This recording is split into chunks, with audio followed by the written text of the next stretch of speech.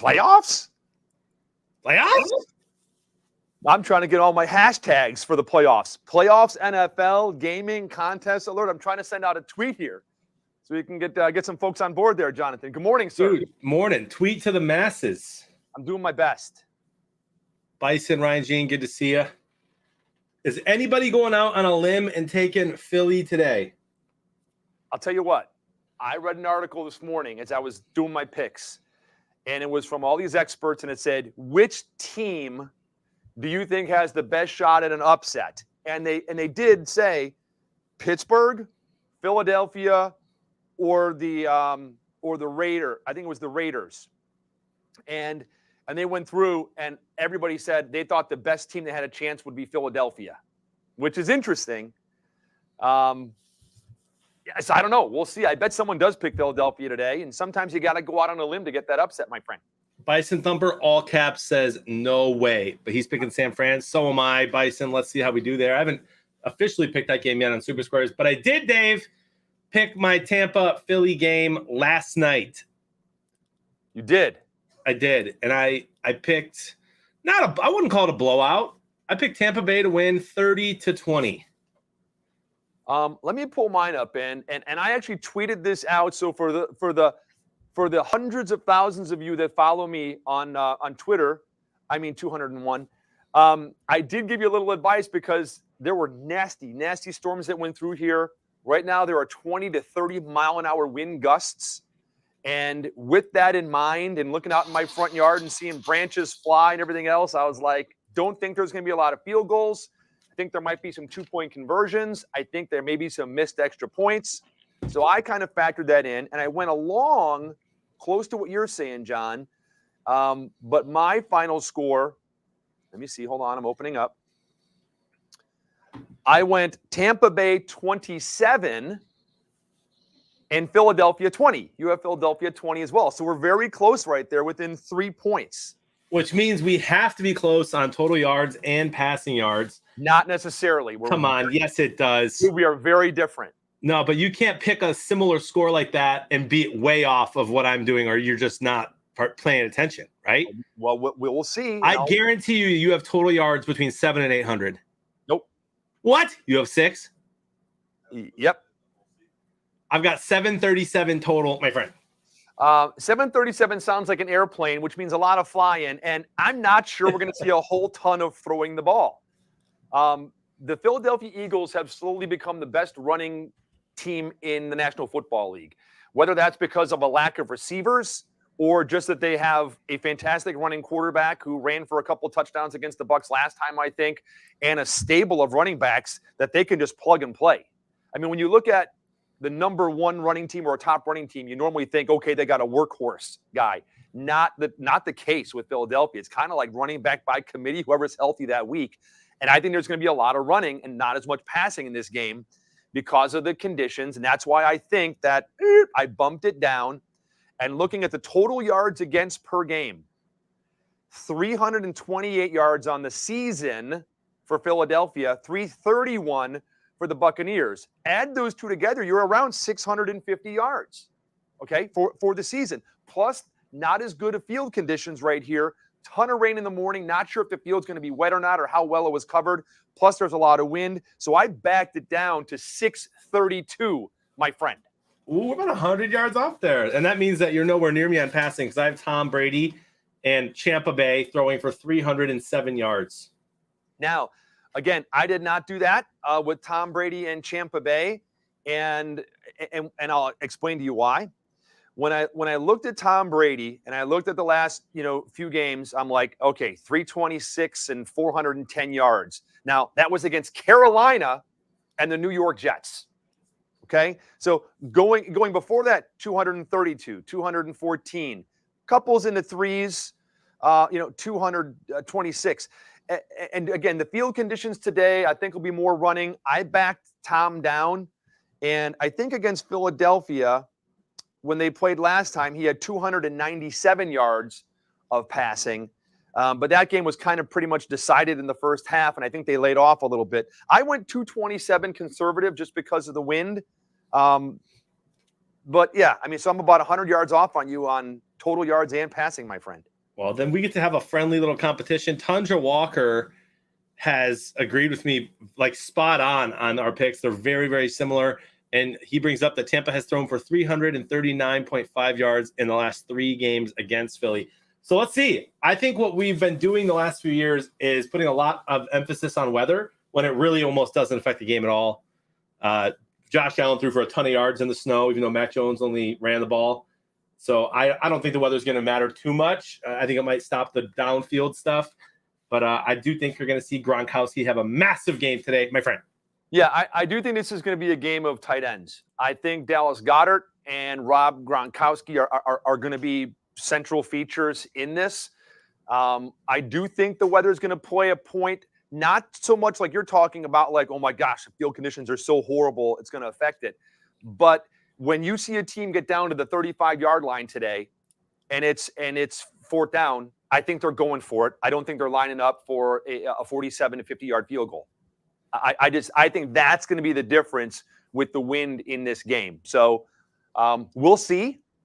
It's going to be interesting. I went back and forth on a lot of these games today, and it's so funny because we're going to be doing this game, and then we're going to be doing the Dallas game later, and then tonight the Pittsburgh game. And I looked at a lot of like the experts, and it showed the percentages of what they thought would be like the sure bet, and the Tampa Bay game was the highest out of all of those. And every single expert on this thing that I looked at that had like 27 people, every one of them, and this was the only game there was complete consensus on, was the Buccaneers.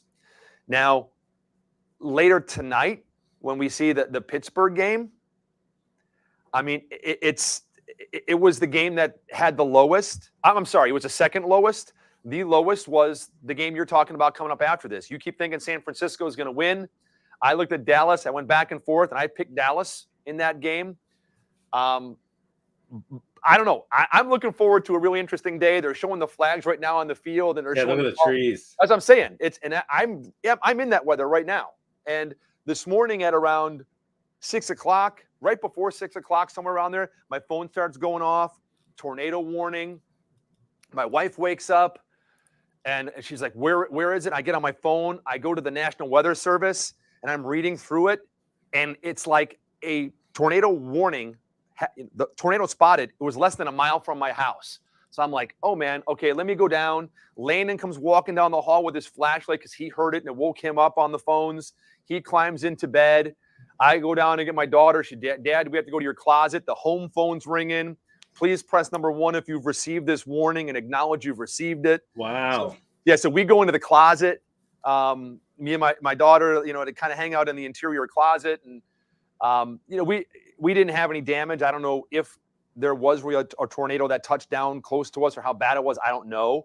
But then the power went out just long enough to screw up all the clocks, to where it goes beep, beep, yeah, beep, beep, and then so everything's flashing, but the power's on still.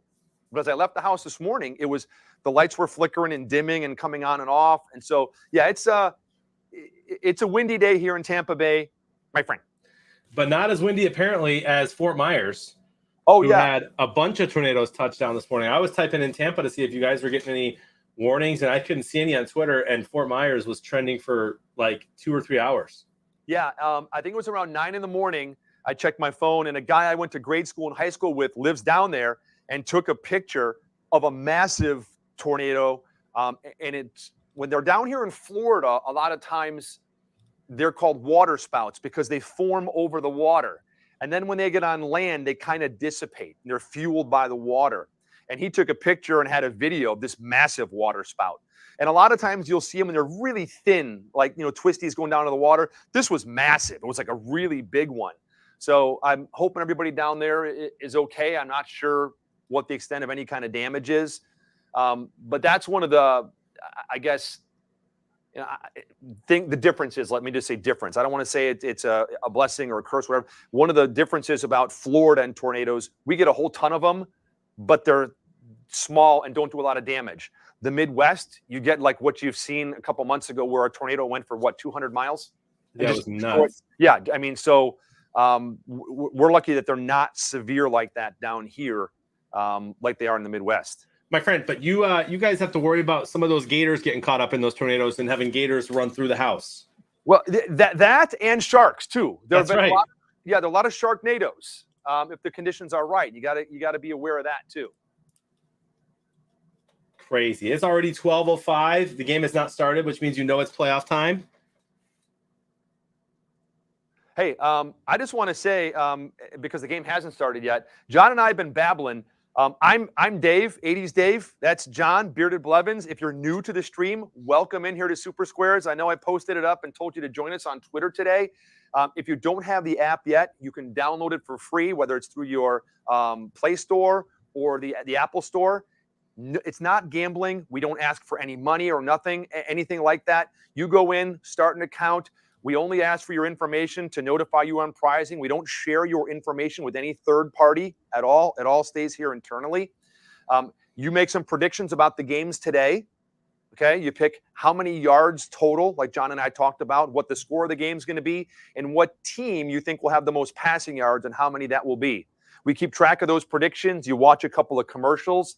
Pay attention to the commercials, please, because you're going to be asked a question about those. That's how you pay. You pay attention. Pay attention to the commercials, answer the questions, and you get points for those.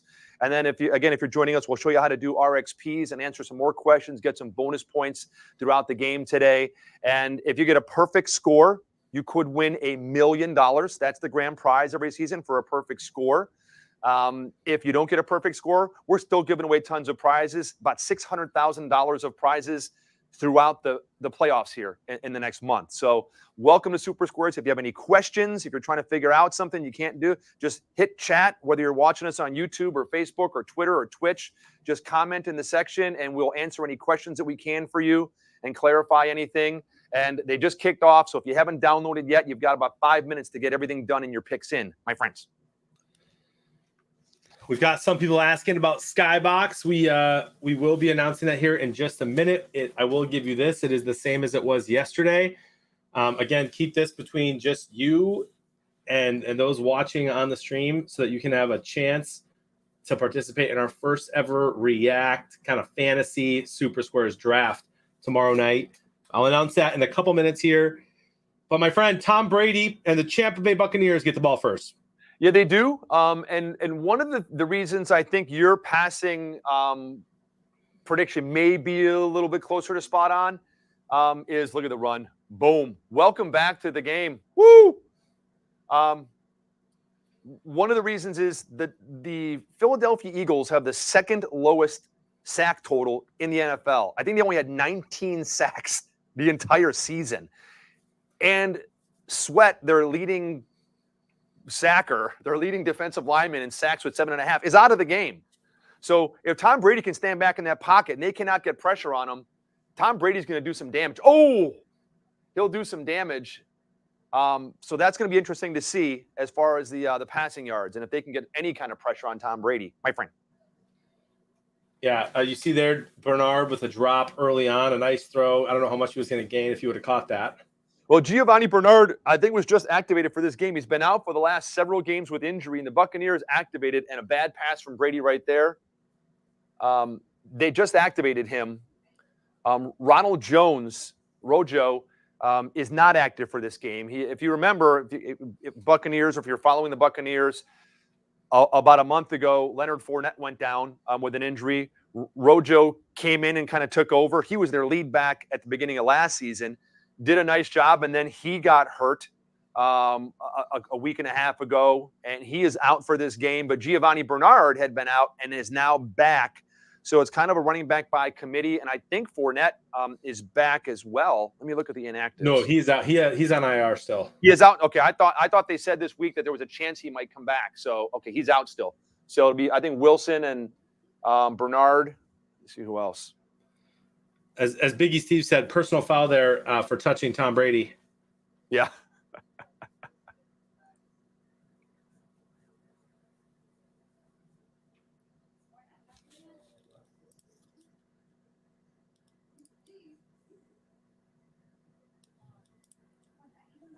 Keyshawn Vaughn.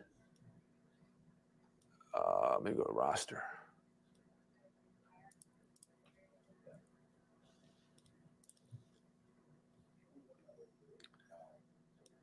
Another miss. Oh, and almost picked off. Yeah, that was an interesting call. Baby Cinder says, I'll be back. Fever went down. You know what's weird? After a couple of days of feeling better finally, I'm kind of miserable again today. Are you really? Yeah, I don't really know what's going on. Well, how's your son doing? Yeah, I was going to say he doesn't have a fever anymore. And last night, like I said, he came walking down the hallway with his flashlight when the tornado warnings were going off. And he climbed into bed as I went to check on my daughter. By the time I got back with her, he was in my spot, in my bed, hugging the pillow. And I'm like, I ain't getting in that bed. Because when I got home last night, my wife's like, I got a fever. So she had a low grade fever last night. And so I was like, I'm not getting back in bed with the two of them. And I went into the closet.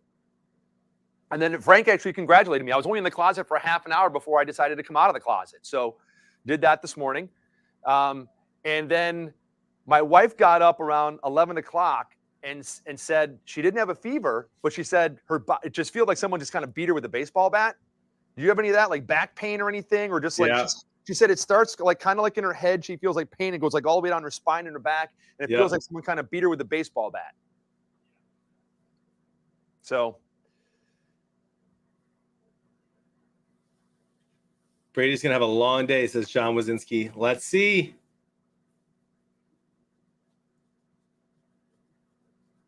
He hasn't looked sharp so far. And we've seen Tom Brady a couple times this year just look really bad. I don't think that really happens here in the playoffs. But like I said, I mean, I don't know. When you look at the Eagles, who haven't had the ball yet, but you look at their rushing offense, and this looks like a game that may have a lot of rushing, it could play into their hands. My friend. Oh, so John, even though Landon's throat did hurt, I said, bro, I need 3 jokes. Today I got 3 games. So I do have 3 jokes. Nice. For today.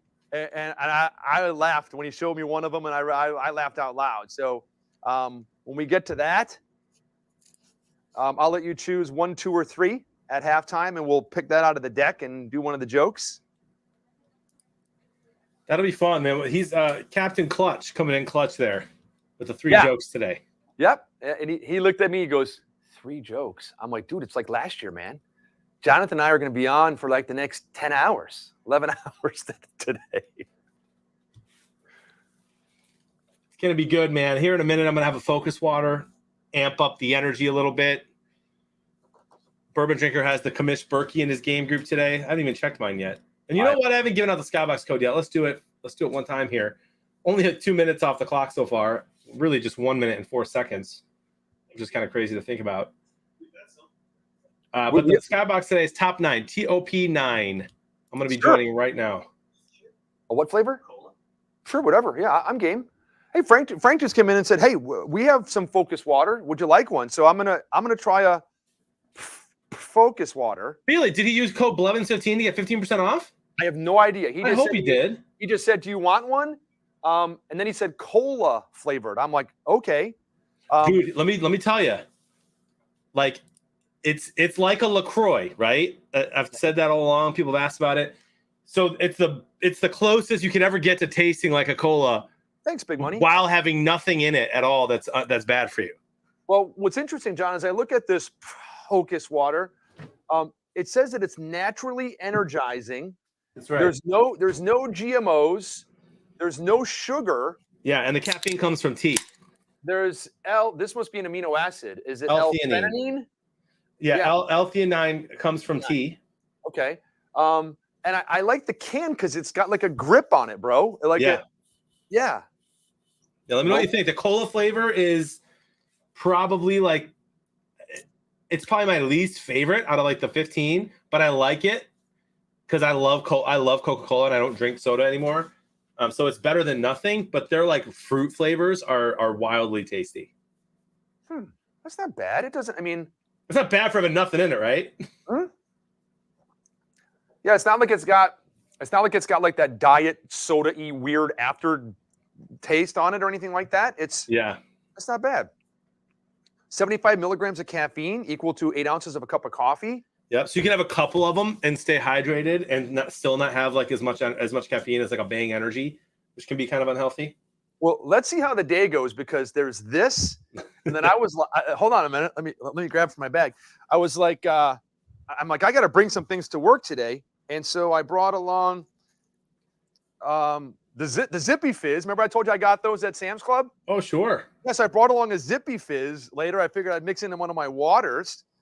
Plus, we have this. I think there might be some regular soda in the back. And then I did not forget today. I brought my hoe with me. Oh, good. Yes, Good. yes. How does your wife feel about that? Oh, dude, she's all for it. She's all for it. And when I said I went down to my daughter's room, the oldest one went to a couple friends' house last night and slept over after the high school dance and all that.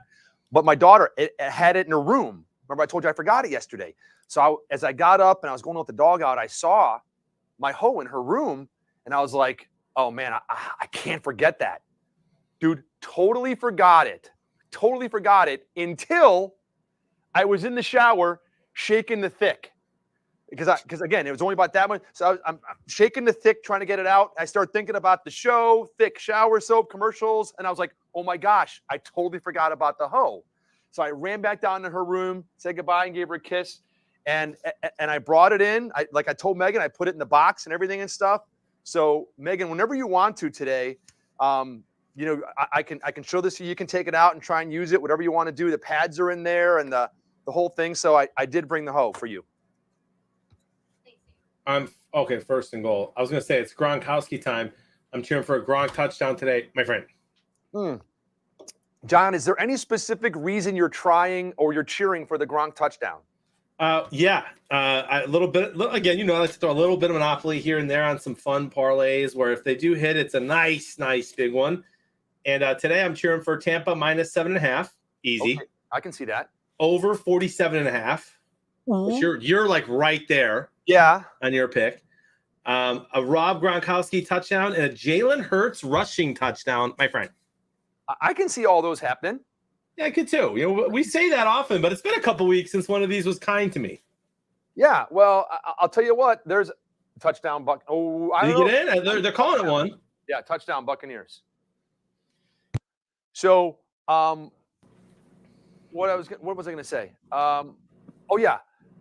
If you bet Monopoly money, do you get Monopoly money back? And can you only use that when you play Monopoly? That's right. Only when you play Monopoly. You do not even get extra for pass and go. Now, what if you have like a hotel on something? I mean, do you get more Monopoly money? That depends what state you're in. Got it. Yeah. Okay. all those rules. The Giovanni Bernard touchdown, by the way, is going to give me a partial if they can kick this. Now, the wind doesn't look like it's blowing yet. Too crazy here, Dave. Not right now. It looks like not at this very moment. Get in. Money in the bank. Nice suck up kick right there. 7-0.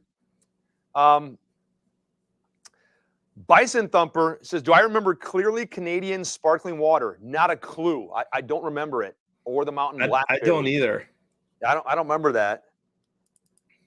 But I tell you what, I do enjoy a Jefferson bourbon, which is distilled with Rocky Mountain water from the snow of the Rockies. I think that's also where the Coors beer gets its water, from the Rocky Mountains. Nice.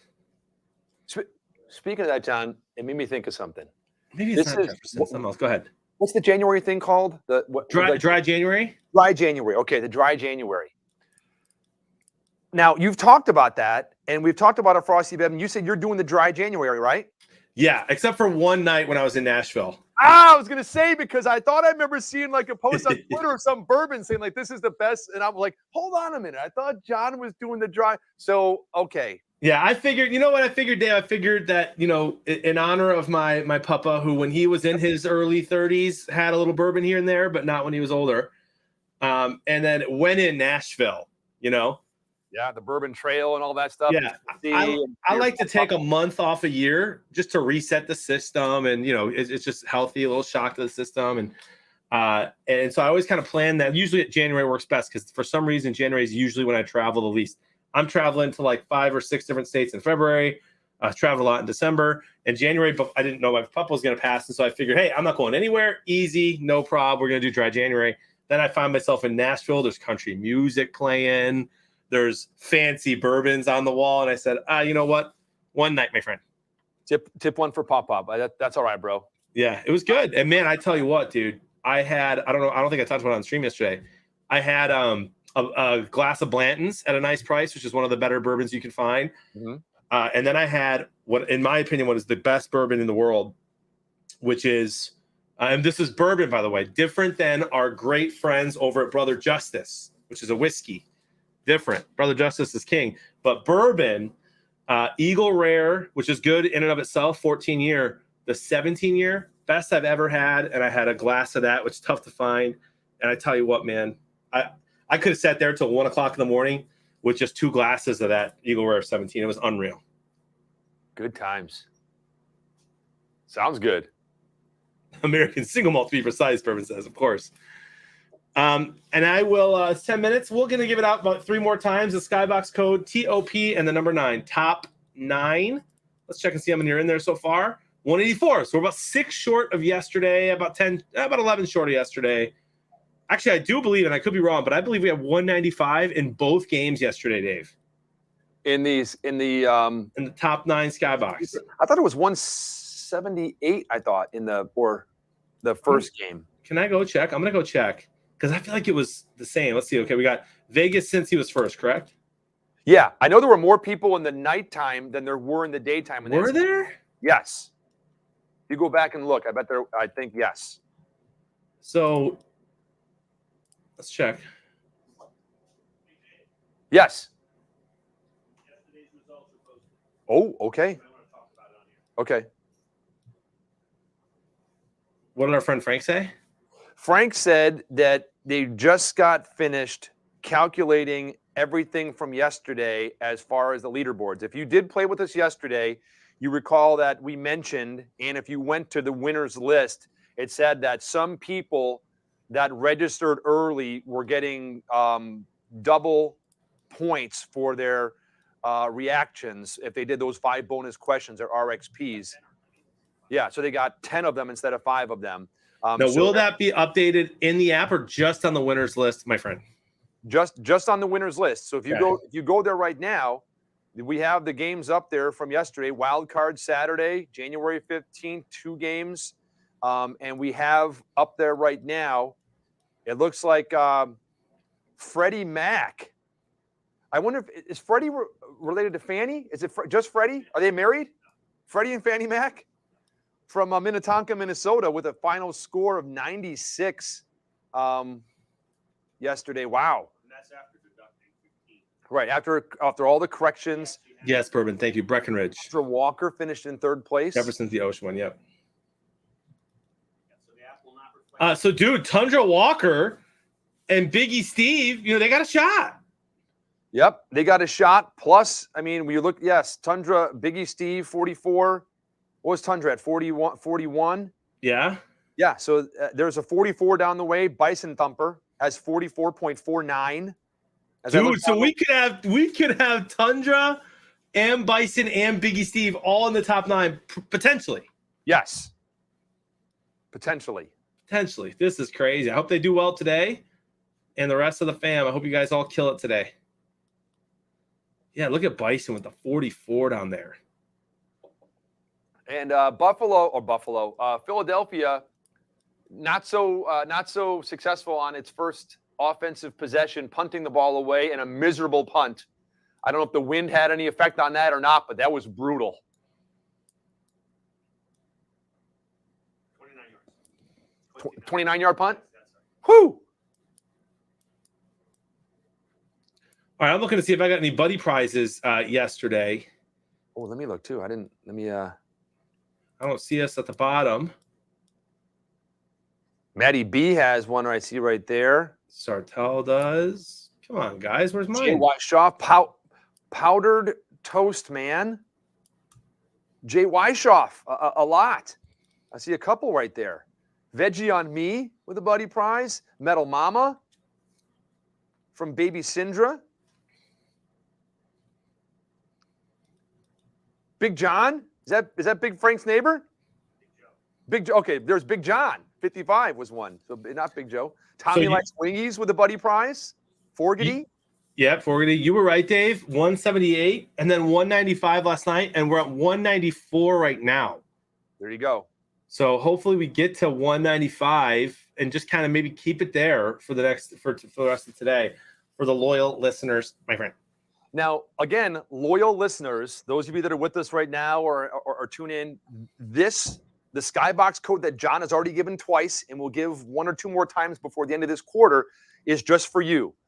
And that's a secret code to get into the Skybox for something that we're doing yesterday and today. If you played both of Saturday's games and you're playing all 3 games today, your cumulative score for all 5 games will be ranked.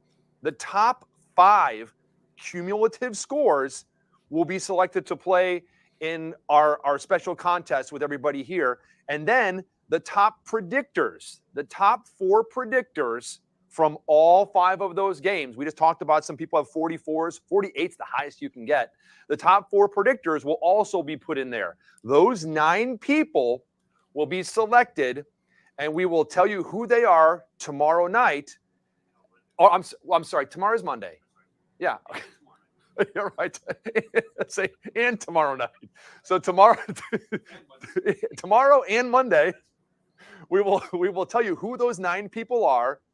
And then they will be put in an order to where they get to draft. If you see the red scroll going across the bottom of our screen there that says you're going to get to select whoever it's going to be, one of the 9 people here at our Super Squares headquarters. Me or Jonathan, Big Money Frank, Megan, Luigi, Uncle Terry, Maddie Burke, Tim G. One of us 9 you will be paired up with. So there'll be 9 different teams to go against each other to the Super Bowl, and there will be eliminations along the way, as low as a participation trophy, as high as $2,000. Again, that's just for people. Hey, ladies and gentlemen, Big Money. Do you mind if I move the hoe?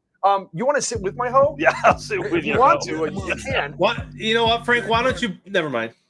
No, I'm not touching the hoe. Don't touch the hoe. Yeah, so that's what that secret skybox is for. And again, don't tell your friends or anyone else about it because it just lowers your chances of winning because there's no buddy prizes in there.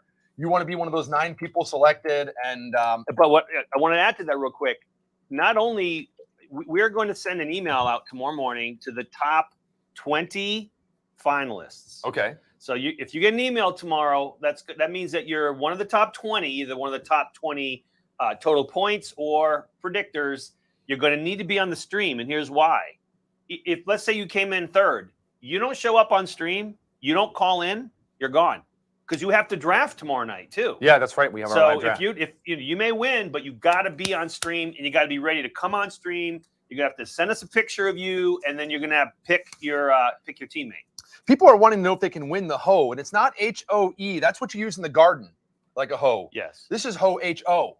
Oh, is it like the hoe? Yeah. And people are saying, "Hey, can we see the hoe?" This is the control unit, Frank, right there for the tens unit. Yep. And the pads, you just like you can put the pads on, and it's very simple. Just, I can throw it on if you want. That's quite all right. Yeah, the hoe will take care of you. I'm sure he will. Dr. It goes by it. It uses the pronoun it. I think we need to ask. They. We should not assign the pronouns to the hoe. Right, because that would be that wouldn't be proper. No, that's not correct. So anyway, my generation is very, very, very. We're warned. We're careful about hoes because 303, a very famous band, maybe you've heard of them. They told us that not to ever trust a hoe. Really? Yeah.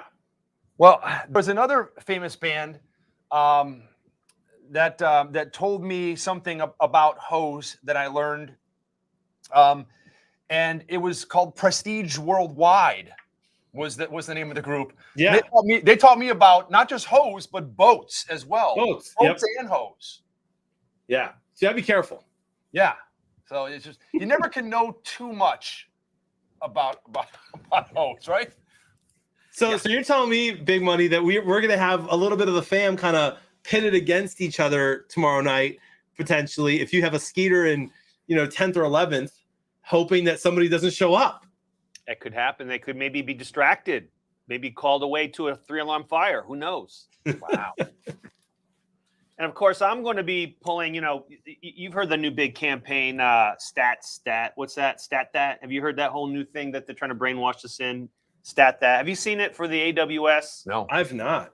Yeah, it's the big. You'll see a big tagline. Oh, look, it's Rocket Mortgages, Super Bowl square. Never mind.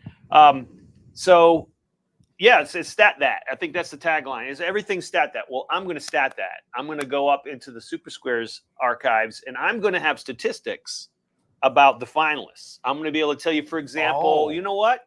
Amongst these 20, guess who had the highest net for the year? Highest average predictor for number 1, 2, and 3 overall. Who had the best overall scores? Who's played the most? Who's played the most games? Who's I'm going played to the have all least? that. I'm not going to do it for everybody, but amongst the top 20, I'm going to have a secret rank. Of course, I'm not sharing that with anybody. I'll keep it to myself till after the draft. That's the advantage of having me on. I was going to say, which is why you might want to draft him first, because I thought about that last night. And I was thinking, I was like, knowledge is power, and I don't think anyone's going to deny that. And there is no more knowledge than Big Brain Frank. I mean, so if I was drafting, I might go big money. Well, I don't know. You guys, you just enjoy yourselves. That's fine. I'm looking for the underdog, the one that just wants to quietly win it all. That's all. I already know who that is, dude. Bring it. That's going to be fun. Big Money Frank and Bison would be a dangerous combination. That's true. That's true. I'm going to go back to work and do the rest. I'll be back a little later. All right. How's the focus, by the way? It's good. Like I was saying, it doesn't have that, like, I was thinking like zero sugar stuff. It'd be no. that bad aftertaste. It's not sweet at all. No, it's not. No. No, but I'm saying it's not like there's no like aftertaste, weird, funky. I mean, it's good. And there's no juice in it. Well, John says that 0% juice. John says that the cola is his least favorite, but the fruit flavors are really good. Yeah. I don't know if we have any of that. I think we may have a peach. Oh, the peach is great. I'm drinking a cherry cola right now, and I like the cherry cola just a tad more than the regular cola. But again, as someone who gave up soda, this stuff is awesome. And the fact that they have a root beer and a cherry and a regular is cool for me because 2-3 o'clock in the afternoon before my end of the caffeine, I can just pound one of those and feel like I'm drinking a soda. Well, I also noticed ever since you've been drinking it, your beard has a special sheen to it now. Sure. Your coat. Now that's your mane. That's part in credit, of course, to Focus Water, but also to the beard oil from our friends at Duke Cannon. And together, it's like it's a chaser. You That's know, right. you get the Focus with the beard oil chaser. I mean, what a great way to start the day. Yeah, and real quick earlier, maybe someone can screen cap, but we can use it just for to share. But I think it was Tundra Walker who said that he got the oh my gosh, and I didn't see the commercial yet today because I checked in yesterday. But the Ray Bum or the Bum Ray, whatever that's called, from Duke Cannon, what's it called? Have a Bay Rum Day? Bay Rum, the Bay Rum. Oh, the Bay Rum. Okay. Yeah, he got the Bay Rum that arrived. He said, "Oh, the teenagers in his house already took it. Yeah, Really? They liked it so much." It's good stuff. I got some myself. So There you go. So I'll see y'all later. All right, Frank. If you need anything, just let me know. I'll be here for like the next 10 hours. The Right? Bay Rum Day. Make it a Bay Rum I'm just Day. gonna put my hoe back over on Frank's seat, right there. So, hey, I saw Metal Mama saying something about she needs new pads. Do you have a hoe too, Metal Mama? I'd be curious to know if she does, because it does come with a set of replacement pads, and I wonder maybe if Metal Mama's been using one for years.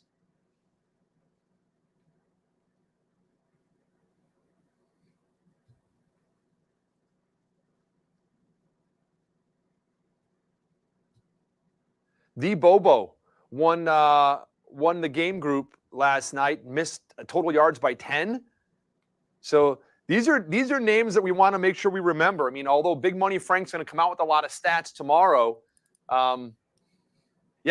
it's going to be curious. I think we're going to have some of our longtime participants, listeners, friends, family members that are in that top 9 tomorrow. And I tell you what, I'm looking more forward to tomorrow night than I think I have any broadcast before. Yeah, me too. Yeah, it's cool giving away like Polarises and seeing someone win like mortgage payments for a year, all that stuff and everything. But I think tomorrow night, what we're doing with the fam is such a cool, neat little wrinkle. I'm looking forward to seeing who's in the top 9. I'm looking forward to the stats. I'm looking forward to seeing who gets drafted here, in what order, and how it goes. I'm really looking forward to it. Yeah. Oh, that should have been picked. Yeah, I am too. And I gotta ask you, Dave. I want to know who do you have a feeling of who you're gonna end up partnering with? Because I do. For me, I have a feeling that I'm gonna be drinking some bourbon in February with Bourbon Drinker, hoping that we win the Super Bowl, my friend. Well, here's the thing. I mean, I don't know who's going to be in that top 9. I mean, so to say, like, do I have a feeling who to partner with? There are 3 games today that could completely sway everything. I mean, although we looked at the scores right now, and you could say, man, there's a really good chance that was it Bourbon Drinker and Tundra Walker, whatever, may be in that final because of Bison. Bison Thumper with a 44, Native QB with a 43, Andone 1976 with a 43. I mean, so I don't know. There's Biggie Steve with a 44. So those people may get in there, but you never know. I mean, today we may have people that surpass all them. Last week on Saturday, who was it that was in there? Tommy Likes Wingy's friend that was in there. All sweaty. All sweaty. Thought like, hey, man, I'm money. I got this. And then all of a sudden, bam, someone comes in at nighttime and just hammers a 109 or whatever it was. It just blew everybody away. So that's what's great about this. It ain't over. There's a lot of ball games left. Yeah, and I'm excited, man. I'm excited for today. Obviously, this focus water is giving me some energy, so I'm getting ready for these games, having fun. I'm excited for every game today, but really looking forward to the third matchup between the Rams and the Cardinals. It was a good one the first time they played when Stafford made 2 back-to-back crucial mistakes, pretty much the only mistakes he made all game, but they were horrible. One was a pick 6 and one led to another touchdown, so 14-point swing. And I believe they lost that game by like 10-17. Yeah. And then just a couple of weeks ago, again, I think it might have been Monday night, could have been Sunday night, but we were live. The Rams smoked the Cardinals. Really just kind of blew them out of the water. It wasn't really close. Wasn't really a fun game to watch for Cardinal fans. And so I'm super pumped for the third matchup between those two teams mañana. Mañana, my friend. Now, I wouldn't say that the Rams smoked them. It was 30-23. Yeah, but don't you remember that game? Kind of. The Rams had it the whole time. I mean, the Cardinals. I'm going to look the box score and just see if I can see when they the score, because it was not a close game. Stafford had 287 passing yards and 3 touchdowns. Yep. Murray 383 yards, no touchdowns and 2 interceptions. Yep. So that was, I mean, the big difference in that game. It'll be interesting. Yeah, Cardinals scored 10 points in the fourth quarter after only having 13 before that. So it was, and the Rams only scored 3. But the Rams were up that whole game, and it was just kind of an easy one for them compared to the first time they played. And no picks for Stafford that game, and about 80 yards rushing on 20 carries for Sony Michel, which is what the Rams are going to need to do. They're going to not only win that game, but they're going to have to go in likely and face Green Bay in Lambeau. And it's dude, this week I think it was -20 in Lambeau for practice. And the Packers, Rodgers said the Packers were already practicing outside, making sure they're going to be ready for it. He thinks this is crazy that he said this, because I guess I agree. I've been to Green Bay games and their fans are loyal and great, but they're not very loud. In fact, I don't know if I told you this or not, but a lot of the older fans that go to Green Bay games, which is a lot of it because it's in the middle of a neighborhood, right, in a small city. And so their fan base is very old. They just kind of sit there with their headphones on and listen to the radio. So some of the fans in the stadium get annoyed when people around them stand up and cheer because they can't hear the radio call. Yeah. But Rodgers even said, he said, you know what, our home field crowd is a big advantage. He said, even bigger for us is our weather. And I was surprised by that because really it's like if you're going to an indoor stadium, right, or Seattle, which is kind of designed to be loud, it's the crowd way more than the weather. Right. Anyway, I digress, but it's interesting. Like, we used to sit in Chicago when I was younger, watch the game on TV and just turn off like the broadcast, and put on Wayne Larrivee on WGN and listen to the radio broadcast and the play-by-play. And I think he's in Green Bay now. I believe when Wayne left Chicago, it's because he was from Green Bay or whatever and went back. And I think he might still be the radio play-by-play guy. And he was fantastic. I mean, I think one of the best in the business. So that's probably why a lot of people want to listen to him on the radio and hear his broadcast. So, yeah, it's going to be interesting to see. A lot of the, talking about noise in stadiums and all that stuff. I see your favorite quarterback's wife chiming in this week, defending her husband because he was talking about the noise, I guess, in the stadium or whatever, and how many people were in from out of town when the Rams were playing. I'm talking about Stafford, right? And his wife? Yeah. And like I said last week, rare for him to ever even kind of hint at an excuse. Yeah. And he just said, just to be honest with you guys, it was kind of hard to hear on our last drive. Yeah. But that is embarrassing at home. Yeah, and they lost to San Francisco, and you're right there in Central California, Southern Central California, and then his wife comes out this week and says, like, please, everybody, we need to hear, my husband needs to hear, don't sell your tickets, don't give them to Arizona fans. Yeah. People are going to be coming over. So I thought that was kind of funny, that she came out and did that. But no, so you got Stafford's wife fighting for her, Odell Beckham's dad fighting for him. It's kind of like it's like it's like all in the family when you get to the LA Rams. That's right. Oh, that could have been bad. 6. Wow. Yeah, but you know what? It does suck, man. And for me, like, I don't have a huge dog in the fight. I know that weren't the Rams in LA first. Yeah, the Rams were in Los Angeles for years before they went to St. Louis, and then, but yeah. Yeah, and so, but obviously, me growing up, it was the Rams in St. Louis, and I know for a fact that stadium got crazy, and that they never would have let that many fans in from any other place in St. Louis as they do in LA. But man, LA is so saturated in sports. They're super loyal to the Lakers, and that's about it, really. I mean, a little bit with some of the other teams, but it's all about the Lakers in LA. And so I do feel bad for the Rams players who have to go to a brand new, beautiful stadium and still not be able to, dominate the crowd.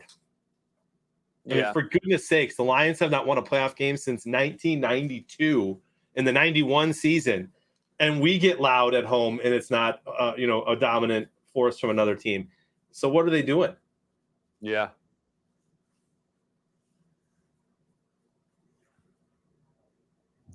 First and goal for the Bucs. And you know what's funny, Dave? Yeah, first of all, go Gronkowski, remember here. What's funny is it's interesting because Arizona's the same way. In Arizona Stadium, they've been bad for years outside of that Kurt Warner or Carson Palmer era and Kurt Warner they had there. But it's the same. If you look at how many Packer fans are there when they face the Cardinals in Arizona, it's crazy. Yeah, it's a place people retire there. And yeah, a lot of people retire down there in Arizona and here in Florida. And when the Buccaneers have games against the Pittsburgh Steelers, the Chicago Bears, the Green Bay Packers. Now, number one, because they were in the NFC North Division or Central, back then for so long when Tampa got brought in, they were playing twice a year, Chicago, Minnesota, Green Bay, the Lions. But when those teams come down here, half the state, or I'd say at least a third of the stadium are fans. In Tampa? Yeah. Oh, yeah. Wow. Yeah. Yeah. Another touchdown. This time, I was at Wilson. Yep. No, Keyshawn Vaughn. Was it Keyshawn? Keyshawn Vaughn. Wow. Nice run. 14-0 Tampa Bay. And some more of those running yards. And that ruins my partial, darn it. And Metal Mama says, yeah, she does have a hoe. Oh, wow. She said she hasn't used it in a while, that she's used it before when she had an injury, that she'll probably get it back out. So, yeah, Metal Mama, there you go. Ringing endorsement for Dr. Ho.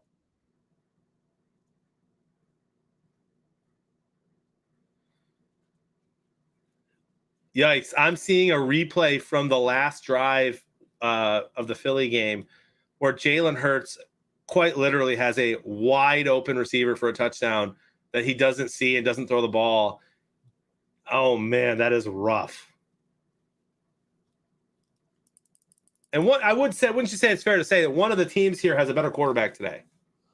I would say at this point of the game, one of the teams has a better quarterback. Yes. And let me ask you your thoughts on that, John, because as the game was starting, they showed Tom Brady walk out, and it showed a little stat on the side of the screen that said, like, I don't know, like number of attempts, first in the NFL, number of yards, whatever, first, and it had like a bunch of different stats there. And I believe this week was it maybe the Pro Bowl announced and Aaron Rodgers named the starting quarterback for the NFC or the number one quarterback. Is that correct? I did not see that, but it sounds right. So a lot of people were saying like, hey, this is, this is kind of a foretelling of the MVP award, that it would most likely probably go to Aaron Rodgers. I still think that Cooper Kupp should be considered in the MVP talk. Which is, by the way, the nicest thing you've ever said about Stafford. That Cooper Kupp should be considered? Yeah, because no other receivers being considered without a stud of a quarterback throwing on the ball. Well, I also like to say that Cooper Kupp leads the National Football League in yards after catch, or YAC, as we call it in the business. And that's got nothing to do with Matthew Stafford. That part doesn't, but he's a slippery guy. But come on, Aaron Rodgers is. We've talked a little bit about this. I'd like to hear what chat thinks too, or fam thinks. Aaron Rodgers, like for me, I look at most valuable player. Where's the team without him? And the Packers might have 2 wins this season without Aaron Rodgers. Yeah, he is to me that makes him the most valuable player, and that's why I probably even put Tom Brady above Cooper Kupp, because the Rams are winning 6, 7, 8 games without Kupp. Even if they win 5, that's more than I think the Packers win without Aaron. And that's where I even put Aaron Donald up there, having just a dominant season. Even TJ Watt with the sacks. Is Pittsburgh in the playoffs without TJ Watt's defensive performance this year? Or Jonathan Taylor? Do the Colts even have a chance to beat the Jags and go in the playoffs if Jonathan Taylor doesn't have the rushing year he had? Yeah. Yeah. No. Good. Yeah. Good. Yeah, good point. I agree. And yeah, I think when you look at MVP, there's always been kind of that argument on both sides. Well, is this the guy, like you're saying, the most valuable player to his team, and if he's taken off that team, what happens? Or is this the most valuable player in the best player in the league? Is it the best player with the best season in the league? And if you look at and split those, I mean, you go over here and go, yeah, look what Cooper Kupp did, in one season and everything. But then if you go over here, like you're saying, and you pull Aaron Rodgers off that team, what happens? And it became glaringly obvious to me maybe 10 years ago. The Indianapolis Colts with Peyton Manning were Super Bowl favorites. And then the season ended and he had neck surgery. Oh, yeah. And then it was like, okay, Peyton Manning's not going to play next year, or he's going to miss like the first 12 games, whatever it was of the season. And they went from Super Bowl favorite and contender to a pile of junk. It was like, wow. I mean, how valuable is Peyton Manning? I can't remember exactly what year that was, but that really made it the perspective of, oh my gosh, look what happens when you take that one guy off the team, what can happen to them. And I think they finished with 3 or 4 wins that year or whatever it was. And the year before, I think they might have had like 12, 13 wins or 14 wins. I remember that year. Yeah. Yeah, and Skeeter says they have made an offensive player of the year for the person with the best season. So that's yeah. Was that the year then? Like Tundra Walker says, and they drafted Luck? I do believe so. I do believe that was what happened there. Suck for Luck. Which, by the way, I've always been a huge Andrew Luck fan. You and I, we never got to watch him play together or talk about his games or cover his games, but I loved Andrew Luck. I thought he was unbelievable on and off the field. I loved it. I loved like his clips of him laughing at the people who sacked him all the time. And as soon as he got hit, like the player and the defense hated it because they wanted him to talk trash and get mad. As soon as they'd hit him, he'd just go, "That's a big hit, big boy. Thanks, man." And they'd help him up. But I loved Luck, and man, it sucks that his career went the way it did and that he got so injured because he should be playing for another 5-6 years. Well, what's interesting about him, and I'm watching Tampa right here, having to have someone hold the ball because of the wind, it won't stay on the tee. Andrew Luck, I have heard his name come up probably 3 or 4 times over the last 3 or 4 years about Andrew Luck's going to come back. Yeah. Andrew Luck may come back. So-and-so is called Andrew Luck. Will Andrew Luck come back? And it kind of reminds me of like Brett Favre after he was finally done. It's like, okay, Brett Favre's going to come back. He hasn't played for a couple years. Brett Favre's going to come back.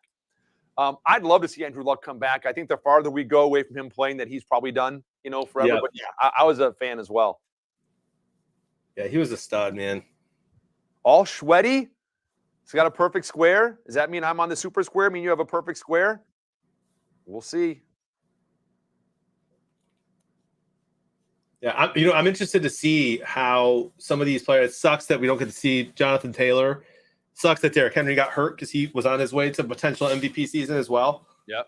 But I want to see how all these people play. I want to see how Tom does in the playoffs this year. I want to see if Cooper Kupp can, obviously, like they need to shut him down. That's how you beat the Rams on offense, is you shut down Cooper Kupp. Sure, Higbee's good and Stafford's finding OBJ and Michelle's done fine, but Cooper Kupp's slippery. He's everywhere. I think they said he's lined up in more positions by like 30 or 40 than the next closest person pre-snap. He's just all over the place, and so he's tough to get. I hope he has a great game, even if they lose, to back up his incredible season. Yeah, he did. He did. He had a great season. I'll tell you what, John. I mean, just one observation about Cooper Kupp, and I talked about the yards after carry and all that stuff and everything. But anybody that had the wherewithal to draft Cooper Kupp and stay with him all season probably rode him to a fantasy football championship. Imagine having him and Carlson on the same team. Man, imagine having him, Carlson, and Devontae Adams. Imagine having those 3 guys on one. If you had that trio of players, you probably rode them to a fantasy football championship. You could have probably not started multiple other positions for most games and still would have won. You probably could have. Yeah, I agree. First quarter's in the books. Did we give out that Skybox code that one last time before the end of the quarter, John? I did, and I even highlighted it on the stream. There's over 200 people in it, so there's more in it this early afternoon, than in both games yesterday. But remember, the top 6 scores are cumulative. So, or 5. Top 5, top 6. Top 5 scores. Top 5 scores. Cumulative 2 Saturdays and 3 Sunday games. Yes. Yeah. So those people who did not get in yesterday for the 2 are at a very big disadvantage to get into the top 5 unless they kill it today. But that's what makes it fun with the predictors and the highest predictors, because even some of those who just made it today and didn't get in last night have a chance. Exactly. And looking at the end of the first quarter, total yards for Tampa, 137, a blistering 17 for Philadelphia. 17 yards, not going so well. And I did not have a partial. And let me see. Let me look at the leaderboard. Yeah, check it out, dude. Look at All Sweaty, top 5. Madtown Mav, that's my buddy Stavros in the top 6. Tommy Cush. Mooseman, Matty Ice, my boy Matty Ice at 16. Go Matty Ice. Your boy Matty Ice was in the stream for 2 hours yesterday, I think. Yeah. Goofa's up there, Rich Stadler, Q Spark, some familiar names here in the top. Kaprasov exists. We saw Kaprasov exist. She was a finalist in something that we did for one of the bigger games, I believe. I'm 199th, John, out of 214. But then again, I haven't done any of my reactions yet. Still got a long way to go there. In my game group, anybody I know, Madtown Mav, top our boy Mitch, yep, of my game group. Other than that, let me see. Anybody else I know?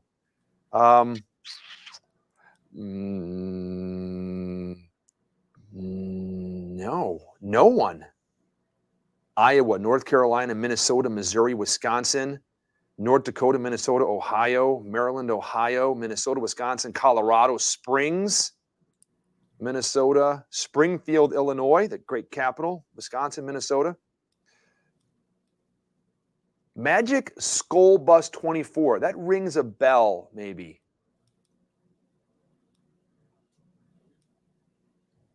Oh, look at this. Going nowhere.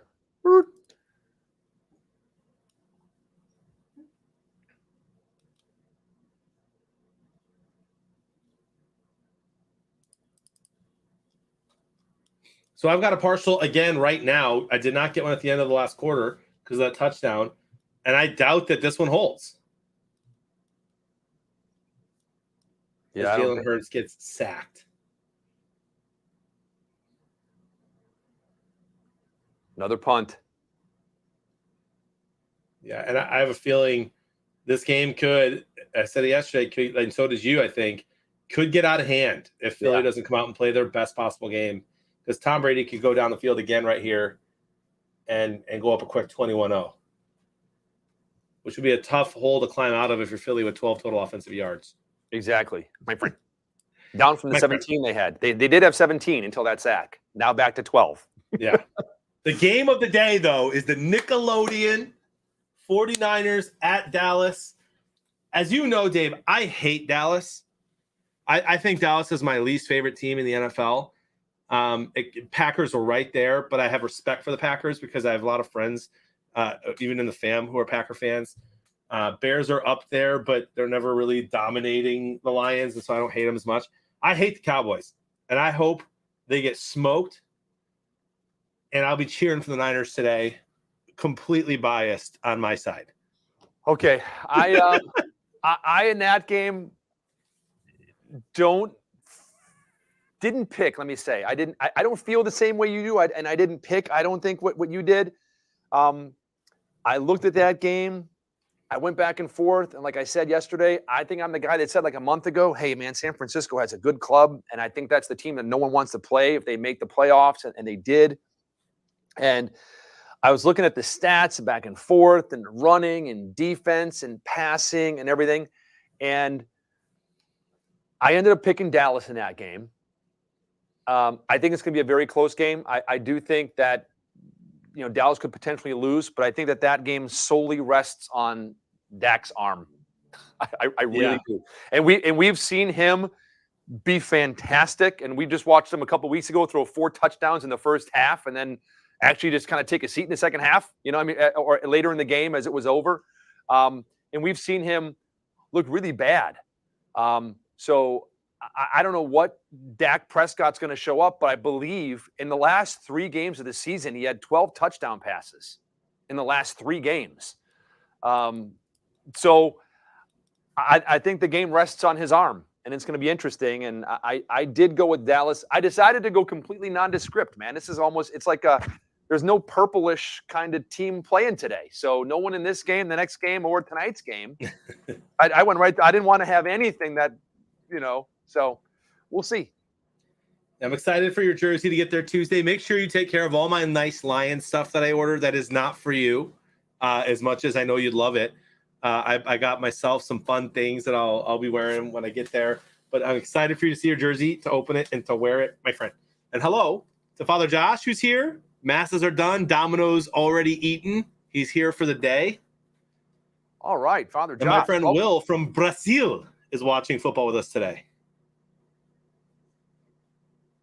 Now, he's not eligible to win from Brazil, out of the country, right? That's correct. I believe he's just joining the watch party here. I'll tell you what, Father Josh, did you play both games yesterday too? Josh? I saw him. I hope he's in the skybox. I'll tell you what, if Father Josh goes top 9, I might be lobbying for Father Josh. I mean, bless their team and say a prayer for us. You just got to get him to – he didn't play any games yet. Oh, my gosh, Padre, what are you doing? Well, listen, he could still get in and have a smoking predictor here this afternoon. Yeah, you got to pick the next 2 games super well. And if you get like 44, 45, 46 predictor points, you could make the Fantasy Super Squares draft. But you got to be careful with Padre because he's picking against Tampa every time. Well, I tell you what, that's what's going to be interesting. I was thinking today about, as you look at the bottom of your screen, who are you going to draft? Who are those top 9 going to draft? Is it going to be me? Is it going to be Big Money Frank, Matty Burke, our commissioner, Megan, Tim G, Uncle Terry, Luigi, Brandon? Let's go, Brandon, Snarky Boy, or me. And I was thinking, Terry It's going to be interesting to see, and I'm not sure if he'll reveal who Terry picks tonight.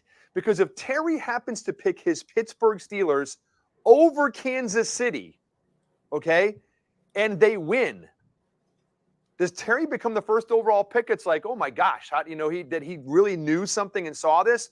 Or is it going to be when Terry picks Pittsburgh tonight, if he does, to beat Kansas City and they get smoked like everybody thinks they're going to? Is it going to be, Terry, you are dead last? I don't trust Terry. I want to know what Terry picked tonight. That's what I want to know. And everyone wants to know tomorrow. Skeeter says, number 1 pick, Tim G. He can just kill the feed if things don't go his way. There you go. All right, come on, Gronkowski. Nope. But maybe here on third. Now, they've run the ball. They've been down here twice, and they've handed the ball off both times near the goal line to score. But now you've got a 3rd and goal and a definite passing situation. So I'm thinking Gronk is a good choice for you right here, my friend. I mean, if they would have thrown the ball there, he would have been open. Was he on the field for that play? Yeah, he was on the field, right side, ready to block, and he didn't have to block anyone. And there he is on the left side of the field. And they've got Evans on the right. So I see him right there. A little cross here. He is not down in the 3-point stance, so he's going out for a pass. That's in. Oh, he's looking for him, and Brady gets sacked. I don't know how. Listen, I am a fan of having fun in the NFL. You work your butt off to make it here. Have fun. Celebrate. I just don't get celebrating when you're down 14-0, about to be 17-0 in a playoff game. Here's what I don't get, and what I read last night after our show when we were driving home, is I'm all for celebrating, like you said, but to play the song, "We Are the Champions," was what I heard happened last night in Buffalo after they beat New England. They played "We Are the Champions" in the stadium, and we're celebrating. Is there any truth to that rumor? Did you hear that? I did not hear that. I do not agree with that at all. I think it's like touching the Stanley Cup or the whatever, something or whatever. It's like, you're not the champions. You won a wild card playoff game, but I did hear that they played that in the stadium last night. If anyone else maybe watched the broadcast or can confirm that. I'm trying to think. They're the 3 seed. So are they guaranteed? They're guaranteed one more home game, right? Yes. I believe so, yes. Because I could see them, doing something in order to kind of appease the fans who aren't going to be there again, right? Like the Rams are likely, not necessarily, I don't think, but likely going to have only one home game. And so I could see them trying to do something fun to say like, hey, all right, go have fun on the road. But yeah, you got a lot more to play. Did you see Joe Burrow's interview yesterday? No. I love that kid, man. Joe Burrow's. What do you do? He's a stud. He got an interview after the game, and they said, I think the question was, how big was this for you? How big was this for your team? And how big was this for the Cincinnati fans who've been waiting so long? And he said, you know what? For the fans, big, very big. And I'm honored to be able to a part of the team that finally won a playoff game. He said, but we expected to win this game. And we didn't come here to win a playoff game. We have a lot more work to do. And so I'm excited to get to work. And I just love that answer, dude. Like, that's who you want, leading your team for 10, 12, 15 more years to come in Cincy. Yeah. This quiet confidence of a guy who just won dude, he was probably not even born the last time that they won a playoff game in 1990, yeah. I would bet. And here he is just already like, it was big for them. I'm glad we could give it to him, but we're not done yet. Hell yeah, dude. Go get it, Joe. And speaking of Cincinnati and Joe and Buffalo and what we're just talking about, I'm looking at the playoff tree, and I don't think Buffalo is guaranteed another game. If Pittsburgh wins tonight, then yes, they'd be guaranteed a game. But Kansas City is the number 2 seed, and they will host a game, one more game after tonight if they win, and Tennessee will. So that may have been the only home playoff game for Buffalo, depending on what happens with Kansas City tonight, my friend.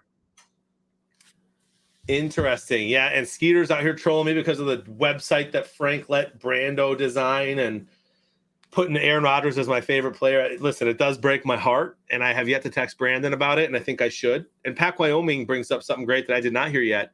The officials in the Raiders game are done for the season. They will not work. They will not work again this NFL postseason. I was again reading this morning after tornado warnings and trying to lay in bed and fall back asleep. I pulled up and I saw something about the officiating crew in the Bengals game, and they said it's so rare to see an official trending, and the head official for that game should be fired. People calling for his firing. And so I guess what happened was there was a play. The Bengals were on offense, and there was a play, and the whistle, an official inadvertently somehow blew a whistle during the play or while the ball was in the air. Yeah. And they let the play finish, and it was a touchdown, and it should have been the whistle blew. It's a dead play, and they let the play stand. Now, again, this is what I read. I didn't see the game. Did you witness that all happen yesterday? Yeah, witnessed it, and I just, being a Lions fan, I'm familiar with all these weird, obscure rules. when the whistle blows, dude, play's dead. Yeah. No matter what. Doesn't matter if the ball is midair. Doesn't matter if it affected the play. It's meant as a safety precaution to make sure that just in case nobody, smacks somebody after a whistle. And so they should have taken that touchdown off the board. Now, as a Bengal fan, I totally get it. It had zero impact on the play. The guy was wide open, and the ball was already in the air. But it was bad, and that was just the tip of the iceberg, man. There was a lot of issues with that crew yesterday. Yeah, so now you said that entire crew is done for the playoffs? Yeah, that's what Pac Wyoming says. It does not surprise me. Because we're not talking like just some bad holding calls here and there, man. It was a lot of big plays, and really a lot of big ones against the Raiders. 30, 40-yard pass downfield, wiped out 3 or 4 different times. It's pretty nuts. Interesting. Skeeter is now sharing the TV Bowl website that we looked at live on stream last night when I found out about it. It breaks my heart that my friends do this. I just clicked on it too, and I see it right there, and I see you and the Aaron Rodgers and me and this Odell Beckham and everything. I see it now too as well. Yeah, I think Brandon took a little liberty with that because, like I said, I was not ever texted or emailed or anything and asked for who my favorite player is, and I went on there. So I feel a little slighted. I just texted him that I hate him, and I do want you to know, Dave, that you I really wanted to make sure that you could wear a jersey of somebody who's playing still in the playoffs next weekend. Got it. So you are getting a playoff jersey, my friend. Now, here's what I'm figuring. Since it's someone that you said, is playing next weekend, and it was okay because there's only 2 teams. It's got to be someone from Tennessee or Green Bay. Yeah. I'm going to say you don't really give a care about Tennessee, whatever. And knowing that I grew up and have been a Bears fan and can't stand Green Bay, that it's got to be somebody on Green Bay. You are correct, sir. Okay, I would guess that. And so I'm thinking it's someone on Green Bay. And I think it'd only be maybe like a handful of people in that game that are playing that you would probably do that. Probably true. I'm thinking that since Davante Adams was on my fantasy team, and I pretty much rode him to a championship, that it's not going to be Davante Adams. You are correct, sir. And I would think that, since in fantasy, I did pick up, what was his name? Dylan. Was it, or who was their backup running back? Was that Dylan? Yeah, Dylan. Yeah, that I picked him up. And actually, he helped me get to a championship that it's probably not A.J. Dillon. You're correct, sir. Yeah. And then I think, it's probably not going to be a defensive player. Yeah. Yeah. So as I go down the offense, I'm thinking Valdez, Scantling, no. I can pretty much narrow it down that it's probably going to be the aforementioned player we talked about as far as the MVP, Aaron Rodgers. That would be correct, sir. Q Spark says no more hints. No, I want him to emotionally prepare. He should have already had it on this weekend, but for some reason UPS doesn't ship on Saturday, which is crazy. And so I hope that you enjoy your green number 12 Aaron Rodgers jersey. Oh, man. Now, you don't have to wear it for the Super Bowl, just for 2 weekends in a row. All right. I'm trying to think of what kind of workaround I can have or do. Maybe I can wear an Aaron Rodgers jersey. Normally, I'll wear like an undershirt underneath and I'll put the jersey on top. Maybe I wear the jersey underneath and an undershirt over it. I don't know. See?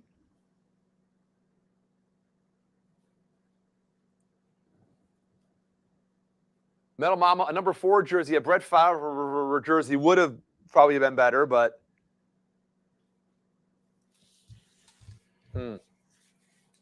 Yeah, and they didn't have a Brett Favre jersey. And I did look, I wanted to kind of troll you in a fun way. And I feel like this is. I know you don't hate Aaron, but you do hate Green Bay. So that was kind of fun for me. But I wanted to kind of troll you in a Bears way, get you a Bears jersey of a player that you might not like that much, or maybe just Cutler. Or I was going to say, you were going to give me a Jay Cutler jersey or a Rex. Thought about Grossman, thought about, but they didn't have them. And so, part of it was that the Pro Football Hall of Fame has done so well in sales this year that they're kind of running out of jerseys. And I didn't want to get you a Baker Mayfield jersey, but I thought about it, but they weren't playing in the playoffs. And so it really kind of came down to Aaron Rodgers or Dak Prescott.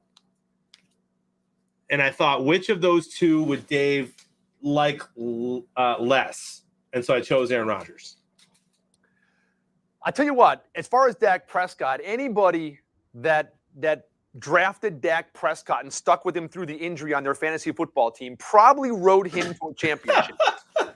So you're probably right, because I didn't have Aaron Rodgers on my team, and I do loathe Green Bay.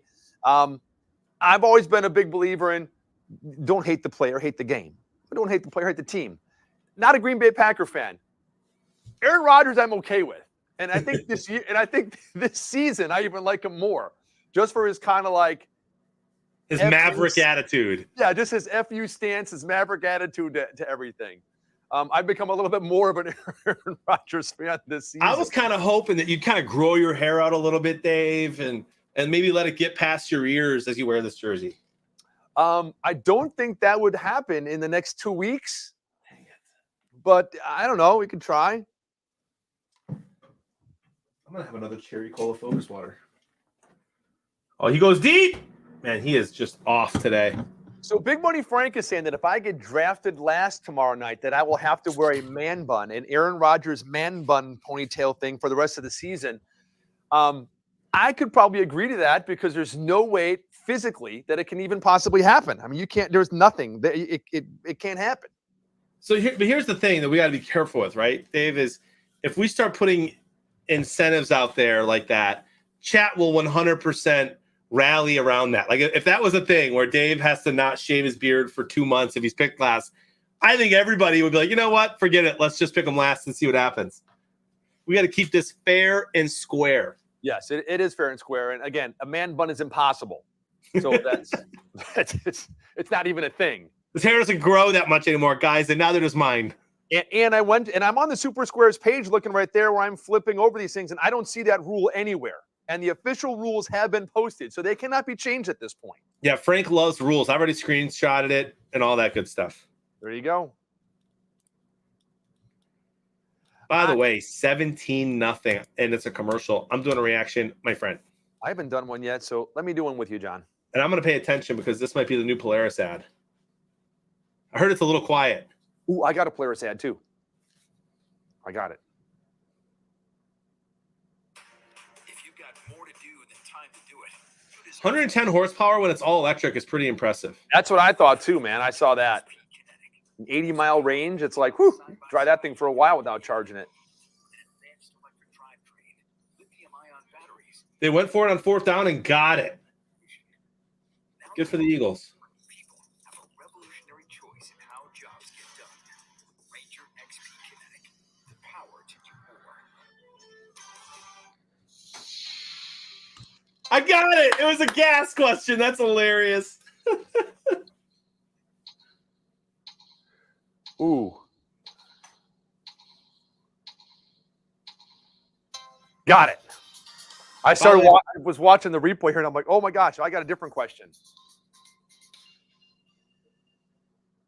People in my stream ask me all the time if I'll shave my beard. I will shave my beard for $100,000 to charity. What? I'm sorry. What'd you say, John? People, John will shave his beard if he's picked last. No. People ask me all the time if I'll shave my beard for charity, and I say absolutely. $100,000 donated to charity, I'll shave my beard. You got to catch that. Megan says, "Does it have to be $100,000?" Yes, that's the rule. I guess that's the rule, Meg. I've thought about this for years. I look like a cue ball without a beard.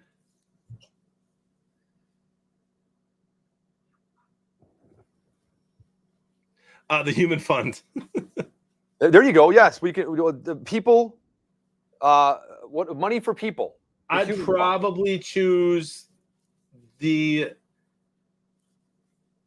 Sisters of Life, probably. The Human Fund, money for people. I make donations and send out notifications to people every year at Festivus that I've made a donation to the Human Fund on their behalf. Money for people. It's important. Yep. Bourbon Drinker says, I'd shave mine for $5,000. Nice.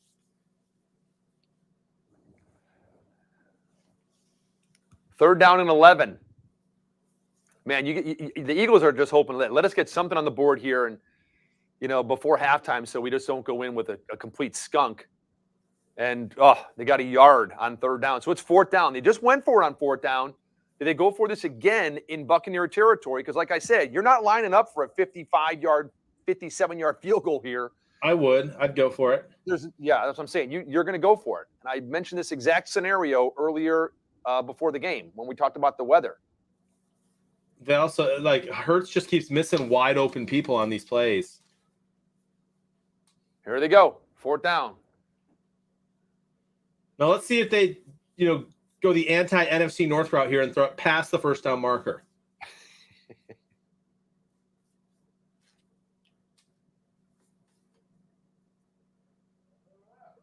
Intercept. Would have been intercepted. He should have just knocked it down even if he could have. And that was fourth down. And that's not going to be a penalty, I don't think, because his helmet came off on the play as he ran off with it off the field. Did it? Yeah, his helmet came off. I think as he hit the ground. They did throw the flag. No, they threw the flag. Yeah, he took it off. Okay, I thought as he was going down, he skidded. It kind of rolled off his head. So, yeah, my chin strap came off. I thought it came off as he was diving and he went down and twisted his head. It rolled off. Let's see the replay.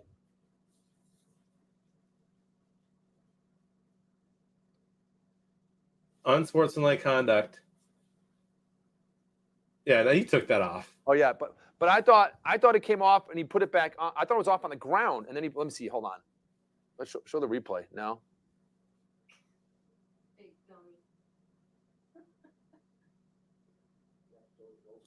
That's after the play, so still going to be Tampa's ball, but they're not going to have as good a field position.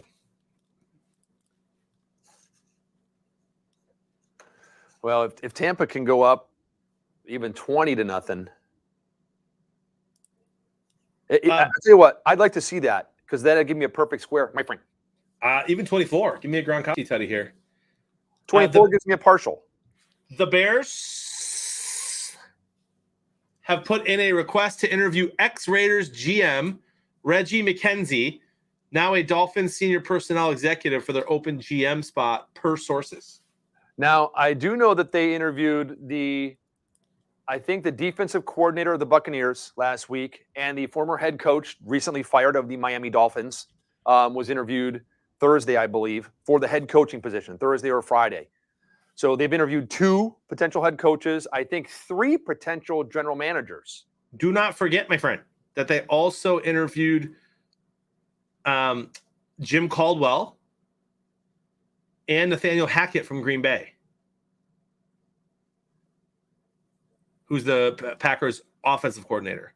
Ah, well, see, that must have changed then since I last saw. Yeah, it was 16 hours ago. The Bears officially tweeted that. Oh, there you go. So, yeah, last I saw, I think, was like Friday when the Bears tweeted out who updated who they had interviewed. I mean, whoever gets Jim Caldwell, I've said it on stream before, is getting a heck of a coach. I have a feeling he's going to go to Miami, and I think that decision will be made kind of soon. But we'll see. He'd be great for Justin Fields. Yeah. He really helped Stafford out a lot when he came to Detroit, and Peyton Manning himself says that Jim Caldwell, he owes a lot of his talent and skill to Jim Caldwell. Yeah, no, I think that'd be a good pick. And, like you said, I mean, just think about it. He actually did he have a winning record while he was in Detroit? Dude, yes. 3 seasons, 2 playoff appearances. Yeah. Might have been even 3 playoff. I think it might have been 4 and 3 playoff appearances. Again, I'm going to say that again slowly so everybody on the team can understand. Yep. He had a winning record in Detroit. Capital D in Detroit. The Lions. We're talking about football. The Lions. Right there, I think, yeah, that right there speaks volumes and would be a great pick for the Bears, my friend. Yeah, it would be. And Justin Fields, man, he could do work with him, and I think Justin's got it going on. Yeah, as long as he doesn't teach Justin to choke kind of in the, in November, December, and in playoff games. Other than that. That's right. You know what? I told you I was reading some things on experts and all the picks this weekend and everything, and they did talk about that game. And the guy picked the Cardinals in that game and gave all these explanations. And then he said something about Matthew Stafford, and then he said, basically that the mistakes Matthew Stafford will make will be the determining factor. And I should have left it on my computer this morning so I could have read it to you. But he basically solely put the reason that he was picking against the Rams was Matthew Stafford, and it was a playoff game. That's so dumb. He's had 3 playoff games in his career, and he played well in 2 of the 3. The one he didn't play well in was against one of the best defenses of all time, the Seattle Seahawks in Seattle. I'm going to see if I can find that article again because it was funny. Let me see. Where was it?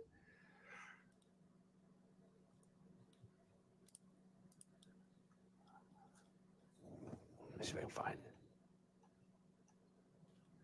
Was it this one? Let me see. I'll find it sooner or later. Let me see. Just so people know, I sometimes people troll and come in here. I ban them. So just so Tim knows, when they're banned on Twitch, all that stuff disappears, and it doesn't disappear here on our StreamYard, but no one else is watching on StreamYard, so no one can see that stuff once I ban them, even though we still can. Okay. So don't you worry. Oh, Yeah. I see. Okay. Yeah, trolls can be abundant, my friends, but we out here. I'm a super mod. You're the man. You're the man. A ban hammer strikes again. Whoopah! Because I sometimes don't pay attention to half that stuff. So, and again, I apologize if someone has sent me a question or posted something, whatever, and I'm like, we don't get to it. I'm half watching the game, trying to find out what's going on with other things on my computer, squinting to read all the comments and everything and stuff. So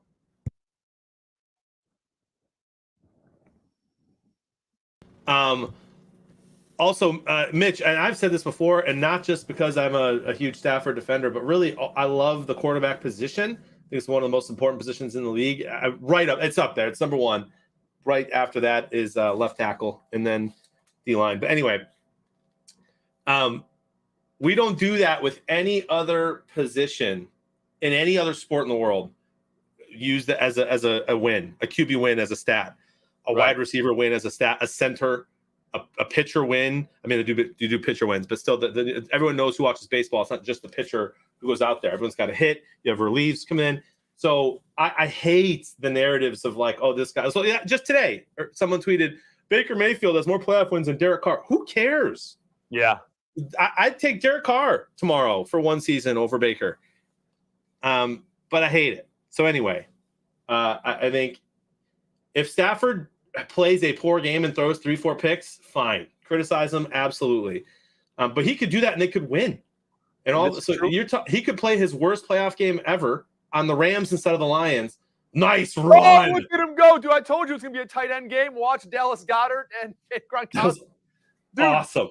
Dude, he hit that dude and spinorama it off him and went for another 15 to 20. What's the flag? Hopefully not holding, but usually is here. But he could throw 3 picks and 2 pick sixes and still win. Oh, holding. And okay, all of a sudden he won a playoff game. Oh, he's great now. No, it's so dumb. Yep.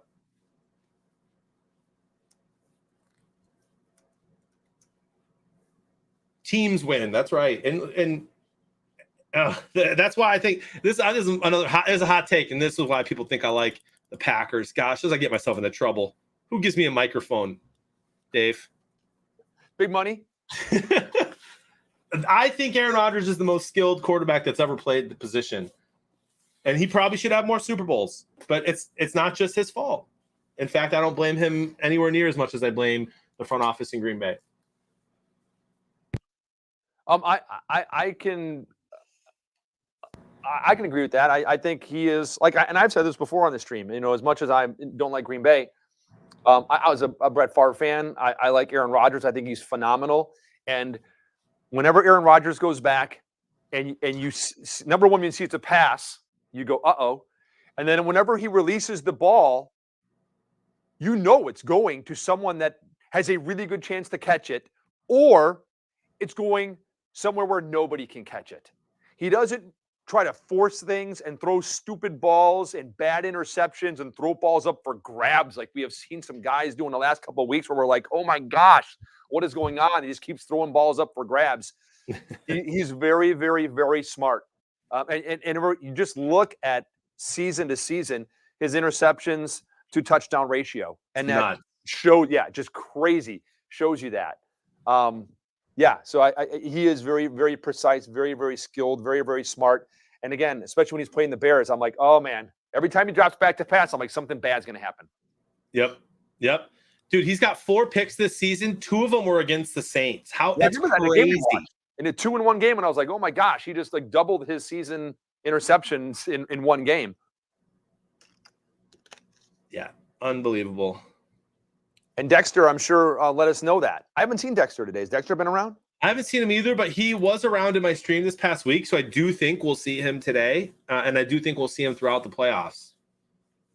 Playoffs? Playoffs. All right, I'll be back in 1 second. Sounds good.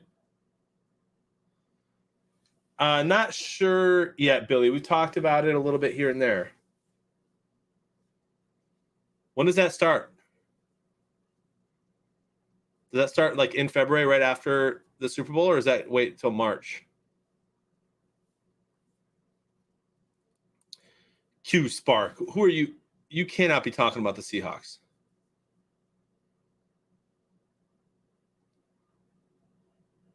Oh, you're talking about the Mariners. Okay. I was catching up on chat. I was like, wait, what? Dude, I've always kind of liked the Mariners.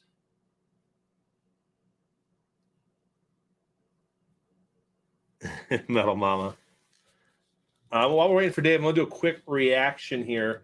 2 minutes to go until halftime. And when Dave gets back, I'm going to take a quick little break too so that we can be present for the halftime show of Landon's laughs as well as some marbles. See if Meg can continue her dominance in the sport. Meg really is the Aaron Rodgers of marbles now.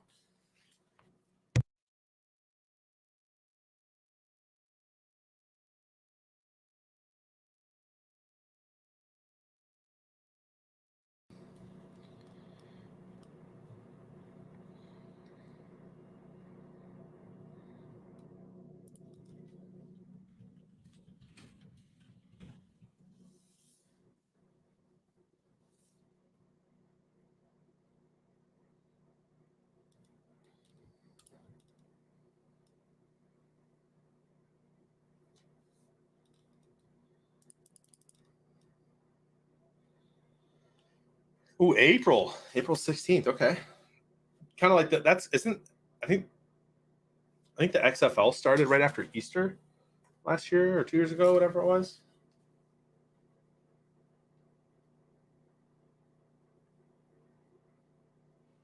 Uh-oh, Metal Mama.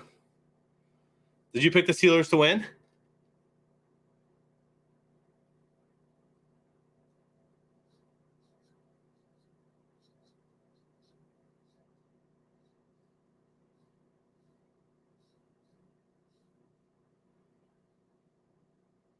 Dude, that could have been a false start call too. I mean, they're calling everything on these Eagles, but the Eagles are not helping themselves at all.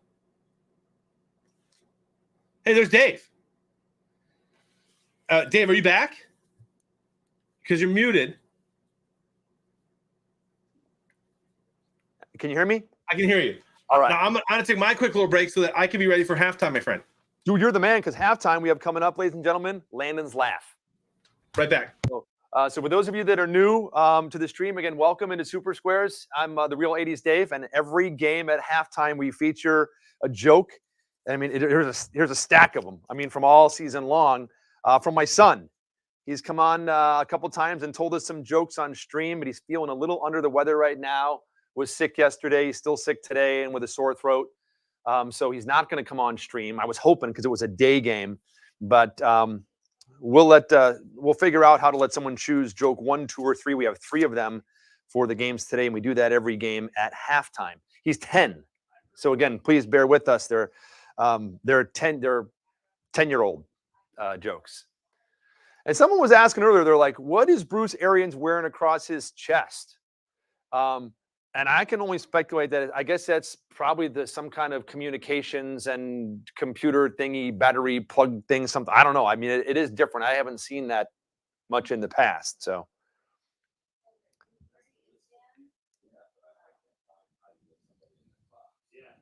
big throw. Oh, and another completion. And look at this. Trying to get on the scoreboard before halftime. I'll tell you what, the way they stopped the Buccaneers on the last possession and made them punt, if they roll downfield right here on a really good long drive and put 7 on the board before halftime, that's going to do wonders for them coming up for the second half. Subsequently, if they screw up right here and give the ball back to Tampa and they get nothing out of it, it's going to put a big squash on probably the rest of their game, I would say.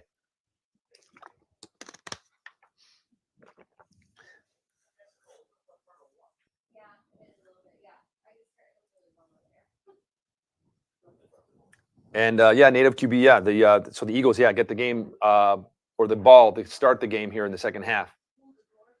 And there's the interception. Like I said, if they get down here and somehow turn that ball over, that's a dagger. So now the Buccaneers have 2 timeouts left. The ball coming out to the 20-yard line with 2 timeouts and 43 seconds. Tampa Bay could add on at least a field goal, if not a touchdown, before the end of the half, my friends. Man. And me, I was generous giving Philadelphia 20 points. I thought they were going to run the ball and run the ball effectively today, but they've done nothing effectively today. What a nice catch.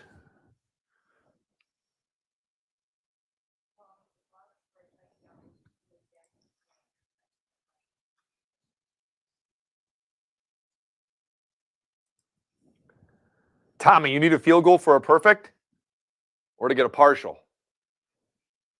Because I think you got a good chance of getting a field goal here with 43 seconds left. Unless the Bucs just hand it off like that and are happy to go to the locker room with a 17-point lead, which that might be the case, my friends. Nope. Timeout, somebody. Who called it? Did Philly call it or Tampa? Tampa called the timeout. That's weird. Why run the ball into the line right there and then call it timeout? What are you doing, Byron?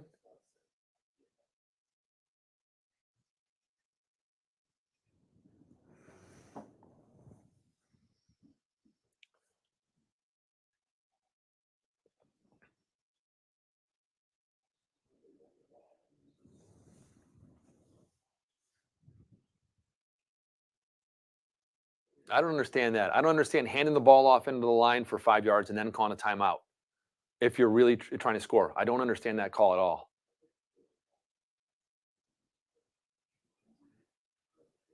Screen pass to the Gronk.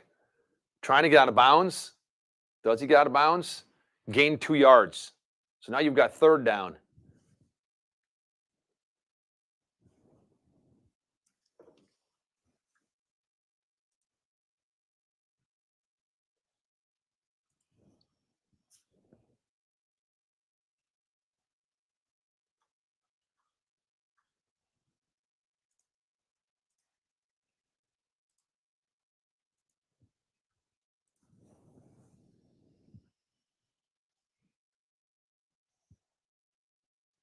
Oh.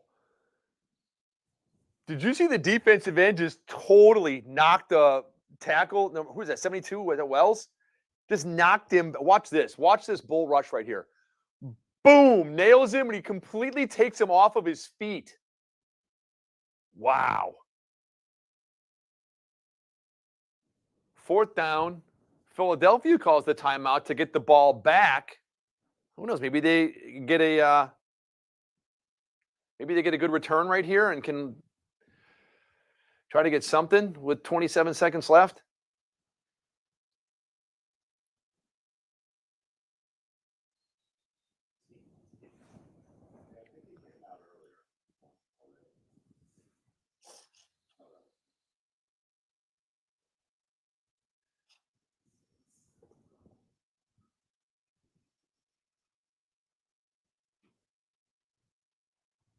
And there's a kick. And I imagine if it's really deep and it's a good kick.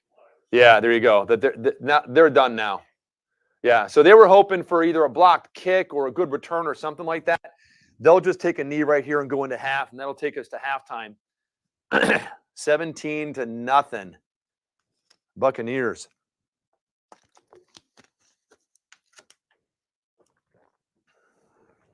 I think it leaves me with a partial.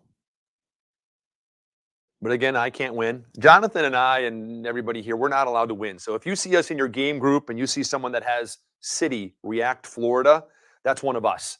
So that means that we're not allowed, we play with you guys. We always do our picks and everything and stuff, but we're not allowed to win.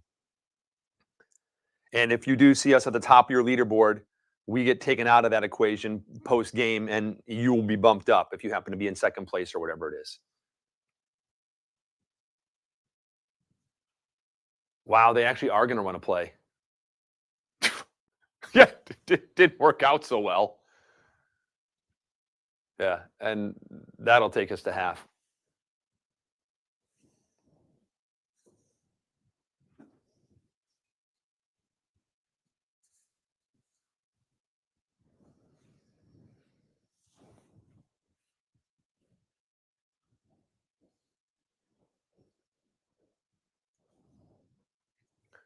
So C turns out to be the perfect square. I got an A.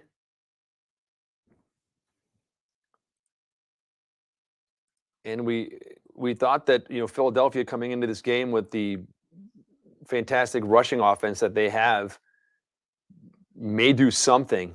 But, Jalen Hurts scrambling, 5 rushes for 32 yards. Miles Sanders, 4 rushes for 3 yards in this game. Hurts 11 for 19, 88 yards, and that pick at the end zone. Brady 20 of 25 for 159 yards, no touchdowns, no interceptions. Last night, I think Josh Allen was something like 21 of 25 for the entire game yesterday, but had 5 touchdown passes. Gosh, I hope I didn't miss Landon's laughs. Dude, you did not miss it. You know what you missed? You missed the Eagles going down and having a chance to get a little bit of feel good before the half, and Hurts threw an interception in the end zone. And then Tampa Bay getting the ball with a chance to score and put more points, and they ended up punting. So nothing really happened. You didn't miss much. We went to halftime. Did we start the Minshew chant yet? No, it has not been started yet that I know of. Dude, let him cook. Let Gardner Minshew chew on some smelling salts and get him out there. Give him a chance to win. Let him Jared cook. That's right. All right, John. So what we will do here, because it is halftime, you did not miss Landon's laughs. Perfect.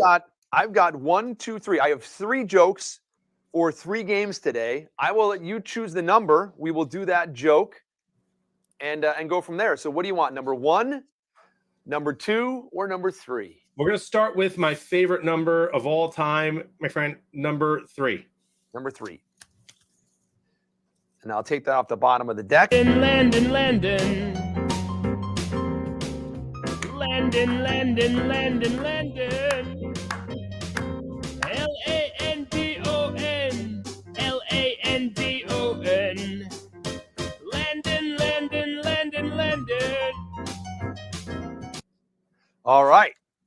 by holding my hand. Landon's laugh. And John, here is the question. And those of you that are playing at home, don't cheat. Don't Google or search or look anything up. See if you can figure out the answer. Post it here in the chat. We won't answer. We'll give you a chance. And here is Landon's laugh. How, this is very fitting with what's happening in the country right now. How do you stay warm in any room? How do you stay warm in any room? Dave dancing to the Jeopardy song is probably my favorite part of Landon's Laughs.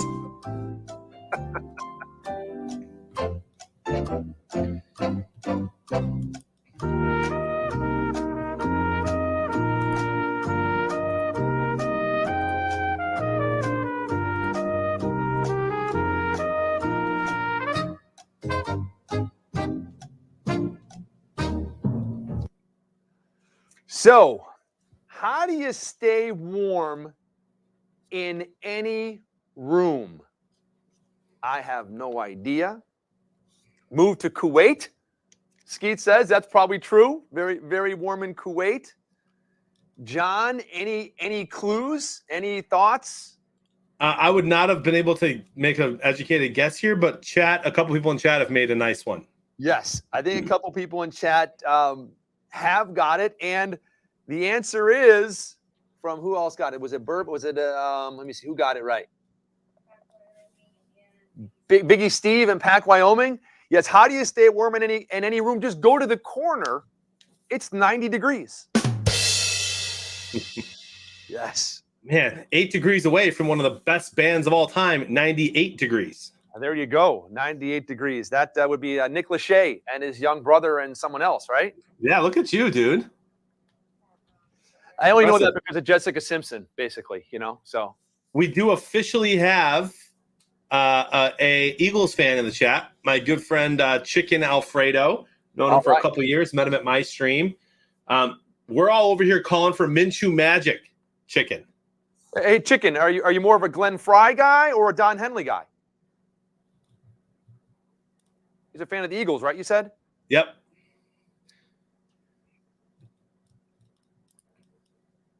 All right, let's get some marbles in, huh? I mean, Minshew quite literally cannot do worse than Hurts just did. That's probably close to true. Sinister Coasting Crank, 0% elimination rate, 100% rating. Let's race.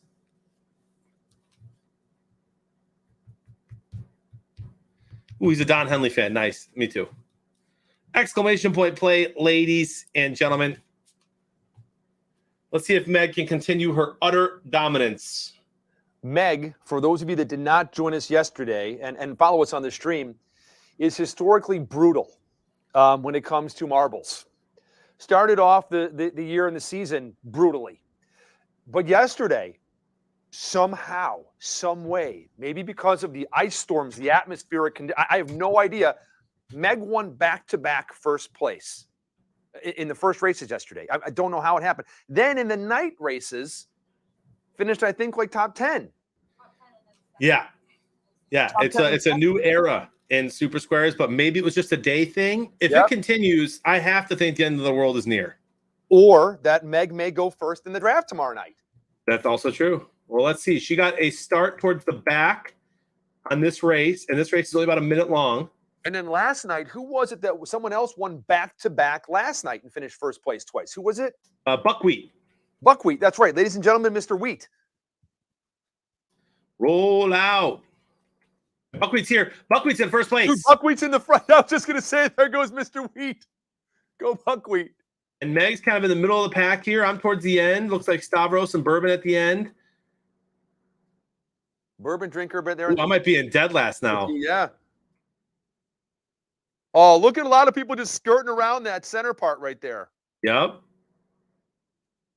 This is close. Pulverizer sneaks out to the front. Big arse up there, too. Me and Bourbon competing for last. And Pulverizer could get the dub here. He does. Boot Scoot second, Q Spark third, Big fourth, Tundra fifth, Boba sixth, Blue 7, Goof 8, Padre 9. Meg got, she got 32nd. 32nd. That's bottom 10. That is bottom 10. Right at bottom 10. Now, listen, there's 2 more races this halftime. So maybe that was just kind of a fluke and she gets back in here. But if she gets bottom 10 multiple times in a row, it's over. It was just a fluke then. It was just a fluke. Here comes the Brash Creepy Challenge. Brash So what is that? Oh, yeah. Challenge. Let's see what this looks like. Who knows? Exclamation point play. And by the way, congrats to Mr. Pulverizer. You're a legend.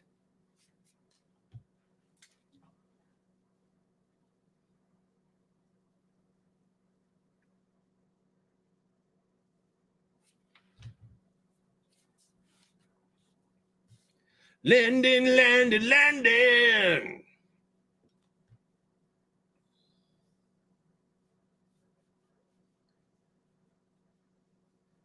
If you're on twitch.tv/Super Squares, all you do is type in exclamation point play. If you're on Facebook or YouTube, you can watch, but unfortunately it won't sync 2 apps at once. So we can only play here on Twitch. You can join us there with a free account, and here we go. Yeah, Padre, it was kind of hopping yesterday too, my friend. Here we go. Landon. Landon. Short and sweet gets in there last second. Let's see what happens. Meg starts from the back again. And Father Josh out to a quick lead, who's usually notoriously pretty bad.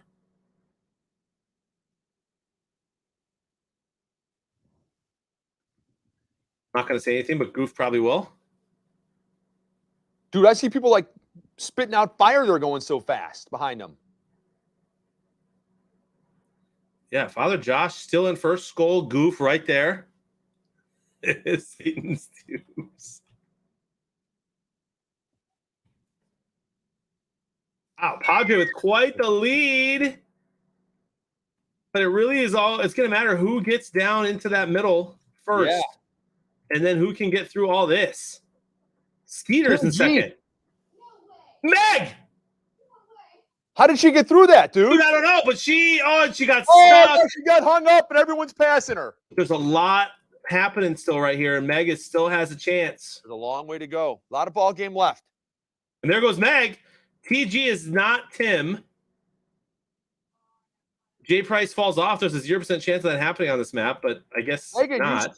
you spun around twice, but you still came out with a chance. And TG 8053 takes it. Congratulations. TG. Second place is Skull. Third, Starting Park. Fourth, Average Joe Show. Fifth, Cater. 6, Moose. 7, Biggie. Pack Wyoming, Zorton, Fake White Teeth. Round out the top 10. So Meg had a chance there. I think she wants to file a formal protest. She thought she was going to be top 10. Yeah, that was kind of a rough middle of the Airing pack the finish. grievances, Meg has to wait till next Festivus. Just put it in a bowl, seal it up. Who is Super Squares? Is that Frank? That's Tim G. That's Tim G, dead last up there, just kind of hanging. Yeah, CJ Craig beats him. Congratulations to TG. You won. All right, let's do another one. This time we'll go on a little bit of a journey, my friends. Amused falling marbles.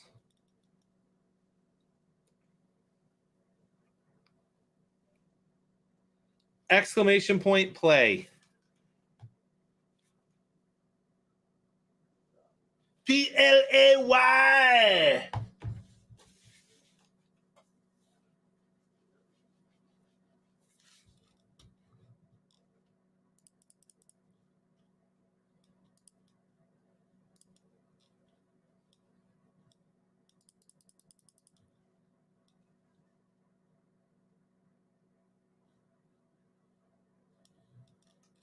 All right, here we go.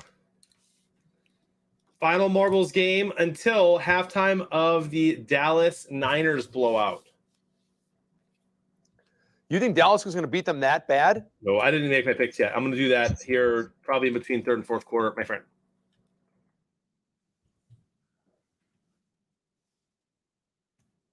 Oh, wow. This one's an interesting one. Oh, there's a lot of back and forth right there. Zip, zip, zip, zip. Everyone's staying close so far with native QB. Oh, wow. Look at native QB. Man, that thing just shoots you down the straightaways, bro. Is that Megan really in last? Yeah.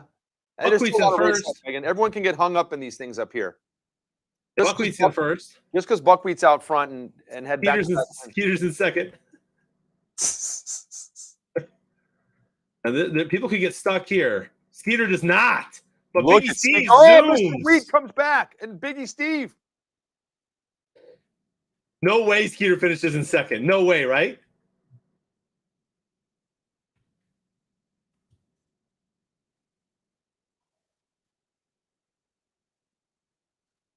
Who's that shirt winner or something? Or someone just popped up there?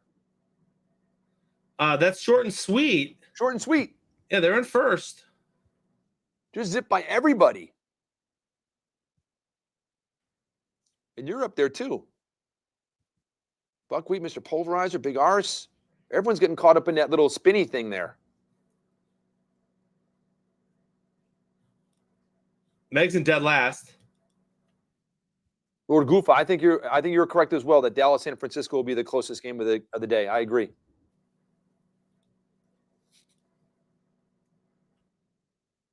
Dude, look how close this is. Short and sweet. Takes it. Buckwheat gets third. Big Aries gets second. Pulverizer fourth. Skull, then Skeeter. Bison. Super Squares, Bourbon Drinker, and Native QB. And now it's a race for who's last. And so far it's not Meg. That's good news for her. But she is in the bottom 5 here. And it looks like, did the stream freeze? No? Oh yeah, yeah. The Twitch stream did it. Yeah, it's that guy with the hands on his head. Give it a refresh. Dude, Megan bottom 6, I think, or 7. Yeah, back to reality. Oop, there goes gravity. Oops, there goes gravity.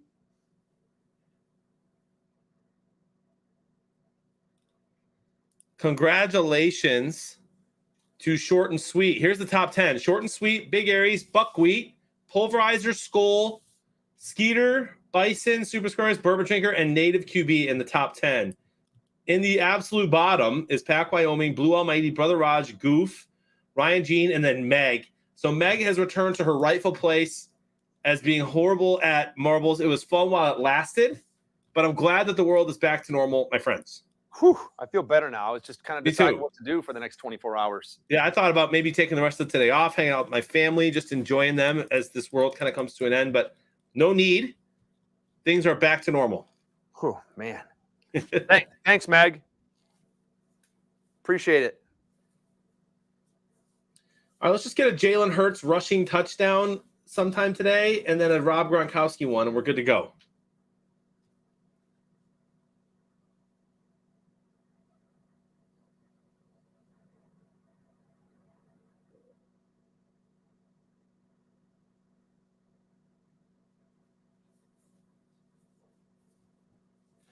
All right, I have not checked the Skybox yet after that halftime. So Dalby 35, Stav, Trevina, Earl the Pearl, Goofa is 6th. We have a fly, Eagles fly from Tampa. Fly, Eagles, fly. Up, up to the sky. All sweaty. Madtown Mav.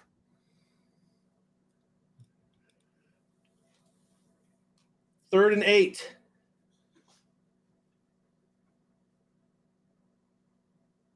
Hurts going deep. Nice throw. Yeah, nice catch. He was touched though. I think he's down back there. Man, so it seems like Derek Carr did that exact play a lot yesterday, and a flag for holding happened every time.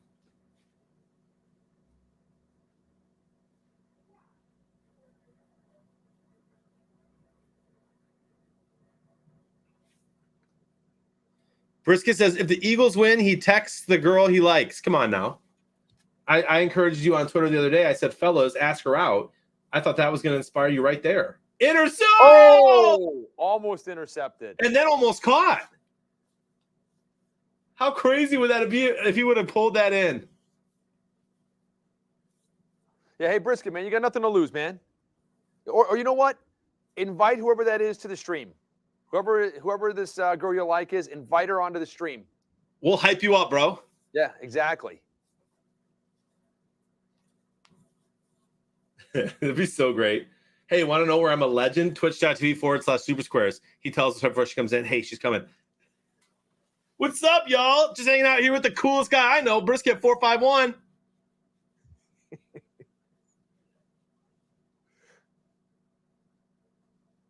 Jalen Hurts, man, he Oh, is my just God. not a good quarterback. Put in Minshew. By the way, Abraham Lincoln said that, bourbon drinker. You miss 100% of the shots you don't take. That's Abraham Lincoln. I read that on the internet. Goof. Brisket saved my life. Literally. Oh, man. That's too funny. Gosh, I'll never forget it, man. I think my whole family has a total of 6 dogs combined in between them, and they were all at a shelter once that caught fire, and Brisket ran in there and saved every puppy in that place. Really? Yeah. True story? Wow. Dude, yeah. And, it's impressive stuff. It's amazing. Way to go, Brisket.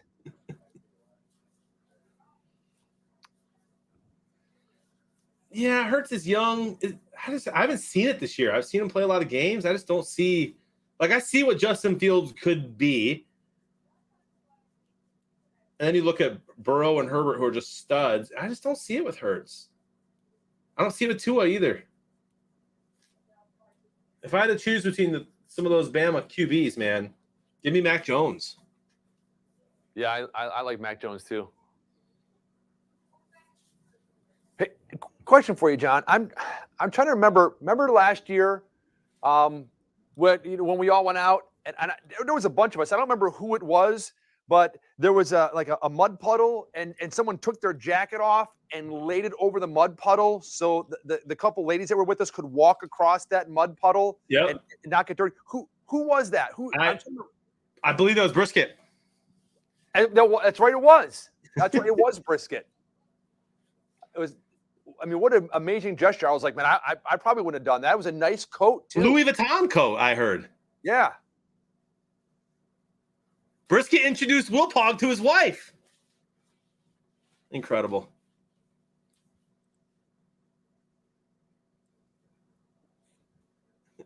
Goof. Gosh, I think I remember a time too. My 6-year-old's playoff hopes were kind of on the brink because the coach quit last minute, and Brisket came in and he coached that team, and they won.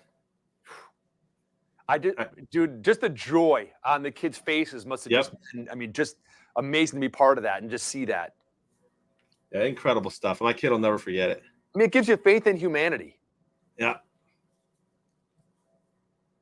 I'm going to do a reaction real quick because I got 3 more, and I don't like being at the bottom of my game group, even though I don't have any squares yet.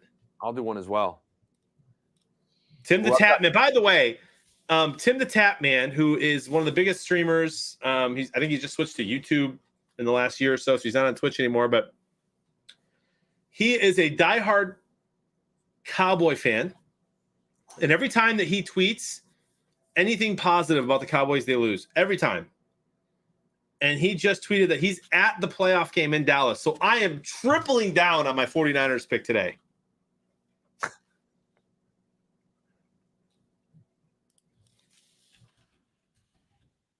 If you believe, you will.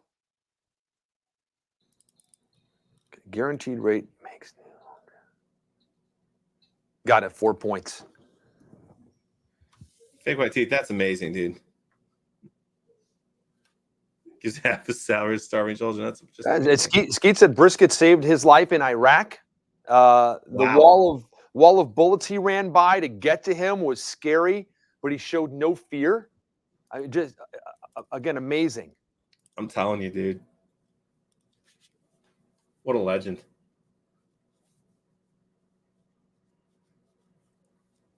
Let's see if the Bucs can put away the Eagles on this drive here. I'll tell you what, John, I think that, anybody that, took advice from Brisket during the season with their fantasy football team probably just rode that advice to a championship. Probably. I heard he recommended drafting Cooper Kupp, Devontae Adams, and Jonathan Taylor. And Daniel Carlson. There you go.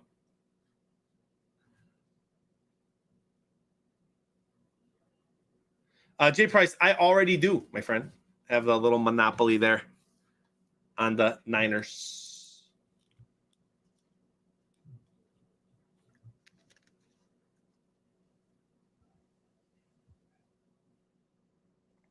Jay Price's Cowboys are not losing to the Niners. I'm with you, Jay Price. I think that the Dallas Cowboys win that game.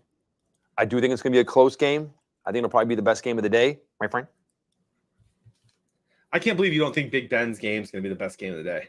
I don't think that. You are you are correct. I can't believe you don't just see him throwing bombs from the 10-yard line into the end zone.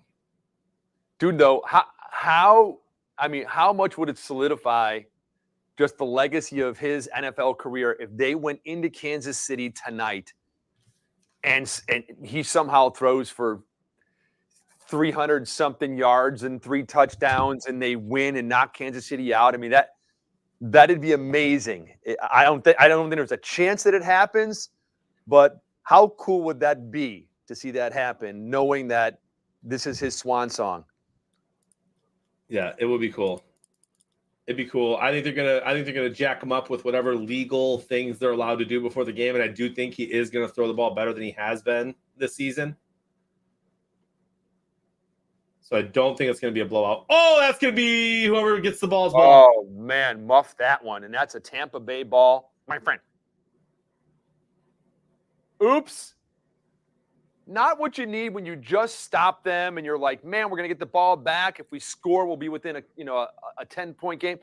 Oops. That's a big yikes. Oh, man. You can't do that.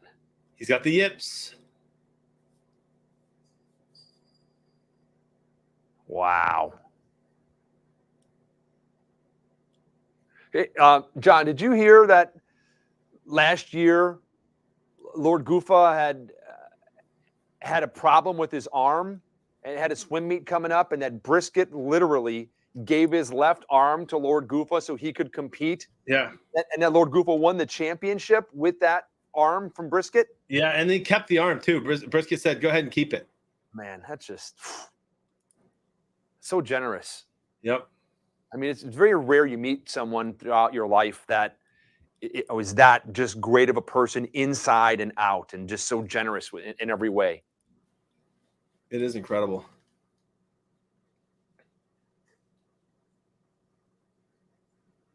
Ooh, Jay Price says not even going to be that close. Now, Jay Price, correct me if I'm wrong. Because I have a hard time keeping straight what team you like, because you're in here cheering for different teams all the time, kind of like I have to, as we watch every game. Are the Cowboys your main team? I don't know why I thought that it was the Vikings, but I have a feeling it's the Cowboys.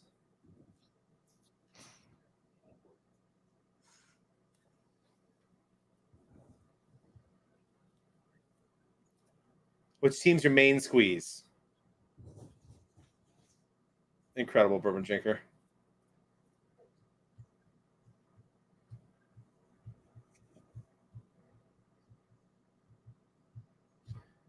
I'm with you there, Billy 3. Yeah, I'm kind of with you too, Billy 3. Like I said, we've seen like the Jekyll and Hyde of the Cowboys this season. And here's the thing. When you think about the Cowboys, they played, and I know we're watching the Eagles, and the Eagles are in the playoffs, but they played the Eagles twice, the Redskins twice, the Giants. I mean, they played in arguably the worst division in the National Football League, and each one of those teams twice. So it's yeah, like I said, I really don't know. I think it all rests on Dak's arm.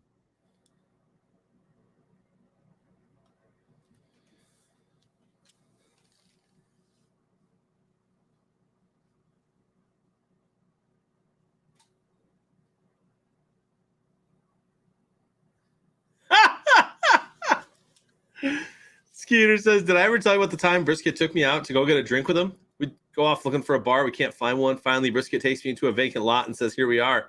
We sat there for a year and a half, and sure enough, someone constructed a bar around us. The day it opened, we ordered a shot, drank it, and burnt the place to the ground. Brisket yelled over the roar of the flames, always leave things the way you found them.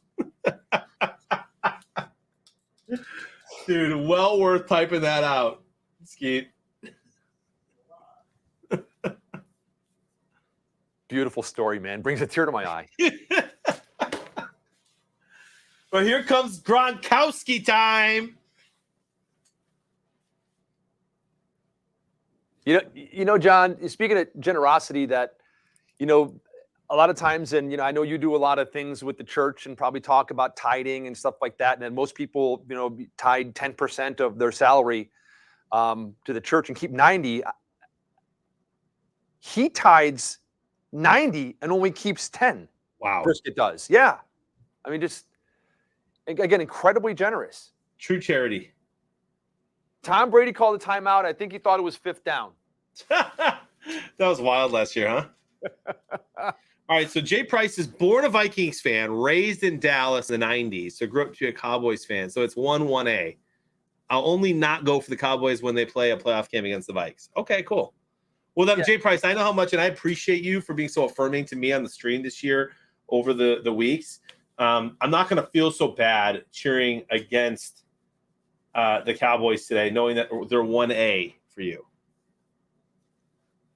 And anybody growing up in Dallas in the 1990s, I mean, you know, I'm sure there were probably a lot of people that became Dallas Cowboy fans that weren't growing up in the Dallas area. Yeah, in the dude. 1990s. Remember those? We talked about that. We've talked this a couple times. Those starter jackets back in the day, right? Those pullover starter jackets that everyone had, their favorite team. I had a bunch of them. All my buddies who were not born in Texas or all had Dallas ones. They were the most common ones I saw everywhere I went as a kid in the 90s. I mean, just think about that offense back then. I mean, and Troy Aikman and Emmitt Smith and Michael Irvin, and I mean, just the Super Bowls they went to and stuff. Yeah, it was a good time to be in Dallas and a Cowboy fan, my friend.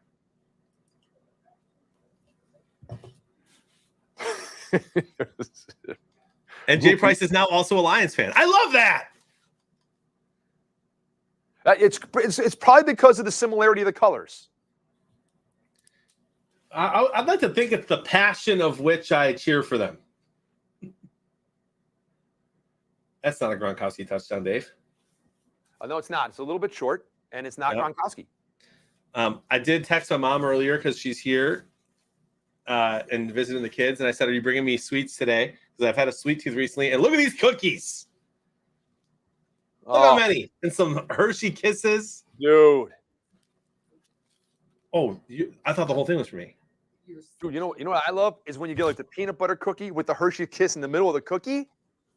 That's the best, man. Well, now hold on. 3rd and 3.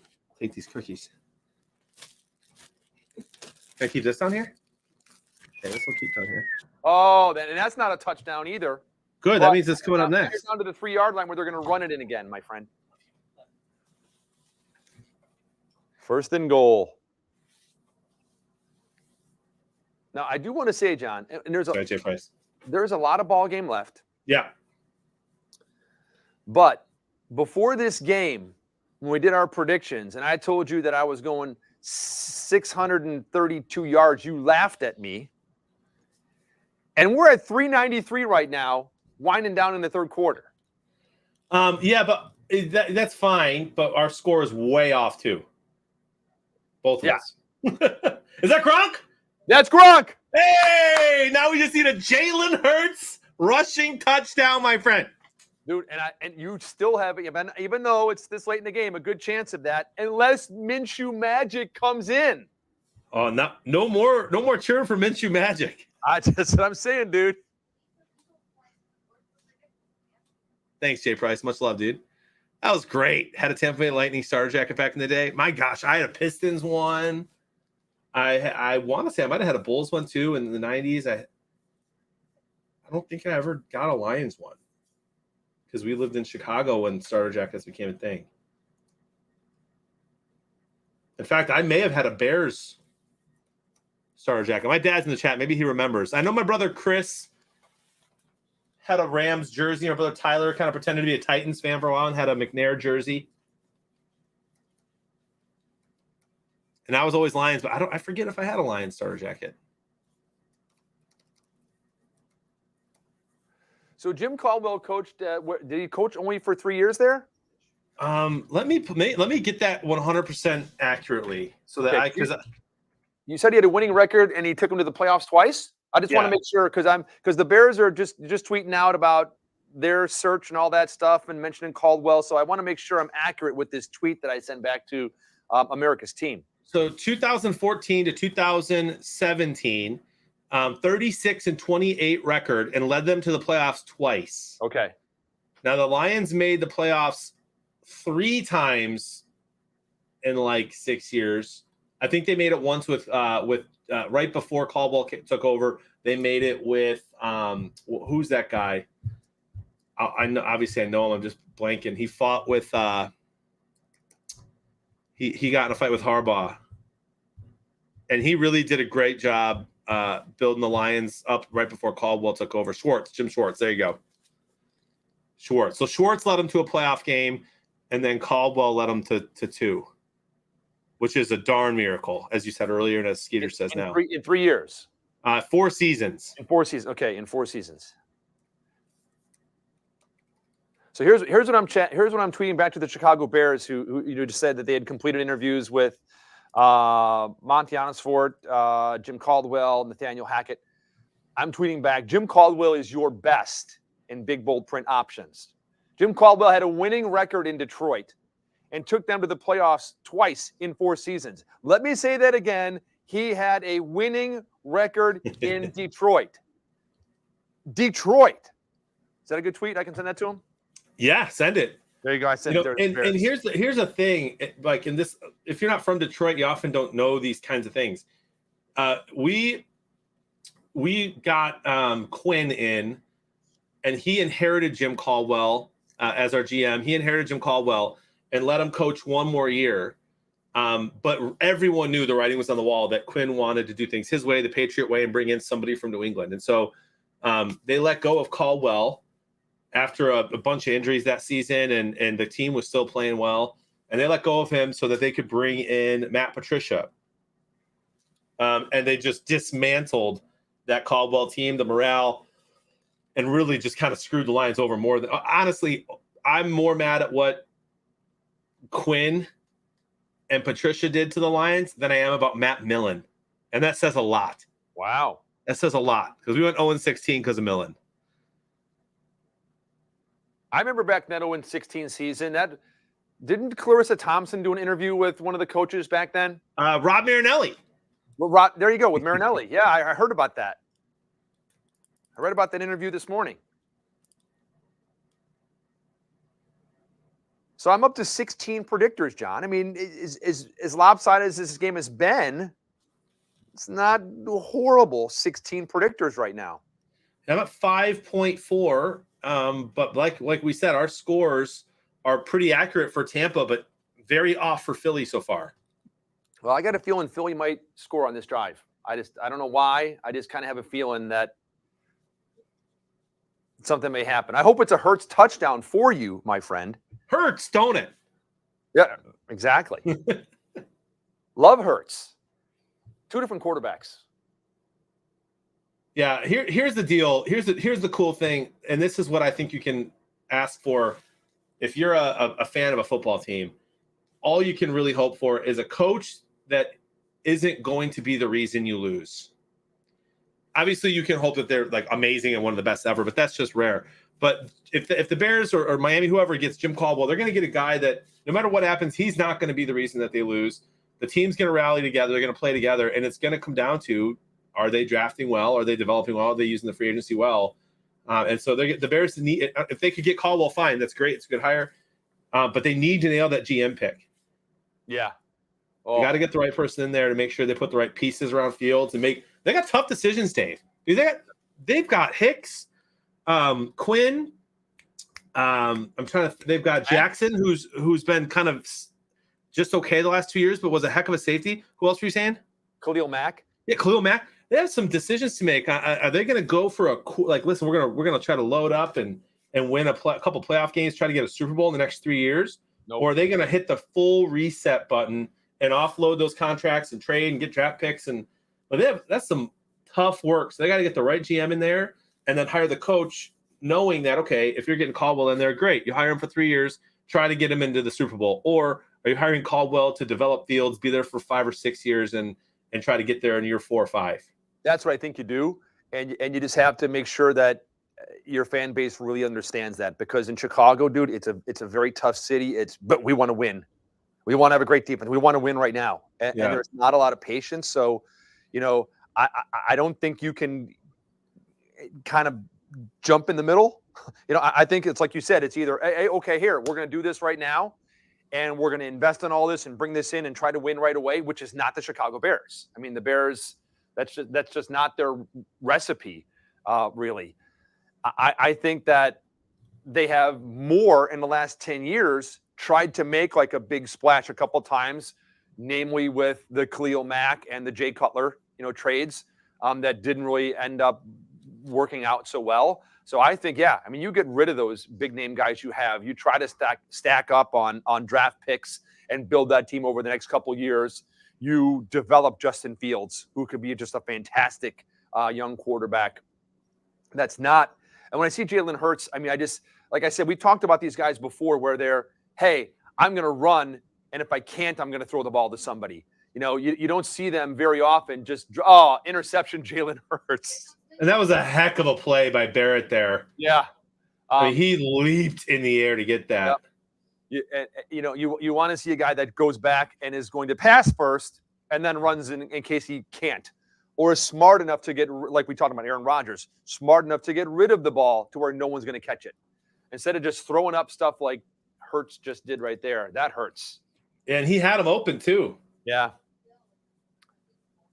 So, I think the Bears need to just completely hit the reset button, get rid of those big contracts, get in some draft picks, develop Justin Fields, build around him, and go from there.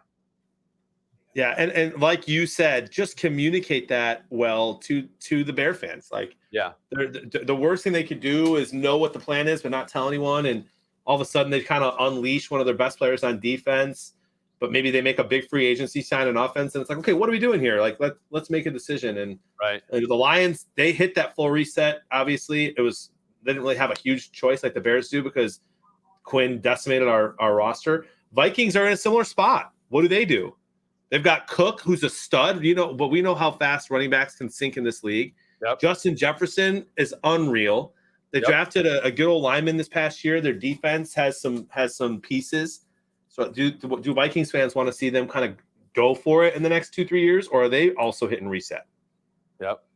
And we got a lot of Vikings fans, some Bear fans in the chat, so excited to see what y'all think, fam. Bears are likely going to be in their new stadium in the year 2025.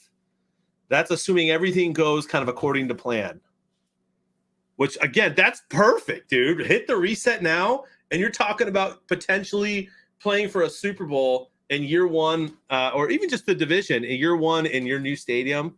That'd be awesome. And that stadium, Dave, it's gonna be a top 3 stadium in the league, and maybe even the best. Yep, I imagine so. I tell you what, anybody that owns property around that general area is probably going to benefit from that as well, John. That's right, my friend. Your boy over here, 5-minute drive with traffic, 2 without traffic.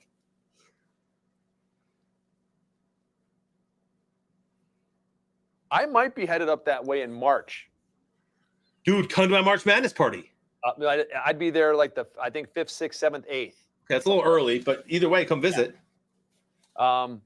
The International Houseware Show is at McCormick Place, and in 2020, it was one of the first big shows that got canceled with all the COVID stuff happening. And then Last year they said, okay, we're not gonna do it in March. Last year we're gonna move it to August, and then it didn't happen. And now they said like, oh yeah, it's back here this March, 5th through the 8th. So I'm not sure if I'm gonna be going. Oh, look at this touchdown Bucks. Evans gets in there, 31 if they get this extra point. And now, again, hopefully they keep Hurts in because a garbage time Hurts rushing touchdown seems likely. Yes. So yeah, dude, that's crazy. The Houseware show. So my dad used to work for Chicago Cutlery. Oh yeah, dude, I've got a whole bunch of Chicago Cutlery. Yeah, back in the day, he worked for them, and he'd go to those shows all the time. And then he worked for Cheney Instruments, and I think they did like clocks and thermometers and things like that. And so he was always going to Houseware shows, and the Chicago one he went to every single year. So that's crazy that thing's still going on. And Yeah. if you get up here, man, either I'll come out and we can go get a drink downtown, or you can come here for dinner. Do what you got to do. Yeah, we'll figure it out. It's a mammoth show. I mean, like I said, they said it was still on. They sent an email out to everybody about a week and a half ago. The only thing that it said was, we're working with, I can't remember the name of the company. We're working with blah, blah, blah, which is a infectious disease company or whatever, to be able to find out how to best maximize. There may be restrictions on this and this and this with COVID. So I don't know what they're going to announce. They said this will be announced in January. I'm not sure if the city of Chicago is going to factor in on that, or if they're doing things on their own, or how it's going to work. So there's a chance I may not make it because of certain things. I don't know. Sure. We'll see. Yeah. But I'm hoping it does. Kimberly, yeah, but this game's over. I mean, we're going to have fun here watching Super Squares and everyone cheering for their stuff, but it's already garbage time for the Eagles. And they might even pull Hurts. We'll see. There's no reason to pull him, right? Like at this point, you want to develop him. Yeah. Why not let him play? It's a playoff game.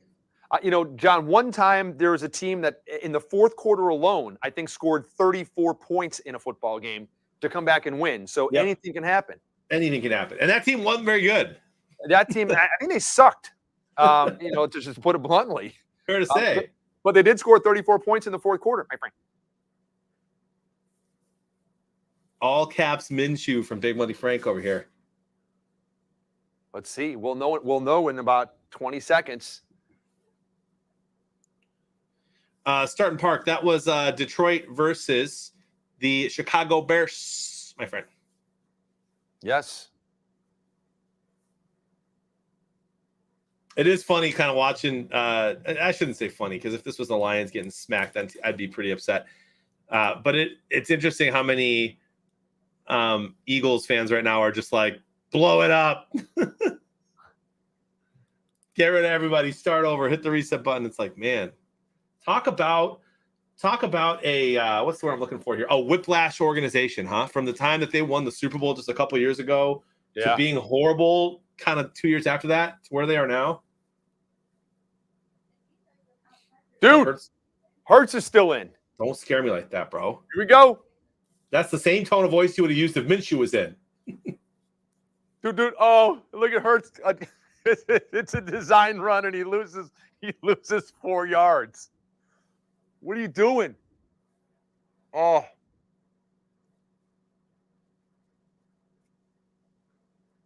I'm going to do a reaction. I can't stand to watch.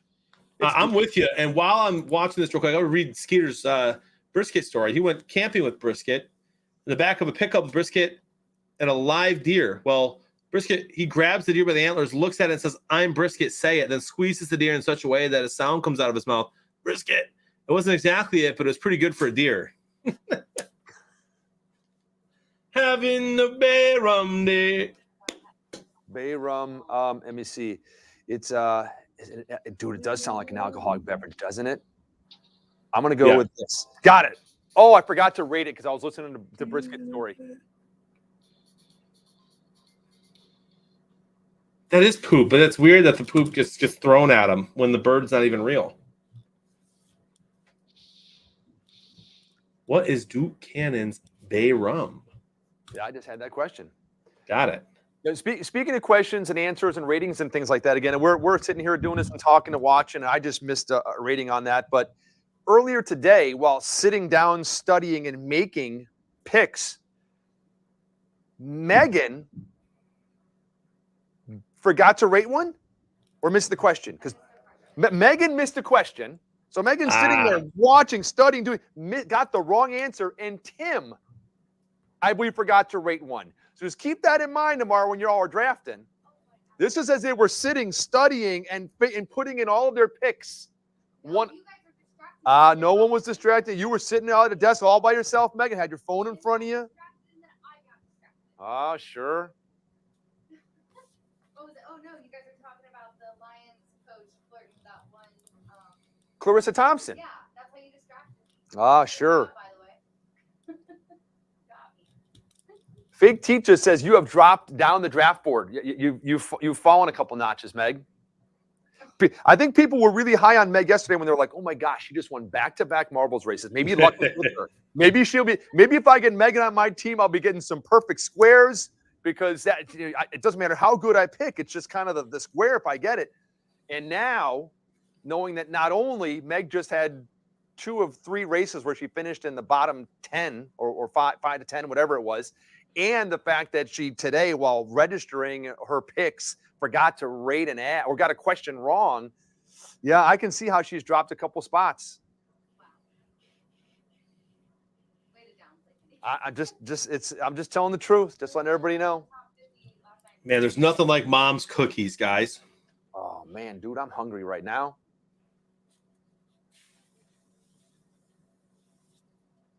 And look at Giovanni Bernard running.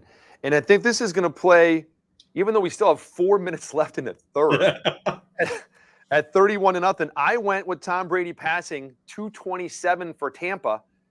And if they just keep running the ball, I still think he'll get more than 10 yards passing. But if they keep running the ball successfully, that 227 might not be that horrible.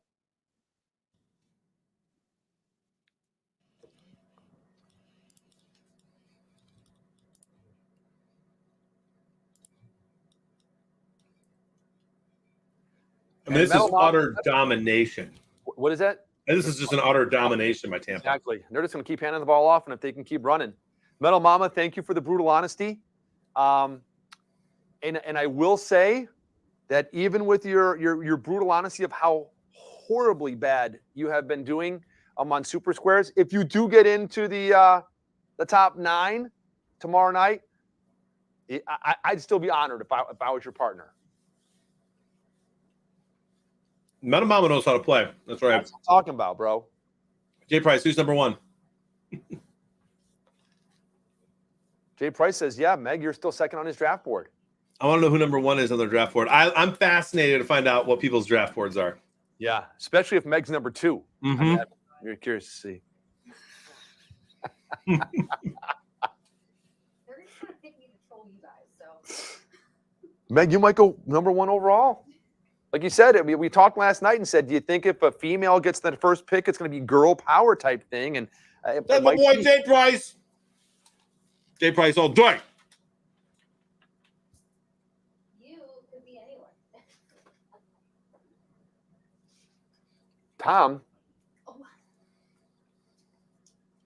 Tom threw the ball for an incomplete pass. I couldn't see what happened there. It looked like it bounced off his hands and it hit the ground.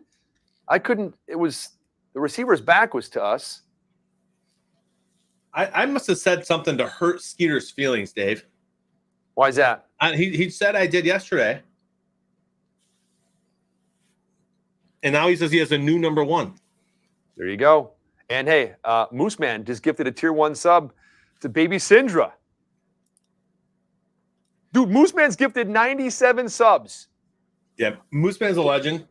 Moose Man, love it, bro. He's an OG. Word. And Baby Cinder's not feeling very well, as she's been letting us know in the chat. So I bet she thinks the world of that gifted Moose Man. So thank you for that. Hope you're feeling better, Baby Cinder. There's something going around. A lot of people are getting like a flu bug type thing or something. So hope you feel better. We hope you have a Bayram day. Yeah, I'm on. Get a Bayram day. Why is that song so catchy?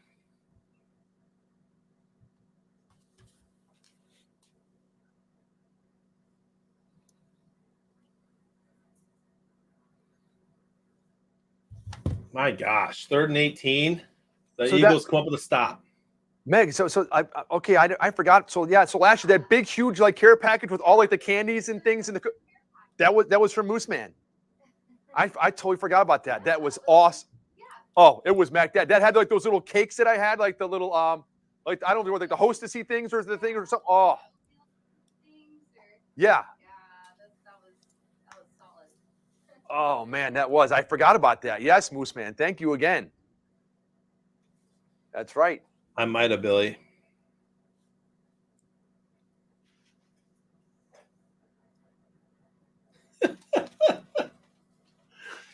Do you see Skeeter's message? Yes. Oh my gosh. Skeeter's funny, man.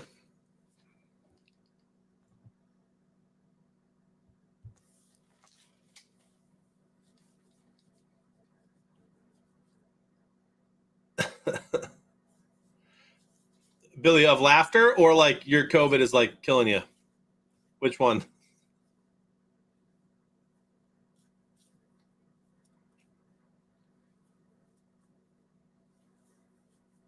All right, Hurts is still in. So you're saying there's a chance. Dude, there is a chance for you. March down the field, man. Just nice and easy. Tampa might need to lighten up here, you know? Yeah, because here's the thing, dude. I mean, you got to wonder at what point Tampa's like, hey, at what point Tampa goes, hey, they're not going to come back down 31, and I don't want to get anybody hurt. I don't care if they get a garbage time touchdown or two, whatever, something. That's got to happen at some point here. Yeah.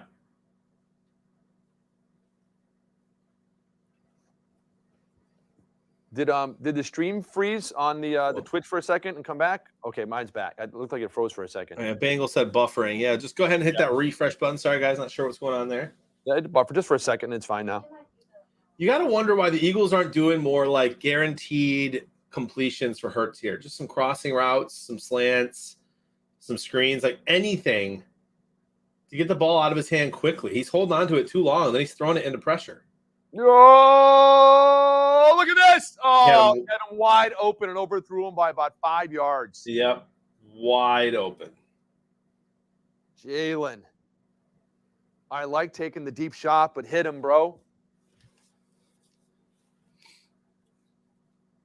Here's what the algorithm predicts for the draft order based on all intel derived from Twitter, Next Gen Stats, and the most reliable sources of the CDC.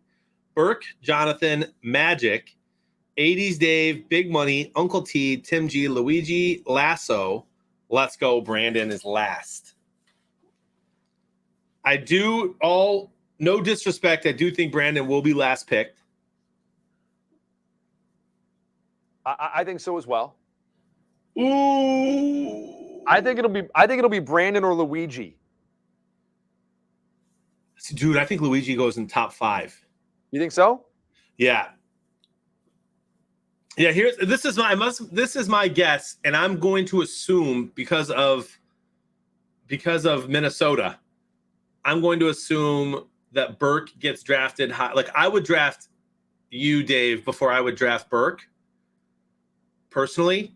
But I do think that there's just the odds of a Minnesota person winning. I think it's going to go me, Burke, Dave, Frank, Luigi, Meg, Terry, Tim, and there's one more, and Brandon. That's my list.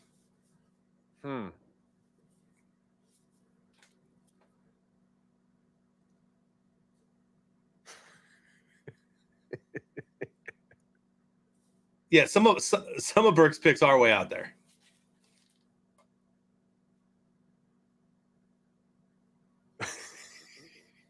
Oh, what? Did he tell another story? Oh, I didn't see it. There it is. Skeeter's story.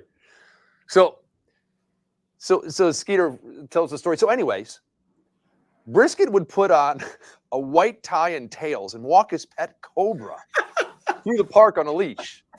He named the cobra Beverly, and he taught it how to fetch and dial a phone. But then one day, Beverly, that cobra, it bit the maid. So with tears in his eyes, Brisket had no choice but to shoot the maid. It's that's a heartwarming story. He's killing it with these stories today, man. Skeet has Brandon number 1 on his draft board. Let's go, Brandon. Here's what I just don't believe Skeeter for a second. I don't either.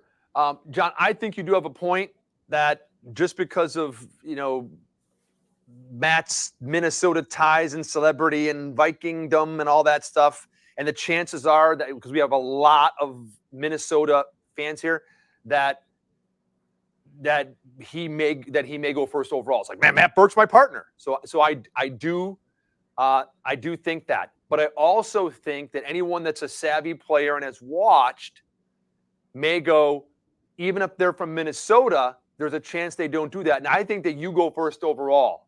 I think that Burke may go second, is what I think. And then you've got to have you third.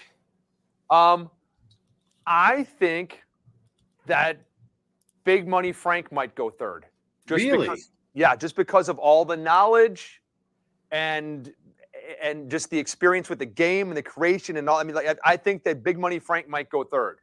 I think I'll probably be middle of the pack somewhere. I think I might be like fourth. I don't agree that you have Luigi that high. I think Luigi is down at 8 or 9 with Brandon, even though he does send out the prizes. But he's mainly a soccer guy, So I will go you, Burke, Big Money, me, Terry, Tim, and that may change depending on what happens tonight with the Pittsburgh Steelers game. Then Meg, Luigi, Brandon. That's what I'm thinking, maybe. Interesting.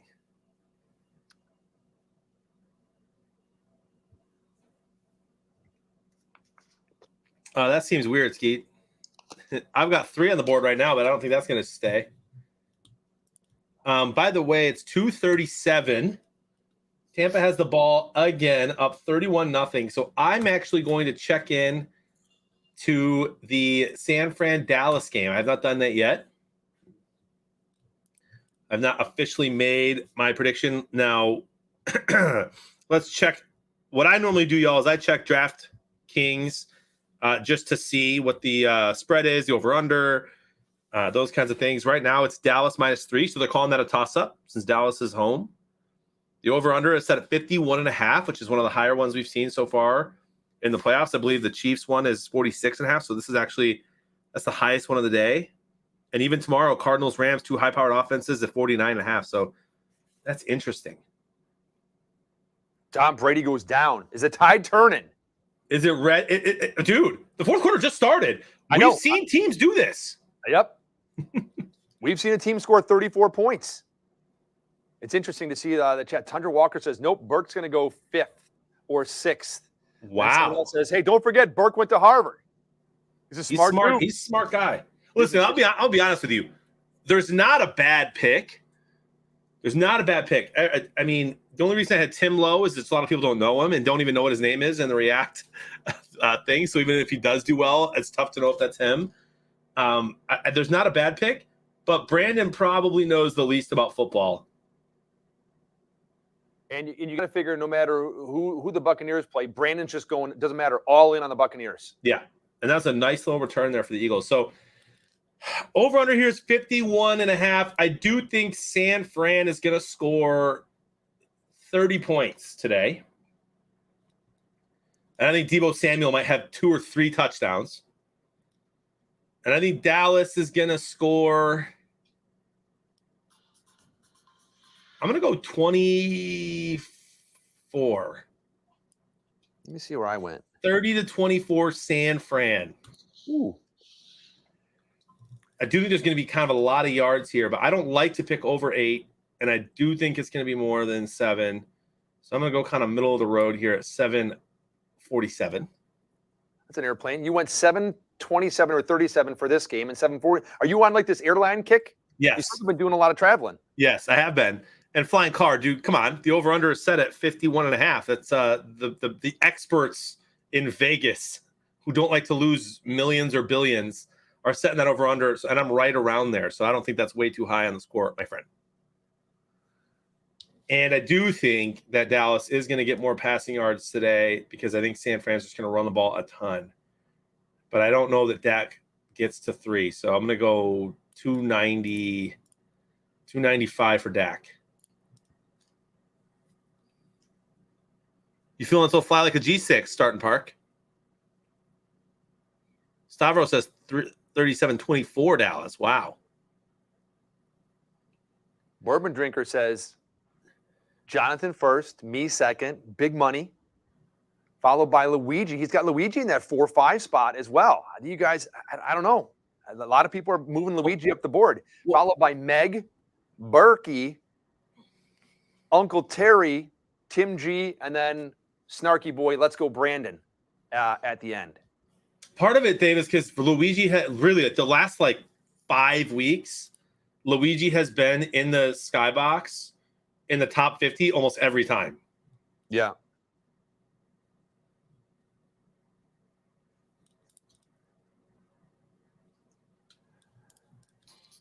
I think I still have 2 reactions to do. I need to get these done before this game's over right here. I've got Signature Lacrosse. And Frank's with me and UConn. He says there's no way that Burke goes beyond 3. Like I said, I think he goes number 2. I have him number 2 on my draft board. Ryan Gene, that's a good idea, buddy. And I will do that if we do take a break. I don't know if we're going to. I don't think we're taking a break between this one and the 3:30 or 3 o'clock game. I guess if that Dallas game gets over way soon and we do have 30 minutes, we can maybe eat. A good idea to host and bring someone back. And Frank, I don't know. I'm with you guys. I don't think he falls out of top 3. Uh-oh. Oh my. I'm telling you, at this point, you got to think the Buccaneers are taking out their starters, giving some other guys some time. I don't care if you score a touchdown in garbage time. We're playing next week. Yeah, so I'm hoping for another pass play down to the 2-yard line here.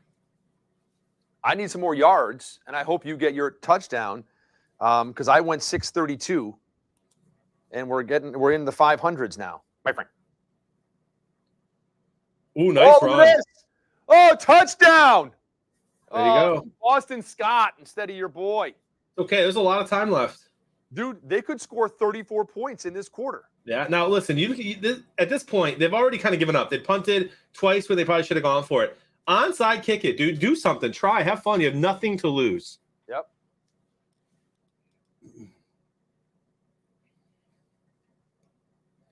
I do think that people in the chat, especially, this is the thing, right? If it was a random person from Minnesota, I do think Burke goes 1. I just don't think the chat gives a crap anymore. They love Burke the way they love other people at React, the way they love Frank, Dave, everybody. And so I think people want to win the 2K more than they care about teaming up with Berkey. Burke does a good job of making himself very accessible online. On Twitter, he'll chat with you. So I think the celebrity factor is not going to be as big a deal unless it's somebody who's not super familiar with the stream, which is why I could see him falling out of the top 3. If Bison, Bourbon, and Moose Man are top 3, they're probably not taking him. Probably not. And knowing about football and knowing about – I would actually disagree with that, Frank. I think he knows I'm sure he knows the most about the position of football. I wouldn't say he knows the most about rosters or who's on what team. I think he's probably the bottom 4 for that. Well, it'll be interesting tomorrow night when Big Money Frank comes out here and says, here are our 9 finalists and has some stats about all of them and, dissects all that, because I guarantee you he's going to have some stats about all of us 9. I would just think, knowing Frank and the abundance of information that he has and that goes through his head and the charts and everything, that there will be information about the 9 of us. And that may shed some light onto Matt Burke's success when he does play Super Squares and his picks and things like that. And you might be right, Jonathan. Yeah, I mean, there's a difference between knowing football and the ins and outs of how to play and paying attention to the roster. He admitted his own son knows more about the NFL than he does, and the status of teams right now. We watch every game every week, so I'm not gonna say he knows the most about the football in 2021 as far as the NFL now goes.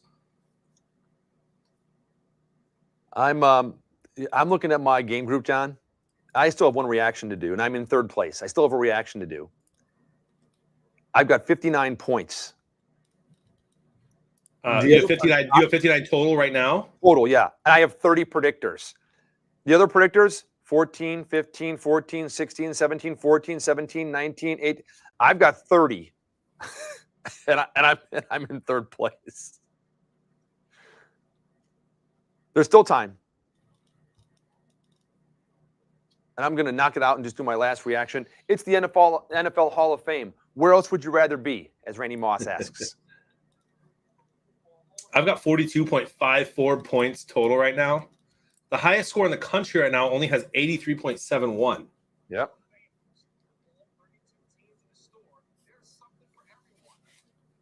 Nice, Brisket.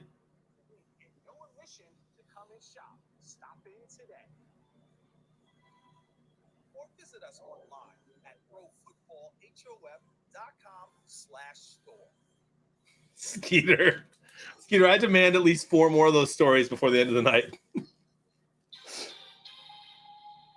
Did they do the onside or no? Howard. Oh, I was just reading Skeet's story. I don't know. I don't think they did.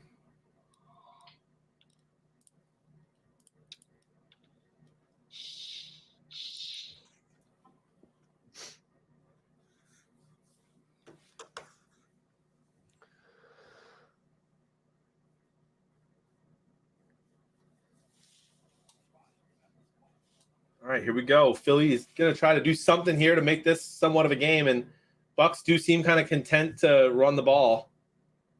Why not? Yeah, they just want to get out of there healthy. Yep.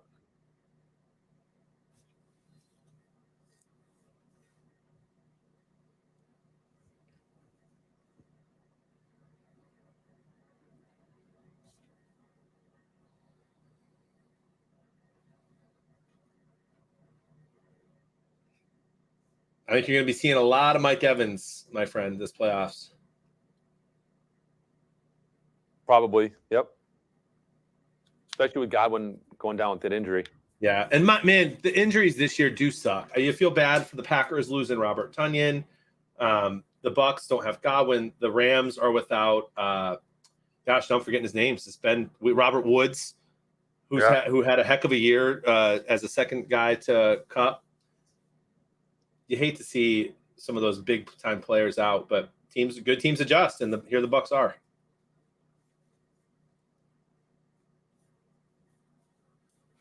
I guess it won't be announced till probably Monday if Derrick Henry is going to be officially ready and named the starter, but I do believe he will be for next week. That'd be great.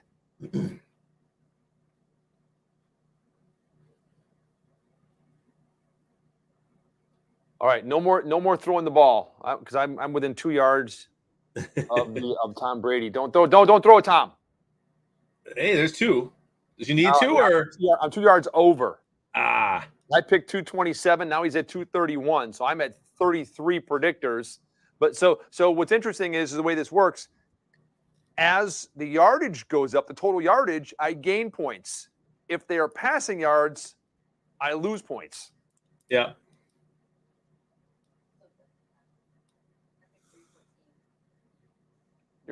I don't think they'll get there.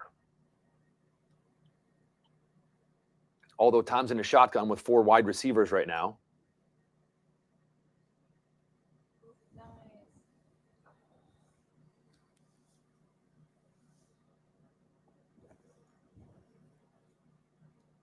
I know, Tommy. It ruined mine too.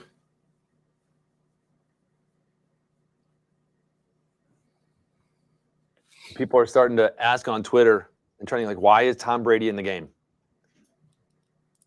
I mean, it's a good question. Yeah. Like I said, I think.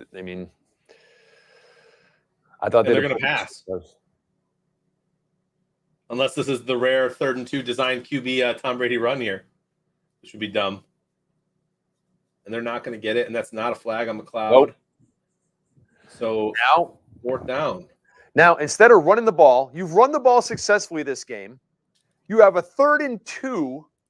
You're in the 4th quarter of a game. You need to run the clock down, and you put Brady in a shotgun. He throws an incomplete pass, stops the clock.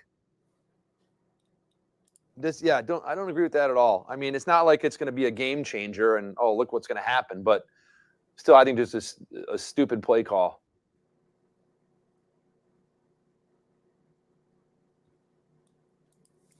How about a fake punt here, John? Do it. Practice. Do it, cowards. We love the fake punt. Let's see. What team is most likely going to run a fake punt? Got to be the Steelers, bro. Oh, another muff punt, dude. Oh, my gosh. Dude, just go down, bro. Man, oh, man. He went backwards down the field.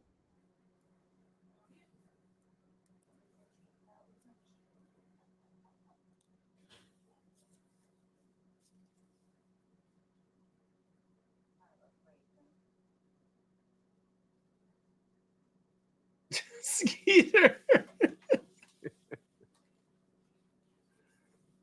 Gosh, I hope Brisket's still in here reading all these.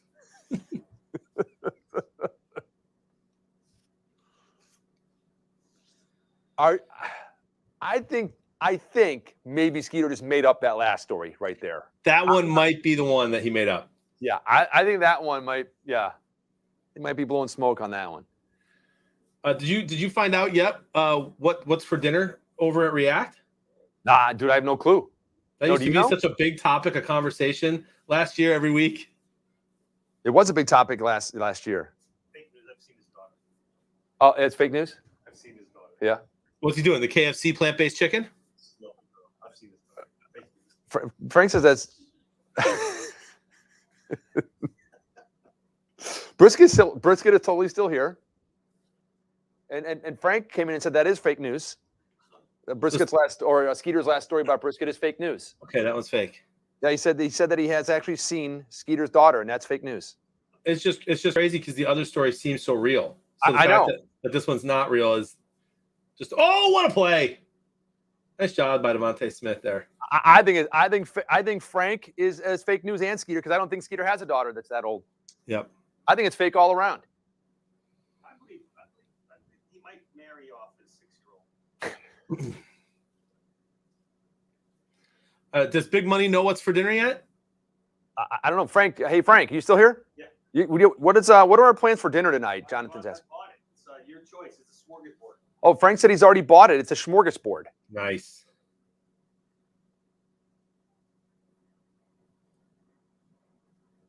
I think the Bucks are going to win.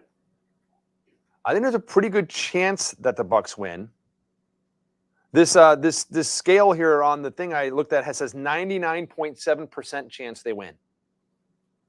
I mean, they're not playing the Lions, so there's no way they can come back. Which is true. You would think that the Eagles would look like they're trying a little harder to actually win. I know it's ridiculous to think it might happen, but hurry up offense, an onside kick, a little hustle from Goddard after he gets that first down.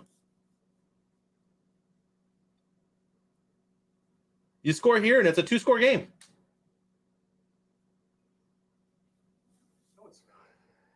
It must be his new math. Oh, you started with 8 points. Yeah, they would have had 3 eights. That's crazy eights. It's crazy eights. That's right. So get in there. There he goes. Nope. Dude, And I'm up to 37, John, on my predictors.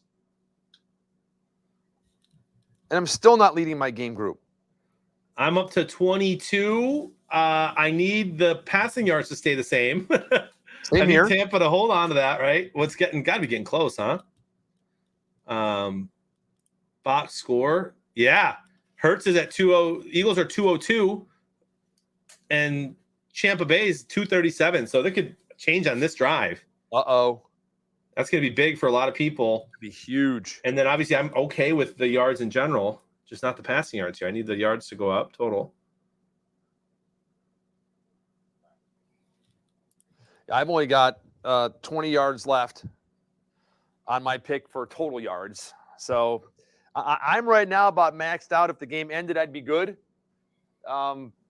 Anything that happens from here on out is not going to be too good for me unless, Philadelphia throws the ball down the right-hand side and gets a pass interference penalty. And then, runs the ball in from, 10 yards out, 15 yards out, and scores. That would really help me. Outside of that, nothing.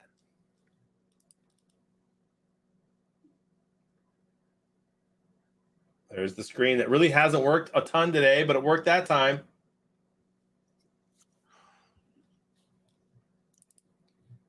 Dude, it's got to be close now. It's within 9 yards.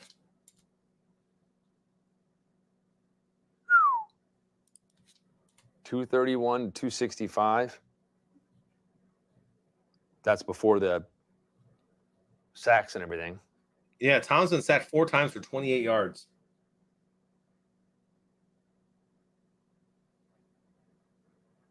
Oh, Run it, bro! oh! I'm like, Bro, dude, that go was this, it. John. Go! I needed the C's to part there, dude. Yeah, I think I peaked. John, I peaked at like 39 and a half. Now I'm going backwards to 38. Come on, Hurts. Do it for Johnny. So you gotta think he doesn't want to throw another pick here, right? Just run it, buddy. 3rd and 4. And I'd like to think, not 100% sure that this is 4-down territory, John. One would think so. Never know.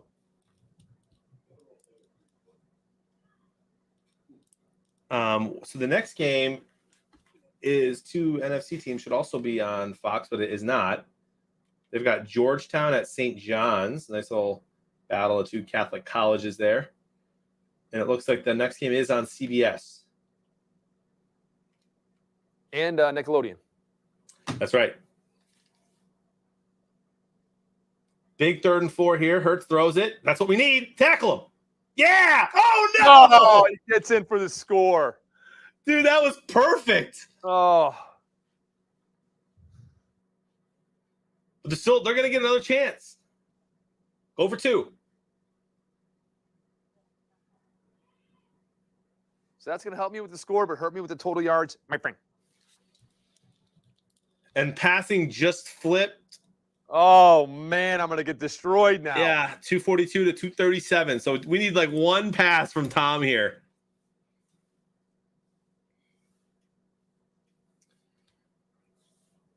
I wonder if Tom knows that. I wonder if someone's told him. Going for 2, which is a big deal for the Squares, my friend. Could give me a perfect if they get this. Dude, is Hurts just get in the end zone or Hurts score a touchdown? Just a touchdown. Oh, darn. Because I was going to say, if he scrambles right here, he can get in the end zone. Yeah. And they get it. There's my perfect, good. baby. Wow. Dude, he went from the right-hand side of the field, whammy-jammy to the left-hand side of the field and slung that thing in there. Onside kick it. Get it back. And yes, the passing has officially flipped. I went to all zeros, and now I have only 25 predictors, my friend. And I am up. Oh, down because passing flipped to 22, or I'd be way up. Come on, Tom. Throw one, huh? Throw us a bone. Who needed that 2-point conversion? Heck of a catch.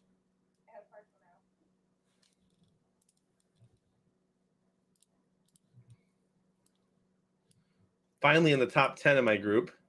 Rich Stadler is in first in the Skybox right now with Honeybee, Golf Nut, Jack Daddy, and Moose Man rounding out the top 5 for now.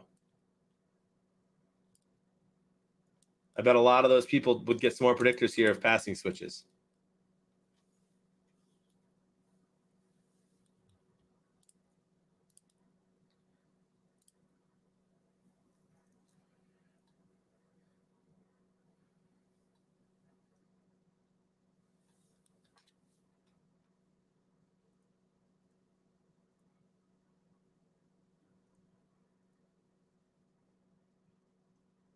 Another Comes- onside. Here we go. Yeah, here it comes. Possible, Skeeter. Possible.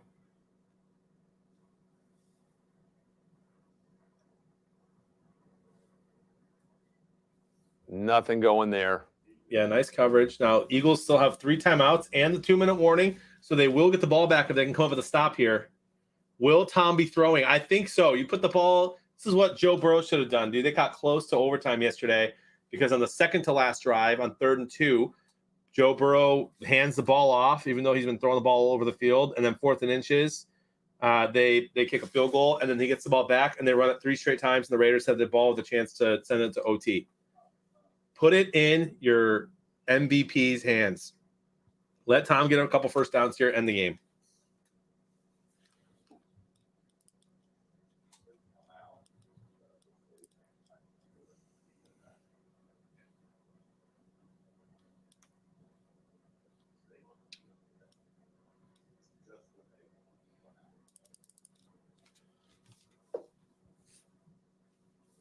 Decent little run there. They just want to take some clock. Fake White Teeth went from 2 predictors to 32 pretty quickly, but no squares. See? Yeah, this is my first potential square of this game as well. Same here. I think I'm on a partial right now. Mike Evans not even in the game. I did have one partial earlier. I got 6 points on a partial earlier. Uh-oh, Brady's like, no, you go this way. Come on, guys. It's all ball bearings nowadays. Mello from Lakeville, Minnesota has 0 and 32 predictors right now and 72.99 points. SDT1, and that's a nice little run there from Tampa, first down. There you go. Smart move. Gets the first down, slides down. That's a smart player right there. Not going to run out of bounds and stop the clock. I got a first down. Let me slide down. Whoever SDT1 from Fergus Falls has 0 in the skybox. Oh, As well as Packer fan from Stoughton, Wisconsin.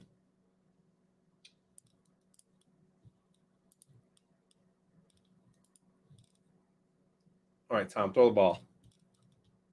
well, with this game winding down right now and looking at everybody's predictors in there, I don't think anyone's getting into the high 40s or even the mid 40s. Unless that passing somehow flips back. But Brady's been, yeah, everyone does, Meg. But Brady's been handing that ball off.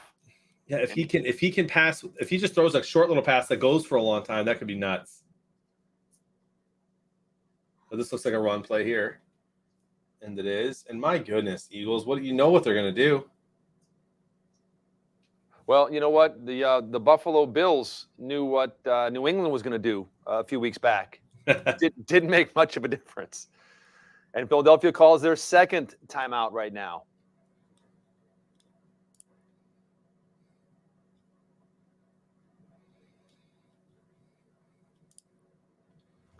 Bourbon Drinker says that Burke, the commissioner, is in his game group and has 30-plus prediction points right now.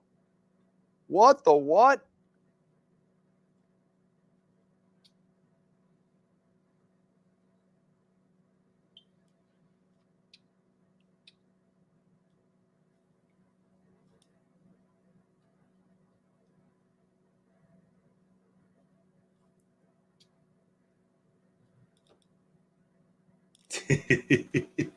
This is funny. I like Pat McAfee a lot. He's got his show that he does every day. His parlay today was Buccaneers -2.5. Gronkowski and Mike Evans touchdown scores. Those both hit. And his last one is Scotty Miller over 8.5 receiving yards. And I think Scotty Miller has 9 yards rushing, 1 for 9. That was him on that play that you said was smart when he slid. Yep. But he has 8 yards receiving. He needs another yard. Oh. So Pat McAfee's like, throw it to Scotty, 1 more yard.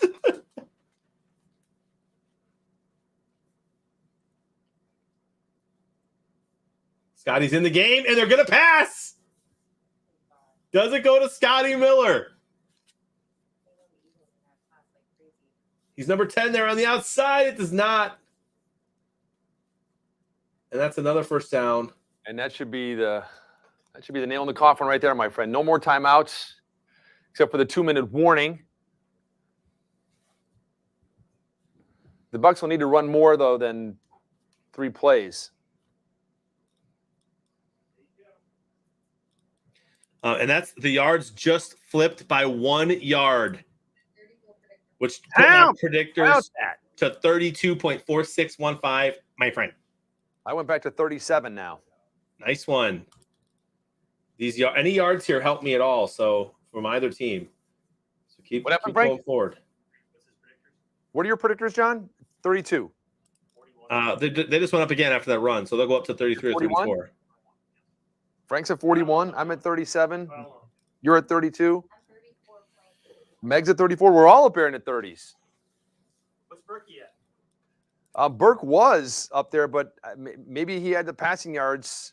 Well, I see Luigi. Luigi's at 34 as well. 42. But, what is he now? Burke, He's not as smart as Blevins.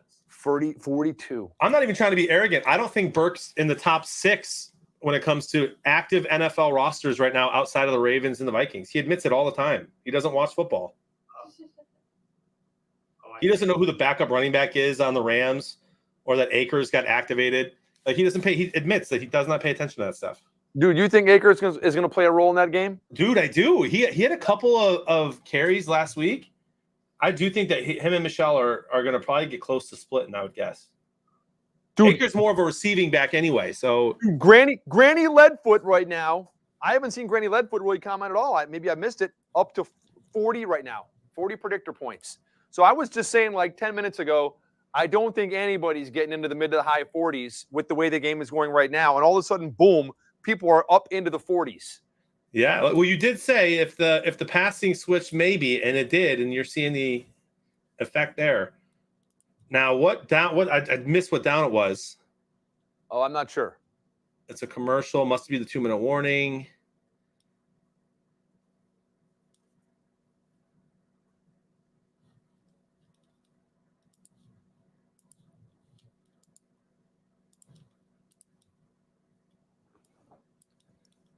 But gonna be interesting to see what happens here in the last 2 minutes, because really the only thing that matters is what it's going to do to your Super Squares predictors and your squares.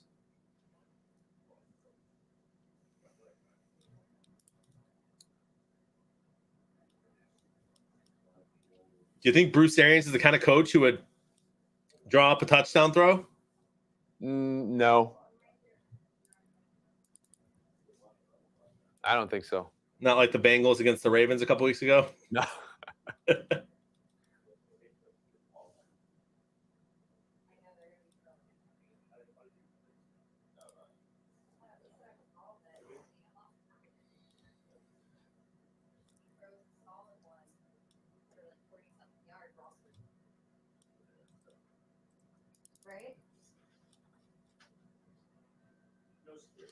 Right? So what do you think? A lot of people are tweeting right now that they're annoyed that the Eagles got kind of blown out this game, that likely Pittsburgh might too, and that the 7th seed, adding that playoff seed, is dumb. What do you think? I mean, I think you're still looking at wild card teams getting in and doing that. I mean, I don't know. Like I said last week, Pittsburgh, when they made the playoffs, I think Pittsburgh was the first ever wild card team to actually go through and win a Super Bowl. So, I mean, anything can happen. Everybody is already like the foregone conclusion Pittsburgh's going to get smoked tonight. It might happen. I mean, I talked to you before this game and said that every single analyst, every one of them, this was the only game that everybody picked the Buccaneers. Nobody picked, the Eagles. So, I don't know. You see like all kinds of different sports constantly change formats to try to include more, make things different, do this, do that. NASCAR going from their point system, they're changing this to going to, whatever sections of races and things and stages and all that stuff. And, I think it is weird all season long, me getting used to there being one team with a bye week, because you're used to the top 2 teams having a bye week, and just that number 1 seed got the bye week because of that added team. So I don't know. Tom Brady's going to call timeout. Eagles are going to have a minute 15. Again, this has huge implications for Super Squares and Super Squares only. I'll be right back, my friend. Alrighty.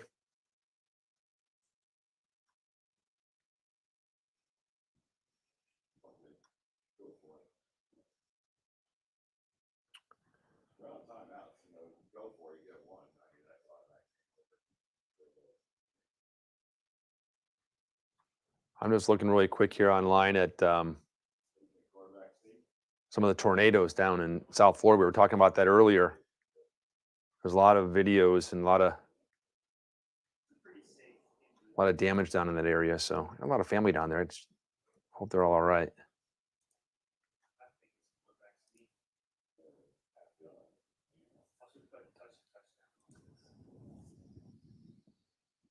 Nope, he pitches it. And oh no, they get stuffed and lose 2 yards. That helps me on total yards, Giovanni Bernard. Now they've got 1 minute and 11 seconds left for Hurts to come in and throw some bombs. What are the Eagles going to do here, my friend? Do they take over passing? Well, no, I don't know. They tried to the Buccaneers to pitch the ball out to Giovanni Bernard and get 1 yard, which would have just ended the game. If he got 1 yard, the game's over. Instead, he got stuffed, lost a couple of yards. So now, first down, Eagles, 1 minute and 11 to play, no timeouts. And Jalen Hurts is going to be throwing the pill. So, yes, very, very likely that it could change back. How about a trick play that gets Jalen Hurts in the end zone, my friend? That'd be kind of cool. Yeah, and if he gets one complete pass, he's going to take passing, likely. And there it is. There it is. Was he in? Gronkowski said he's out, and it looks like they did call him out.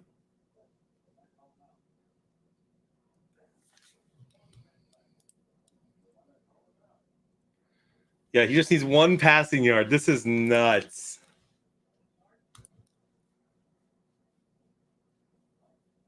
Who needs Hurts? Who's cheering for it? I know a lot of us are not.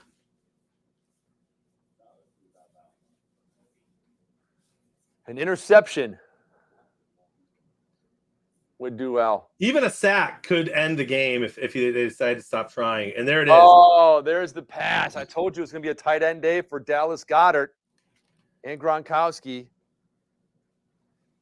Boom, just like that, down to 22 from 37. Yeah, I went from like 35 to 26. And now I'll be going up a little bit here if they get in the end zone somehow and if they get more yards total. But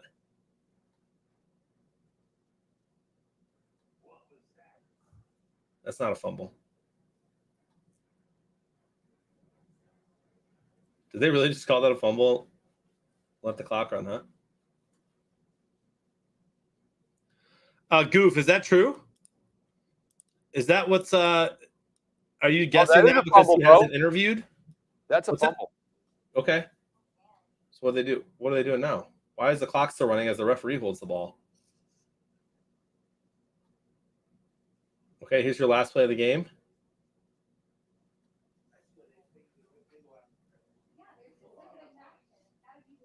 And there it goes. Altered the game, my predictions friend. enough. Scoot went from 43 to 30 because of that one throw. Wow. So the Michigan brought in a new defensive line coach, which makes Goof think Harbaugh's not leaving. Because why would you do that if he's leaving? Well, I hope so, man. I'm surprised he hasn't been interviewed yet. The Raiders. Did the Raiders do anything today? Not that I know of. They were trending earlier, but I didn't get to click it.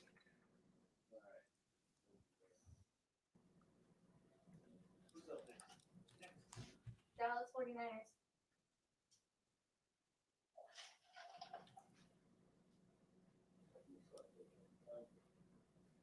Dude, I think they're going to keep Here we go. their interim coach. There's a picture of him last night in his hotel in Cincy after that tough loss, personally handwriting letters to every player on his team, thanking them for their hard work. Who is this? The head coach of the Raiders. Dude, that's awesome. Yeah. How cool is that?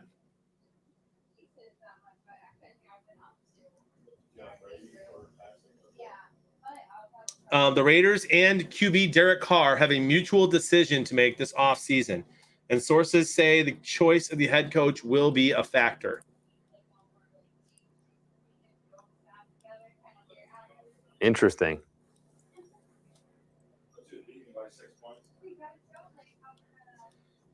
Okay, so officially, since he's interim, so I did not know this. Since he's interim coach, he's not the head coach yet. He's not been named the head coach. So it's not that he'll get fired necessarily. It's that he will interview and be considered for the position. So technically, there is a vacancy in Oakland.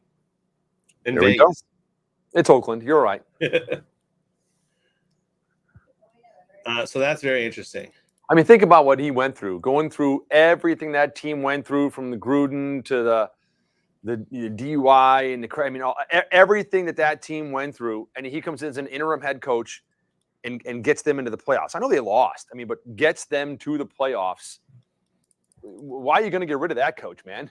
That's showing me something right there. Well, yeah, I mean, what else can you do in an interview better than that? Yeah. That's the thing. If I'm a Raiders fan, I want to keep him. I need to figure out what channel the next game's on, and I need to be able to flip between Nickelodeon. Yeah. Okay, so that's on that channel right there. So CBS. What channel is Nickelodeon? Dude, that's actually the same for both of us, and it's in the 200s, I think. Oh, is it? Let me like the 290s, maybe. Let me check. QVC. Yeah, I'm close. Oh yeah, 299.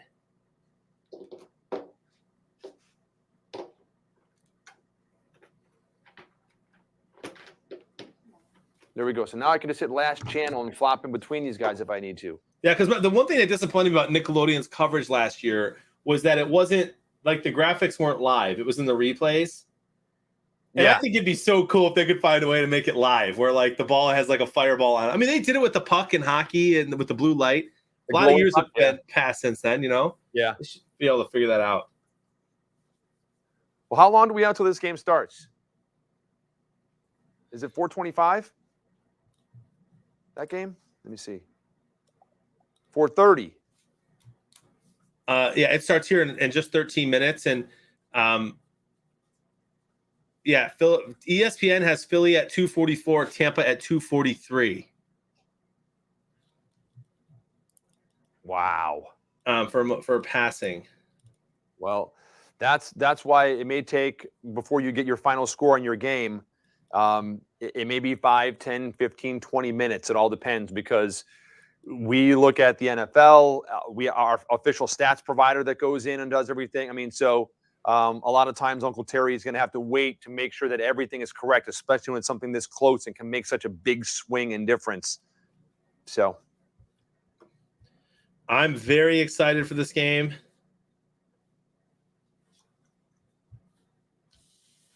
Pumped to see Deebo Samuel, my friend. And you know what? Let's do this one together, Dave. all right, what's that? Oh, we probably can't, since we're probably going to disagree on the score.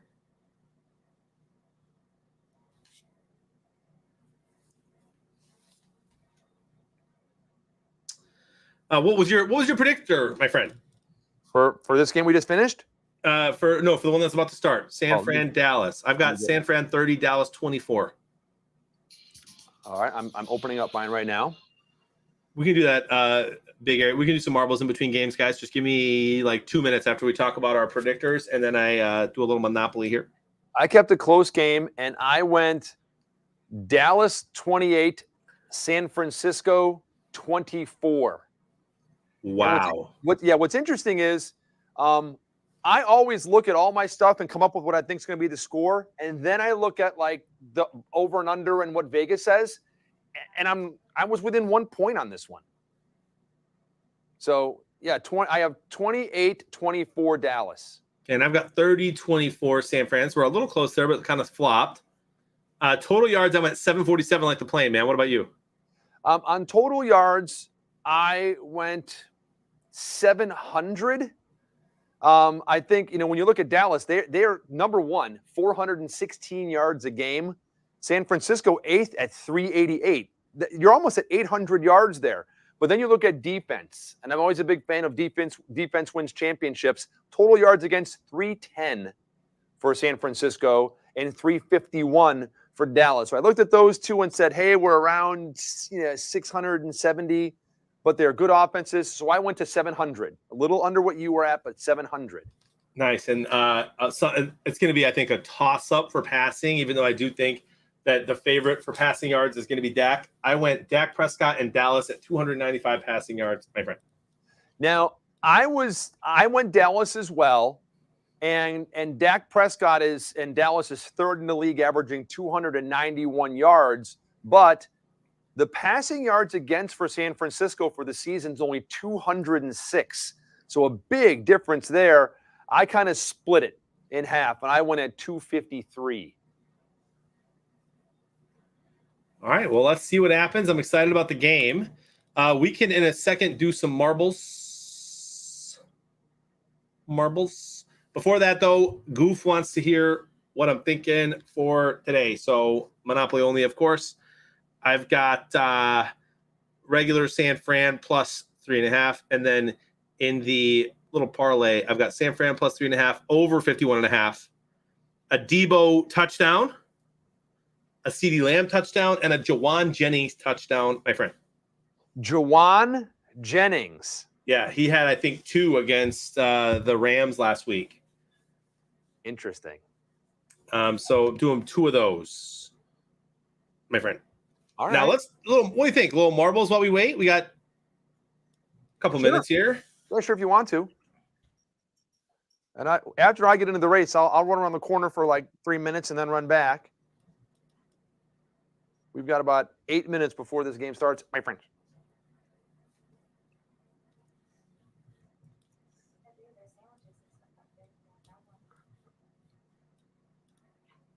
Yeah, dying.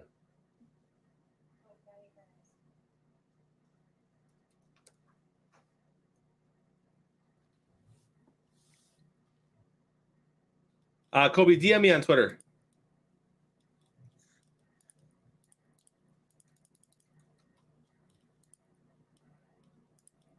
All right, here, ladies and gentlemen.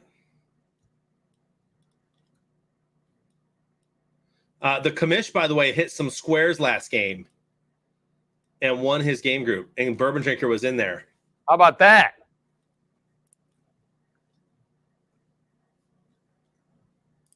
All right, here we go. Community maps.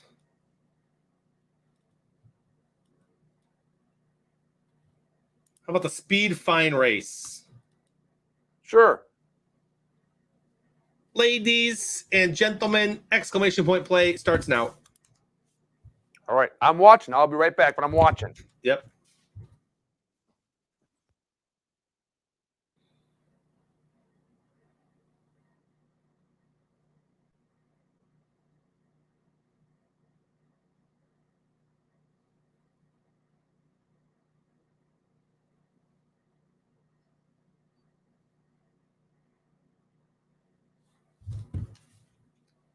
If you're on Twitch, you can type in exclamation point play and hop in here for free.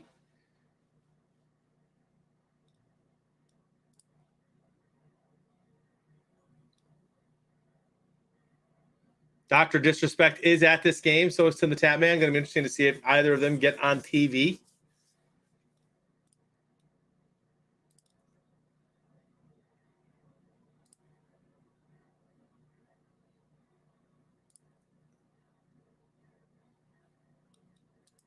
All right, we are going to start.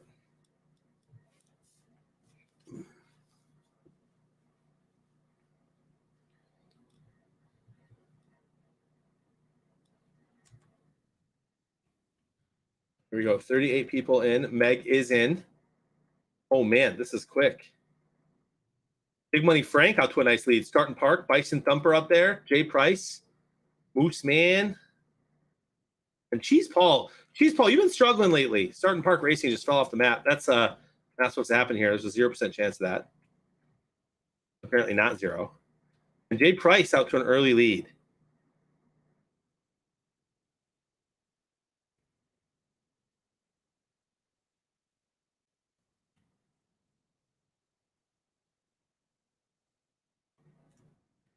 Jay Price trying to set a record.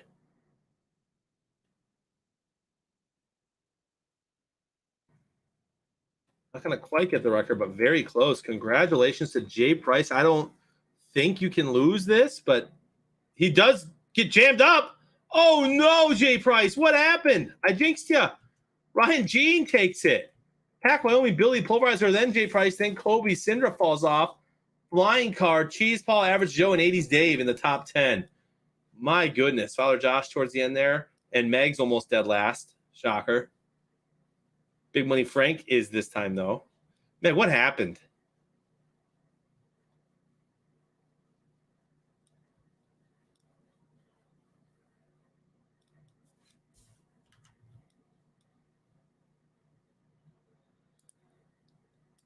I'll take a look at the top. I'll take a look 1 second.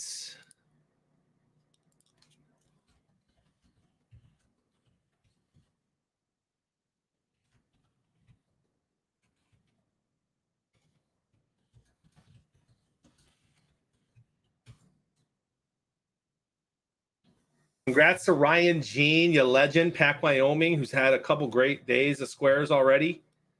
And sorry there, Meg. We'll do one more while we wait for this game to get going. Catastrophic Delusional Tree. How about that one?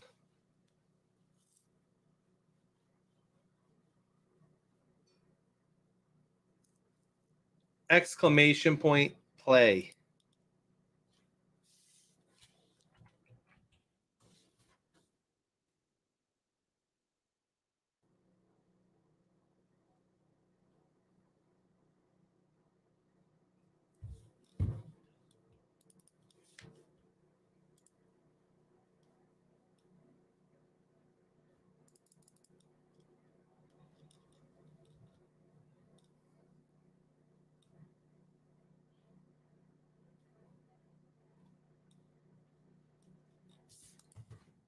All right, here we go.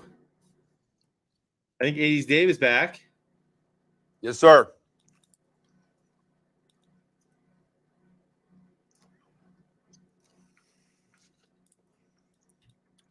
Meg starts from the very back this time. Not sure why. Because she's Meg. Little piano there in the beginning. Tommy likes swingies out to an early lead. Well done, Tommy. Tommy just slid right through. Look at Tommy and Blue Almighty Gaming. Tommy get trapped? Where'd he go?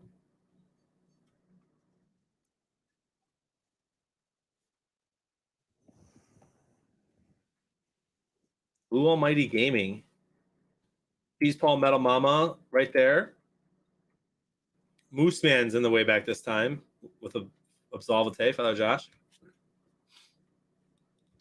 Meg was in first for a second there, but I don't think that's accurate.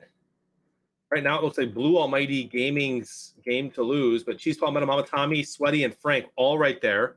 Starting Park, Big Aries. Now, people could get lasered here, so be careful. Tommy avoids the laser. Barely.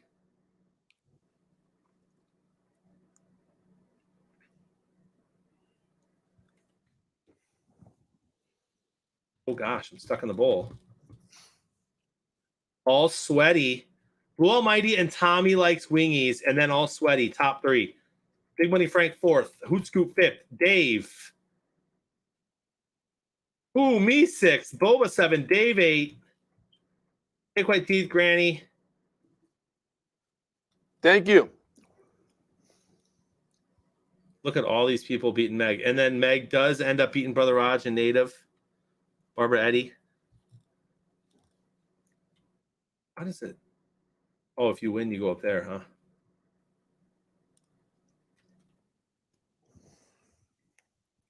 huh? Blue Money Gaming. Let's go. GG's. Starting Park is going to be last, my friends.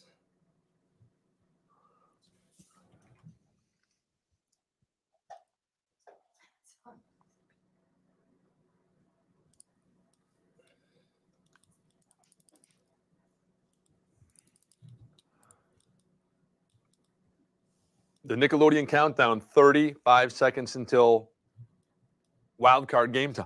Wild card game time, it says. Which one? Congrats, by the way, again, Blue Almighty. Tommy with the second place. Well done, my friend. You happy with that second place, Tommy? He skied. Blue Almighty loves marbles. It's fun. We love it here. It's been a great way to pass time in between halves, quarters, or games. And I'm glad we got it working.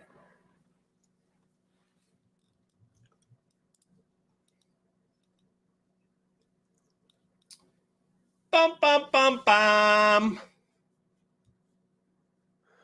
So I'm just reading a story here about this game that's starting right here as we look at the overhead shot of AT&T Stadium in Dallas, Texas. And I guess this morning, when they opened the doors, there was a mad rush they opened doors kind of like Black Friday, and people running in for standing room only, trying to get to the best spots. And there were a lot of, I don't know if there were any injuries, but it said people were falling over each other, trying to run up and get the best spots as they open the doors.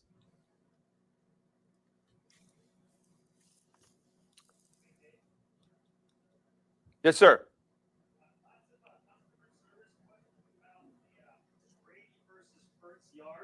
Yes.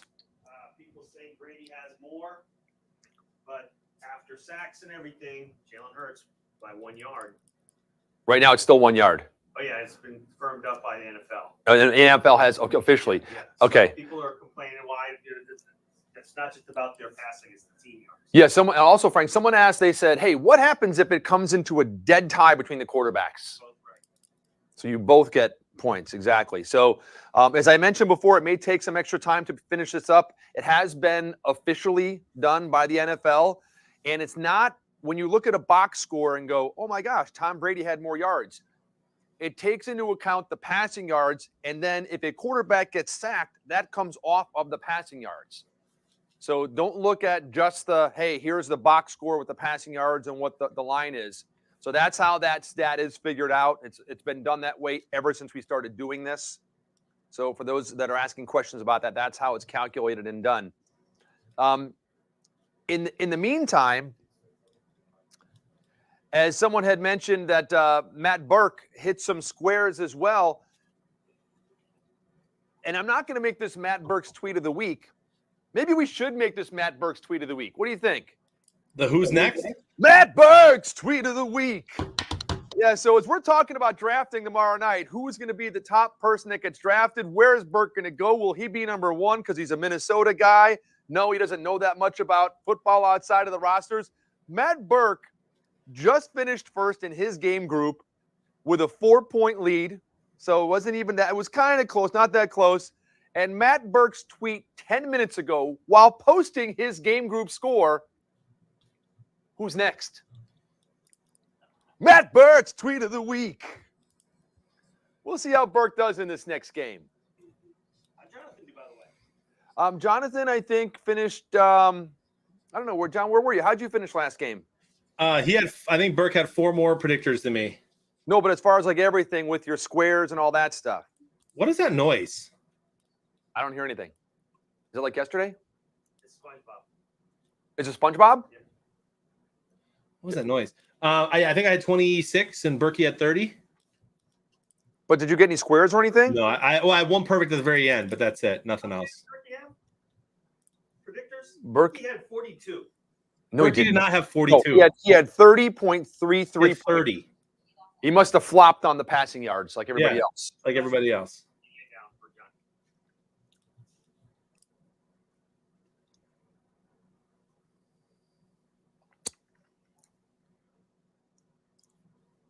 I don't like this. These cartoony things.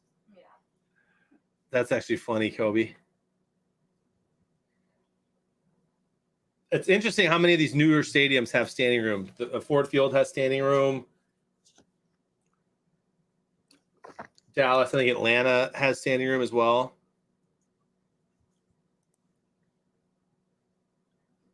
Who's watching it on Nickelodeon? I'm gonna go talk trash to Matt Burke on his Twitter and make that.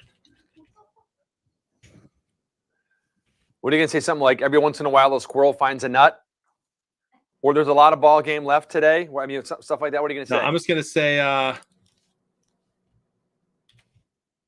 let's bet $10. Monopoly money, of course. How about he'd prefer it not be money bet. Let's bet a profile, a Twitter profile picture change for 24 hours on the SF Dallas game for predictors.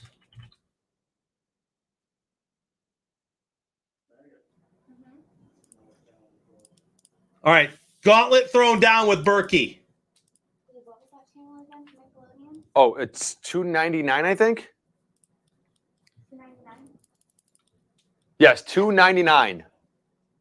Everybody go and like that tweet that I just tweeted at Matt Burke. I'm at Beard of Blevins. And type, do it, Berkey, do it. See what he says. Ooh, go with dinner in Tampa. That's actually a good idea.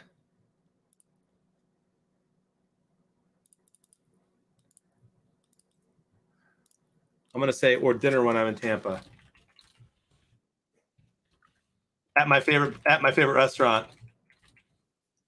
Island Way Grill. Yep.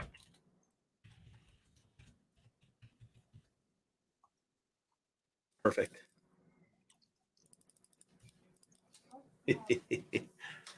Also, did you see Skeeter's last story? No, I don't know if I did. Let me scroll back and see. Hold on. I'd love to read it to you. According to the documentary The Landing, when Neil Armstrong on the moon, when it was on the moon, he found the bottle of bourbon and Brisket's wallet. See? I think the legend of Brisket's starting to turn more into like Chuck Norris. That's right.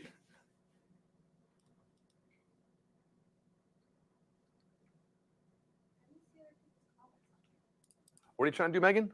I don't understand Twitter. Okay, on Twitter, if you look at someone's thing and they post like, let's bet a Twitter profile, Picky C. John's thing, if you click or you hit that actual post, then it pulls up the post and the comments that people have made below it, if any.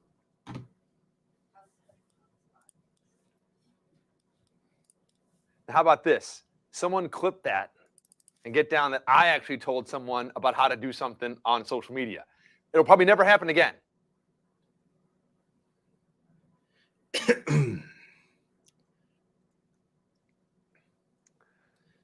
Oh, wow, they're showing video of it. Frank, as Big Money Frank has commented, Brisket needs a 3 Wolf t-shirt.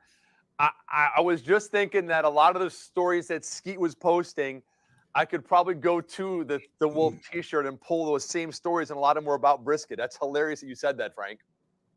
And Jonathan, we've talked about the Wolf shirt before in the past, right? Dude, it's been sold out. I want one. I'm trying to buy one so I can fit in with you guys. Exactly.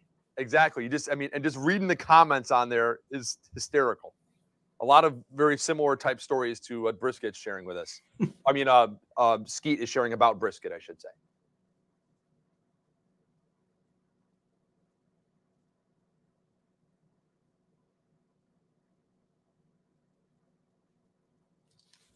Dwight Clark, man, he's just famous shots. I have not seen the uniforms. Why is everyone talking about how bad the uniforms are? I haven't seen them yet. Uh-oh. Which team is wearing the ugly uniforms? It's got to be Dallas, right? And I'm watching Nickelodeon, so let me go to last channel and switch and see what it does for me. Oh, why does this not? What? No. No, I hit list on accident. All right, I'm gonna. So Matt Burke has quote tweeted me and said bet. So I am going to take a picture. It's gonna probably log me out here. So let me remove my screen. I'm gonna screenshot my predictors with Berkey. Does this go to my last channel? No. Is there no last channel? I guess I can't flip to last channel.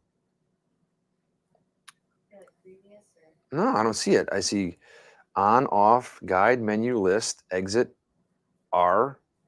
What's R? Your back button? Nope. Yeah, there's a back button. It just takes you to the guide. Volume channel preview. Maybe is it previous? Maybe that's it. Hold on. Yep, there you go. There it is. Got it. Yep. It's a very small print. No, Dallas's uniforms, I don't know what they're talking about. They all look normal to me. San Francisco's got red. Well, I'm seeing a close-up, maybe.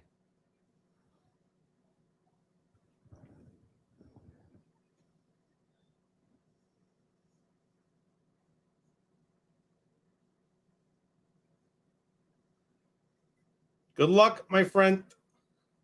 Cowboys kicking off to the 49ers, my friend.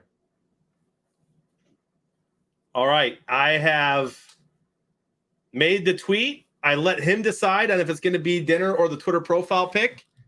By the way, you must understand that if I win this bet and he decides Twitter profile picture, he's changing his Twitter profile picture to Matthew Stafford for tomorrow's game, my friend. Ugh.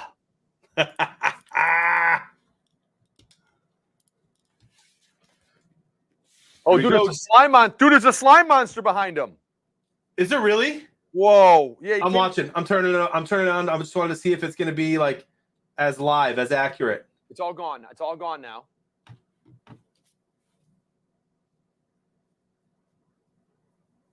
The first Nice. down marker is slimed.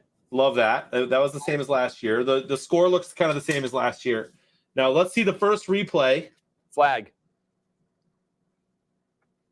That was Deebo Samuel, by the way. When Dallas is already offsides.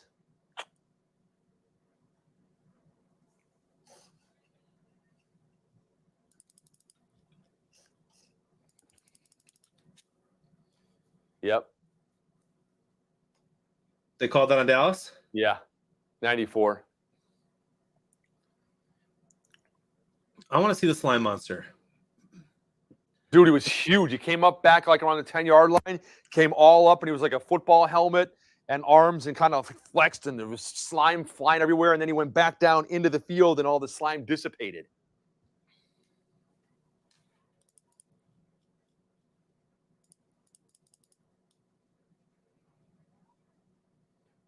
There's still 15 minutes on the clock on Nickelodeon. I don't know if that's accurate or not. No, the first play was actually a touchback, and they started in the first. Yeah, it should be. Yeah, you're right. They put 15 back on the clock because it was a penalty. Yeah, the play didn't happen. So there you go. My friend. Slime monster ruining the square already. I'm curious to see what Berkey's going to want to do.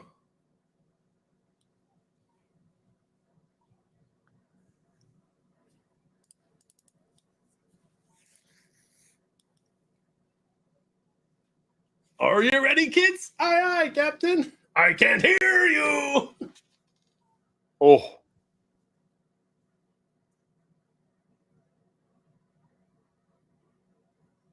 So what's wrong with the jerseys? I don't see anything different with the jerseys, so I'm not really sure what everyone's I talking don't know about. what. I don't either. Who's commenting about the jerseys in ours or like online? A bunch of people on Twitter. On Twitter, huh? Like a lot of people. Yeah, I don't see what there could be complaining about. San Francisco looks normal.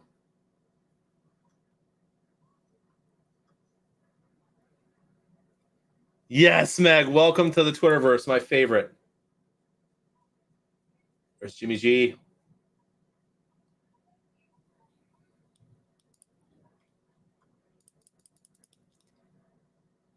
I'm excited for Berkey to respond to my tweet and post his predictors so I know what I'm up against.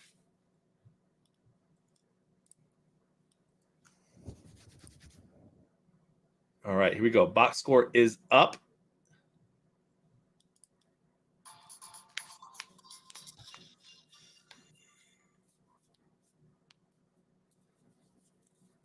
Oh my gosh, this is an absolute crazy tweet. What happened? It's just savage, bro. Tom Brady's daughter has held the Super Bowl trophy more times than the Cowboys have won playoff games in 20 years. She's 8.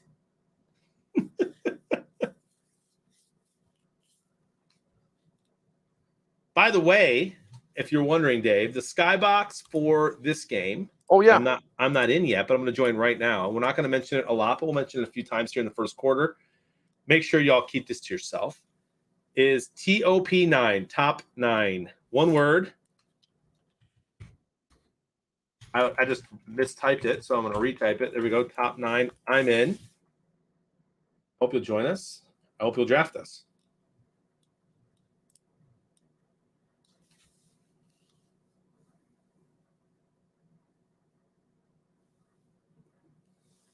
It's weird, Big Aries. I'm not a fan of the CBS broadcast in general. I love the red zone slime. Look at that.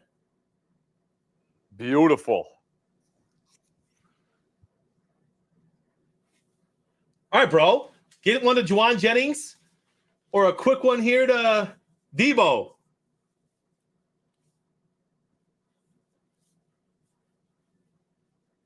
Oh, flags should be everywhere. Yeah, on Dallas, right? And there's Debo Samuel, who really could have gone in for the score there if he cut that to the left. There was no flag? How is there no flag on that play? You saw the same play I did, didn't you? That pot's lying. Yeah, I did. It looked like offsides by a mile. Yeah. But it also kind of looks like San Fran wanted that. With a nice play to the left. Everybody bum rush to the other side. Bum rush the show.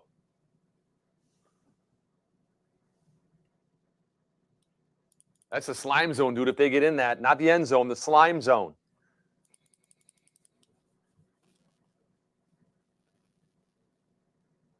That was a quick touchdown, Niners. Dude, look at all this slime in the end zone. They fired the slime cannons. Gosh, it'd be so much more fun if it was real.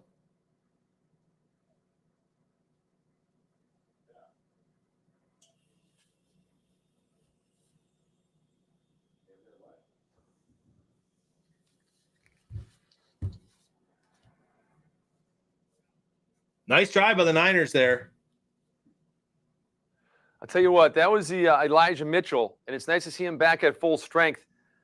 I'll tell you what, anybody that, like in the first, second week of the season when the 49ers starting running back went down with injury and picked up Elijah Mitchell for their fantasy season, probably rode him to a championship. Probably.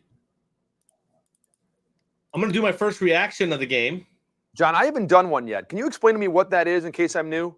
Sure. So if you're new here and you open up your Super Squares app, of course, you've already made all of your picks for this game. Otherwise, it's a little too late. You'll see the react button, not just having a little red thing with notifications at the top right that says 5, 4, 3, 2, or 1, but it's flashing so that you know to click it. And you have 5 reactions you can do every game in order to watch an ad, rate it 1, 2, or 3 stars. You get a point for rating it. Doesn't matter what rating you give it. And then you can get the question correct about the ad for an extra 3 points for a total of 4 times 5 is 20, my friend. I'll do one now. Same. Signature Make sure you pay clause. attention. I'm going to pay attention, John, because they're going to ask me a question. Hall of Fame.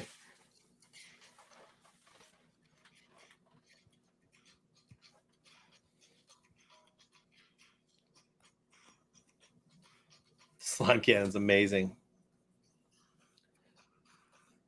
Nice fake white teeth. I love the ice shaker. I use it every day.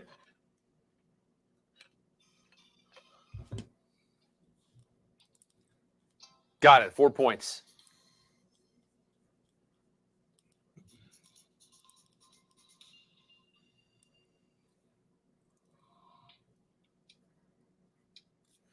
And right now, Beer for a Year is over 1,000 people. In our Super Square Skybox, 200 on the dot. It's over 1,000. 1,004. Ooh, Duke Cannon. Gosh, I hope it's the a Bayrum Day commercial. The beer. Here it is. A Bayrum Day. Having a Bayram Day. Now, as you watch this commercial, John, okay, you're watching the Bayram Day, and that dude's in the office. Is this one where he's in the office? No, I don't Yeah, think it's. where he gets pooped on by the fake bird. They're right here, right here. Is that what that's supposed to be? Yep. Bird poop? Right there. Oh, because I see him got hit, and I was like, what is that? I couldn't tell. Oh, man, that makes it even worse. Bird poop. That's what it was. The first time I thought maybe like a plastic bag or something hit him in the head because like the camera's this way and his head's kind of turned, so you really can't see like a good headshot, from the side.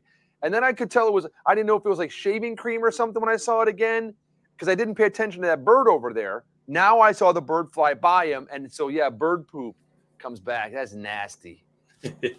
That's not a Bayram Day, my friend. I have what I think is the best square to have in the first quarter, my friend, which is E. So here's hoping for a Dallas touchdown and nothing else. Let's see what Dak Prescott can do to answer the Niners' quick score. Let me see. So you have E. Yep. That's what my kids say. They're like, oh, turn this song off. Every time we turn it on, all we hear is a screaming E. Is that from Frozen? No, it's that Adele, that new Adele song. Ah. I've got an L for loser.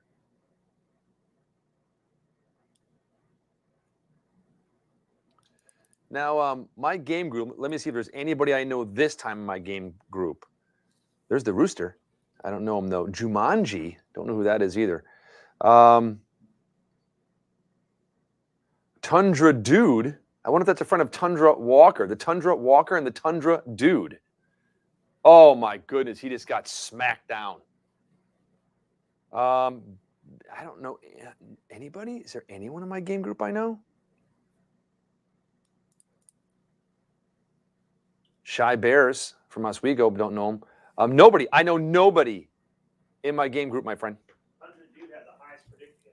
Did he really? Tundra Dude had the highest predictor yesterday? Whoa. Go Tundra Dude. Tundra Walker? No, Tundra Dude. Frank just walked by because I mentioned I have Tundra Dude, whoever that is, in my game group. And Tundra Dude had the highest predictor yesterday of the whole day. Interesting, because Tundra Walker had a great predictor yesterday, too. Oh, yeah. Frank said he's not sure if he was in the skybox. Gotcha. I'm in Moose Man's game group today for this game. As well as TV5 and TV4 admin. Wow, so that's a much smaller group to win now.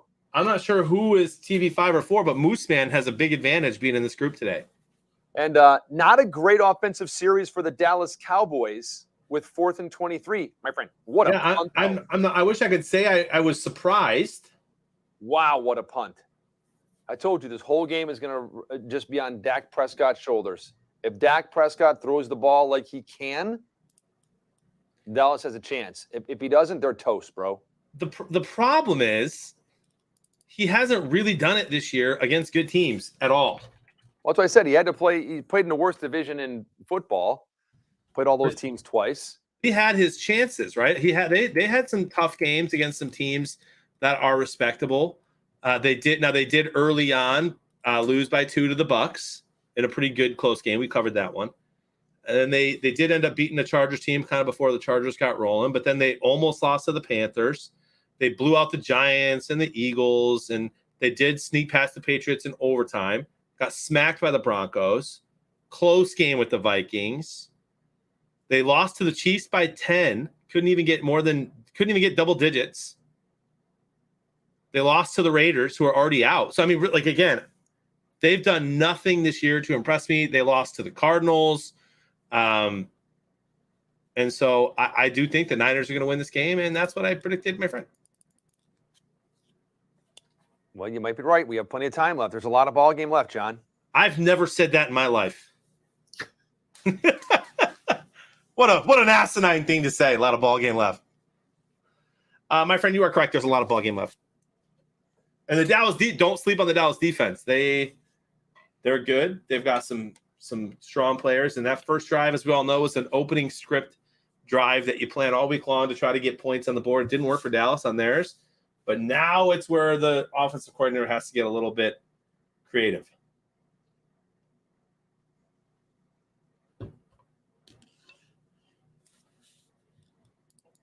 Gosh, it's a long day of football for no Frosty Bevs, my friend. It doesn't have to be that way, John. I'm just saying. Are you going to be the little devil on my shoulder or the angel, my friend? I'm just saying it doesn't have to be that way.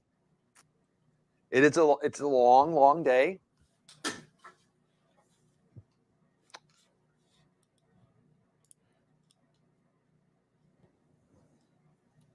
Especially this game. You know, I'll tell you what, you and I are both perfect so far through the playoffs. This is the first game we've differed on. So at the end of this game, one of us is going to be 4 for 4, and one of us is going to be 3 for 4, my friend. That is true. And this, like I said yesterday, I think this is the toss-up, right? We're both pretty confident in our Chiefs pick. And did I hear you correctly yesterday, or did someone else say they're picking the Cardinals? I'm leaning towards the Cardinals. I have not done that game yet. I've not picked it. I'm not either. I mean, it's no secret I'm picking the Rams. I'm going to pick the Bills and the Rams probably all the way. I might pick the Packers in super squares to beat the Rams, but I'll throw the monopoly on the Rams for fun. But I did pick that preseason. I like to be able to stick with that prediction, my friend. I think I'm trying to remember back because it was so long ago, like what the predictions were. But I think that I said I didn't think that the Kansas City Chiefs would go back to the Super Bowl. So, with that said, and I think I said I'd like Tennessee at the beginning of the year, and the Bills. And like I said, Tennessee started off, and I'm like, man, that was, and then they just whoop, but then they whoop, I mean, so it's going to be interesting to see how Tennessee does here with that number 1 pick. It's going to be interesting to see tonight what happens with Kansas City. Last time we watched the game when they played Pittsburgh, I don't know, 3 weeks ago, a month ago, whatever it was, and they just destroyed them. It was ugly. Was it like 30-0 or something? It was bad before Pittsburgh. It was kind of like the game we just saw. The Buccaneers just destroyed the Eagles, and then they get a couple of late garbage touchdowns or whatever. So it's kind of the same thing from what I recall back in that game. So, but the playoffs are a whole new season, my friend. Big third down. Can the Dallas defense step up? First down, Jimmy G and the Niners. Jawan Jennings, my friend.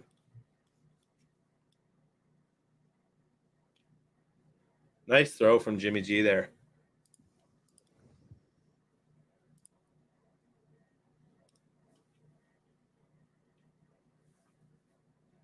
Wow. Is that true? Lion great Nate Burleson is calling the game on Nickelodeon? Yes, he is. And he does a great job. How about that? Look, Sonic's in the backfield. The Hedgehog? Yeah, he was just standing there in the backfield. I didn't see him.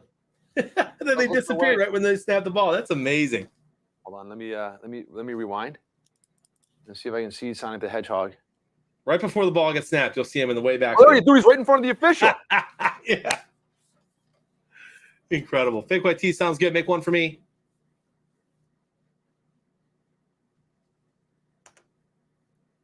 It's too cold out for me to fire up my grill right now. Oh, a ton of barbecue, some burger. Hey, I tried something, maybe it was Friday, John, for the first time ever.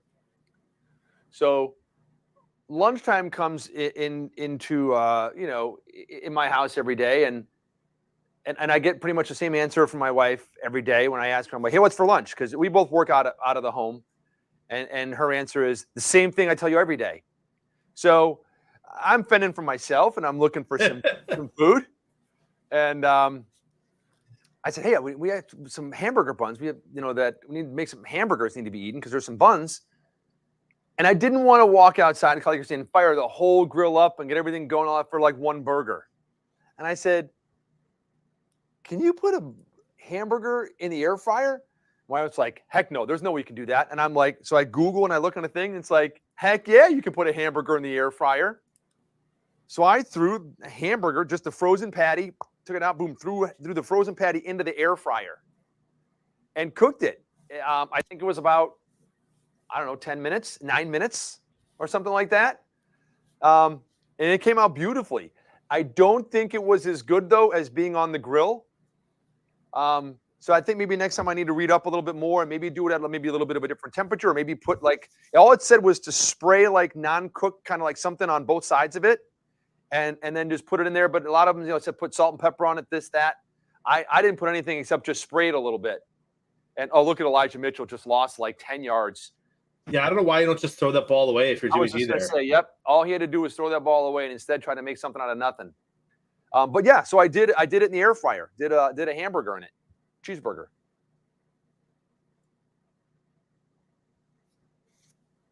So if you're Mitchell, can you just bat that ball down? Why not? You could, yep. I don't know why you wouldn't do that. Because nobody wants to admit defeat. Because that could cost you that could cost you field goal range right there. I was just going to say that basically took them out of field goal range. I mean, it's a 57-yarder. I mean, it's long, but That's the delay of game. yep, that was 0-0-0, no flag. There it is. There's the okay. I was going to say, how do they?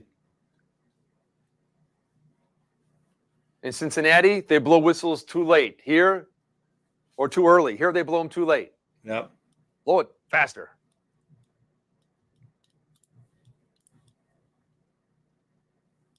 For So the second, Bengal did turkey breast inside the air fryer, or like a whole or so how do you do just like how do you do just the turkey breast in an air fryer? Sorry, John, what were we saying? I was just gonna say 6 minutes left in the quarter. We've only announced it once. Let's announce it again. The skybox for this game is TOP9. TOP and the number 9. Top 9. No spaces. 3rd and 21. Oh, And maybe they got back into field goal range there. That's a nice fight for another 4 what yards a there. nice fight for an extra 5 yards. You go from a 57 to a 52-yarder Yeah, that was impressive. right there. Here comes Robbie Gould.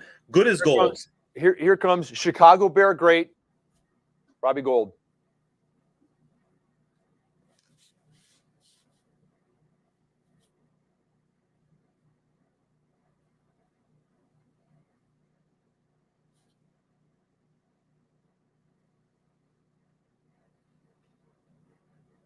Having a better day. Kick is up.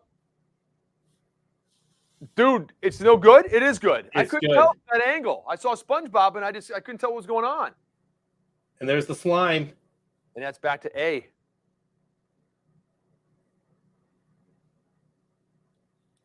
Man, it's a lot of slime. I'm disappointed because that ruins my partial. Yeah, Starting Park. Mine did. I have a Gourmia, and I think it did come with a book for directions. But I'm a guy, and I don't really read directions, so I just kind of like throw stuff in and kind of figure it out. It's kind of the way I am. Like the kids are, Daddy, how long do I put this in for? I'm like, what is it? And I'm like, that one. I'm like, go. You're just reheating a piece of pizza for. Go to 270 and put it in for like 3 minutes. If I'm cooking some, the kids, hey, Daddy, I want to do a hash brown, like a frozen hash brown patty. I'm like, put it at about 360, 370, and put it in for about 6 to 7 minutes. So I just kind of, trial and error.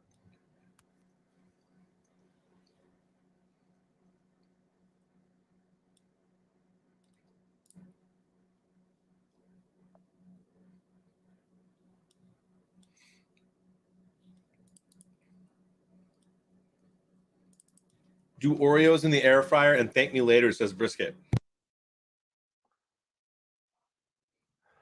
Oreos in the air fryer. If you put an Oreo in an air fryer, isn't it just going to like melt the cream filling then and it would just like kind of run out and just be like a mess? How do you do an Oreo in an air fryer?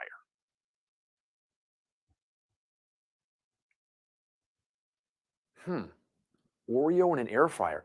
Or is it like maybe just soft from the outside of the cookie and that inside part kind of just doesn't get melty? It just kind of squishes a little bit so you're not crunching through the cookie and it just is like a softer bite?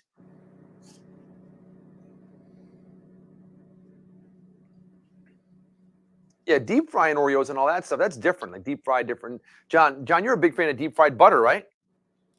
Dude, love deep fried butter. But no, he's just saying Oreos in an air fryer, not deep He fried does Oreos. say now you coat it in batter. Oh, okay. So it's not just throwing an Oreo. Okay, you got to coat it and everything. Okay. But why air fryer? Because you're Don't you- not wouldn't you rather have submerging all the oil and everything and all that. Yeah, but the oil tastes way better. You can still coat it with oil though. You can still get a little spray of oil and coat it with oil or something like that, or brush a little oil on it.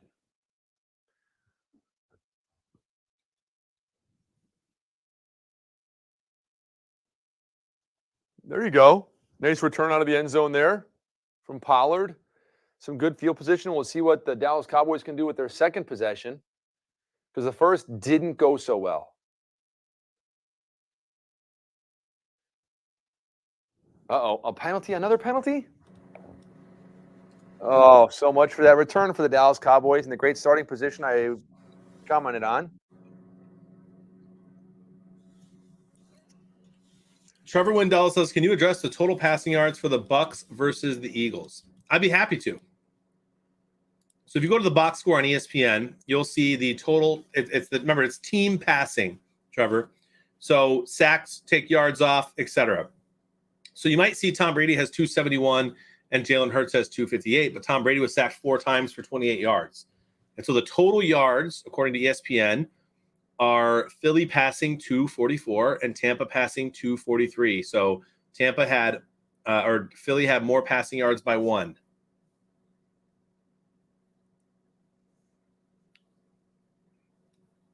A rough beat for sure. Most people picked Tom Brady. But as Bruce Almighty says, that's the way the cookie crumbles. Or the deep fried Oreo. That's right. Referees still everybody against Detroit, man. Cade Cunningham, our all-star rookie, makes an awesome dunk and just kind of points to the guy he dunked over. Technical, they threw him out of the game. Really? Maybe the NBA is not actually still on, Dave. Yeah, Dak Prescott just threw a pass right here, and Dallas completed a first down. Ooh, I didn't know if we'd see one of those today. Yeah, we just saw one, the first one of the game. So this might be something for Dallas. It's going to be interesting to see if Zeke can get going today.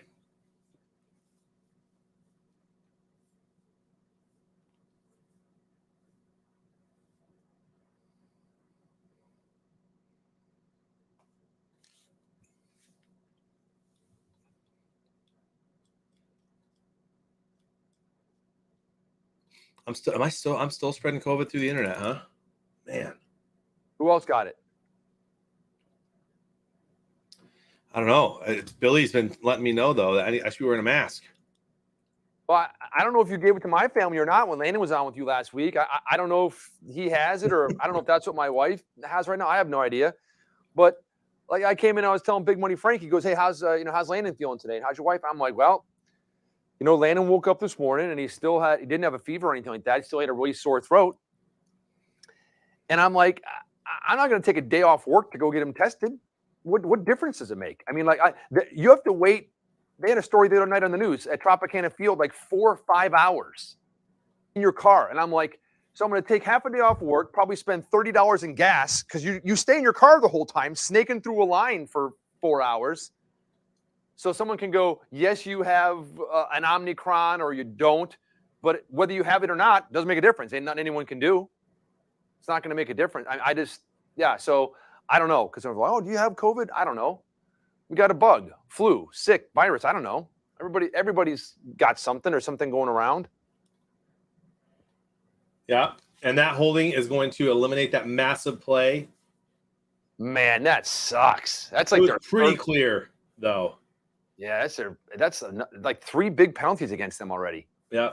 So when you got tested, John, did you do like a home thing, or did you go somewhere and make an appointment, or what happened? So I actually did not. I was the only one in my family not to get tested. I was the sickest, and so I kind of knew I had it. But because my kids go to school and they have quarantine rules and stuff, Jody took the kids. Our pediatrician, you walk in, you walk out, you're out in 5 minutes, free. You get a test. So the rapid test. So my kids found out after like an hour of being tested that they all had it. Then Jody went and waited kind of in a similar line. Look at that weird play. What was that? What are the Cowboys doing? Oh my goodness, 4th and 16.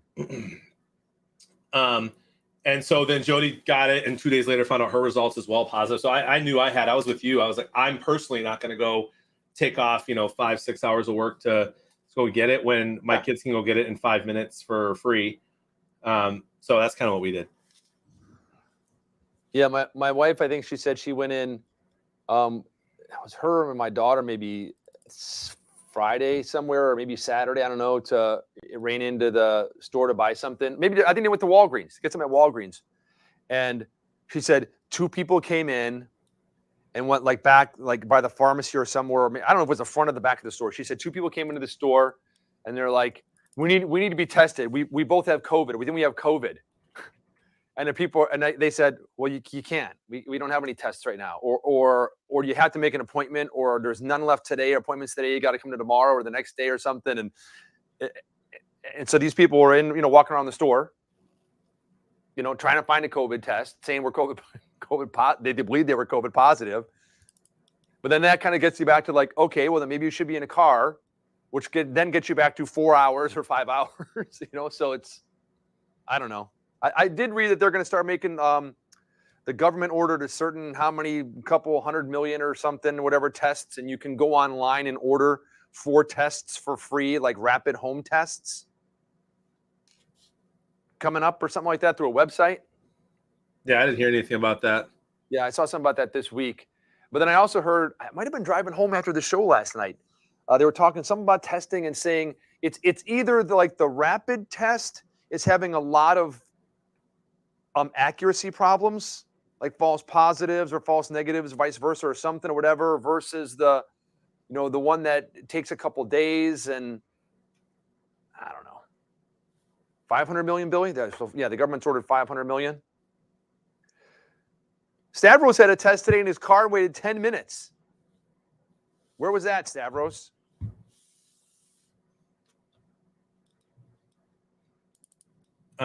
Big Money wants me to show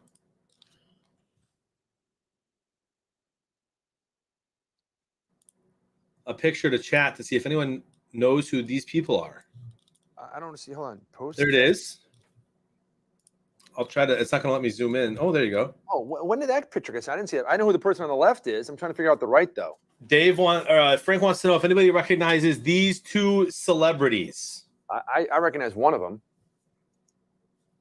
Probably 2. The guy on the right looks like a weird looking Peyton Manning. Nope. I think I know who they both are.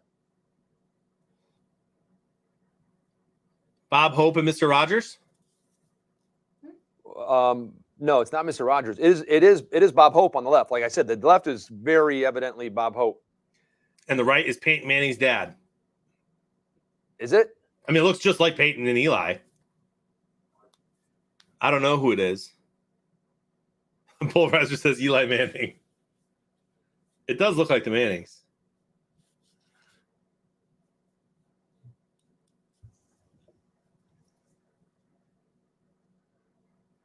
Is it Abbott? Bob Hope is correct. Big Money has not said yet in who the one on the right is. He's hoping chat would know. I was saying maybe Abbott. Yeah, Abbott. is it Archie Manning? It looks like a Manning. Dude, John, look at the TV. There's that big slime guy out of the end zone. Oh again. my, dude's a monster. See, as I'm saying, he was like huge with a helmet on and coming up and double flexing. Goof says that's Winston Churchill. And my guess is Archie. I was going to Abbott and Costello. And the baby is, I'm going to say Peyton Manning.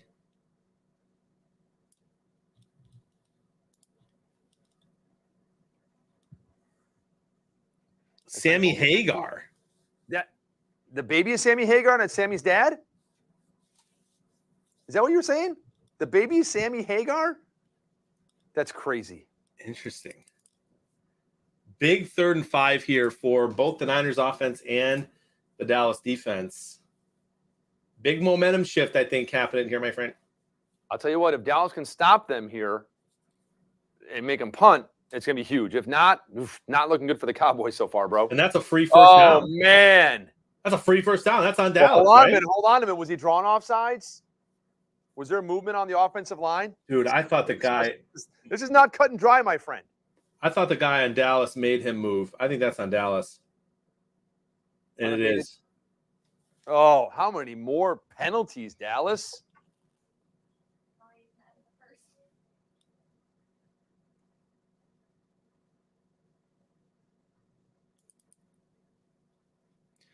Yeah, I'm with you there, Padre. I didn't pick a blowout necessarily, but I picked the San Fran win. We're still far from a blowout, but this drive could be huge. Big summer blowout. Big summer. Big summer blowout. And this is what I thought the Niners would do a lot of this game. These weird run plays that they do so well with their wide receivers. They get Debo the ball in this same way. Oh man, and Rich Rules, dude. That's what I said in the very beginning of the season. In fact, you know what? I bet I can find that tweet. Bearded Blevins McCarthy. I don't tweet about him often. I did tweet that he would get fired before Thanksgiving. I was wrong there. 2nd and 1 for Jimmy G. Did the Packers win the Super Bowl in 2014, chat? They just showed Vander Esch, and his name is spelled wrong. It would have been the 2013-2014 season. Who won? Timeout, San Francisco. Who won that year? Anyone know?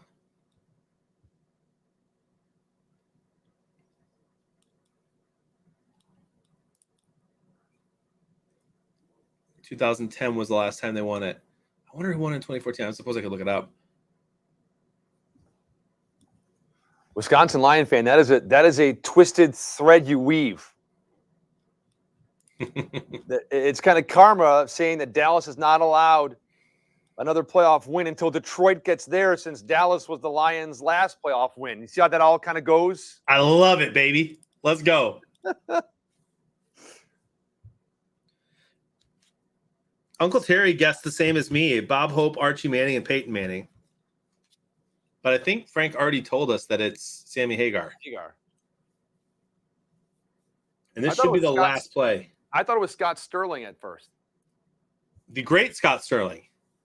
Yes. Pulverizer, I'm enjoying the Nickelodeon version, man. 2nd and 1. They toss the ball 5 yards in the backfield and lose a yard. Elijah Mitchell, nothing going there, and he loses 2. 3rd down. And that's the end of the first quarter, my friend. And 0-0, perfect square is A, like Fonzie used to say. Hey. I'm going to do a reaction here. I'll do it with you, John. I've got the Pro Football Hall of Fame. I've got Signature Lacrosse, made for the players, by the players, by the way. The Merlin Olsen Super Bowl luncheon. I know that Jerry Jones says that's the best event at the Super Bowl.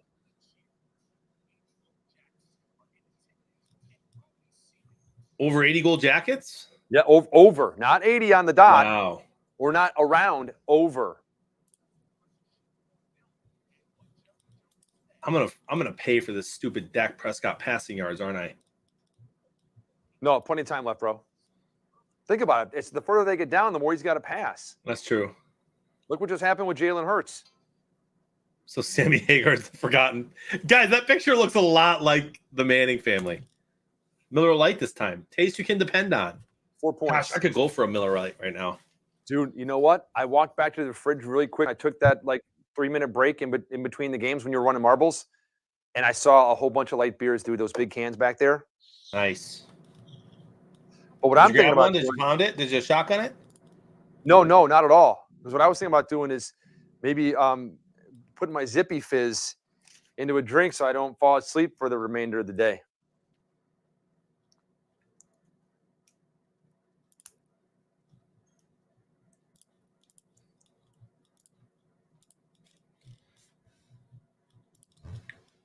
I'm tweeting right now at Nickelodeon.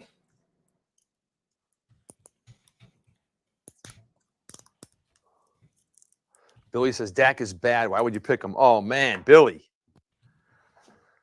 I agree. Dak's not bad. I think he's overrated. I don't think he's overrated. I just don't think he's consistent.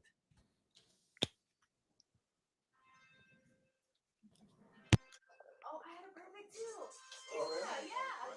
All right, my friend. I'm gonna go refill my water. Be right back. Okay, what I'm going to do is I'm going to pour I took a little bit of water out. And I'm going to pour the Zippy Fizz in. So I had a Focus water for breakfast and a Zippy Fizz for lunch. Am I not the picture of health?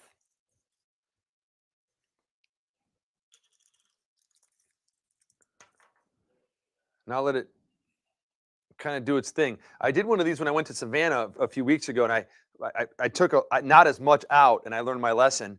And I poured one of the purple ones in because we were driving back, and I'm like, just wanted to be alert for a 6-hour drive. And it went out and loaded the car and came back in, and there was like purple stuff that had gone all the way over the top and down the side. So you got to leave some space in that bad boy. Oh, look at this.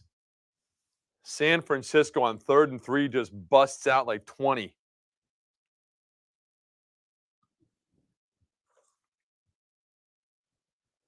I told you this was the hardest game I had to pick of the week. And I went back and forth and back and forth and went with Dallas. Still plenty of game left, but right now it looks like all San Francisco.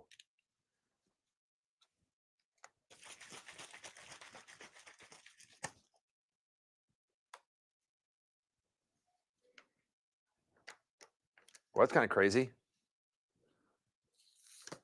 As I shook at the bottom of the thing, all expanded out. And nothing going there. Second down.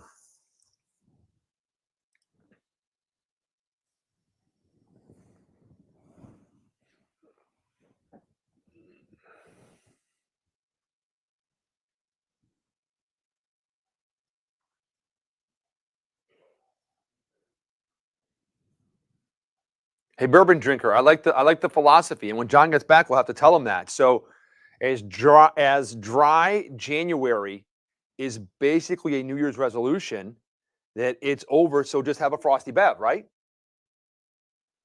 I like it.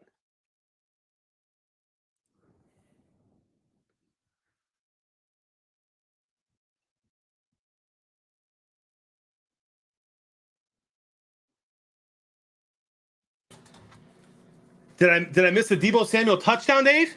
No, John, you didn't miss that at all. You did miss a 3rd and 3 and about a 20-yard scamper, I think it was, or pass or something. I can't remember. But San Francisco is still rolling, bro. And you missed me pouring my Zippy Fizz into my water. How you like that Zippy Fizz? It doesn't really do anything for me. I don't know if that's, I mean, like the lady in the store is like, oh my gosh, have a sample of this. And here, you know what? Here, I have this. Just have a bottle. And she goes, and drink this. And within, and I drank the whole bottle like she gave me. And a half an hour later, I was still wanting to go to sleep. So I don't know. Maybe it was just I haven't noticed a whole huge bunch of difference with it. What a great catch right there. Doesn't taste bad, though.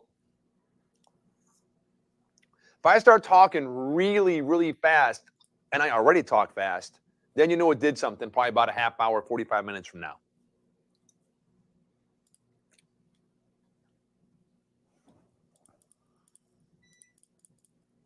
Jimmy G, man. Time for Jawan Jennings or a little Deebo action here? Is anyone else hearing me and John echo, or is that just Cater Gator's connection? Oh, dude, if it was more people than Cater Gator, we'd have known by now. Well, I mean, she just put it on there, so maybe it just started.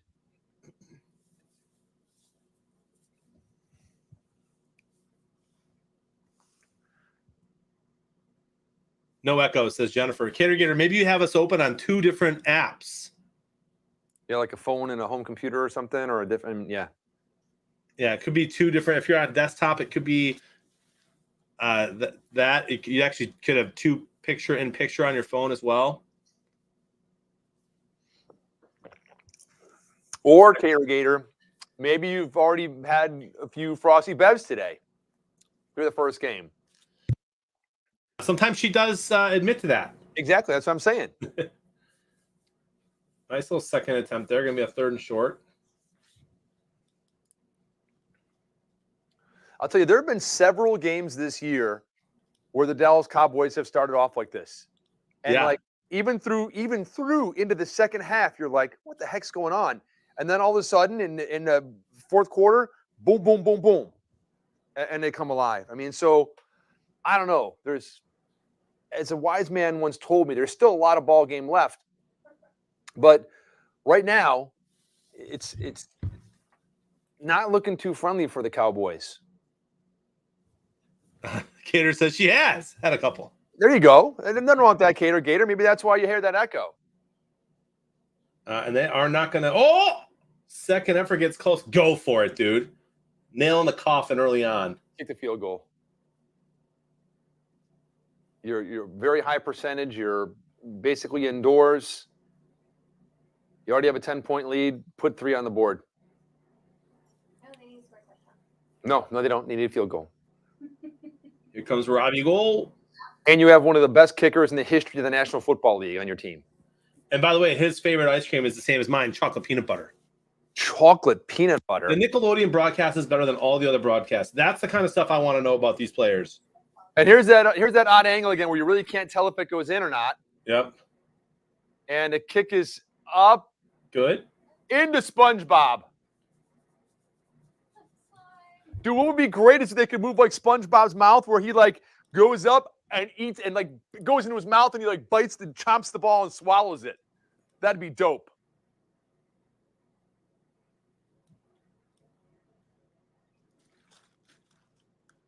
Yeah, I'd go for it there too. It's still just a 2-score game now. You can make it 3 there. You're driving. You're easily getting a yard per play. Hey, Bison Thumper, I'm gonna have to disagree with you right there. That if you did pick Robbie Gould in your fantasy draft, I don't think you rode him to a championship because I think he was out for part of the year. I think he was hurt, so I think that might be fake news.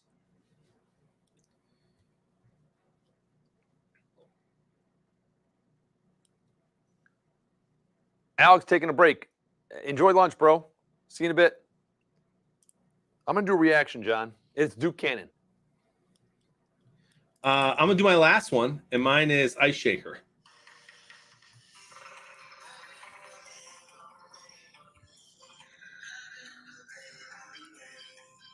Well, it sounds like you're having a Bay Rum day. I kind of am. You should ask your wife what it's like to be married to a Bay Rum Dave.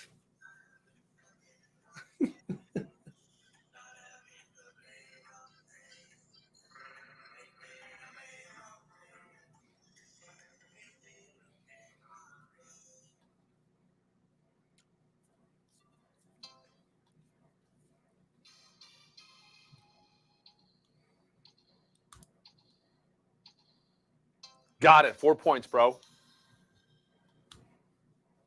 Same.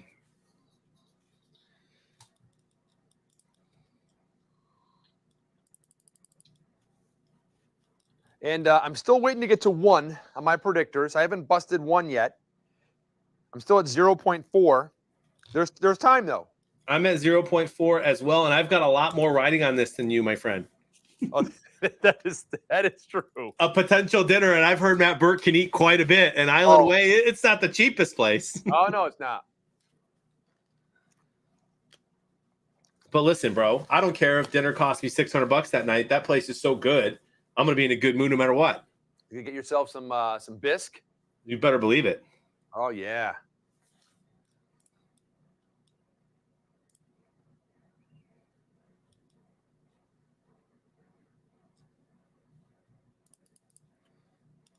Make it a Bay Rum day.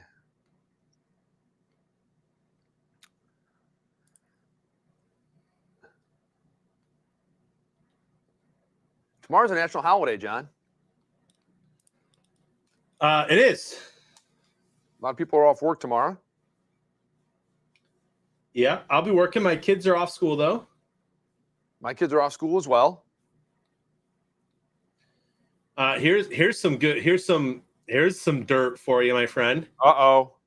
Remember I told you a player that my heart just breaks for is Quandre Diggs, who was in a contract year, got screwed over by the Lions and by Patricia in particular, basically sold for nothing to Seattle and had a heck of a 2 seasons there, there. Right. And they got hurt this last game, right?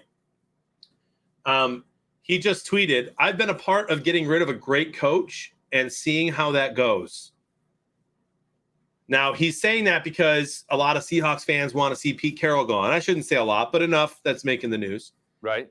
And he's clearly saying he's been there before. Do you know who he's talking about? Jim Caldwell. Jim Caldwell. Just again, I mean, that was 3 years ago.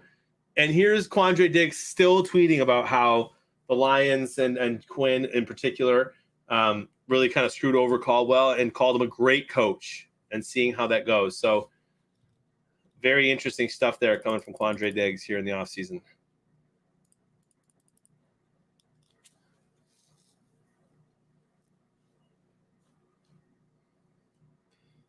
Skeeter went horseback riding with Brisket, but there weren't any horses. Well, threw a saddle on your back, ride around with me for 3 days.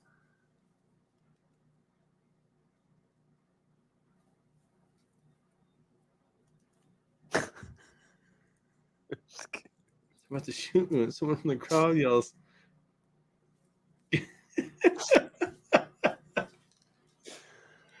I tell you what, I want some of whatever Skeet's been drinking today. Dude, Skeeter's got a little bit of Norm McDonald in him, whatever that guy's last name is. That I just God rest his soul. Norm McDonald, that's right. I'm just reading all his stories in that voice.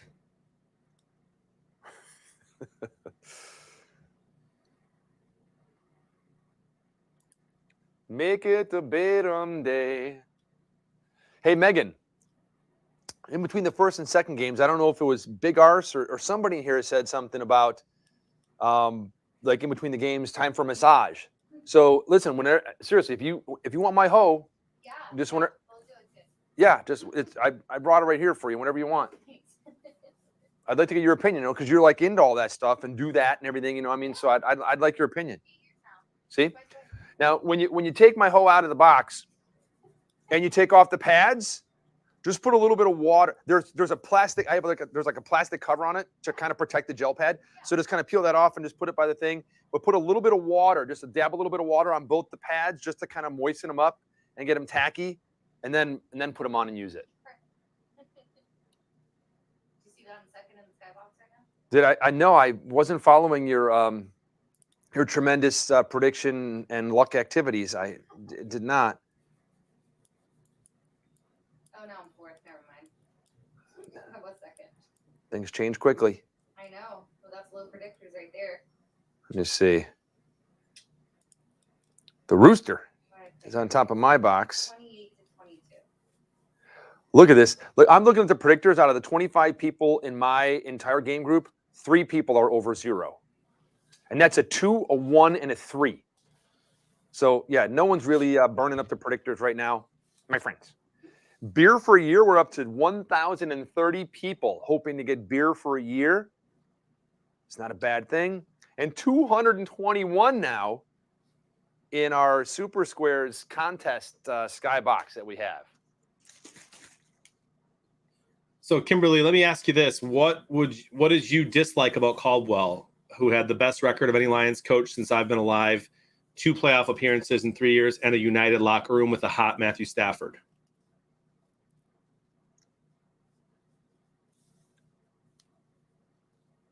Yeah, Bourbon, I'm good like that, man.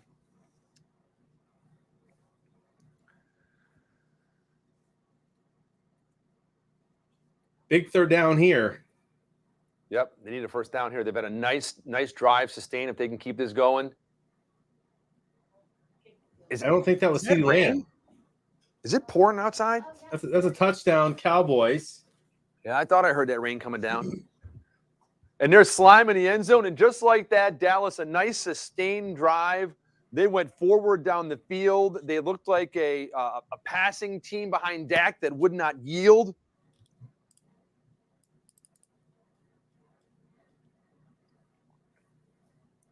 Frank, you're leading the witness. Yeah, I'm just sharing the good things. I'm curious as to what people think the bad things are about Caldwell. Skeeter, you did not. I even mentioned it twice. No, he didn't. Skeeter, you didn't join the skybox? Oh, my goodness. There is no excuse for that. You know why? Skeeter, he's telling no, jokes. Ski was too busy writing stories about brisket. Oh my goodness! All right, guys. Berkey sent me his picks. You mean his draft order? No, no, his picks for this game. Victor's okay. I do agree with some of his in-game decisions, Kimberly, particularly the one where he didn't go for it on 4th and 1 against Dallas. All right, so I have 30-24 San Fran, and Berkey has 27-20 Dallas. Oh, hold on a minute. Is that exactly what I have? I believe it is. No, I have 28-24 Dallas. Okay, his total yards are 661, and mine are 747. So I went higher on both those so far. And he does have Dallas passing 257, and I have 295 for Dallas. 53. My picks are very close to Burke's, my friend. So therefore, I have to say, I think you're going to lose this one, Jonathan. Yeah, I don't. The game's kind of gone exactly how I thought it would. San Fran up early, driving pretty much every time. Total yards a little lower than I'd like at the moment, but I think you're going to start seeing some scoring, my friend. No. The bet is just for this game, big money. Just this game in particular.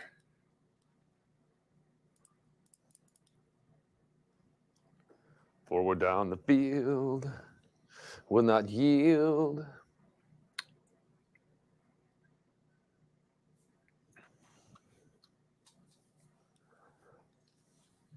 So what do I need here? I need a touchdown and a missed extra point for San Fran. I'm going to the trending thing on the Twitter, Megan. So Jonathan taught me this a couple weeks ago. When you go in there on the left-hand side, there's like a little home, like it looks like a little birdhouse. And then there's a hashtag mark. If you hit that hashtag, it tells you what's trending. There's like For You, which are things that like you may follow. And then there's like trending, I think, for like everybody, and then COVID and news and all that stuff. So when it says for me, and I scroll down, it says NFL trending Gardner Minshew. It said that for me too. And you know what? I sent him an email, a Twitter mail thing.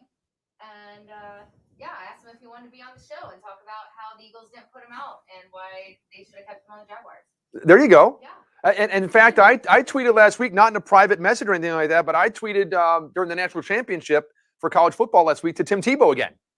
He popped right up on there and like he said, like, who do you got tonight? It was like a picture of him like at the stadium. And I think I was like the first person to reply to his tweet.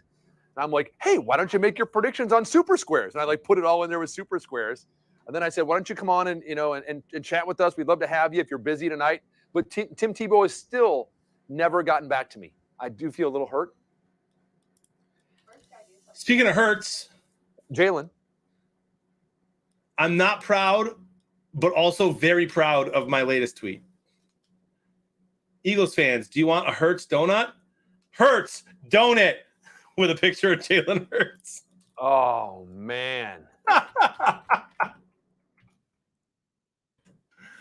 Gosh, why do anyone who likes their own tweets like that is just obnoxious. So is that what's called, again, I'm still trying to learn with you kids, trolling? That's Eagles a troll. fans? That's a big troll. Okay, got it. Okay. Because someone one time said like something about blah, blah, troll, and I'm like, no, I just answered I'm like, what do you mean trolling? I didn't, I'm like, I'm not a big fisherman. I said to the guy, because I was thinking like a trolling motor on a boat or something like that. I don't have a boat. Well, I actually do have 2 boats. They're very small, jet skis. Haven't used them in a long time, though. They're just sitting on the side of the garage rotting. Trolling you with COVID jokes, Billy. My goodness. All right, let's get some football going. Let's get some points. Speaking In the end of zone. yeah, and speaking of trolling and jokes and everything, 4 minutes and 18 seconds on the clock until halftime, and that's time for Landon's laughs. This has been a very fast first half so far. The Ninja Turtles were just on the screen. Forget once a week. Nickelodeon should broadcast every game. Get the Ninja Turtles in here. Wait, come on, show a Pokemon. Oh, Do it for big money. dude, you got to get them all. Now, listen, I don't know if there is a Pokemon on the TV, could you put your phone at it and capture it on that broadcast? No. Okay.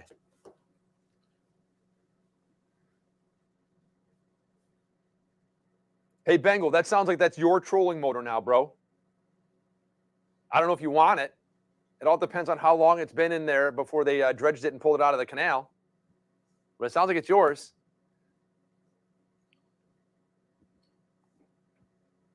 There's no way any of those answers by Kyle Usick or whatever. There's no way that any of those were true. Oh, Favorite singer, Dua Lipa.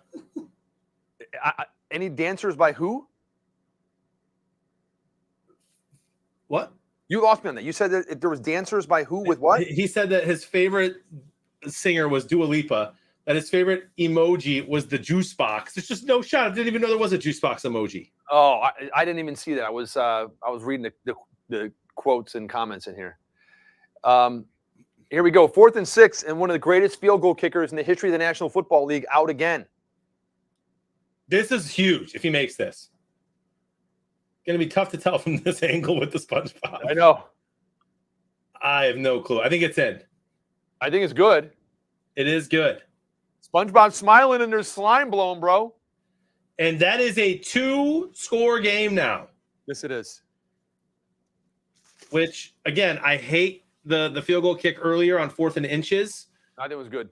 But when you make another one like this, it helps.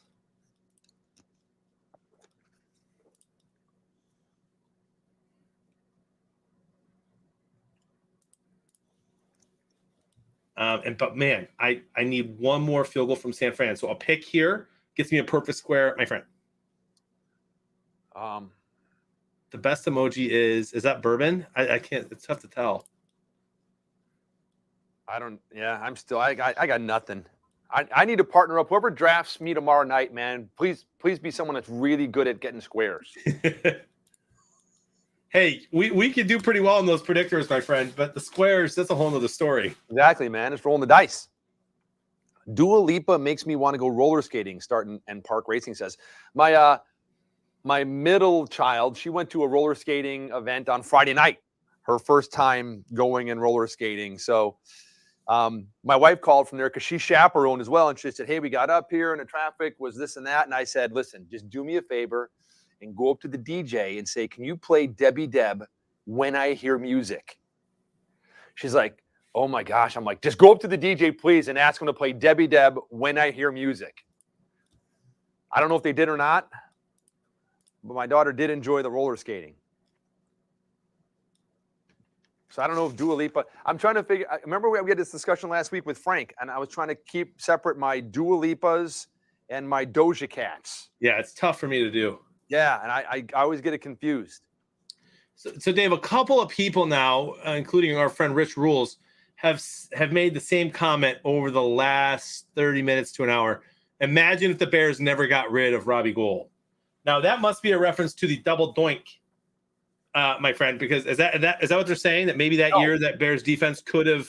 No, Robbie Gould didn't do the double doink. Right. So they said, imagine if they never got rid of him, then he would have made the kick. Yeah. They would have won that playoff game. Yep. And potentially maybe even gone on to the Super Bowl. Yes. Yep. Okay. Now, I remember after the double doink, there was a bar in Chicago that set up like a mat outside with ice and like snow because it was, I guess, in that kind of game, and had people come down to kick, I think it was a 30-yard field goal, and anybody that made it would get, I don't know if it was beer for a year or dinner for a year or something or whatever. Do you remember this? Because you were in Chicago at the time. I do remember that. Yeah, I don't remember what the bar was, but people just came out just busting their backsides because, I mean, even to plant on any kind of ice, because they just like sprayed everything and iced it. There's no way. Oh, there it is. Go to NFLNickPlay.com to vote for the MVP. I hope Trubisky's an option. I was just going to say it's Mitch. Let me see. What's the troll vote there today? What's the troll vote? Because the internet will vote the troll vote. What was it? It went too fast. I didn't see it. The MVP. It's NFLNickPlay.com. Well, you can just go to actually, you can just go to nick.com and you punch right into the Slime Bowl, watch the videos. Let me see if I can find the MVP watch video. Which player would be your Week 18 MVP? I'm scrolling all that. There's a lot of questions here. I need to. I don't. That's weird because I don't see that. Then let me go to watch video. Maybe it's there.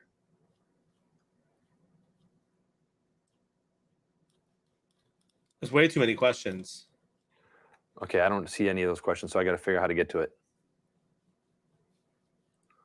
There's like quizzes and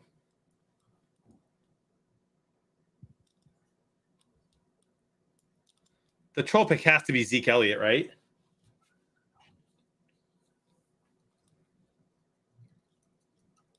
NFLNickPlay.com. Well, they just showed like results from the season. So did like every week someone vote for like an NFL Player of the Week or something? I just don't think that it has it up yet ready for the MVP vote. I think it's going to make you wait until another quarter or two. Which team did the San Francisco 49ers beat when they last won the Super Bowl in 1994? The Steelers, the Dolphins, the San Diego Chargers, or the Cleveland Browns? Was it the Dolphins? Which team did San Francisco beat when they won their last Super Bowl in 1994? Geez, that's a tough one. Gosh, I'm trying to remember. I'm going to go Steelers. You think it was the Dolphins? I'm going to go it was the Chargers. It was the Chargers in a blowout. Big summer blowout. Big summer blowouts. Which head coach would you want for your team? Are you seeing all this stuff? Yeah, I immediately stopped looking at it, but I did vote for Kyle Shanahan. Then I'll go Mike McCarthy. Stop.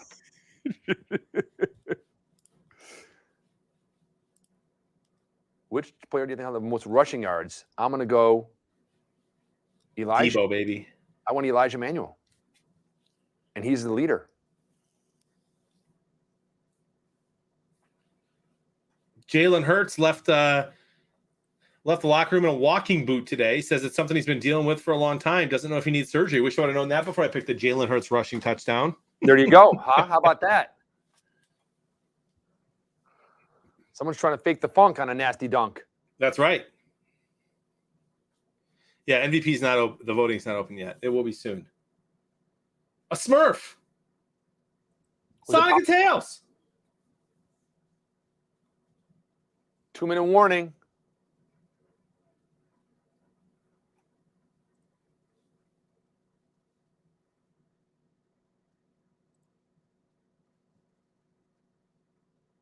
Having a bedroom day. Having the bedroom day.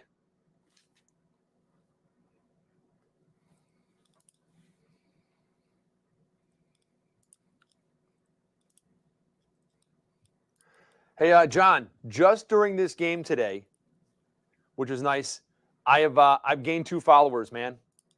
I'm not sure how. I don't know what's going on. It's all of our interacting. I'm up to 203. Yeah, you're killing it. A lot of people in the Super Squares fam and at React have been interacting on Twitter today. Cool. Bison Thumper says, John and Dave, we're inside 2 minutes. What bonehead time management issue will McCarthy come up with this half? Well, I'll tell you right now. He should be calling timeouts here as San Fran's trying to drive. Unless, does Dallas have the ball now? I think Dallas has the ball. Here's what's going to happen. They're going to punt, and then they should be calling timeouts to get the ball back and be aggressive with Dak Prescott, but they're not going to. How's that? Could happen.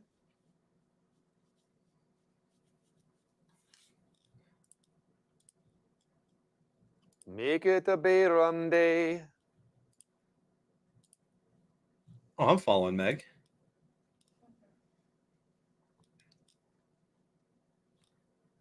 Buckwheat. Maryland RN equals snow, football, and super squared.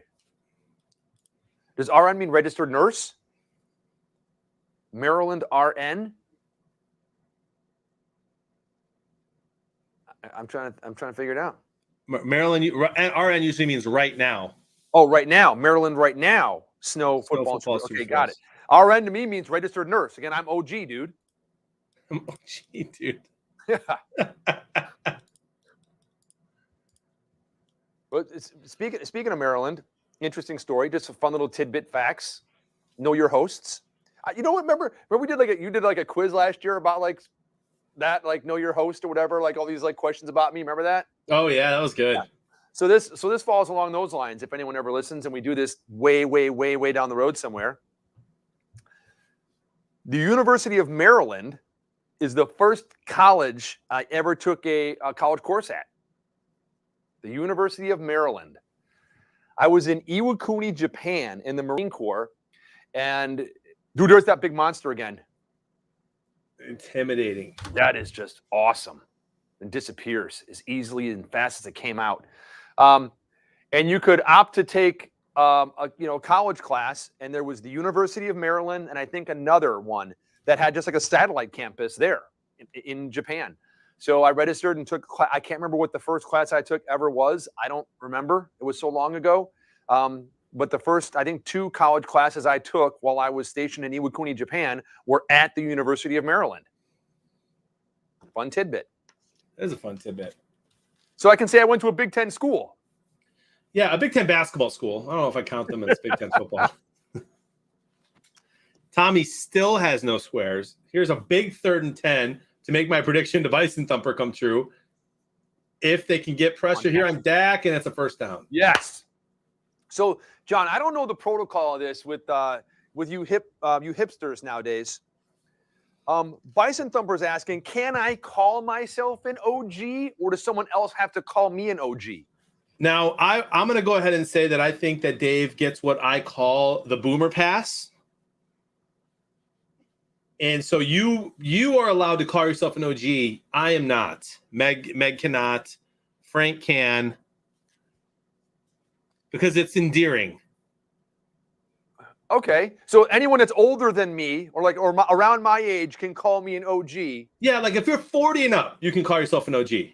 Okay, that's I get that. That's fly. You can say things like that too. Right. But if I came into chat and said, yo, I'm an OG, like they would judge the hell out of me. Got it. I'm learning. OG Wingies, Father Josh is an OG. See how it works? This is perfect. All right, Father Josh, love it. OG if you're a real one. So there we go. I like it. So OG, if you are an OG, you can let us know you're an OG. But only if you're following John's rules. So like Dexter couldn't put in there, I'm an OG. No. He'd just get roasted. Roasted. He just got run over by a train. Did you see that? Flag. Are they going to call a hit to the head? Defenseless. They're going to call something here. Holding offense. Holding offense. Another Dallas penalty. Surprise, surprise. And Bosa's hurt. That is massive for the Niners if he doesn't get up.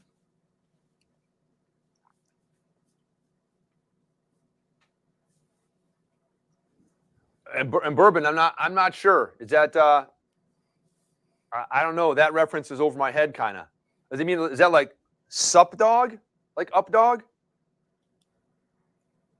or is there like a D's nuts joke coming on it somewhere? I'm not sure.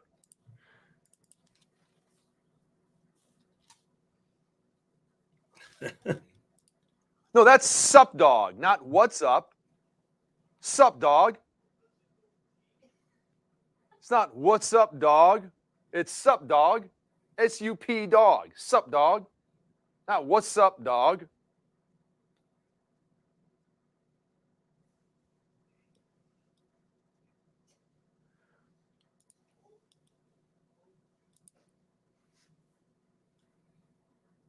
Hopefully Bosa's okay.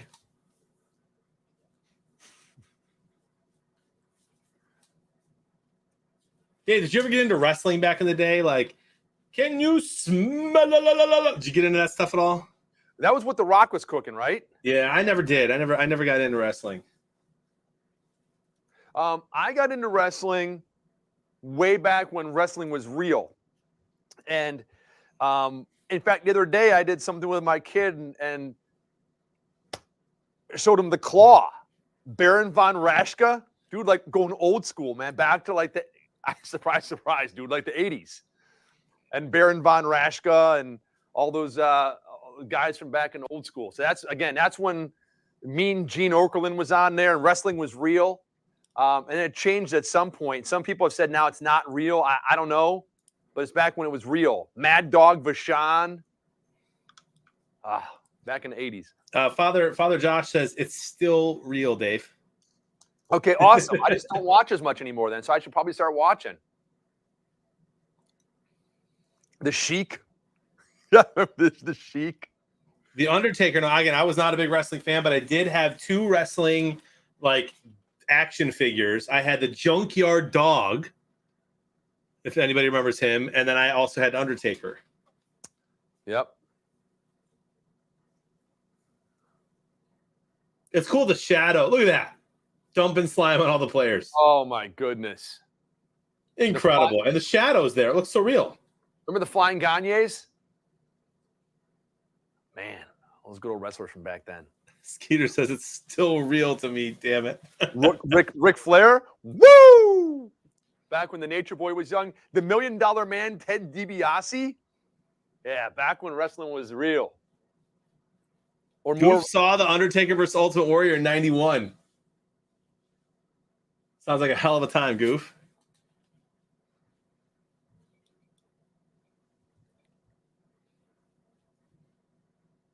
Second and 20. Second and 20, a minute left, and Dallas still has 3 timeouts left. Let's see if San Fran takes my advice that I was giving to Mike McCarthy. I'm calling timeouts if I'm San Fran here. A minute is plenty of time to get at least a field goal. Depending what happens on this play, if they do a 5-6 yard gain, I'd call timeout. Show me some aggression.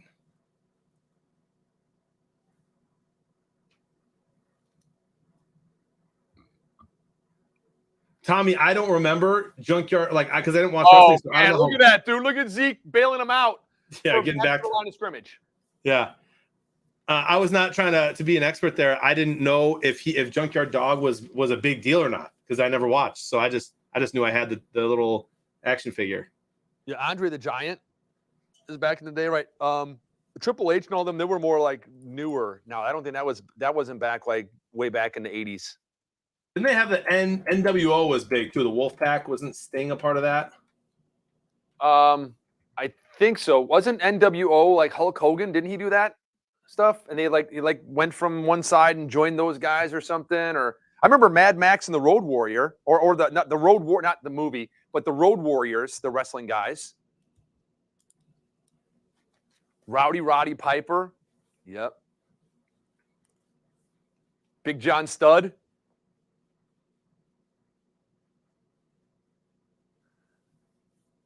Is that just the sun in the camera? Like, why can't we see there? All right, Yeah, there's sun in the camera, but there's no sun. They're indoors there. Well, maybe there is a sun right there. Yeah, maybe, but that would be hard to get it up at that angle like that. Nice punt. Look at that. All right, San Fran has 22 seconds. They're probably going to take a knee. I would say so. As long as there's room to take a knee. Should have called timeout. That's what they should have done. Hacksaw Jim Duggan. Ho!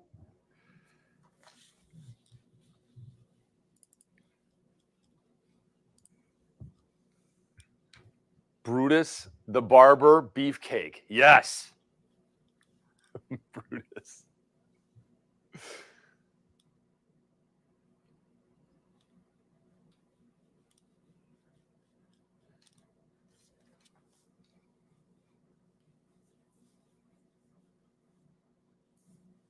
Is that wind? Is that wind, Meg? Or is it the air conditioner went on? That's wind. I was gonna say, man, I could feel like the building like kind of creaked.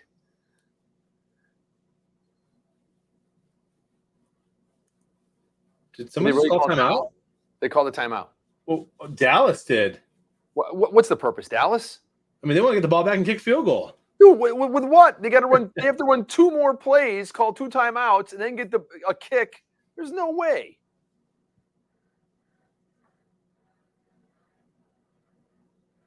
Well, we're asking about what kind of dumb mistakes and stupid things McCarthy would do with time management.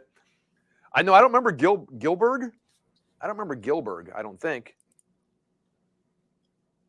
Stone Cold Steve Austin got a lot of people who were not into wrestling.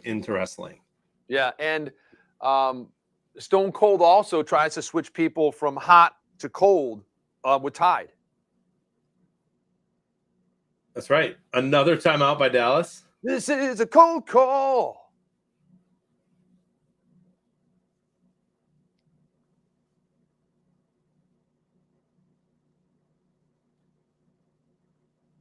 Cowboy fans aren't looking too happy right now. I'm at 7 points in the first half of the playoff game at home. I wouldn't be happy either. Not a lot of excitement in the stands there.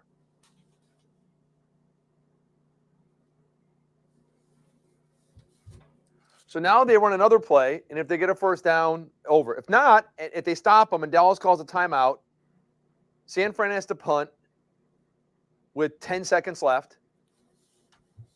Well, end of that story. First down. So end of the half.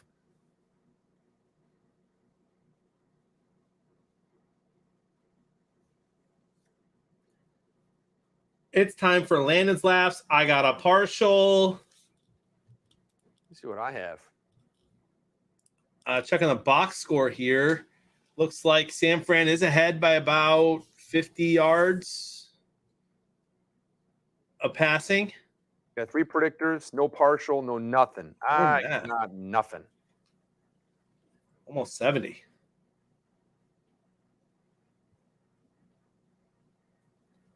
Skeeter wants you to say Coca-Cola without your lips touching. I'm not sure I want to do that. It's actually really funny because everyone always like tries to do it and looks like an absolute moron like I just did.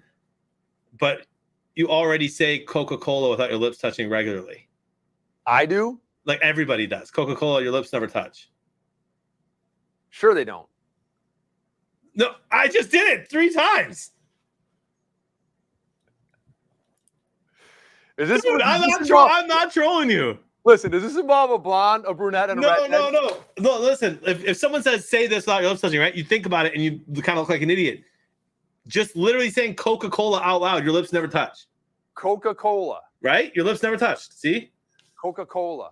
It's funny though, because if you try to say it without like you're like Coca-Cola, you look ridiculous. Coca-Cola. All right, hey John. What's up? I have 2 jokes. I have 2 jokes in my hand. You want number 1 or number 2? You went from the bottom of the deck last time and chose 3. So all I've got left is 1 and 2. Which one do you want? Let's go 1. Numero uno, and it's time for Landon's laughs. Landon. Landon.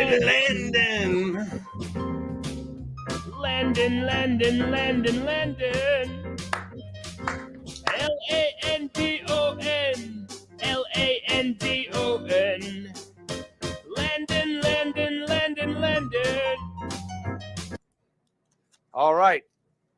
Those of you that are new to the stream and haven't seen Landon's laughs before, it's from my son. He's 10. Okay, so keep that in mind. And we're not going to answer the joke out loud. We'll let you do it. No cheating. No looking it up online. Give us your honest answers if you think you know it in the chat. And here we go. John and fam, why did the orange lose the race? Why did the orange lose the race?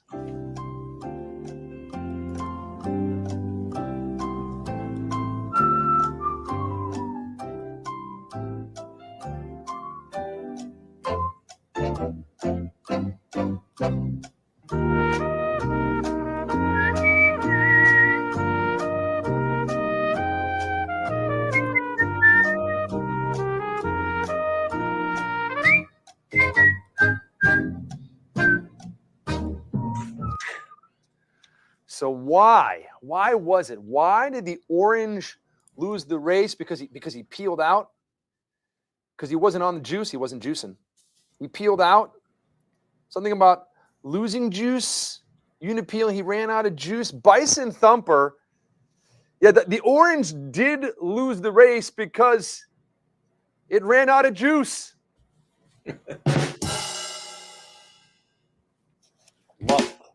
Love that kid. That was a good one. All right, John, you have any jokes? No, but I really hope that in order for all of us to feel safe in the world and not worry that we're in some type of matrix or the end of the world, I hope that Meg continues to run out of juice and marbles. Well, I don't think that's too far of a stretch. There's a good possibility of that happening. We are going to do an unknown unleashed theory. Uh-oh.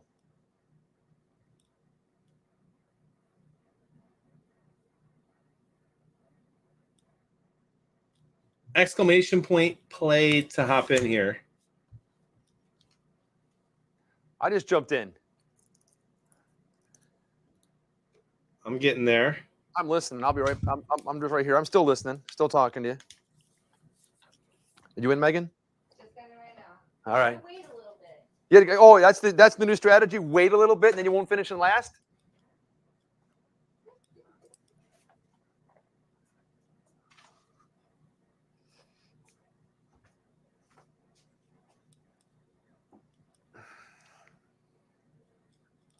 How many people are in that right now? 36, 37. 38. Can we get to 40? Can we get to 50? I'm going to hit start. If anyone types in exclamation point play on Twitch, they'll get in here in the final 10 seconds as we count down. We're at 39. 39. Let's get to 40.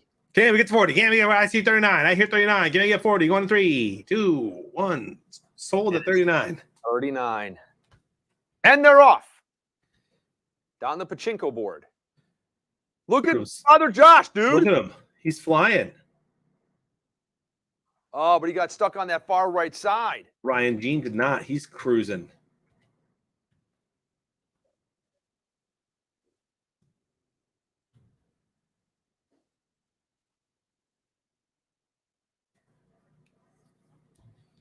This be a great roller coaster. Look at Jay Price out in front. Yeah, Jay Price got shot through there.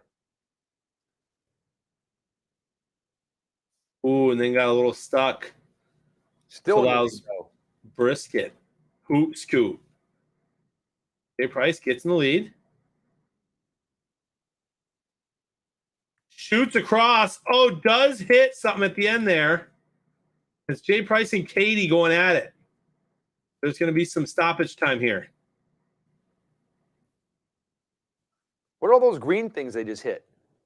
Just random obstacles. 80s Dave just wiped out off the map. No way. Yep. Meg is in the top two. It's Meg and Skeeter. Can Skeeter? Oh, Skeeter wins. Meg gets second. Skeet, congratulations. Hoot Scoot third. Bobo 4. Cheeseball 5. Aries 6. Pack 7. Katie 8. Q Spark 9. Cater Gator 10. And Starting Park Racing is in dead last. Meg just got skeetered. Second place.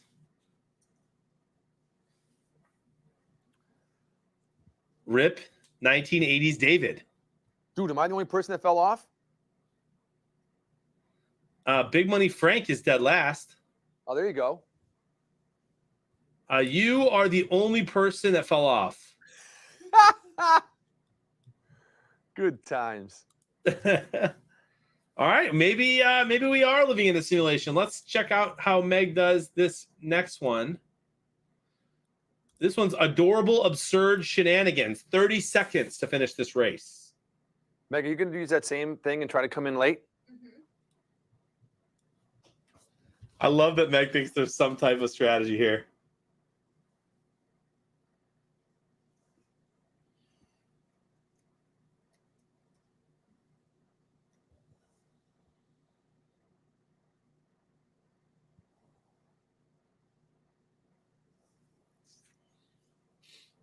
I've really never understood either why the Cowboys get a dome stadium and allow the sun to still blind their players.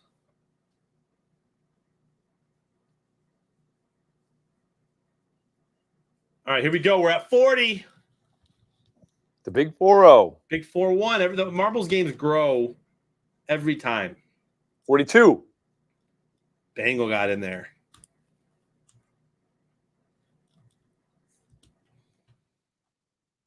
I need to go from worst to first. Oh, this is quick. This is just a funnel. Whoever happens to drop down there first, done. Feel like I'm watching the roller derby. Ooh, looks like Cater Gator. Dave is there. Cater Dave. And Cater Gator does it. Dave takes second. Dang it, I wanted to go from worst to first. Only second. Ryan, Metal Dad, Metal Mama right there. They went together. I got top 10. Hey, Cater Gator, congratulations. And Meg is still in the top 10. She got 10th place. And Big Money Frank, twice in a row, dead last. Dang. Big Money Frank's the new Meg.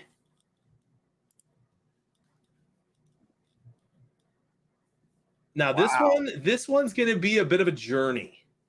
This is a bizarre pixelated tube. Average time, 2 minutes and 17 seconds.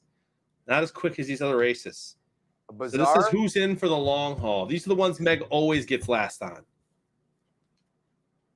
I'm in, bro. I am also in.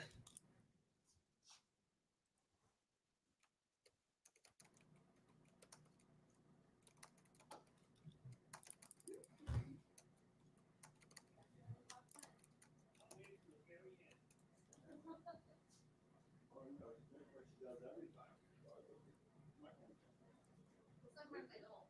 Yeah, sometimes I don't. I play with it, but typically when I'm waiting. All right, up to 41. Exclamation point play in the chat. 42, hit and start. 43, 44. Short and sweet is back.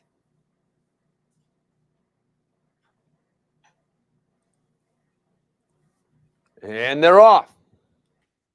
All right, here we go. A lot going on in this course. Dude, Father Josh again ripping out to a lead. Off to that quick start. Let's see if it pays off for him.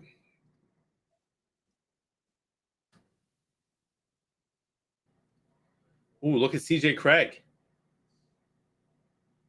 Tommy Likes Wingies is up there. The first one to escape is Hoot Scoot. Tommy takes the lead.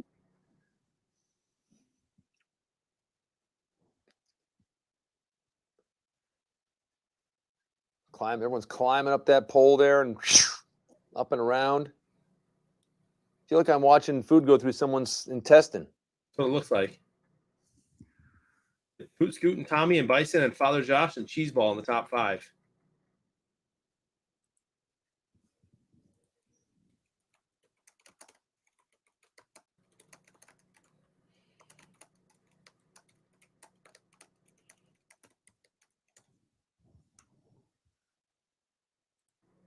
Tough to find out really what's going on in this in there. But it looks like Father Josh has emerged in front. Here he is. Tommy Likes Wingies in chase right there. And Bison. Bison Thumper. I think it's whoever comes out of that big ball thing first. And it looks like Big Money Frank has just jumped out from nowhere. And look at Tommy go. I think Tommy's got this, dude. Tommy wants to win marbles so bad. Look at him go. Look at Tommy go. He won't be stopped. Billy! Did Big Money Frank get him? Nope. Tommy got first, then Frank, then Billy. Oh, that was close. Then Cheeseball, Super Squares, Bison, Metal Dad, Pack Wyoming, CJ, and Q Spark. Meg did finish, but not top 10.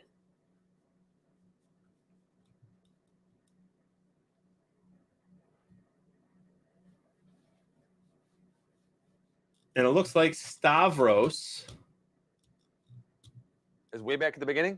Yeah, and Boba French, it looks stuck as well. So Bangle and Boba French struggling to move here.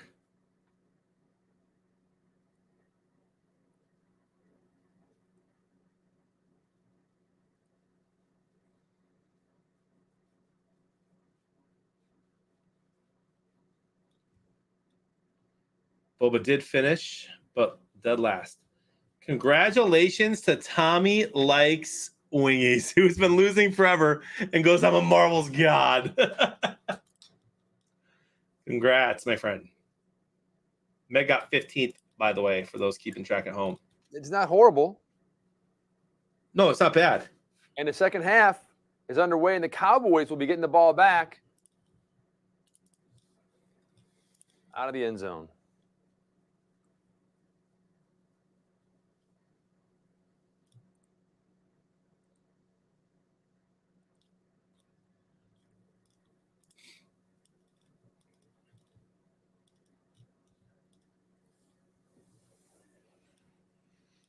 All right. First place in the Skybox with 25 predictors already is Solar Pie from Renton, Washington. That sounds like a snack. Hey, you guys want a solar pie? Oh, sure. I love pie. I'm a big fan of cake, pie.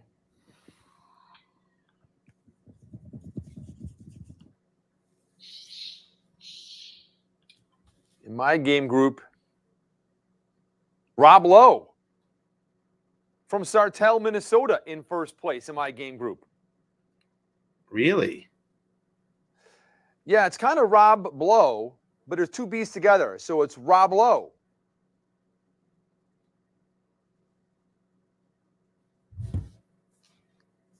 I'm in 22nd place, but I still have a couple reactions to do to sneak up on people.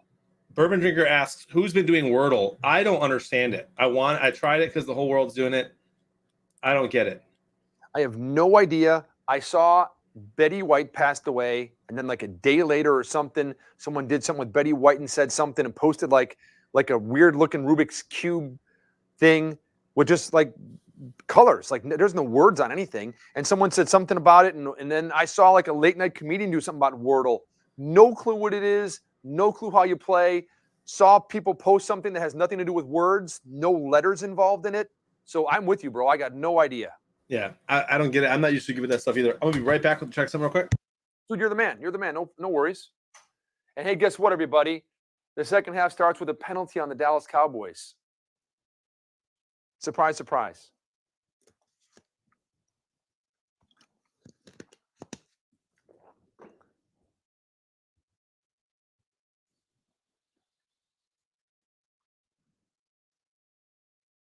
A code-breaking game.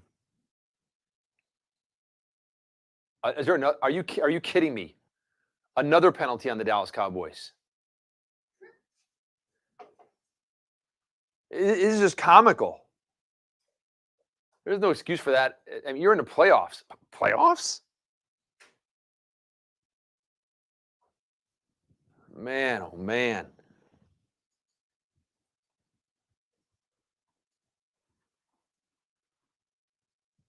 You have 6 tries to guess a 5-letter word. Was it at least like Wheel of Fortune, where they say like, you know, people, place, or thing, or however they give you clues on Wheel of Fortune, so you know what you're guessing, or is it just here's 5 letters and good luck figuring it out? No idea what Mastermind is. Interesting, Kimberly. Yeah, it just seems so complicated. It's like, you know, a game I never really understood either that everyone does. It's that square with all the different numbers in it. What's that game everyone used to play? I don't know. Sudoku? No, yeah, Sudoku, bro. I don't get it at all. Dallas was just, dude, all you missed was a bunch of Dallas penalties and just pathetic play, and they punt the ball away. But what a monster punt again. And hey, guess what? Another flag. Guess who that's going to be on, John? Probably. I mean, usually it's on the returning team. It could be, but that flag was thrown way before there was anybody even down there catching the ball. Yeah, let's see. Personal foul. Roughing the kicker. That's an automatic first down for the Cowboys. Goodness. First down, Cowboys. Drive stays alive. Massive play.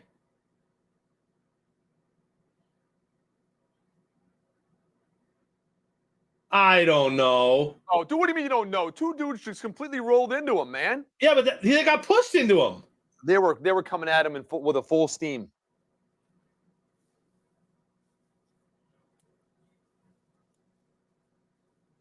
Wow. I'm not saying I disagree with the call, but that's just like a tough break. It's a huge break for Dallas. Look at Zeke. Uh-oh. Hey, there he goes.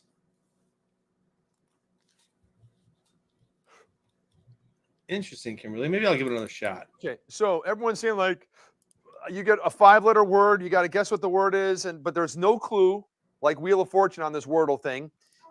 Is it just kind of like you start like with Jeopardy and you're like, give me an R, S, T, L, N, and E, and you see what letters you get? Yes, but it has to be a real word, I believe. So if it's like 5 letters, you have to put like brick. And then if you have like any of them correct, it'll keep it. Oh, I get it. You've played Mastermind, haven't you? Never heard of Mastermind. There's colored pegs and they hide it. You got to guess. You got to set your own combination, and the person you're trying to guess tells you how many are in the exact place and how many are the correct color, but not in the same place. Mastermind. It's a logic game. Never heard of it. Frank probably kills all those games. Never heard of it. And I remember like there was a game when we were kids that you had to guess a 4-number sequence, and it would tell you like if you had the 4 numbers, which one was in the right order. What game was that called? No, this was numbers though. This was a number. Okay. It was a digital game, like in the 70s. In the 70s. Yeah, it wasn't. It wasn't Simon. That was the colors on the thing. It was. It had a. what was the name of that game? Concentration. No, Operation. that's the Wacky Doctors game. Game from the 70s, where you guess 4-digit number. Dude, that should have been picked. Frank, well, this says Mastermind. When I Google game from the 70s where you guess a 4-digit number, this says Mastermind. Yes. So we had colors. Is Mastermind with colors? Just set Mastermind colors.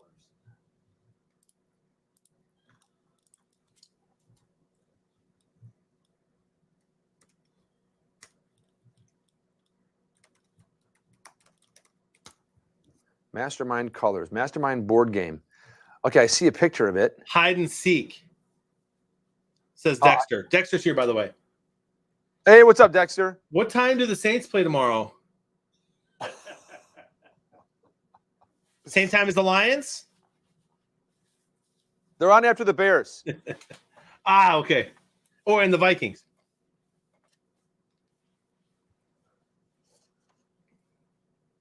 Oh, I got to ask Ricky Bruno. Rick, we used to play this at his house. Hold on a minute. Yahtzee. 4th and 7, man. Look at the Cowboys. They're bad. Fake punt. This is the fake punt, Dave. This is going to be it. Dude, this good field position to do it. Oh, man. Man. That punt not as good as his other ones. There's Dexter. Love getting him riled up.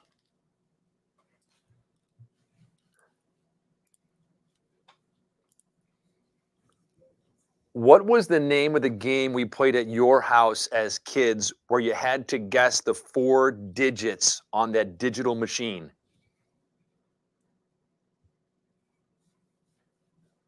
I'll see if my friend knows.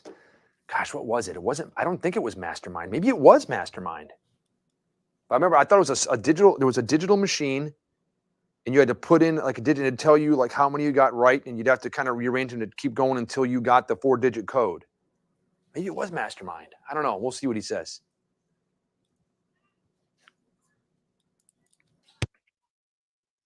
I'm going to say bye to my mom. All right, tell her I said goodbye too. And another punt. I'm not sure how I missed what happened on the first punt. We're talking about Mastermind. I wonder if it was Mastermind.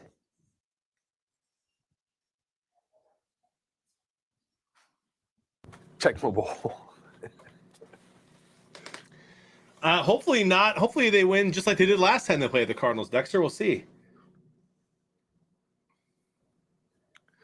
Oh, he says no idea. Dude, are you serious? Who? What? I asked my buddy what the name of that game was that we played at his house when we were kids where you had to guess the 4-digit number on the thing. I thought it was, let me see, I can picture the game console thing, I think. It was red. Bulls and cows. Digitally correct. What's my number? 4 digits. It can't be called What's My Number? What is that? Let me see. Yeah, there's a game called What's My Number. I don't think that was it. This is it. I think I found it. Hold on.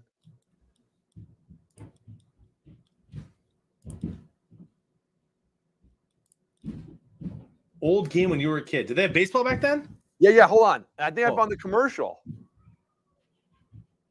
Merlin, the Electronic Wizard from 1978.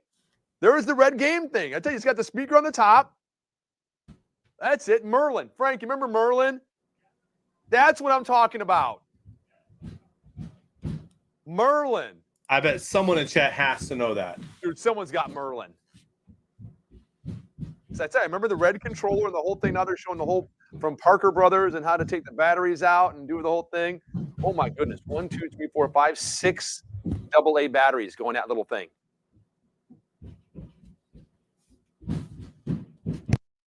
Oh man, that brings back memories. Yeah, I think you had to guess the order or something or whatever. Or there was some kind of the good old days. That was OG right there.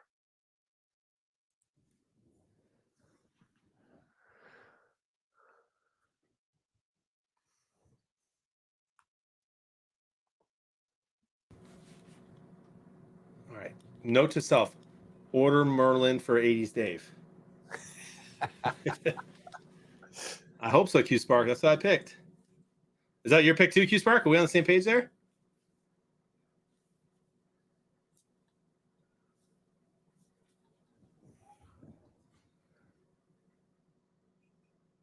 Nice run. Is that a helmet to helmet? Oh, they're yeah, call? they're going to call helmet. You went right in there, boink.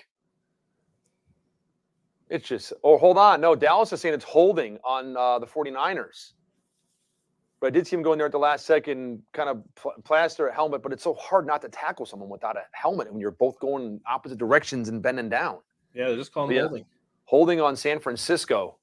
Holding on LaDainian Tomlinson. Former Lion. That really is a former Lion O-lineman.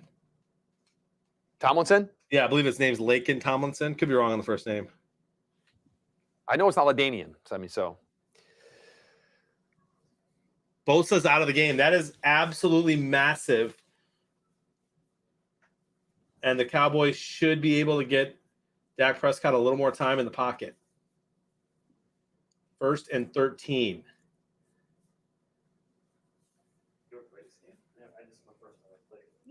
What's up, Dexter? Hey, nice to see you, man.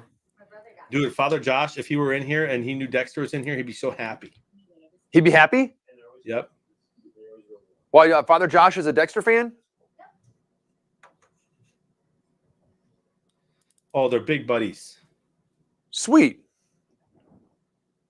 Somehow I have a feeling that's sarcastic, but No, they are. They are they? Okay. Yeah, they like to. I mean, Father Josh likes to pretend that he agrees with some of Dexter's hot takes. It God, makes it kind of fun. Yeah, Laken Tomlinson, like I said. Yeah. flag. Oh man, that one's against Dallas. I don't know. Again, there was just a whole bunch of movement at that offensive line, and it was just a mess. I don't know who moved first. If it's Dallas, dude, they're going to be on the 1 yard line. No, it's on Dallas. Oh, that's not, gosh, man, oh man, can they get out of their own way? Yeah, when he ducked his head down, the center did that. That linebacker shot the gap.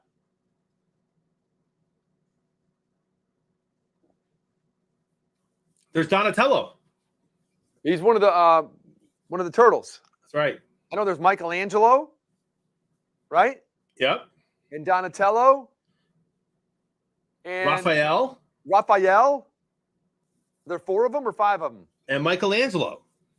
Did we already say that? Donatello, Michelangelo, Raphael. And oh gosh, there's 4. Who are we missing, chat? I don't know, because I never watched the Ninja Turtles. I know about them. Leonardo. Leonardo, there you go. Teenage Mutant Ninja Turtles. Teenage Mutant. Love you, Dexter. Take care, Dexter. Have a good evening, my friend. Come on back Turtle later. Half shell, turtle power. And then you've got, of course, their fearless leader, the rat. Their leader was a rat, but he was smarter and talked to all them, but he was like small. He was a little tiny thing, right? Yeah, little Splinter, dude. Love Splinter. Loved Splinter. Every time Splinter got TV time, it was great. I never saw any of the movies or the cartoons or anything like that. I heard of them, but I was an adult by then.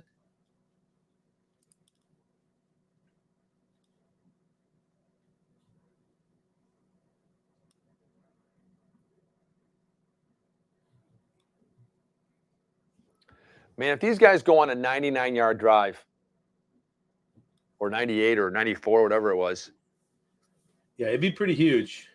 come on, Cowboys. Oh! Oh! Wow, almost picked. It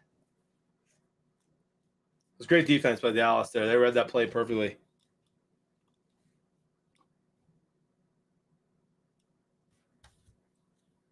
So Splinter started off as a human being and then turned into a rat? Is that kind of like Beauty and the Beast, where it was like a guy who turned into a beast?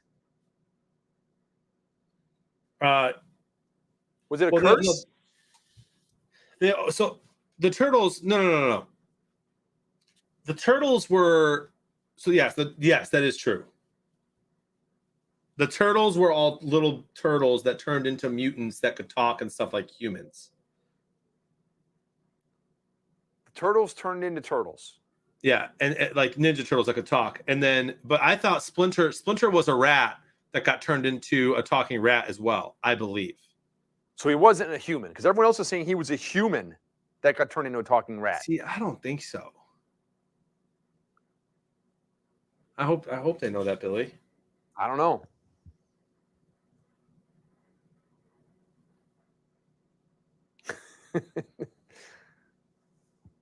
Big play right here, man. If Dallas can stop these guys, big play. If not, that's This has got Deebo Samuel's name all over it.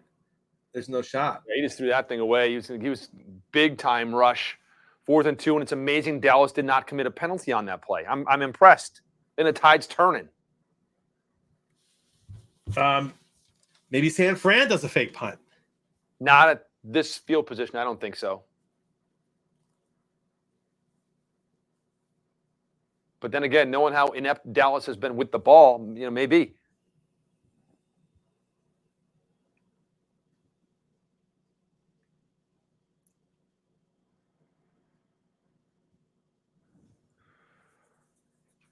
Fair catch. So far, no flag. Wow, look at that.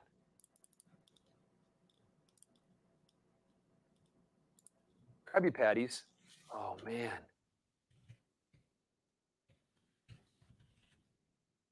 Hey, what's a Krabby Patty, bro?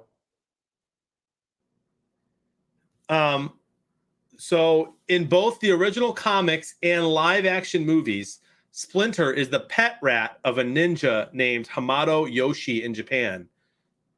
Intelligent for his species, Splinter is able to learn ninjutsu art by mimicking his master's movements while he practiced. So he was a rat all along. Yeah, but in the first TV series, Splinter was originally a human. Oh. But in the comics and the original and the movies, he was a rat. Interesting.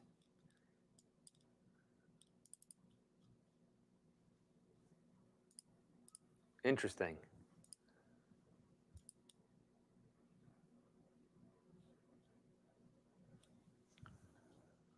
All right, here's what I'm going to do, John.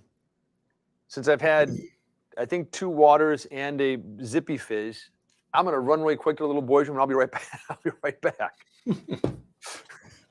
Sounds good, bro. I'm sitting here sipping a LaCroix. Word. Past my caffeine intake time.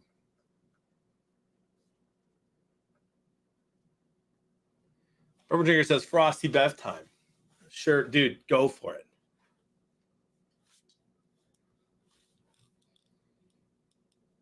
I wait till 7 p.m. before I have bourbon, unless it's like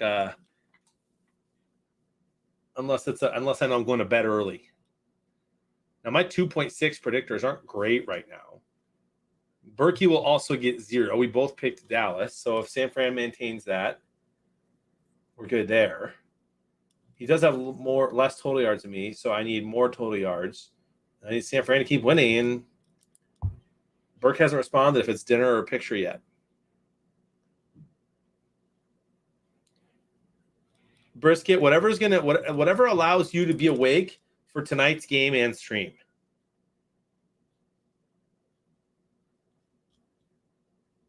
Because we got about 5 or 6 hours left of this bad boy. Let's keep it going.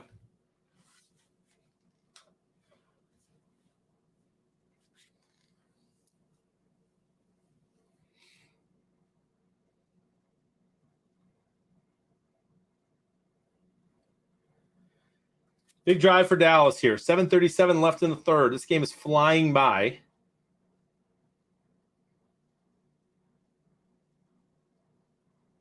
And Dak is just off. I mean, this Dallas offense looked horrible.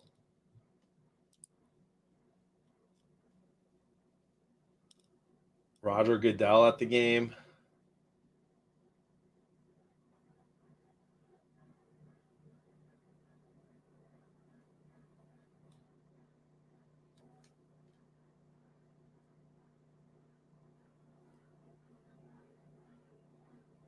So Niners, if the Niners win, the Bucks get the Rams-Cardinals winner, which means facing a team with one less day of rest that also has to travel across the country.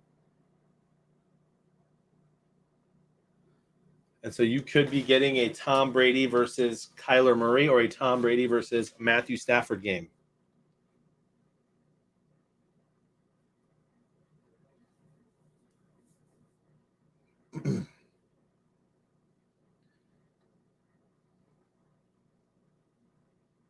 Hopefully they release the schedule tonight instead of waiting until tomorrow night.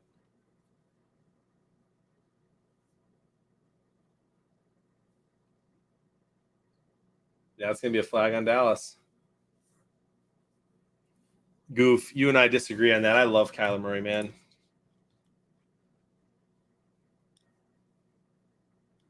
Nick Bosa officially out for the game with a concussion.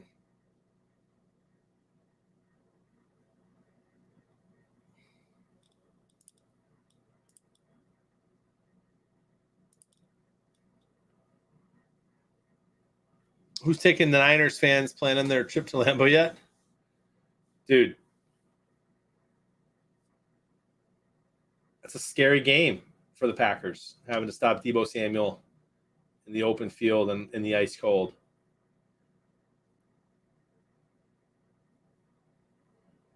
Dude, look at them just get to Dak.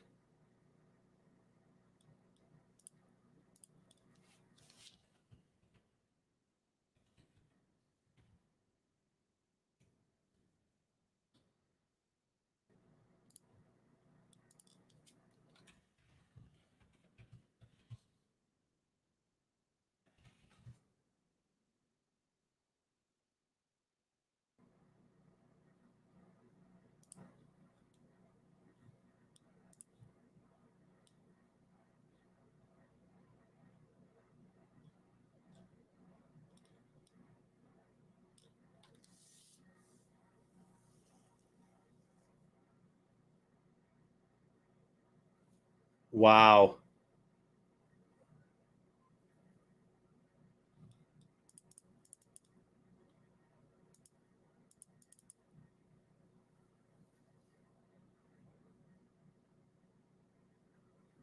Pick. Did you see it, Dave? Mike's not on. My mic's on. I can hear you now. Yeah, it's on. How about that? Dak Prescott picked off. That's what I said. It was a terrible pass. Got to throw it to his outside shoulder. He threw it inside. That was just bad.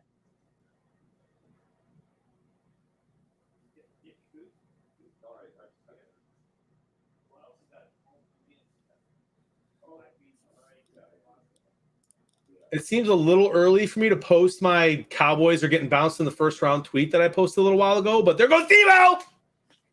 You needed that, dude. I needed that. See?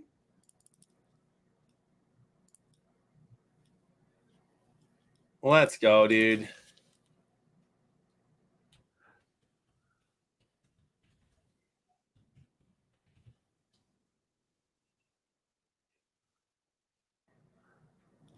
Well, it looks my only chance to pull even with you then, because we both picked Kansas City tonight, I'm probably pretty sure, is going to be tomorrow. Because you'll pick the Rams. I'll have to pick Arizona to try to end up at 5-1. Yeah. If I go 6-0, my friend, I did a parlay on that, so that'd be nice. Oh, there you go. But this game still has some ball game left.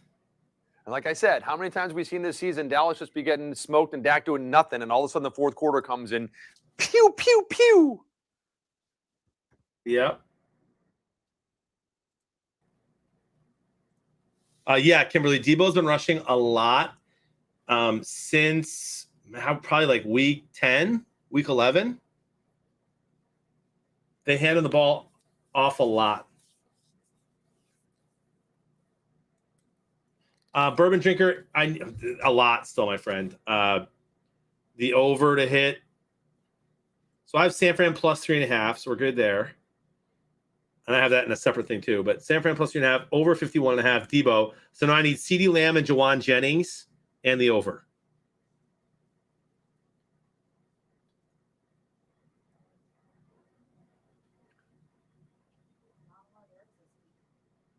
What happened, Meg? Not a lot of yards this game. Nope. Father Josh, I'm assuming that you might be kidding, and that you understand that that's a green screen, and that SpongeBob and Patrick are not up there.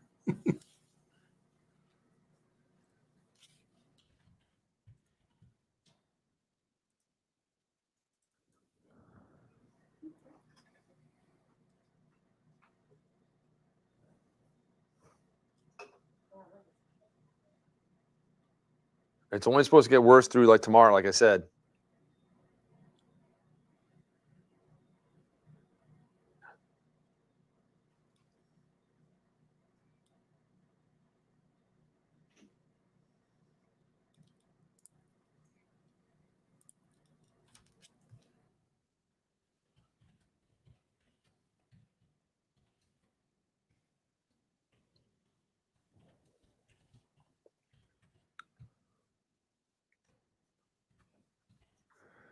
As I'm looking at the stats in this game and trying to figure out, once they open up that voting, who I'm going to vote for the most slime player, most valuable slimer, as I'm watching this, or whatever it's called. I don't know. Hello, Benet. You don't know what? I said I'm trying to think of who the most valuable, whatever they call that, the most valuable slime, or what's it called? I mean, I think the troll is going to be Zeke Elliott, who's done almost nothing this game. 9 rushes for 25 yards. That's not great. Nope.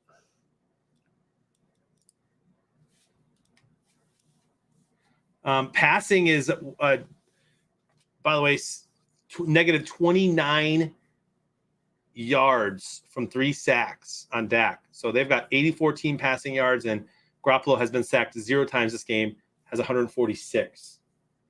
So still a chance to turn and Dallas is going to have to throw a lot here. But San Fran's defense has been stout so far. Yep. Does the slime hurt the resale value of the game worn jerseys?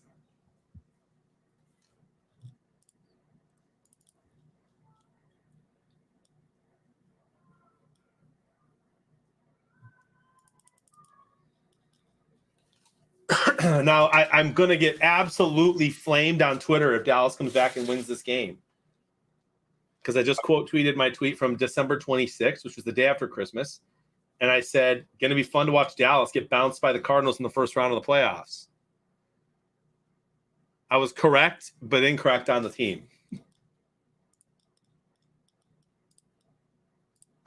My buddy tweeted 1 minute before you, the one that I'm tweeting about, Merlin, my friend from, he said, Cowboys going to cowboy in the playoffs. Yep. Here's a Same big thing. third down. And without Bosa, they're getting to Dak. And he tries to make his play there with his legs. Can't quite get the first. 4th and 1. Run up to the line right now, hike the ball into a quarterback sneak, and catch the defense off guard. Why doesn't anyone do that? Run up there really quick. Bam. Yeah, Dak, is he walking off the field? 4th and 2. It looked like 4th and 1 to me, but it says 4th and 2. Are they punting? I don't know. No. Oh my gosh. Big Yeah. punt. Big punt.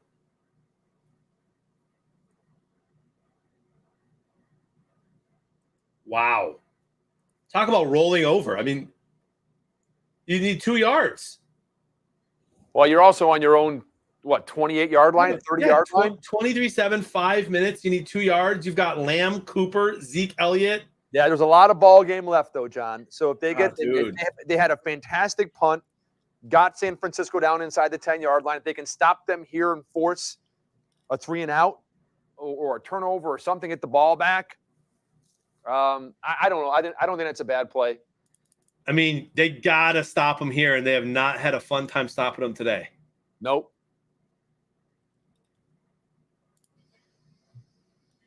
And I'm figuring that I probably don't have a match. And I'm figuring that, let me see. 6 minutes ago, Pride of Detroit just tweeted the game, the footage of everyone storming into the stadium in reverse. So they're all leaving. Oh, that's hilarious. That's pretty good. That's pretty good.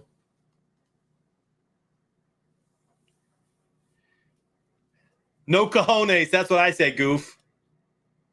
Also, CeeDee Lamb has 0 receptions so far this game. I personally need that to change, and so does Dallas.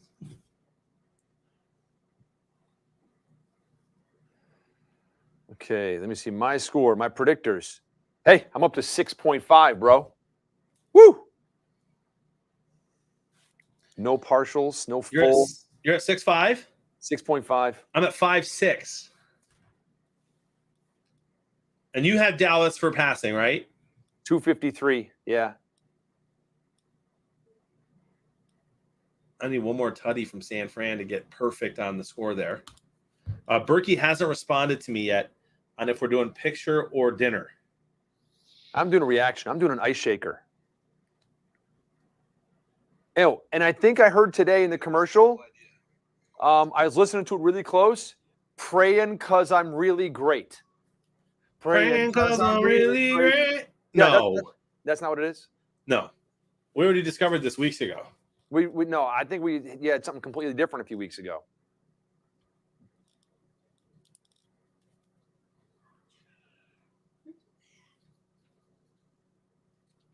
Is Mike McCarthy trying to tank the value of his assistants so they stay for next year?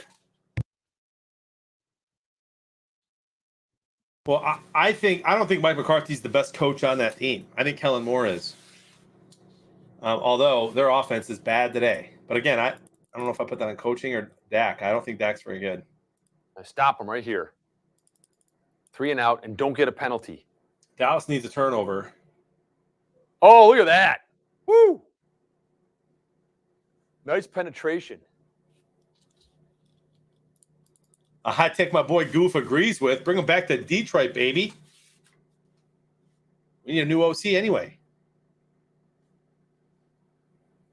Dude, McCarthy is a Super Bowl winning coach the same way that the 53rd man on that Packers roster is a Super Bowl winning player. NFLNickPlay.com. NFLNick.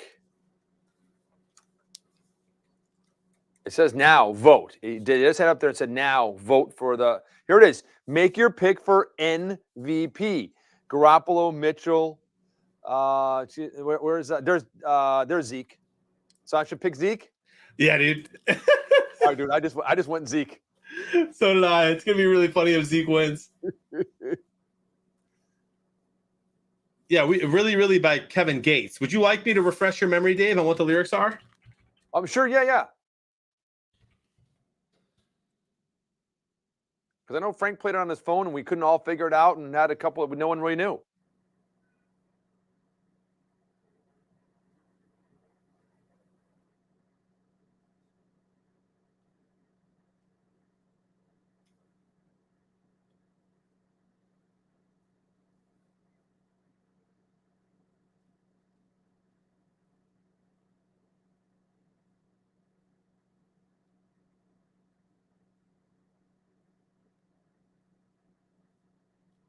It's hard to find out exactly what the words are. So really is part of the words because that's everywhere.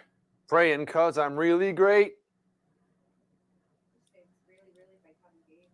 That's what they said. All my diamonds shine because they really diamonds. Really trying. Oh, good golly.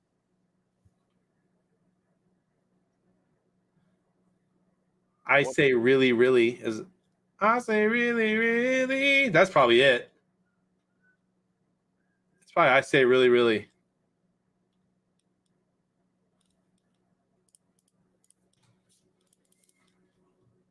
Wild stuff. It can't be that because there's more words than that.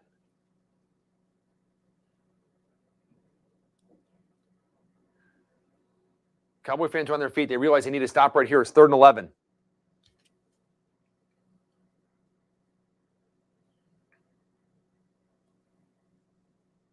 Oh, and Jimmy G's got all the time in the world to go deep and find a wide open receiver and missed him. He had him.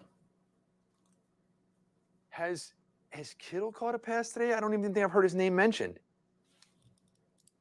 No, Kittle has not even caught a pass. Nope. He's been targeted once. Yep.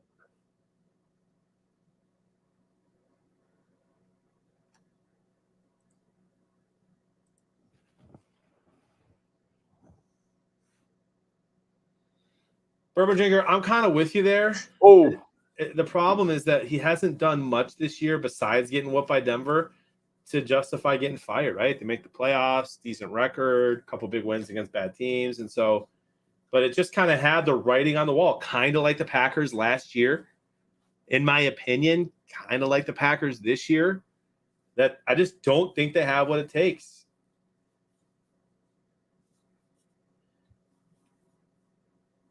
This is how I ruin my draft position in fantasy, in the fantasy super scores draft. If San Fran's going into Green Bay, I'm picking a close game.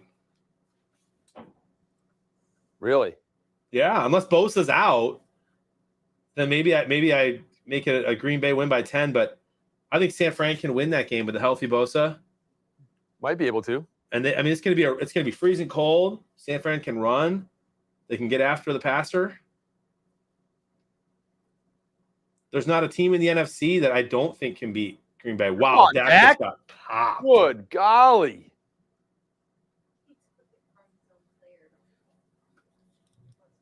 Wow.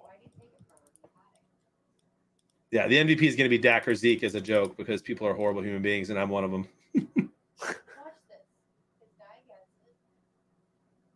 This guy really didn't have it. It was, yeah. Only a 10-yard loss there. Same as a Dallas holding penalty. So, what's the difference? And here comes a penalty flag. Do you think that's on Dallas too? There's CeeDee It's Lamb's gotta be, reception. dude. It's got to be on Dallas. Offsides on San Francisco. Ball start. Illegal formation. I have no idea. Let's see. Illegal shift. Wow. This is just bad. I mean, these are coaching mistakes. There's a lack of discipline. And that's on CeeDee Lamb.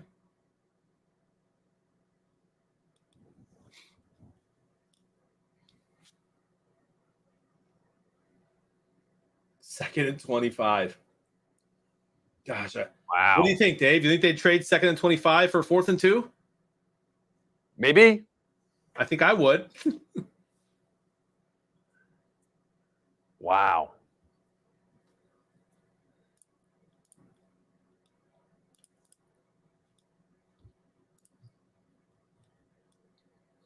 I think Dak's back his helmet said inspire change. They should. stop getting so many penalties. That'd change the game. Dude, put in Cooper Rush. That's a nice throw. Oh, look at that. Wow.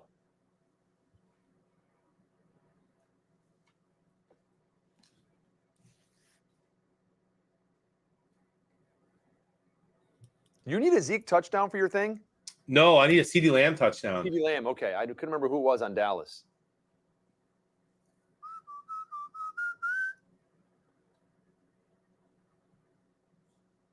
Zeke gets the first, and that should probably close out the third, which means another no partial for me. I only have one partial so far this game, my friend.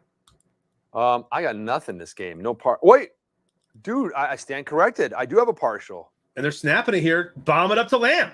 Oh, you got to snap that ball. I've got a W. You have W? W.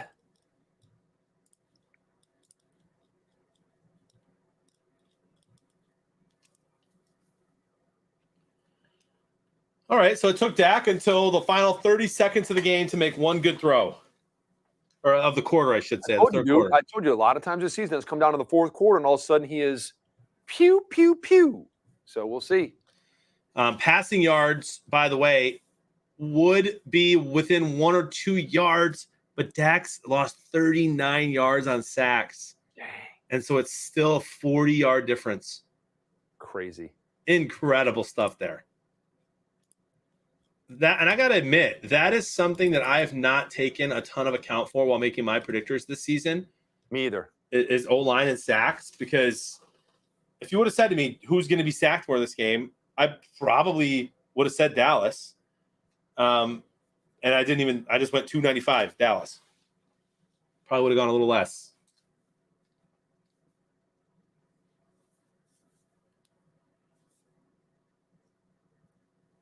All right, we need a big fourth quarter, y'all. A couple more tutties.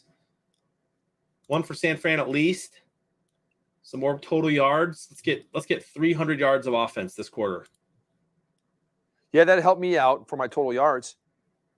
You need more like 200, right? No, like 260. Did you pick 7? Yeah. Okay. So Yeah, I'm at 747. It just went away because I'm getting my score kept, but I don't remember exactly. 7 something, 707, 7 something.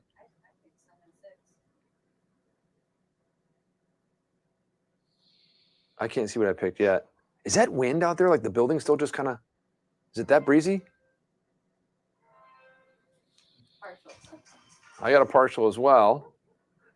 Yeah, it's still the wind out there. Man, is it windy?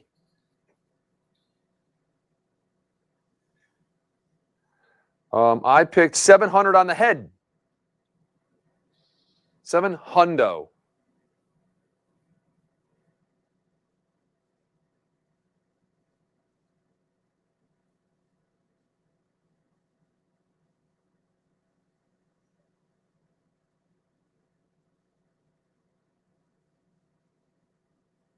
I see San Fran.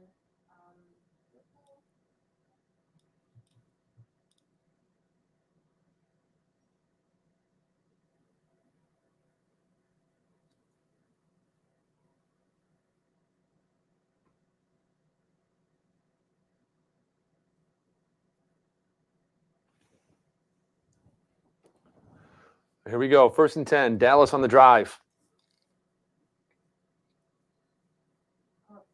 Yeah, they need something here. Get it Hurry up. going. Yeah, just you ought to be running a hurry up offense right now. There we go. I was going to say.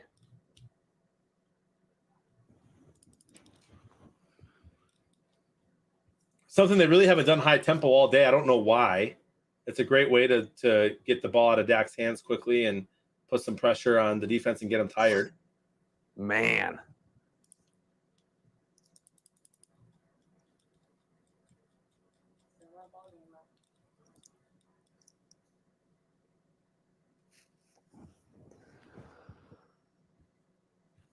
Big 3rd down. What is San Francisco doing? They've got like 8 guys on the right-hand side. And Oh my! they better go for it here. If they You have to here. yeah, say if they punt here, this game's over. They're done. There you go. I was going to say.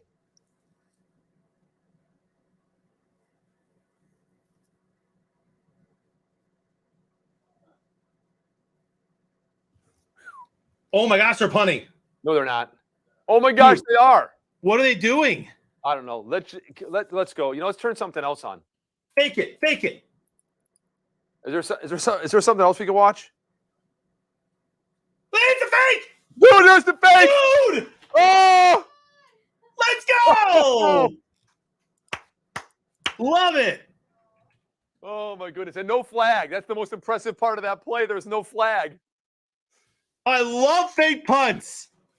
Here's the hurry up offense again because San Francisco got no idea what's going on. And Dak's not even in the game, is he? They don't need to, dude. Shotgun or a wildcat.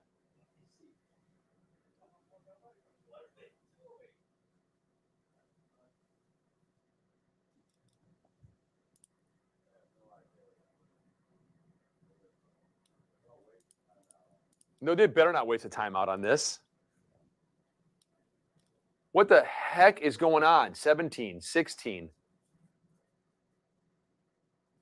It's like Dallas forgot that they actually could still get off the field. Oh my goodness, this is just a cluster. Well, get out of the way. Yeah, he can't snap it. Ref standing there. That's crazy. If they Dude, that'd be so funny. there's no way they give them a delay of game. Are you kidding me? Oh my gosh, that's terrible, dude. The ref is standing right on the center's ass backside. Oh, that's terrible. That's so bad. Yeah, exactly. Someone's got to be. There's no way. Oh my goodness. They can't stop the ball practice right there.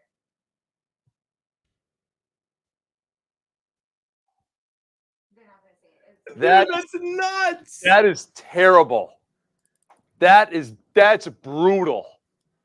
I mean, it's 5 yards, but that still is just bad. Dude, remember like 5 minutes ago when they did the fake punt? Yep. Dude, look at Dak. What are they doing? Slow down. It's 1st and 15. There's 13 minutes left. There's not 3 minutes left. Slow down a little bit here. I got to rewind that. I just got to watch and let me know if they replay that penalty, but I'm going to rewind it just to watch that again.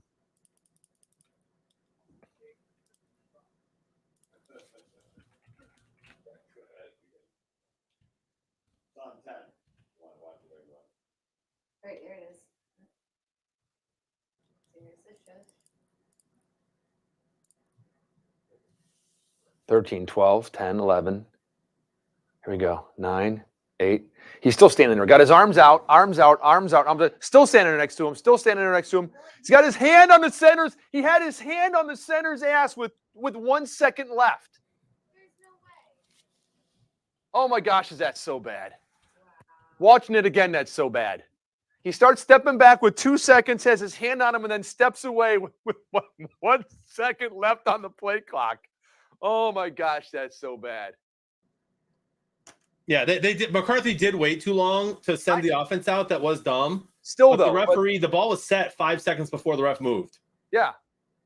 And they're not going to get this. I mean, are they going to kick a field goal here, go down 13? You have to kick this field goal here, right? Yeah. Yep.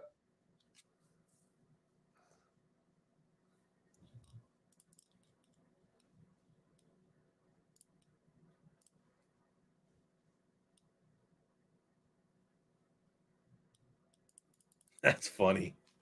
Man. Dude, full implosion is that he misses this kick. Dude, fake field goal. No way. What's the whistle for now? Timeout, San 51. Francisco? They're getting ready for the fake field goal. Coach wants to make sure they're ready. There's no way Dallas wasted a timeout.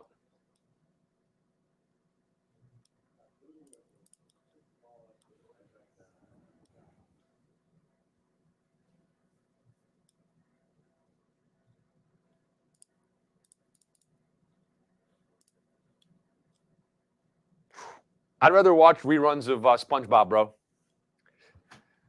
Yeah, everybody on Twitter and stuff. Look at that. Kick up. Right down Good, right? SpongeBob's throat.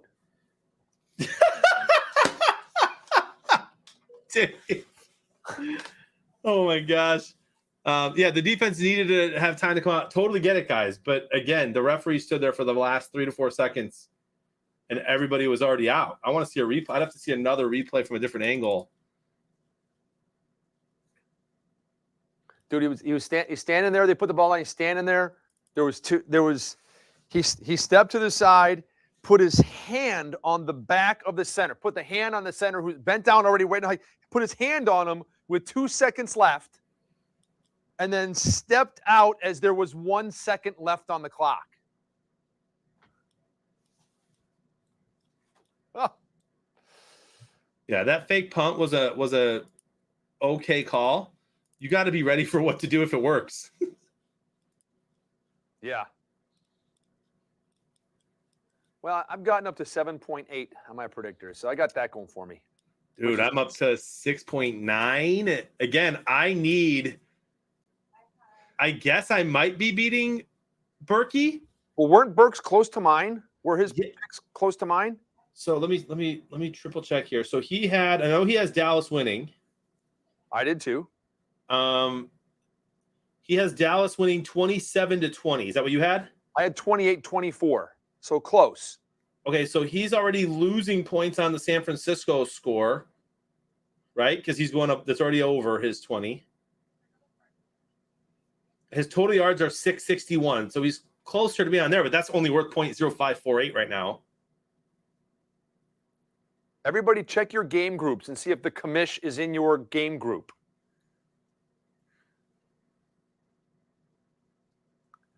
I thought his picks were close to mine. I have 700 total yards. I thought his was around mine, and passing Dallas 253. Yeah, his total was 661. 661? Yeah. Well, it's going to be better than both of us there. Yeah, but again, it's not. I mean, right now, you're still down 200 yards. That's going to be less than a point. Yeah. So I think I've got him right now because I have the Niners still getting 7 more. And he's already losing points on that, and Dallas only has 10. Praying because I'm really green.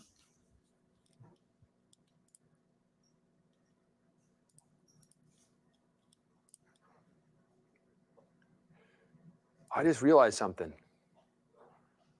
I don't have to wake up and take the kids to school tomorrow. Nice, bro. Yes. A little sleep in for you? Yes. Even though my body doesn't let me do that, I will wake up and then I will go back to sleep. So I'll probably wake up normal time, like I'm getting the kids up at around 6 in the morning or something like that. Try to lay there. Then I'll get up and let the dog out and then come back to bed. There you go.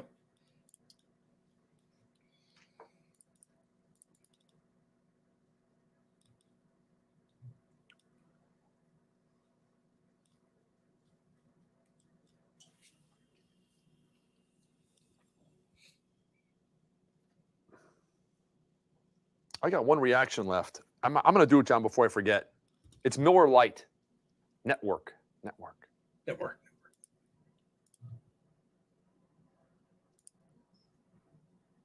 Dude, look at Flying Car. 24 predictors, second place in the Skybox at the moment. Kittle hadn't caught a ball until now, my friend. Now's a perfect time for the Jawan Jennings touchdown, my friend.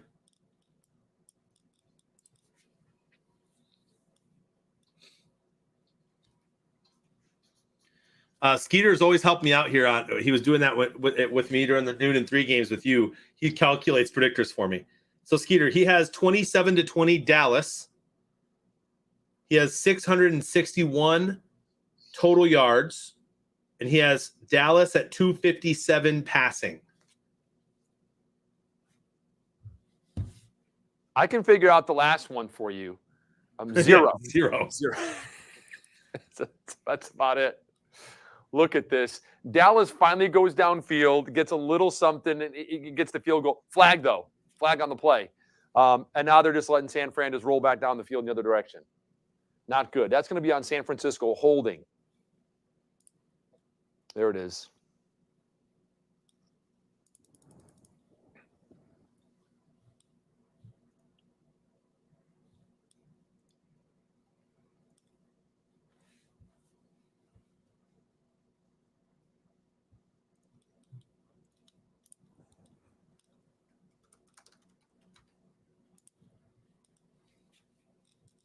Let's see what check passing again. It's been a minute since I checked passing.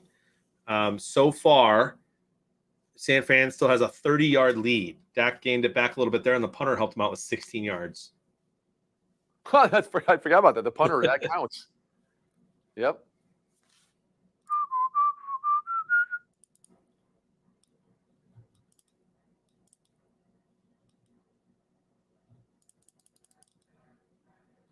Look at Debo, dude. Runs like a running back. He's dangerous, dude. He's a multifaceted weapon.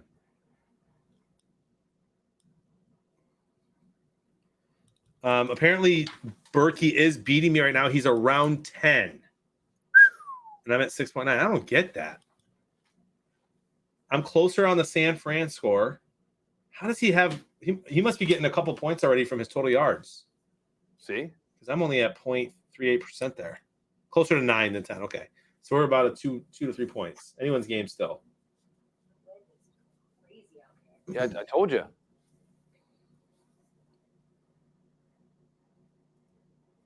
Interception. Oh, and he's going down to the 30. And a flag on the play. Dallas needed that. Hold on. Flag on the play. And it doesn't look like Jimmy's saying like, oh, it was on fake. It looks like it's going to be on San Francisco. I think it was holding. Number 72 was in their rush. Yeah, was it holding?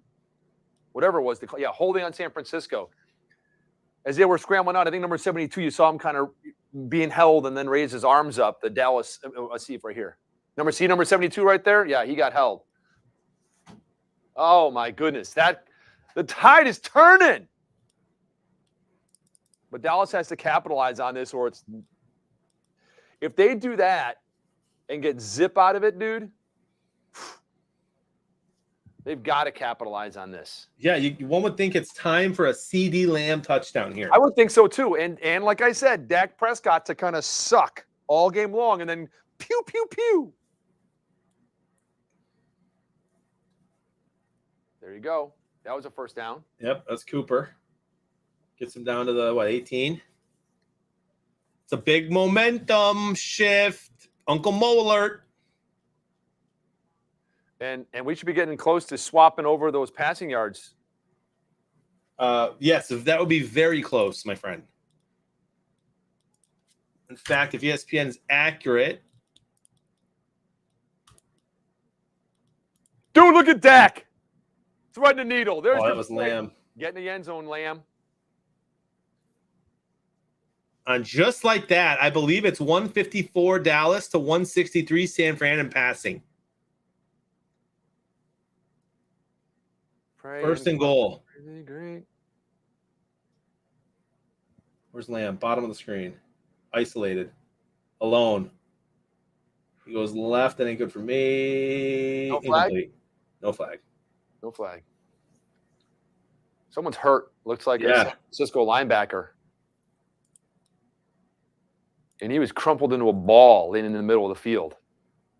That did not look good. You saw that last shot. Medical staff running, sprinting onto the field.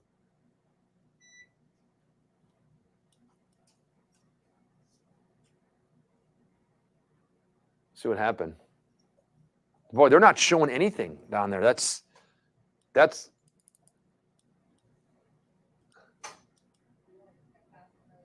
wow. Dude, that's their best linebacker, too, I believe. That's Warner. Yeah, but for them not to even go back to the shot to show him nothing and purposely keep the – I know why. We're watching the Nickelodeon feed. That's why, bro. I bet if it was CBS. Yeah, that could be it for sure. Yeah, I bet that's why. Let's see. Skeeter says, if you haven't done your predicts tonight, Josh Gordon's out. I'm sure most people regret not waiting to know that Josh Gordon is out tonight. Darn, dude. I'm definitely picking Pittsburgh passing yards then. Yeah, dude, I'm going back on the CBS feed, and the CBS feed shows him. Camera cuts right back to Cooper walking off, and they show the guy on the ground reeling in pain, holding his right knee, rolling sideways in a lot of pain. So, yeah, they did not show that on the Nickelodeon feed right there. He's in a lot of pain. So that was the difference. Yep. Well, that's kind of cool, actually, that Nickelodeon does that. Yeah, so the kids don't see it. They roll him on his back, and he's, I mean, just reeling in pain and holding onto his head. And that was apparently a non-contact injury. Yeah, I was gonna say I didn't see anyone around him. He went down. I don't know if he cut the wrong way and twisted his leg or something.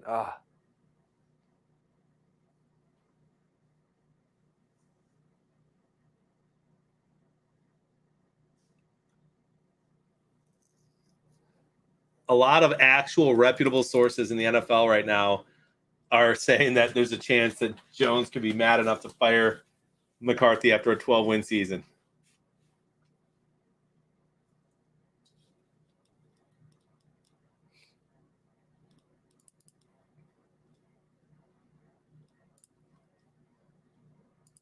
I wonder.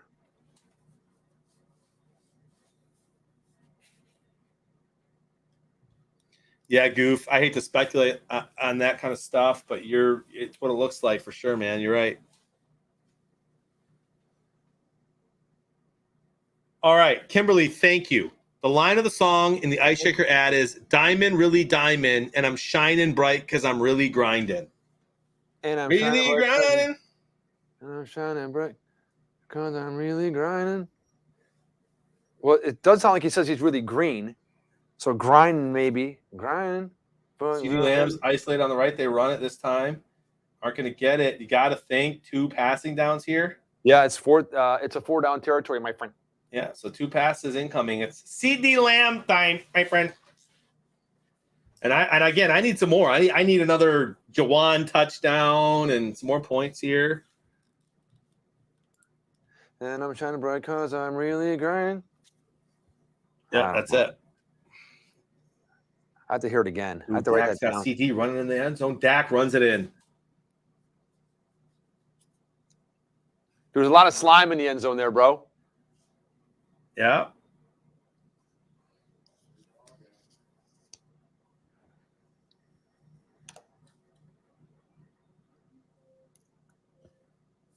There you go, Kobe. Love it. I love saying that about the Lions. Let them be my pallbearers. They can let me down one last time.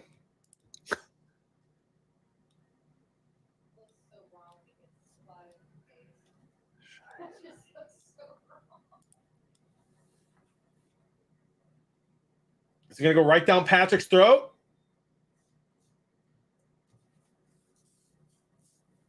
It's good.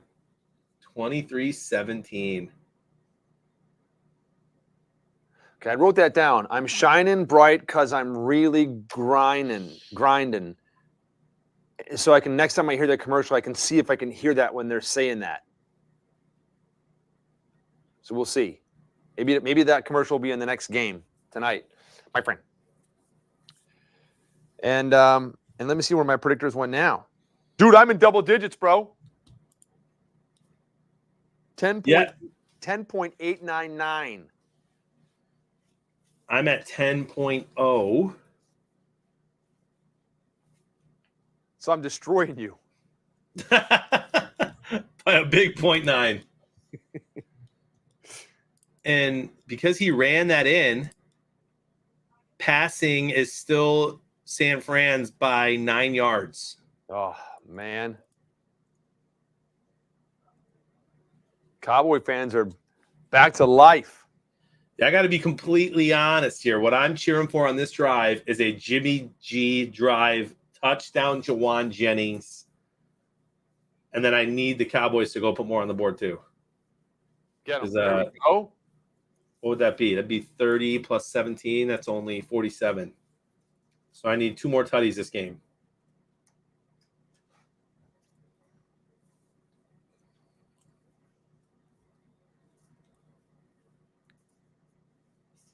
Voting update.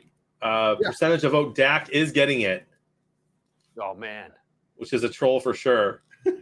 Well, I'll tell you what, though. Right now, dude, he just got himself a touchdown, and we'll see. I don't know. 19 of 34. That's not good. Is that what he's doing, Goof? Nate Burleson's talking about momentum.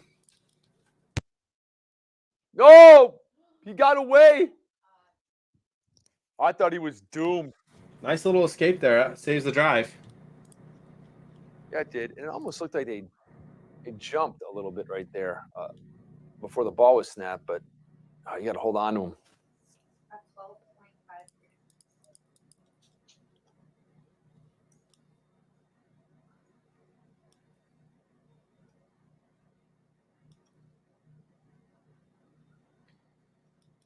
Matt Castle, with, in my opinion, the tweet of the day. Thought I'd have to tell my future grandkids about Tom Brady one day. At this rate, they might get to go to one of his games. Ha! Did he grab his face mask as he ran by? Dude, it looked like it. I It don't did. see a Looked like his flag. head got jerked back. I A can't nice- believe there's no flag though. I mean, there's got it. You know, Yeah, it's a nice run nonetheless. Dallas, there should be a flag. Almost every other play, there's a flag.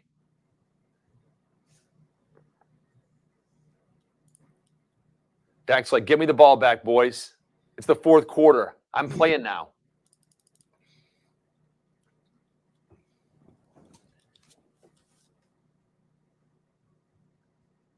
Q-Spark, Meg can't draft anybody. You would have to draft Meg.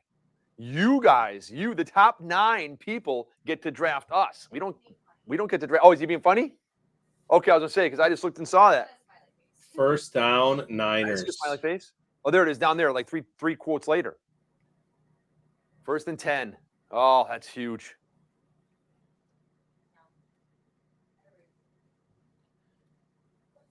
Yeah, and this game does have a lot of implications. You know, a lot of people are saying maybe if McCarthy loses a home playoff game to a team that snuck in at the very end, that McCarthy might be fired. Jimmy G, I don't know if he's a free agent next year, but I know that he could be on the move with Trey Lance being there. So if he can step up here and close this game out, maybe have a good playoffs. Maybe Jimmy G stays. Flag on the play. I know you're surprised, John. Shocked.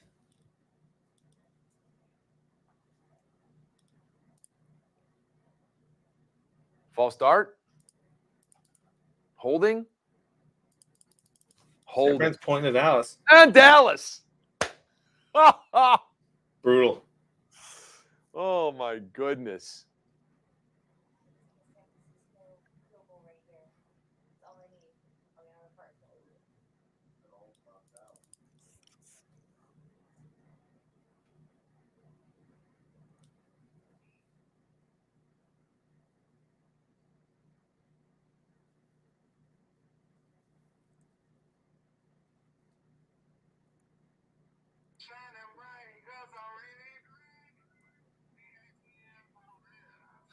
I hear that. Shining bright. The way he says grinding, it sounds like green, but I can hear Yeah. the song now. Yeah, you can hear it though, right?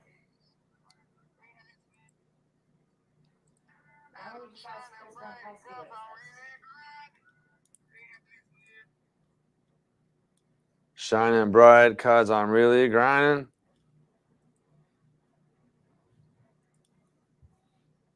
I know it's hilarious, Kimberly, right? 2nd and 7. 4:45 to go. Dallas still has all 3 timeouts. It needs to stop in a big way. Look at Jimmy G. Oh no, and Kittle dropped. Did he catch it? Oh, fumble! Dallas ball. Dallas ball. Oh my goodness. Now, I don't know if that catch was complete in the first place. They need to show that again because I don't think Kittle caught it, bro. Yeah, I thought it hit the ground too. And that's what Kittle's saying. So he was faking the funk until he realized he fumbled. Yeah, that's a bounce. Yep.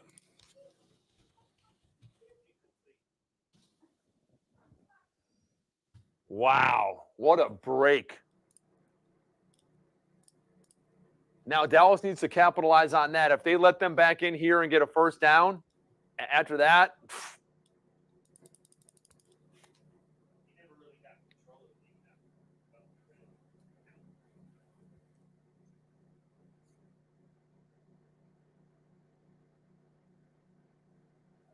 Man, Kittle's life probably flashed before his eyes there, too. Yep. Yep. And good point from native QB. That does stop the clock, so that's big. Sack fumble. Dude, it's Debo Samuel time. There's a flag. That's on San Francisco right there. They're all waving at you. Like 6 guys pointed over at San Francisco there for the false start. Nick is a play behind. I'm switching over to CBS. Eat Spetstomia. Hold on.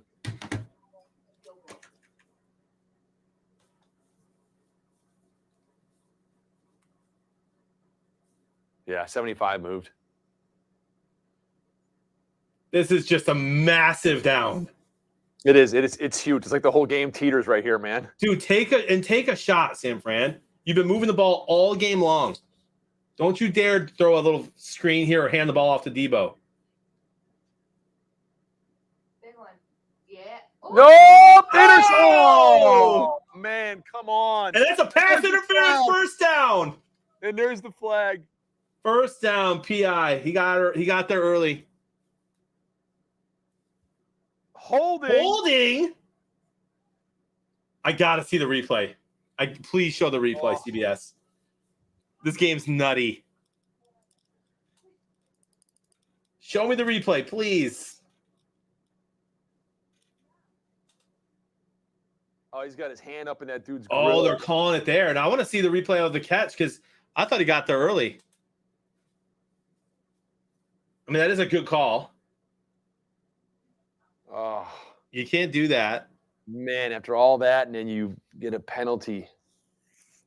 Oh.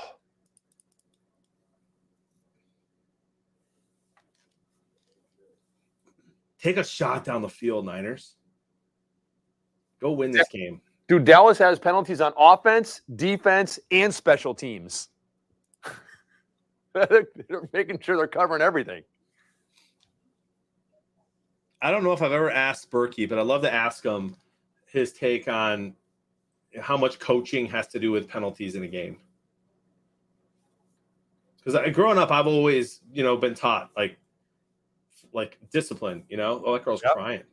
Poor girl. Take the camera off her. See, I hate that, man. You get a girl probably drunk, crying there. Boom, she's a meme. She's a meme. And she's gonna be a GIF in 10 seconds. Oh, nice. He could have got a couple extra yards. It was nice to hold on to him right there and get him out. But now, again, another third down as the clock is ticking, and Dallas just going, get us the ball back.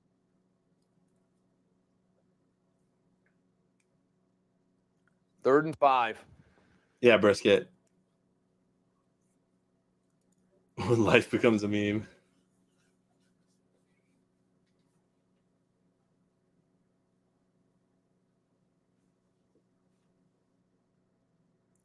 Yeah, NFL Reddit's already there.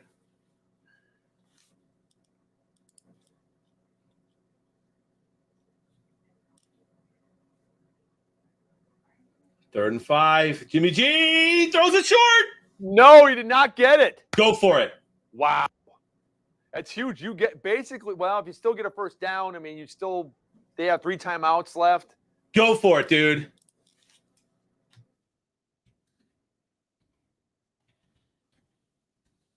Look at him strong. Look at that, man. Ripping him back. Debo, you're going nowhere, bro. Way to hold on to the ball, though, man, when he realized he wasn't going anywhere. So he didn't lose it. 4th and 1, dude, they're going for it. You have to. Put the ball in your offense's hands to get that 1 yard. You all but lock up the game here.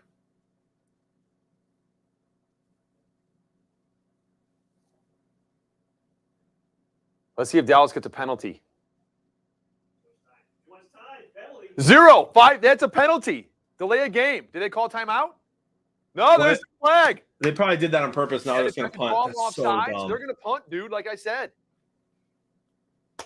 Dallas now is going to have 2 minutes and probably about 42 seconds left or so by the time this punt gets done, depending if it bounces or if they fair catch it. 3 timeouts, and Dak Prescott coming to life in the 4th quarter, my friend. I hate this.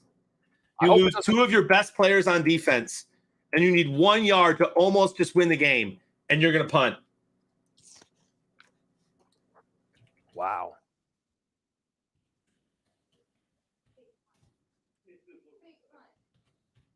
Oh, another penalty. Wow.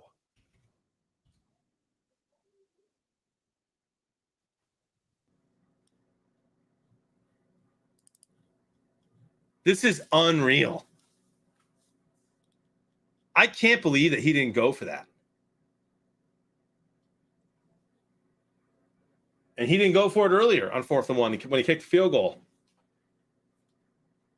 The field goal was the right call. Punt it. Fake punt. No way. Just don't rough the kicker. All right. You play to win the game. Okay, so there you go. There's your 2:42, like I said. 2:42 on the clock, a full accompaniment of timeouts, a 2-minute warning, and Dak Prescott, as I said yesterday and down to right now, the game on his arm. This is it, my friend.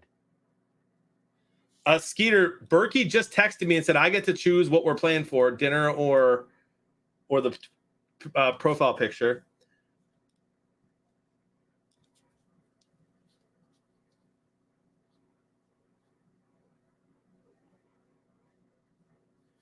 And he just says he thinks I'm winning. I think he's winning. I wonder if he thought I just meant the who's going to win the game and not the predictors, but I was clear about its predictors. So Burke is going to beat me because of yards, says Skeet.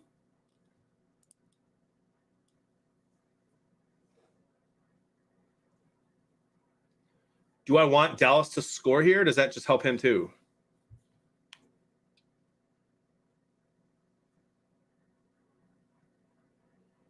I said, yeah, but you have total yards. And Burke says, at least we have some drama. There goes Dak. Oh, there we go. Huge. Should have stayed in bounds, man. How about a quick CeeDee Lamb touchdown and then give San Fran the ball back and let Javon Jennings win it? Should have stayed in bounds and taken it to the 2-minute warning. You got 3 timeouts left. Oh. And that switched it back over to Dallas right there, my friend, on that play. So now I'm at 24 on my predictors. Yeah, that's going to help. That's going to help Berkey too because he has a lower yards than for Dak, and I think it's at 192. So I need about 100 more yards. That ain't happening. Now, unless they score a touchdown that goes to overtime, they miss the extra point. That could happen.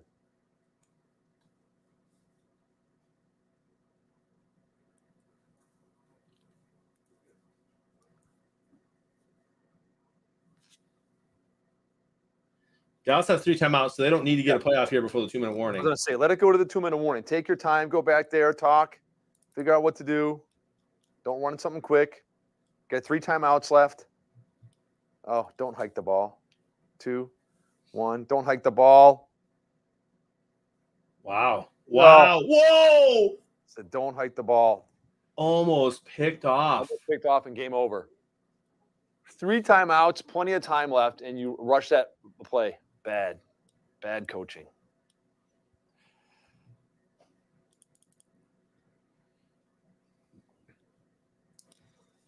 We said this was going to be the best game of the day. So far it is. You're right, my friend.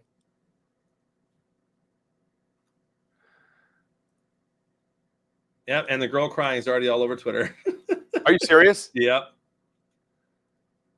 I've just seen 3 different people post it.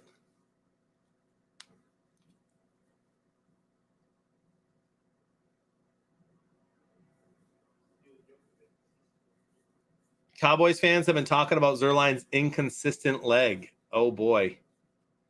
Pulverizer says sees an interception coming. Now, let's see what's going on here in the leaderboard. It looks like 74 is a high score. Kajaric has 37 predictors. Nobody in the 40s that I see yet.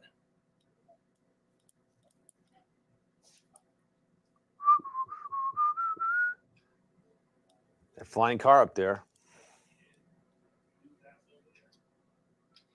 I know, Pulverizer. I'm pumped. Playoff football, baby.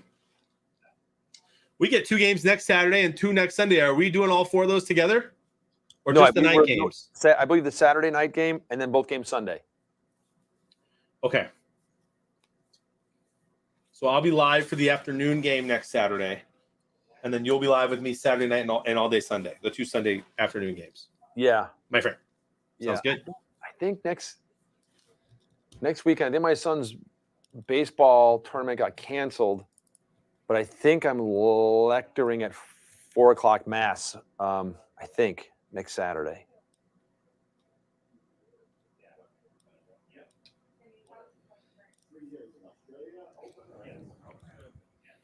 I still can't believe Kyle Shanahan did that, dude. And I can't believe Mike McCarthy just snapped the ball before the 2-minute warning. I know. What an absolute moron. Hey, Frank, did you hear about Djokovic? Dude, first tennis player ever to lose a match after missing only 2 shots. That's good. Imagine that. Bourbon will be thinking of you, man, for sure. Nobody should go to Australia for anything. Nothing. Well, not anymore. I would have liked to go back in the day to get some kangaroo jerky. Oh, man. That I tell you what, dude, not as good as manatee jerky. Manatee jerky's better. Yes. Especially with bay rum. Oh my. Oh, yeah. Soak it in that. I'm having a Bay Rum day, I'll tell you that. Bayram Day.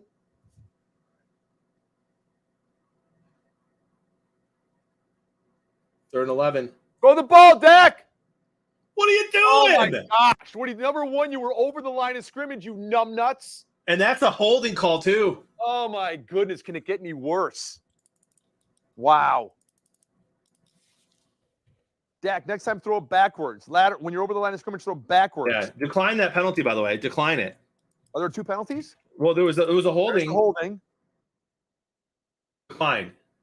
Good. Yeah, you have to decline that. Now it's 4th and 11, and you don't want to give them 3rd and 20. Yeah, exactly. You lose the down. Yeah, what happened last time on 2nd and 25 when Dak threw a laser to whoever number 1 is? Oh, just. Wow. Just as the bounces. Now, the thing is, you still, let's not. We saw a team last week get like San Diego get what, like 7 4th down completions to keep a drive alive. They do blitz everybody on Dak. It's a great call. He chucks it up. Oh, Incomplete. No flag. Catch that ball. Oh, he was open too. He had it. Oh, That was a nice goodness. throw off his back foot. Now here's the thing. They still have 3 timeouts left. Yep. San Fran needs to play to win the game. Oh, he was open too. Oh, that close. He just got spinning around the wrong direction. It's hard when you're doing that and you're going full speed to come from one way and straight and turn yourself around and get it. And Dude, I love the call of sending everybody. yeah. You know, that's not something you see often late in games. So maybe a little makeup call for not going for it on 4th and 1. Let's see if they do something besides run it 3 straight times up the middle here. There's one. Timeout, Game of Dallas. Nothing. Took 2 seconds off the clock. This is insane.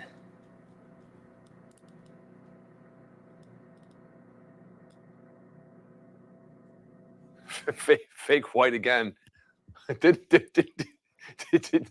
he throw out the Eric who threw out the Eric Ebron reference yesterday? Was that Fake White? I think so. I think it was. Eric Ebron would have that. Oh my goodness. How about that? So now, do they just run that ball into the line again? Or does he fake the handoff and catch Kittle rolling out? Yeah, do something, bro. It's Brandon. You got Juwan Jennings, Brandon Ayuk, Samuel, Kittle.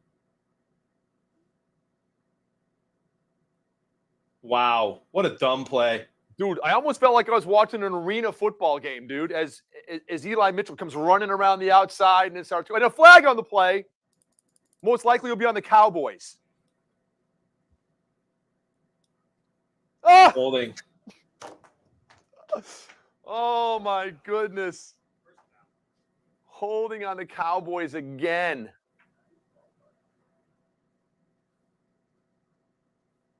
That's game, bro.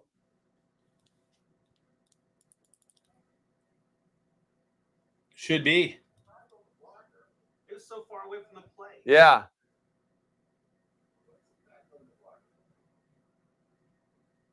I mean, he basically tackled him.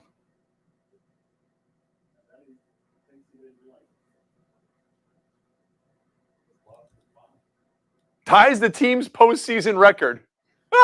At least they might set a record today. I'm at 14.3 predictors, but because of the yards, I do think I'm going to lose to Berkey. I'm at 24.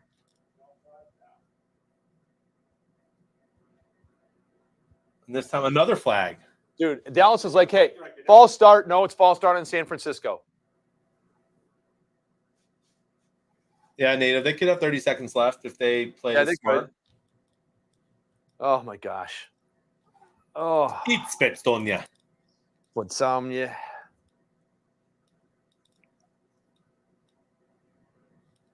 Wow.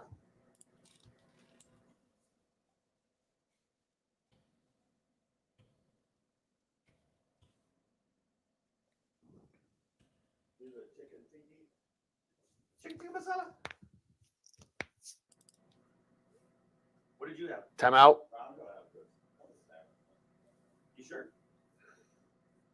127. Meals. Don't want to go bad.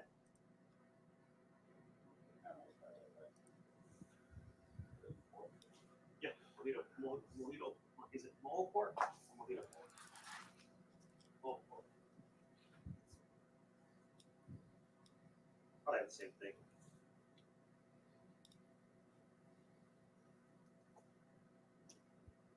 Matt Stafford's going to come see the Bucks with only 6 days cross country to get defeated. I'm excited to watch it, man. It's going to be exciting.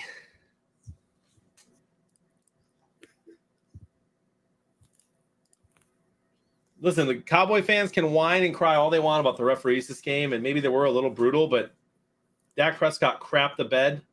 Zeke Elliott did nothing. And you couldn't stop San Fran in the first half. Oh, my goodness. Oh, I thought he was going to break that loose for a second. Timeout. 121 left. Now, that's it for Dallas as far as timeouts. It's been like a rain coming in and then just like tons of really bad wind. Dak is not having a Bayram day. No, it's not a Bayram day.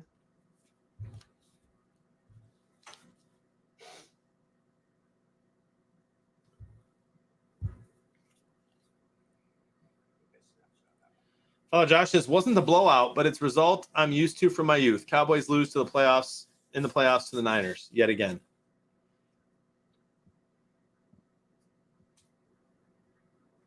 Well, like you said, we thought it'd be the best game of the day, the closest game of the day. It is. Goes down to the final minute here, but yeah, Dallas implodes at home. Uh-oh, hold on. Timeout, San Francisco. Timeout, San Francisco, I believe. Yep.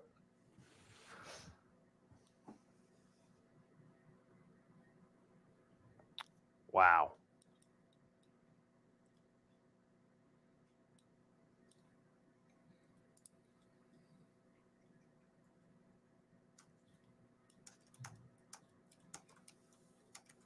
Yeah, this is just it's unfortunate for Dak because it's just a bad game overall that you kind of saw come in 50%, 215 yards, which mean 5 sacks for 40 yards. It's just not a great game. And only 60 yards total rushing for the whole team when you have Dak, who's a mobile quarterback. Yep. You know, you've got San Fran 160. That wasn't the same girl, was it? That No, was a different girl, I think. Uh-oh. a little trickery from Debo. Dude, game over. Wow. First down. He fights to a first down, and that's the game, folks. Dude, he just ran through a brick wall to get there. That's a first down. Wow.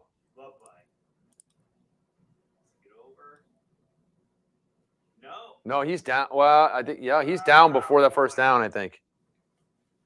I'm going to say this guy's name wrong, but the Bears just tweeted again that they've completed interviews with general manager candidate Joe Schoen from the Bills. Or maybe not from, never mind, not from the, I don't know where he's from, Joe Schoen. And then head coach candidate Brian Daboll from the Bills. No. Yeah, he's it's short. That's short of a It's first down. short. Go for it. But it's going to be 4th down in like 6 inches.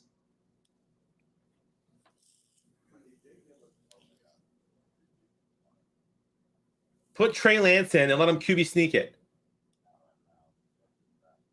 First down. Yeah, that's where he spotted it though. But can he challenge with no timeouts left?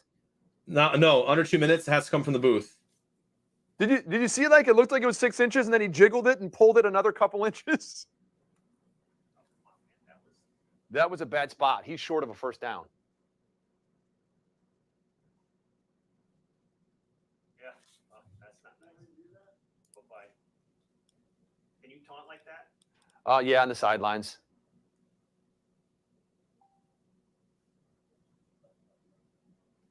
All the Niners players waving to the Cowboy fans. Bye.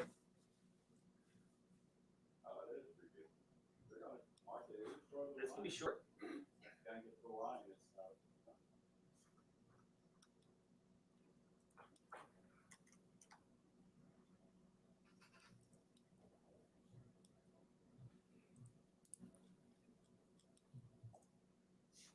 Are they going to review it? Yeah, it's under review. Okay, I was like, he is short. But here's the thing now. Do you say, Ooh, I okay, don't think he's short. He's way over. no, that's a bad. You can't tell. Watch this angle right here. Watch his knee. Boom, his knee is down. Then he extends the ball out. Okay. Because that marker's in front of that hash mark there. So now do you go, okay, it's 4th down in a few inches. Do you have me send Jimmy G fall forward and you should get a first down? Or do you say, let me just punt. They got no timeouts left. Bury them in their own end. I mean, if you play to win, yeah, you go for it.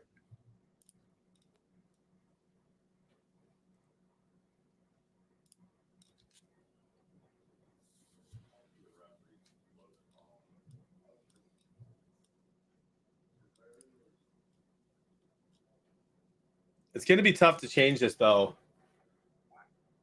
because it does look short from that angle. But it has to be clear. It's clear. They'll move it back.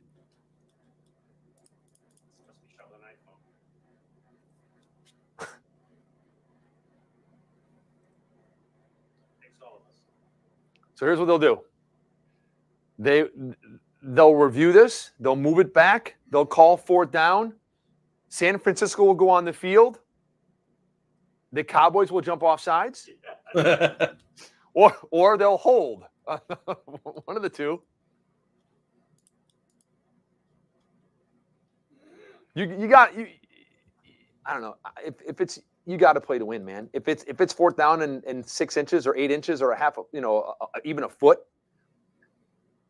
you got to send them out there to go for it. Even if it's a foot, you have to send them out there to go for it. How many times you saw this in 5 seconds? Yeah, you have to go for this. Yeah, because then you have put Trey Lance in, let him run up the middle. You have the chance. Yeah, exactly. I will respot the ball and remeasure. Yeah, because it's short.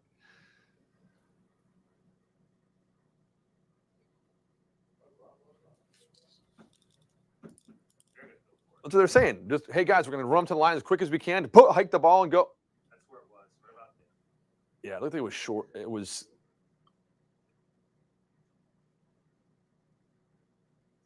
That is correct. Ignore the orange thing behind you. Yeah, so he's an inch short. Now all the center has to do is lift that ball up and move it, move it into his hand an inch, and they have a first down. Let's see. No, you have to hand. It has to go to the quarterback. But I'm just saying, the center is going to move the ball an inch. But here you go. Jimmy G is going. What do I have to call here, guys? Give me the ball. Let me fall forward an inch. Literally, dude. Let's go, boys. It shouldn't say 4th and inches. It should say 4th and inch. Let me see, guys. What's the best play for us to formation call offsides on Dallas? So what's the best way to get them to jump offsides?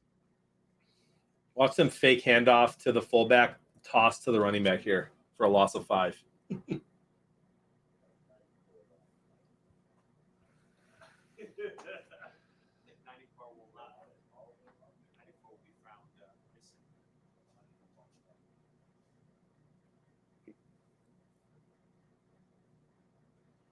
If San Fran somehow gets in the end zone here, I could beat Burke.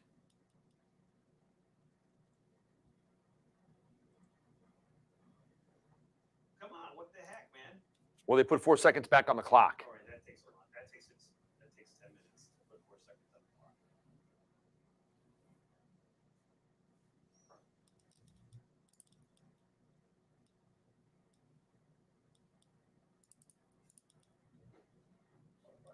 Here's what I love about Super Squares.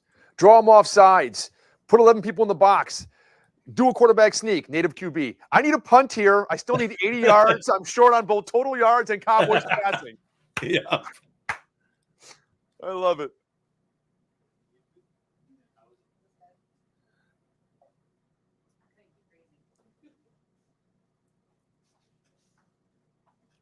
Six, 5, 4, 3, 2, timeout. San Francisco.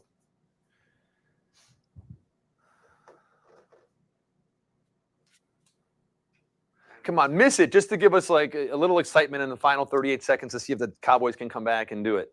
They're not going to punt. I think we need some more shots of distraught Cowboys fans. I think they need a shot of tequila. I got some. Tequila. Dun, dun, dun. But they're going to need to warm up again. They've been standing out there so long. Bring a trainer out there, let them stretch and warm up again. LT's got big.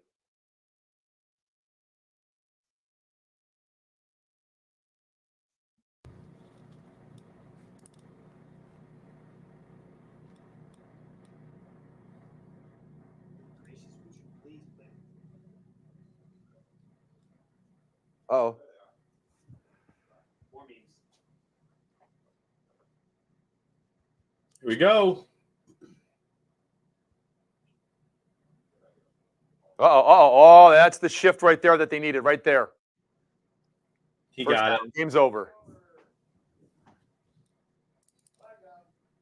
Flag. And there's a flag. And there's a flag. Hey, maybe it was a false start. False start. Oh, is that going to be huge if it's a... Oh, my goodness, it's a false start. Now they're going to have to punt, bro.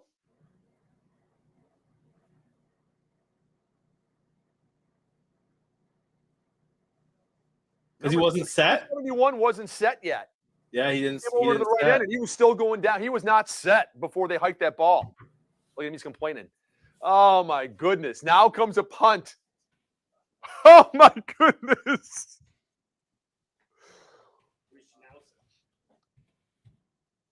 So Dak Prescott's going to have like, I don't know, 34 seconds left and no timeouts. I don't want to hear any more rigged talk from Cowboy fans. Don't hit the punter.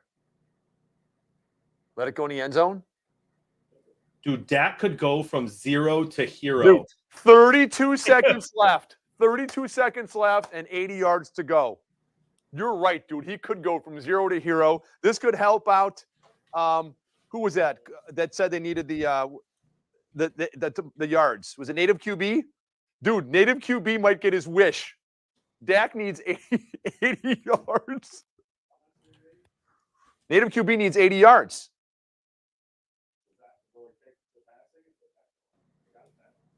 Yeah, they have to pass. There's no, you cannot run the ball.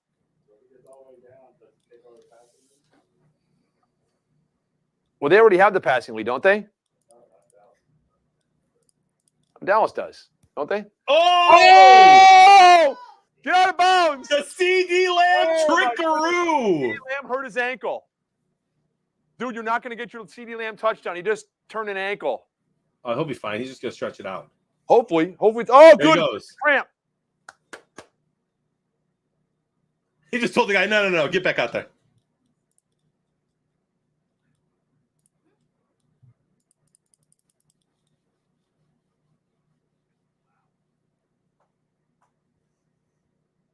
Dude, this is nuts. Listen, here's what could still happen. I could hit everything.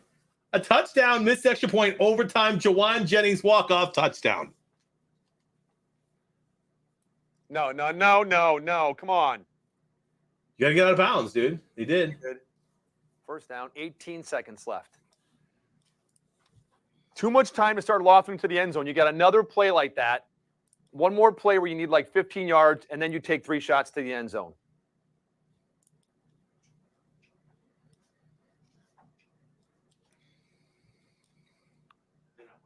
Wow. What's Trolsky?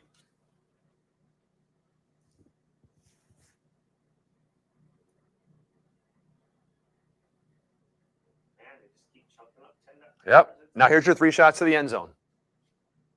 I mean, maybe 2 from here, right? It takes at least 7 seconds for them to get from the Or 40-yard dash.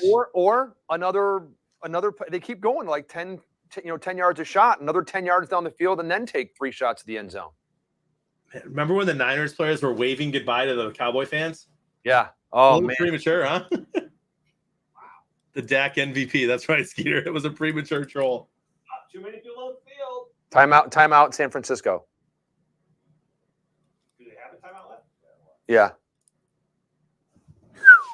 Wow.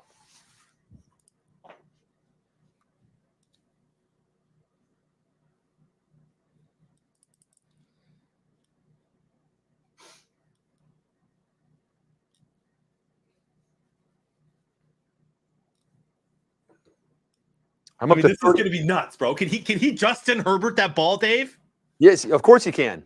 Chuck it right down into the end zone. I'm up to 31 on my predictors, 31.5. Nice, bro. If he gets it in the end zone here, dude, I am money. I'm up to 21, but I'm pretty sure Berkey's got me because he's lower on the yards. I need 30 more yards in passing. So if he gets it into the end zone, I'm money. Dak, what are you doing? What's Dude, he doing? what are are you you doing? Run down, spike the ball. What are you? Oh my goodness! Who called that play? What are you doing? Oh my gosh! You deserve to lose. What a bunch of morons!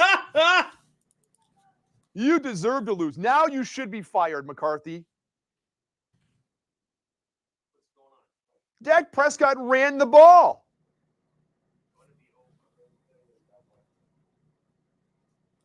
He ran the ball with no timeouts in the middle of the field. That's the game. You idiot. You should be fired. Well, I mean, that's not Dak's play call, right? No, that's not Dak's play. It was a designed run. He went back, designed run to run up the middle. What are they going to do? Slide, try to spike the ball, and then take 1 shot at the end zone?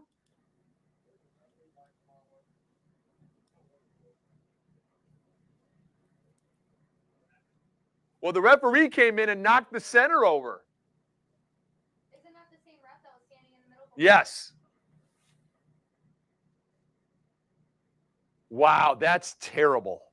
Dude, that is insane. Yeah, Dak ran too far, maybe. I still think it's a horrible call. Yeah, you still, though, you don't run the ball at all with 14 seconds left or whatever it was, 12 No seconds timeouts. left.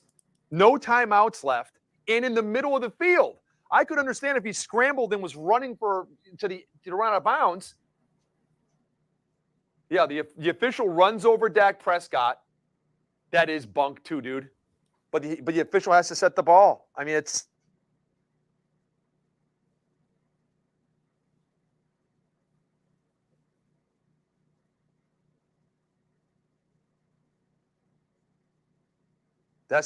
again, dude. I mean, they probably could have had 1 second left if that referee wouldn't have bowled him over. Wow. Wow. Oh, you love to see the Cowboys cowboying it.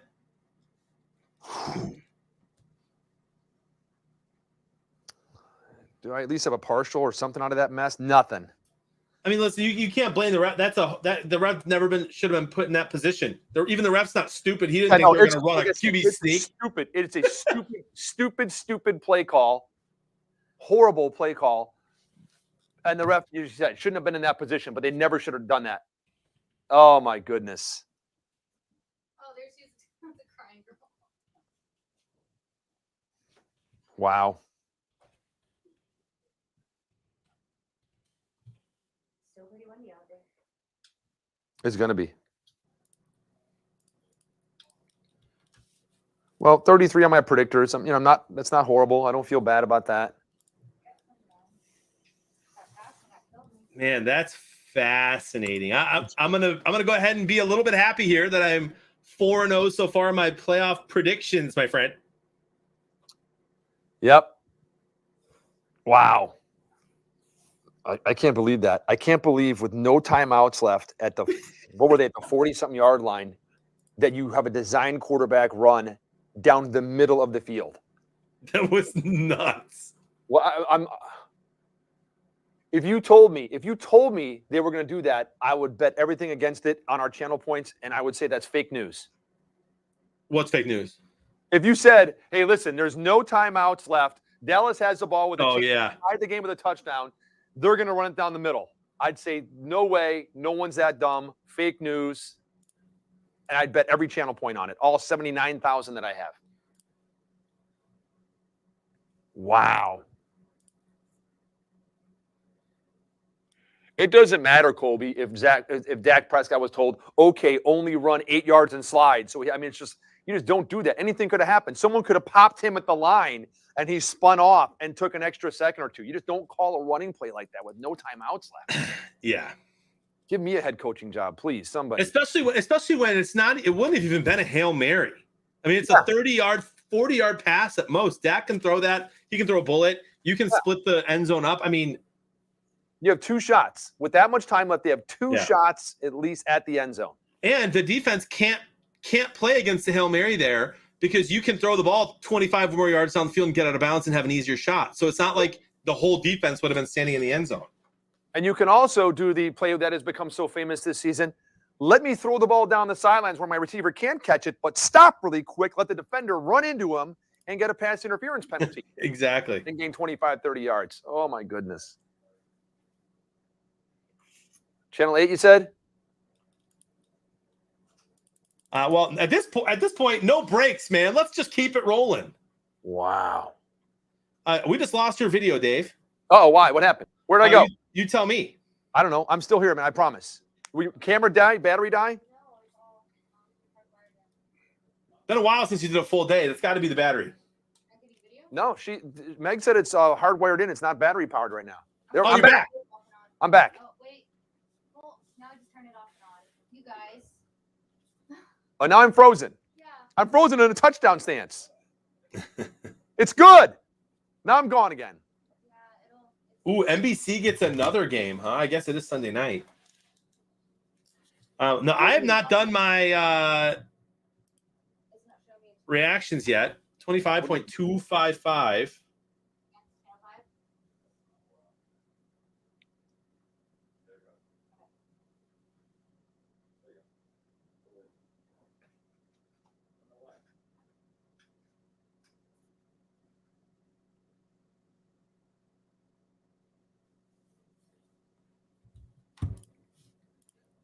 I'm gonna go check. You know what? Let me use the. Are you there? Yeah, I'm right here, dude. I'm back. You're not frozen. You're back. I'm gonna be back. I'm just gonna use the restroom real quick, and then I'm gonna come make my picks. Okay. All right, John's gonna use the restroom really quick. He's gonna come back and make his picks.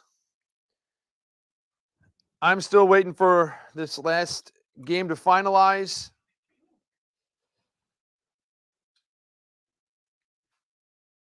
I have 35 predictor points. Not bad. I've had a fairly decent day when it comes to predictors.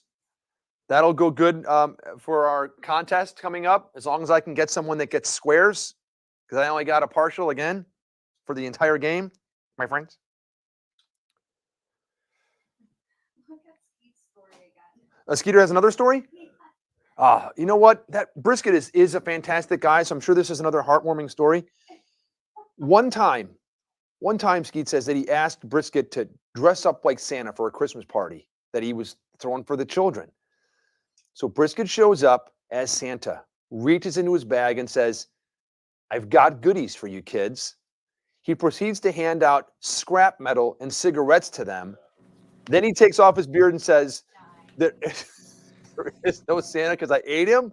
That's not a feel-good story. I think that's fake news. I think he's trolling us now, because I don't think that's true. That doesn't sound like the Brisket that I know.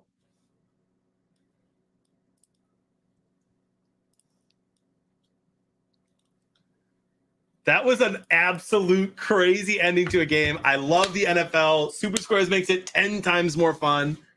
I had wagers going all over the place, dude. With Berkey, with the Monopoly, and we're doing well, by the way, because I'm doubling down today on my Monopoly, my friend, and trusting in my actual game picks and doing a little more. I can go less, Dave, to win way more, and then bet decent on the picks, and so I'm doing well on the picks. Now, here's the question, Dave. Yes. Do you believe in Pittsburgh plus 12? Yeah. I think I do too, but who knows? I'm going to make that decision right here, right now, making my picks live on air. I'm hearing my good buddy Dave's voice. Yeah, I'm here. I was just looking at. Oh, No, I mean in the commercial there. what's that? Before making your first predictor. That's right. Oh man. Oh man.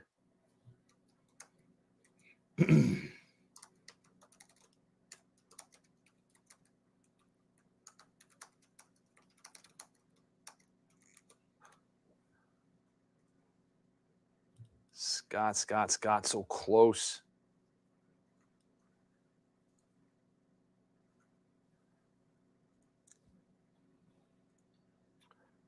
In case you were wondering, I did officially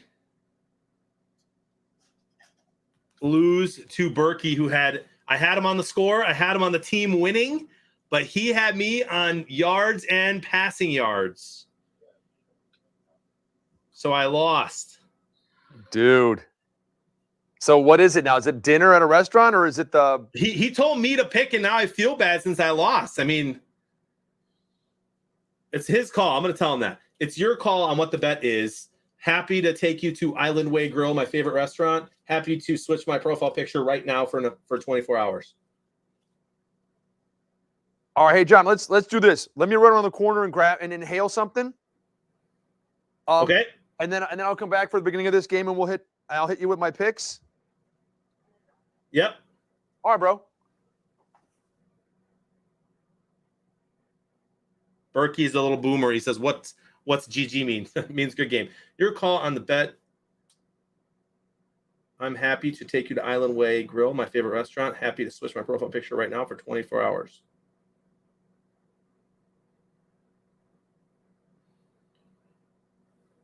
All right. Final score of this game. The over-under is 47. Chiefs are favored by 12. Part of me does think the Chiefs can win big tonight. The other part of me thinks Big Ben keeps it close. I do think Kansas City is going to score 31. How many points is Pittsburgh going to score? I think they can get 20.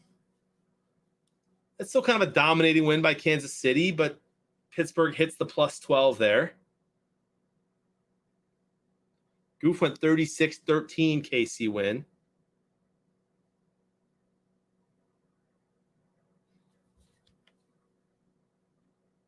Ben's washed. I do believe that. Love you, Kimberly, by the way. Berkey's going to come on and ask you guys if I should buy him dinner or change my profile picture. So he's going to ask you to vote. Don't answer until he asks.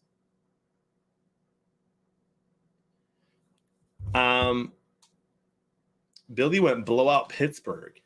I just think Najee Harris can run the ball okay, and Deontay Johnson's a good receiver, and TJ Watt can be kind of a mess. Skeeter went 42-20.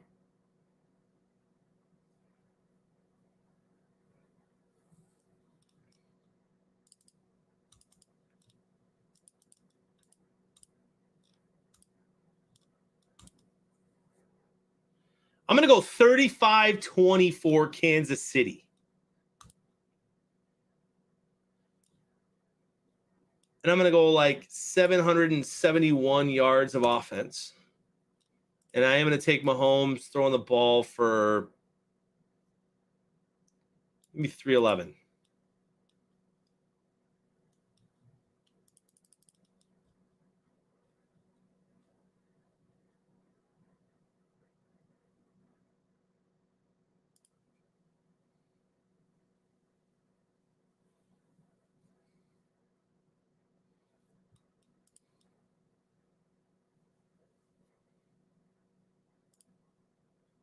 Day. Having a day. Day. Is Juju back for real?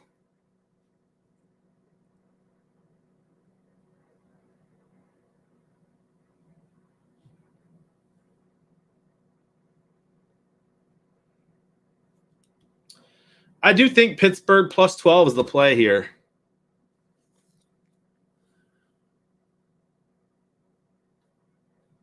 Uh-oh.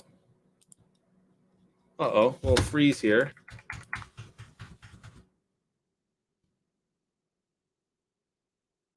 It's going to give me the chance to rate it still. See, I love Super Squares, man. So good.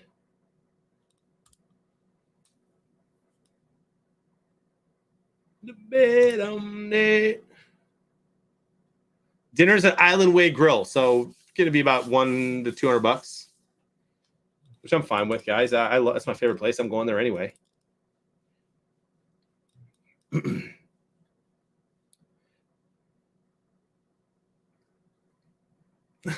Yeah, Skeeter.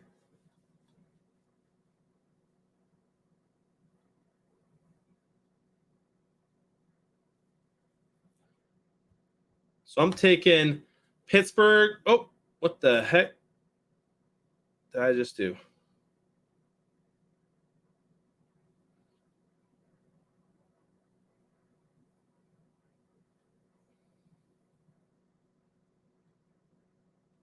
What a Tyler Torture. Let's see why my Monopoly's being weird here. Yes, that is in Florida, J Price. I'm gonna be in Florida for the Super Bowl game.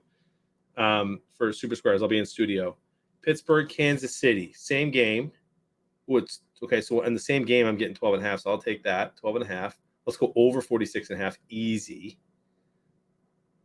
Come on, stop. There we go. Stop lagging on me here. Who's gonna get in the end zone here? Najee Harris does. Kelsey.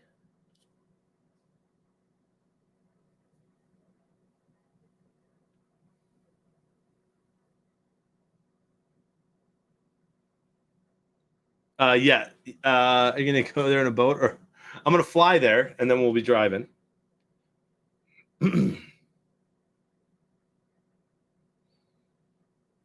What is my app doing, dude?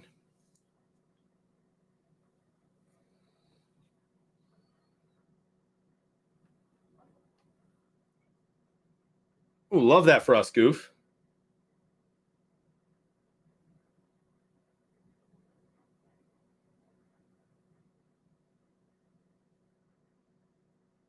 I'm trying to, Brisket, but it's breaking here. Are you still hanging out, Bourbon? Trying to go Kelsey and Harris, and then I'll see if I make another one to make it interesting.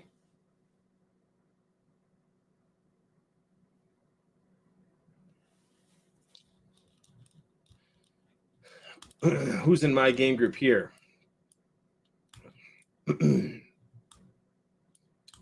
Loton. Somebody from Hawaii. Look at that.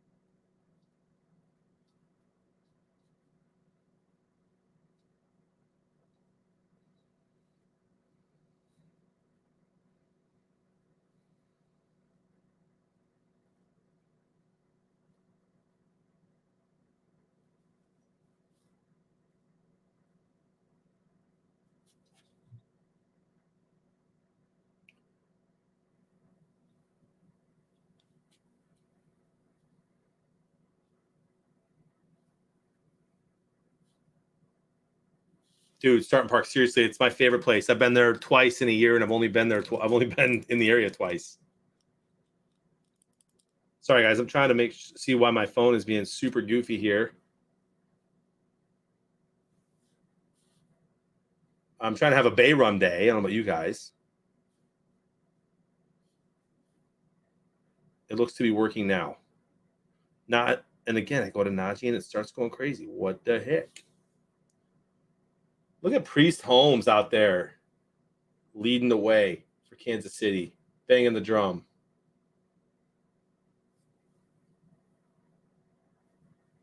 Goof. They got this crab bisque, man.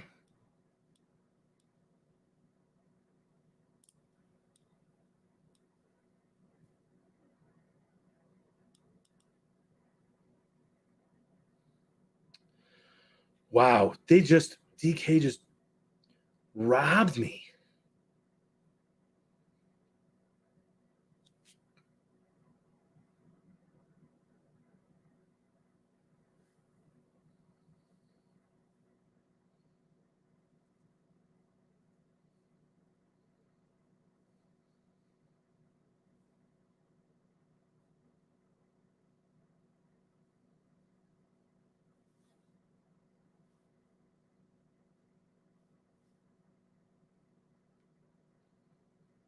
So instead, I'm doing Pittsburgh 10 plus 10.5 and the over 46.5. Here we go.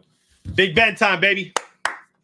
Every day is a Bay Rum day here. Love that for you. All right, y'all. It's been 2 fun games. Let's have a fun third one. I've decided that I'm ordering food after the game. Not eating. I'll have a couple cashews, some water, maybe another LaCroix.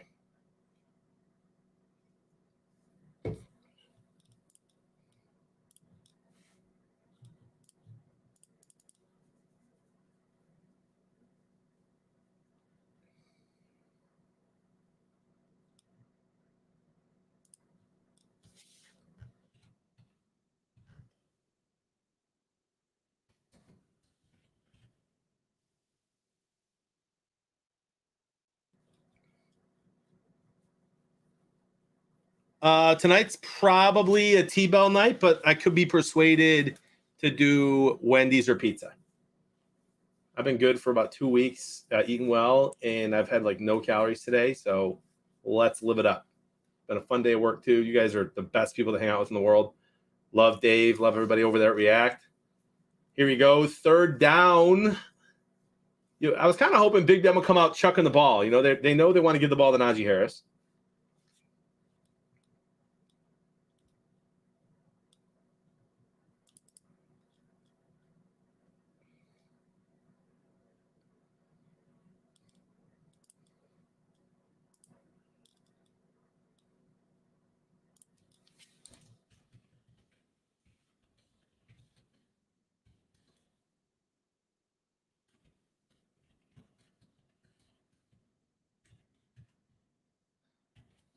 I do think that the Eagles' loss was still more embarrassing than the Cowboys. I'm assuming everyone here agrees with me. As bad as that ending was, you get blown out in the playoffs, it's embarrassing.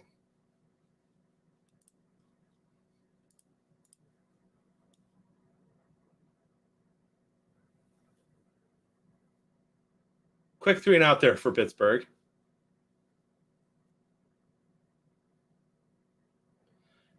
Goof, I agree with you, but anything can happen in the playoffs. I remember a game that Seattle had no business being in. I don't know if Q Spark is still here right now, but I remember a game that Seattle had no business being in. I want to say they maybe won 7 games that year, even 7 and 9. And they got a home playoff game. And I think they won.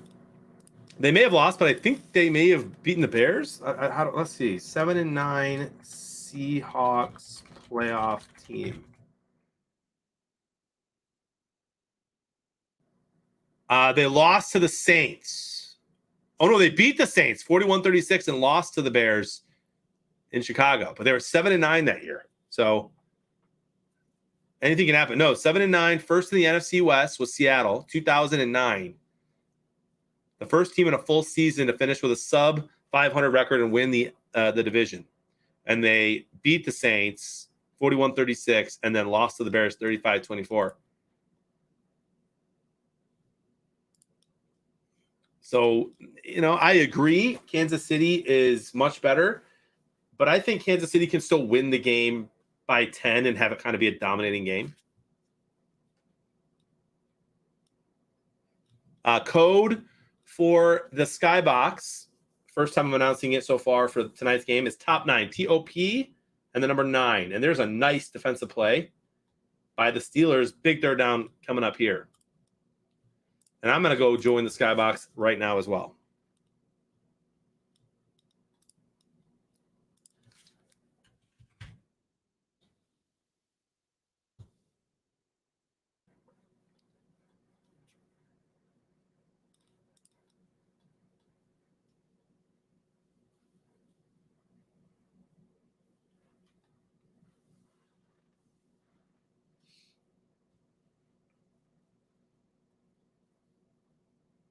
Nice defense by the Steelers. 4th and 8. By the way, Tim G just won his game group. Congrats, Tim G.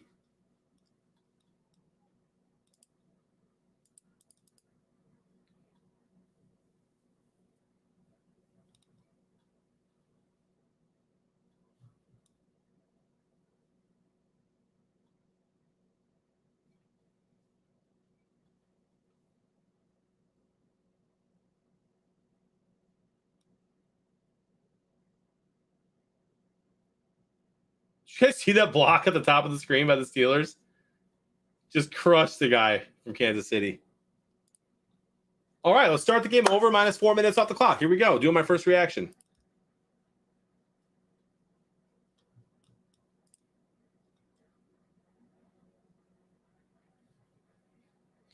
Bow, bow, bow, bow, bow.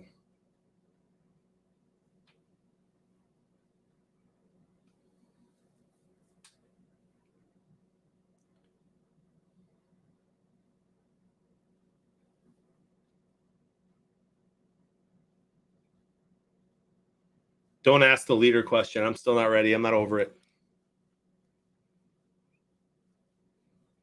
Q Spark, dude. I would have loved to watch the Chargers play this game. Then again, Q Spark, I don't know if you were here or not when I mentioned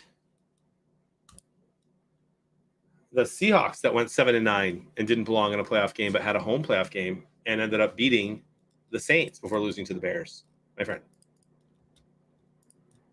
Ice shaker. So anything can happen.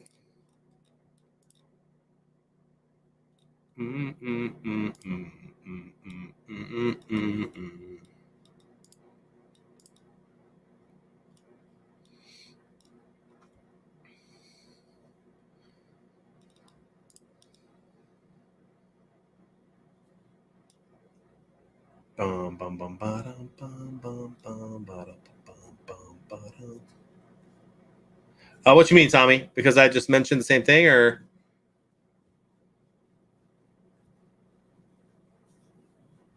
are you getting an echo?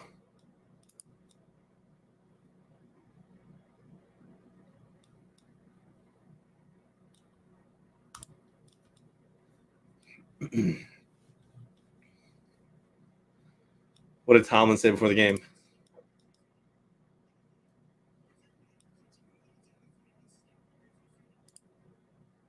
What did he mean when he said, "Don't blink, it's not for the faint of heart"?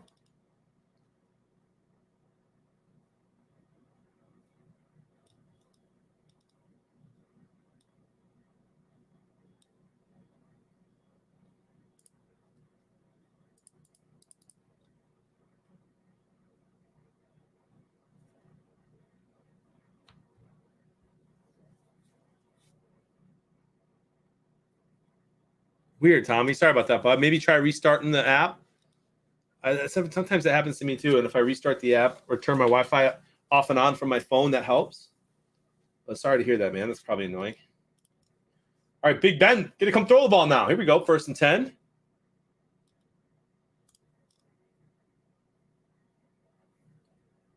Almost throws a pick.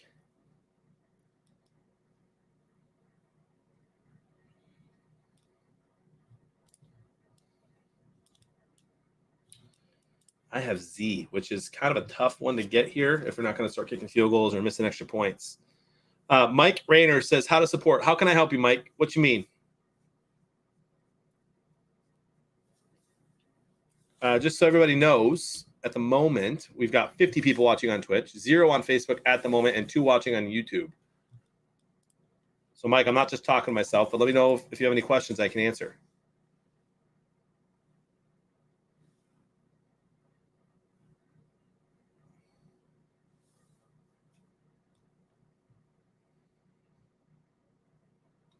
We're having a Super Squares draft. And the names there at the bottom, who would you pick first? Mike, we're here live every weekend during all the NFL games. Hopefully you've joined the Skybox tonight. TOP9, all one word, top 9, for your chance to get entered into the first ever Super Squares React draft. Mike says he's picking Tim G. That was quick. I ran back out here and forgot my phone. I don't know where I'm at, so hold on one second. Hey, sounds good, bro. You didn't miss much. I know. I was watching the game.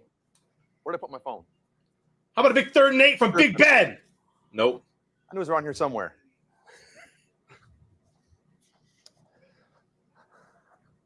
I see Ben picked up where he left off last week.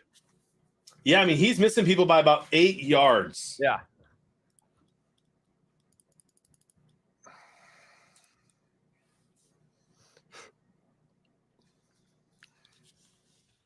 All right. So, yeah, I didn't miss much. I missed 2 yards of offense from each team. Woo! Yeah, I was watching in the back there with me and Big Money. Ooh, that didn't work out so well.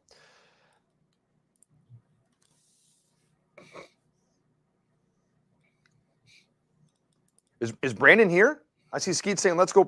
No, he's saying that's his first pick. Oh, Snarky's his first pick. Brandon, all right. Did you go over your picks, John? Yes, I did. All right. Do you want to just so I know what your picks were? Can you refresh me quickly? Yep, 1 second. Do you know how many total yards the Eagles had today? The Eagles, I don't know, like 170. Was it really that bad? I don't know. I'm just guessing. I don't know. Real quick, I'm just going to check that. Eagles had a total of, okay, they actually got up there towards the end. They had 339 total yards.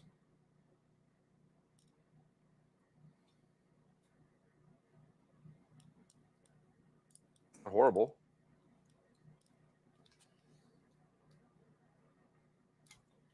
All right, my friend. So tonight's game,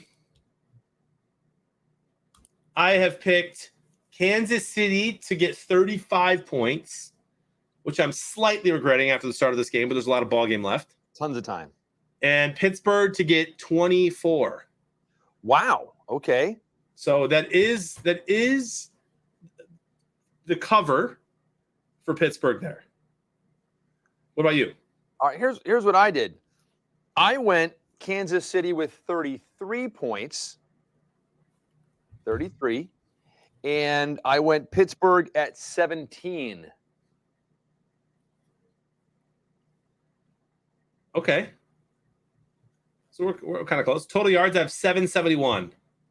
Total yards, I have 756. So we are very close. We're very close there. And I have KC passing at 311. Woo. I'm Casey as well. I don't think there's any doubt that Patrick Mahomes outthrows Ben Roethlisberger. But I was looking at Mahomes and I was looking at his season and, look at all the games and his passing totals and how he was against Pittsburgh last time. And I'm looking at 270, 259, 258, that 400-yard game, 258, 184, 260. So I went at 267. I figured Pittsburgh's going to have to be a little bit better than they were last time. Obviously, their defense, did pretty well on that first stand. But I went 267 with Kansas City. All right. Well, let's see what happens here. I have already done 3 reactions as well. There's been so many commercials this game. I didn't have enough to get into a food coma or anything. I went back there and just pounded like a real quick, like kind of homemade Publix TV dinner-ish kind of thing with spaghetti and meatballs. But I must have dozed off, dude, because I had this freaking crazy dream that I was watching not just a football game, but it was a playoff football game, and there was like next to no time on the clock, and the team had no timeouts. And when you know, like 99.9% of the people in the world know that they're going to throw a pass, they actually had a designed run. And I was like, this can't. It was like a bad dream. I woke up. I'm like, there's no way that happened. That didn't happen. And it was just really weird. Yeah, it is weird. I have a question for you. I asked the chat earlier, what do you think is more embarrassing, that ending or getting blown out when you're the Eagles? I still think, as bad as it was, it's worse to be the Eagles today. I don't know, because the Eagles didn't have a chance to win. The Eagles were done regardless. The Eagles went in with nobody, and I said this 3 or 4 times today, every expert, nobody from top to bottom expecting them to win that game, let alone really compete. It's worse because Dallas hosted a playoff game. They were the higher seed, and they had a chance to win and pulled that. I think it's worse to be the Dallas Cowboys, my friend. Dang. Let us know what you think, fam. Stavro is very close to my picks, yeah. A couple of nice plays by both defenses so far. Big third down here. And the Steelers have been blitzing, which is what you got to do if you want to beat Mahomes. Yep. In my opinion. People were doing zone. Oh, nice hit. Yep. And that's how they've been playing, dude. They've been hitting hard like an old school Steelers defense. Those first 2 drives. A lot of people kind of figured out Mahomes, drop back into zone and rush forward and try to get pressure that way. And Mahomes is going, no, come on. Look at the dude. He's calling us and let's go for it. I love it. Way to go, Mahomes. Fitzpatrick's a stud. Yep, I love it. And the coach is like, no, Patrick, this is our fake punt. Come on off the field. Jonathan Blevins wants to see us run a fake punt. Actually, it'd be a perfect time for a fake punt, man. Dude, yes, it would. But they don't do it, and the Steelers get another crack at a lead here. Is that wind? Man, I feel like it's like hurricane season again. You can hear the wind on the outside of the building.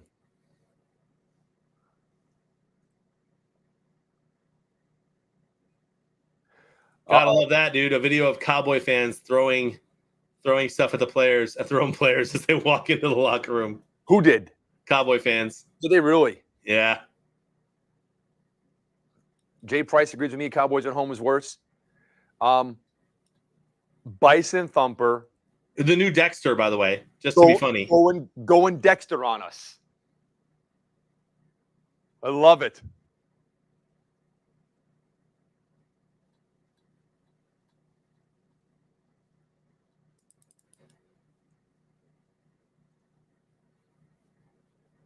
Where is this place? I want to go down that slide, wherever that is. Oh, they have a slide. They have slides on cruises? Oh yeah, dude. There's a water park on a cruise? Heck yeah. There's What? always water slides on cruise ships, man. There are cruise ships now. There's one that is so massive, dude. It's got an indoor ice rink, as well as like a roller coaster, I think. Or Dude, that sounds way too Titanic-y for me, bro. Oh, you could put 3 Titanics inside the boat. Wow. What, Meg? It's a floating city. Oh yeah, yeah. I'm doing a reaction. I haven't done any yet, John. I might try to catch up with you here. Let me just do one. Climbing walls and zip lines on a boat? What is this? A roller coaster? Mini golf? Hot walls, skeet shooting, zip lines. Bro, I thought it was just kind of like sitting in a pool or a hot tub and drinking. Dude, you've never been on a cruise. You have to go. Oh no, there's so much to do. There's like a whole, like indoor, like movie theaters and stuff, and whole big shows every single night. Productions and plays, and this bar's got karaoke. This bar over here has like a live band or a play or a comedy show. This one over here has the the piano guy. All these like different bars and things and stuff on board. Trivia contest. There's something 24 hours a day, man. And you can eat 24 hours a day. Wow.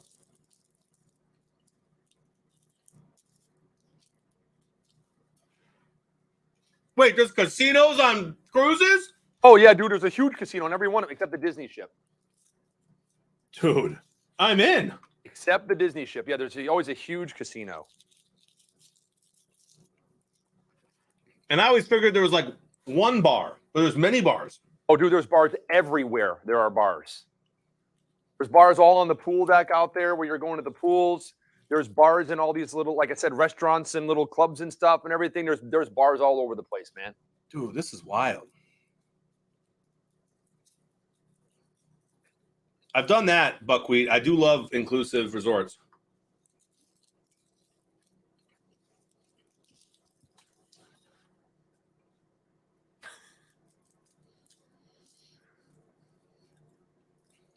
Maybe one of these days, maybe next year or something like that, John, we'll do like a Super Squares cruise.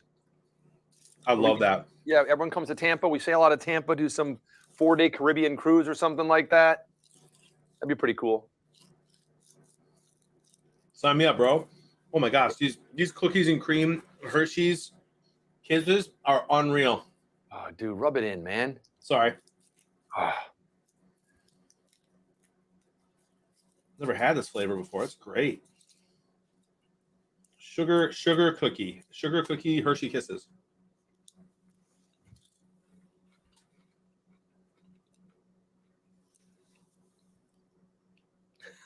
Love it, Skeeter. Our wives can entertain each other while we're playing. Me and Skeeter just splashing around. All right, bro. Time to go to the casino. I did a beer tasting last time I was on a cruise. That was the Disney Nice. cruise. Yeah, it was a Disney cruise, I think, too. Did the beer tasting on that one. Like I said, Disney. Oh, Ben, done.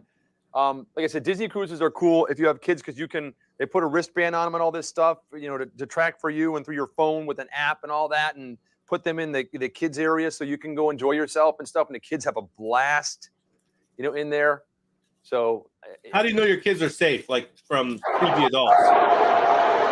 how do you know they're safe from creepy adults? Yeah. Well, I mean, they're like, I don't know.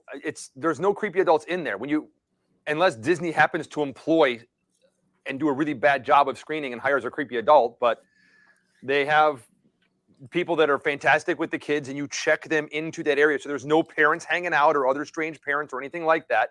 You check the kid in. Look at that return. That's cool.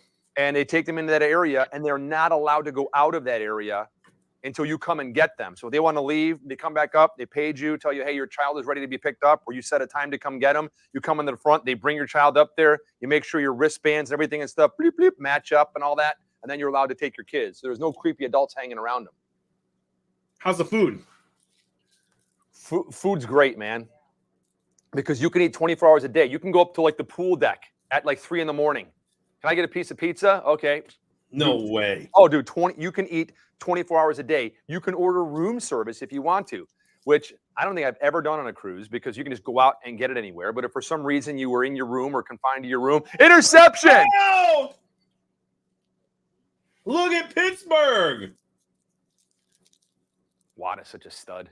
Dude, one player can make the difference on defense like that. So the way it works is you pick a dinner time to eat, either like the early dinner or the late dinner. If you have most people that have smaller kids or whatever will eat the earlier dinner, which is like I think 7 o'clock, maybe, or 6:30 or 7 o'clock, 6:30, and then like the late dinner might be like starting at 8 o'clock or 8:30 or something like that. But breakfast, dude, you get up and you can go to the dining room where you have dinner every night, and just as you come in, they seat you. You have a whole menu, order whatever you want for breakfast. Or you can go up to the pool deck and there's a buffet, dude, and you can just go through the buffet as many times as you want and have whatever you want for breakfast. Wow. Lunch, I mean, you can be on the pool deck and my kids, Dad, can I have ice cream? Go over to the little thing. There's a soft serve ice cream thing and people giving you ice cream, and there's little bistros and stuff all over the pool deck, and anything you want, is included. Or you can go down to the dining room and eat again. It's Almost sounds too good to be true, bro. dude, I've put on like 3 pounds talking about it. Serious. I'm just sitting here eating all these sugar cookie Hershey Kisses, putting on pounds. The only thing you get a bill and you run up a bill for is drinking, unless you get on some kind of cruise where drinks are included. I don't know, but if you drink a lot, you're paying for your drinks and everything. But yeah, you can go eat whenever you want to. When you go to dinner, you sit down. It's like a a really nice dining room, and you sit down and you're putting the napkin on your lap, and you have a formal menu, and you order. I mean, it's really good food. There are a couple of things you can do on a cruise where if you want to pay extra, they'll have like, here's our 5-star restaurant, and you have to make reservations, but there is an additional charge, to go in there if you want. Okay. This is my last Hershey Kiss of the day, by the way. I think I just had 10 of them. They're little, though.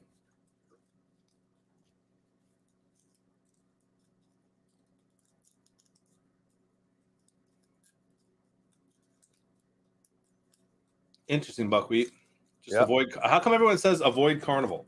Okay, so the first cruise I ever went on, I think, was the Big Red Boat, which was actually a Disney cruise before Disney even bought them, like years and years and years ago.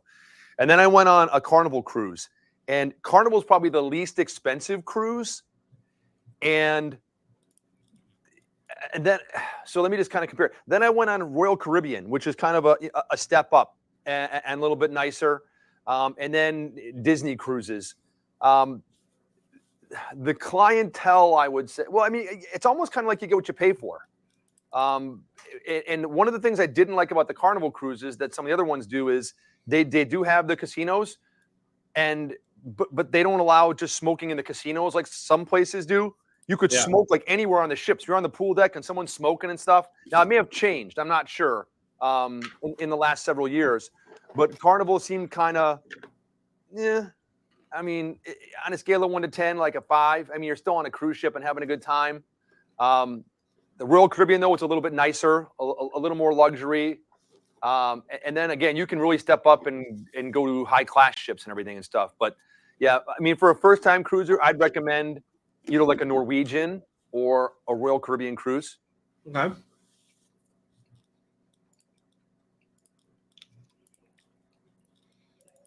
Y'all are convincing me.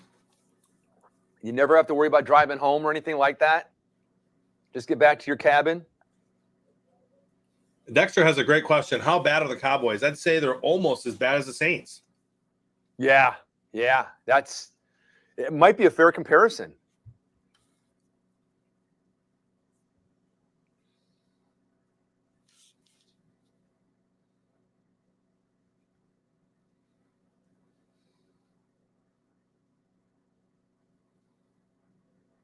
Let's see. I got a partial right now. I've got the 0 for Pittsburgh.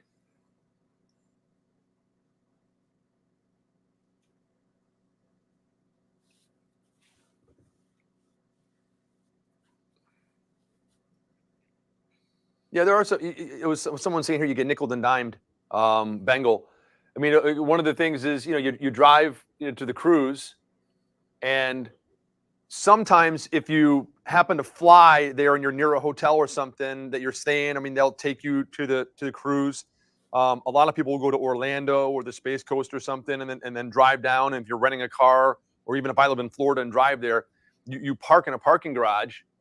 And it's like being at the airport where you're paying, I don't know, $20 a day or something to park. So you finally get off the ship, and then you get back and you got this bill to park your car for 3 or 4 days.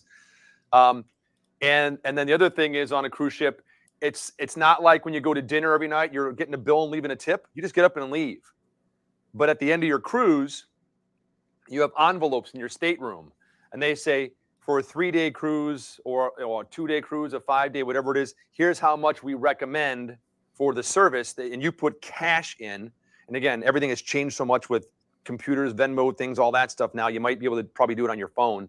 But you put cash in an envelope, and you leave a tip for your head waiter. Actually, the head waiter you're supposed to bring to dinner and hand to them. But you leave for your wait staff. You give one to your room steward because they come in and clean your room morning and night and do everything, make your beds and do all that stuff. So you have to spend that money in addition to what you pay to go on the cruise to tip everybody. But you don't do it every single time. You do it just once. But anytime you buy a drink, I think they automatically tag on like 10% to your drink. Then you just sign your room number away, and they just keep a tab for you for the whole cruise. Interesting. We got the commish is here. Ladies and gentlemen, the commish, Matt Burke. How are you, sir? Gentlemen, What's up, bro? Well, I mean, a lot. I was thinking about changing my name from the commish to the winner. Oh, I heard about that. You've done well in your predictors today. Kind of been on it, yeah. Although I picked the wrong team last game, but everything else was pretty on point. And that first game had the Eagles not had that pretty incredible 2-point conversion, I would have nailed the final score right on the nuts. Wow. Oh wow. Looks like you had some squares even today. Couple. Now notice I've never come on any other time and bragged about my predictors all year long. But you and I had a wager today. We did. You called me out. You called me to the carpet. I did, and I knew the Niners were going to win. I'm 4-0 in my picks overall so far in the playoffs. Nice. And it didn't matter because you nailed the total yards and the Cowboys, and you were a little under on both of those, and that was the way to go. Yeah, my total yards and I mean, just as a coincidence, the total yards that I predicted, I can't remember what it was exactly. 600 It was like 661 or something like that. That was the same number of flags the refs threw during the game. Exactly. Incredible. The refs have been kind of brutal already in the playoffs. You know what? I was going to say it's been a bad weekend for NFL officials, hasn't it? Yeah. Yeah. Inadvertent whistles and I don't know. We need another replacement ref situation so that we can grow to appreciate these bad officials. There you go. So Matt, as I'm sure you were watching the end of that Dallas game intently, and I picked Dallas as well. No timeouts left. 12 seconds or 14 seconds on the clock on the 35, 40-yard line with a chance to get in the end zone and tie and kick an extra point and win. And the quarterback has a designed run. Your thoughts? When it first happened, when we started running, I said out loud, "What the hell is he doing?" That's what I did. I stood up and said that. I'm like, "What the?" And I've never seen anything like that. And you practice that situation, but not as a run. You know, you say, "Okay, yeah, you're going to call a play, you're going to throw it," and I mean, there's a little bit of leeway, but generally, you need 15 seconds to run a play, complete a pass, run down, and spike it. So looking back on it now. I think so. They were in Hail Mary range, and they wanted to get into range where they could just run a regular play or somewhat regular play. So I get that. I get there's an advantage to gaining another 10 or 15 yards. But what he has to do is he has to slide. He has to then get up and he has to go hand the ball to the official because of the goofy. Yep. The official's got to spot the ball. So. But then you're relying on the official to be right there. I mean, did you watch the replay? How far the official ran to touch? I mean, and I'm not saying officials are totally out of shape, but pairs of shape. Some officials are pear shaped, and so it's risky. I don't know. It's just too bad. I wanted to see one last play into the end zone. That'd have been fun because up to that point, the Bucs game was a total sleeper, and that Niners Cowboys game was kind of a sleeper too till the Cowboys picked it off. Yeah, it never really felt like Dallas was going to do much, even in the fourth quarter as they were coming back. But hey, we got a 0-0 game here. Has there ever been a team so bad, or a team? 49ers are a pretty good team. Except their quarterback is awful. Yeah, he leaves a little bit to be desired. He's awful. Yeah, but like I said, I mean, San Francisco, and I said it weeks ago, I think they're a team that would make it to the playoffs and a team that nobody would want to play in the first round. I did pick against them today. But, I mean, like you said, Matt, at the end of the game, well, they're around the 40-yard line. They wanted to get about 10 yards closer instead of throwing a Hail Mary to have a good play that they could run to the end zone. So if you're playing the odds, and maybe this is a better question for Big Money Frank, who figures out all that stuff. If I have 2 shots at the end zone from the 40-yard line or 1 shot from the end zone from the 25-yard line, I think I'm taking the 2 chances instead of 1. Yeah, maybe. The one thing that goes to my mind is receivers are going to run all the way down there, try for a jump ball. Then they got to get up out of that pile, jog back, and do it again. That's one thing if your receivers are tired. But yeah, obviously, I mean, 2 shots to the end zone versus 1 is better. I mean, and they could also run your favorite play. Throw the ball up down the sidelines, let the receiver stop so the defender runs into him and draws a pass interference penalty, right? You could do that. You could do that little back shoulder. I was actually shocked in that last drive, though. Knowing the Cowboys didn't have any timeouts, San Francisco, who's extremely well coached, I love DeMeco Ryans, the D coordinator for the Niners, they were giving them the sidelines. I mean, Cowboys got out of bounds 3 times. I also said out loud, what are they doing? Why are they? You have a defense where you basically line up 3 guys on each sideline, 1, 2, 3 at every level, and you just keep the ball in the field, the middle of the field. Yeah, they had, like you said, they had run 2 or 3 consecutive plays, 10 yards, 12, 15 yards at a pop out of bounds, and then he runs down the middle of the field. I mean, I get frustrated when I see a play like that, and the quarterback's like, oh my gosh, I try to throw it to somebody, and the receiver catches it and can't get out of bounds. And then I'm yelling. But to have a design run where he just took 1 step and went, I did the same thing as you. I jumped up, I'm like, what the hell are you doing? And yeah, I think just horrible coaching, and because of that, they deserve to lose. I mean, none of that should have even happened, though. The Niners should have gone for it on 4th and inches and won the game with 2 or 3 minutes to go. Or they should have not had the false start when they got the first down on the QB sneak. And that was on Garoppolo for snapping the ball before. Is that right, Burke? If Garoppolo snaps the ball before the right guard who is in motion sets, that's Garoppolo's fault for snapping too early on that false start call there that made them punt. Yeah. Yeah, absolutely. And that's game over. QB sneak, game over. Yep. Dak never gets the chance to make that crazy play. So just, hats off, I guess, to the Niners. But I hope that late in the game they make better decisions against the Packers. Well, and, one thing we did get cheated out of was, maybe I missed it, at the end of the game, I didn't see a shot of Jerry Jones. Because I always like seeing Jerry Jones when the Cowboys lose. They should have slimed him on Nickelodeon. Yeah. Would have been hilarious. He should have slimed. Someone should slime him in real life. They got Emmitt Smith with the slime today. Did they? Yeah, it's all fake. It's all fake slime, but they got him with the fake slime. So that's today's NFL. who predicted 0-0 at the end of the first quarter? Wow. Hey, Matt, Yes, sir. talking about more important things. I know tomorrow night we're having a draft here. And we've got 9 people that are going to be selected out of the fam that are playing in skyboxes, private skybox this weekend. Ladies and gentlemen, let me move my hoe over, Frank. Move the hoe, would you? And you can sit down. Megan, you said you wanted the hoe. Do you want to try it? Yeah, here you go. Because I brought this for you to use. So Matt, tomorrow night 9 people get to come in here and draft one of us, you included in that, for our competition. And we've asked a lot of questions on the chat, and we've talked amongst ourselves about what we think will be the picks, 1st through 9th, who will be chosen first, who will be last, and stuff like that. There have been arguments that you will be first because of our heavy Minnesota fan base.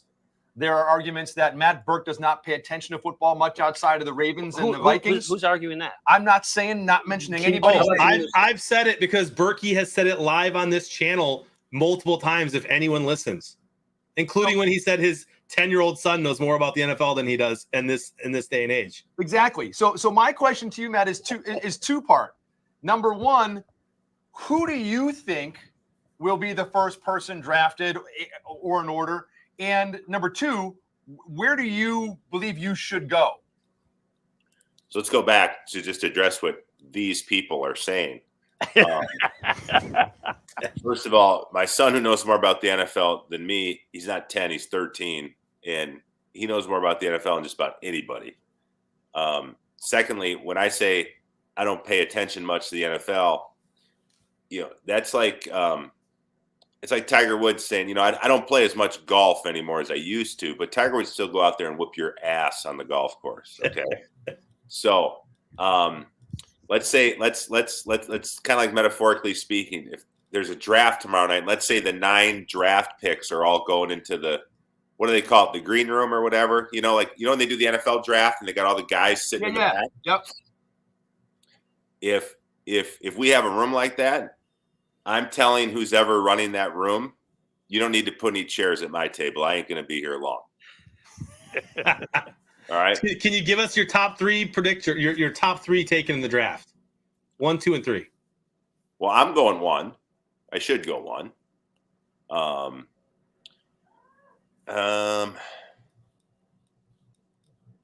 was kind of thinking Uncle Terry, but the Steelers are going to lose tonight, and he'll be in a funk.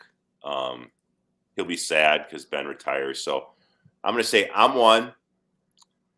80s is 2. Ooh. I'm Peyton Manning. You're Ryan Leaf. 80s Dave. Ryan Lee. And number 3. Gosh, I mean, I'm trying to think of a way where I can diss Beard, but I really you do know that Dave's got to wear a Packers jersey next week, Aaron Rodgers, because I beat him 6-2 in our predictor battle this year. Yeah, I know, and I know it bugs you that I didn't pick you too, and I know it bugs you that I beat you last game. I know it bugs you that you owe me something from our bet. So I just kind of hope you choose dinner because I could use the dinner with my boy Matt Burke. Yeah, but by the way, so on Twitter I put out, by the way, who won this bet? When Beard called me out, and you know what his response was? Did you see it, Frank? I didn't. I missed it. I wasn't on the Twitter. Well, it's just Kevin. By the way, who won this bet? Like someone calls you out and you beat him. It's like, oh, who won this bet? What's the appropriate response?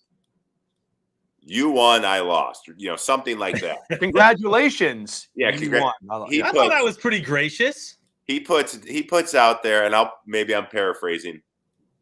I picked the right winner and score, but you had better total yards, so you won. Like he qualifies it somehow he wants partial credit or something. But Super Squares is all about partial credit. Oh, no. The best part, Berkey, was the first game. He gave you credit for winning because you had better squares than he did. I had 2 partials. I mean, what's?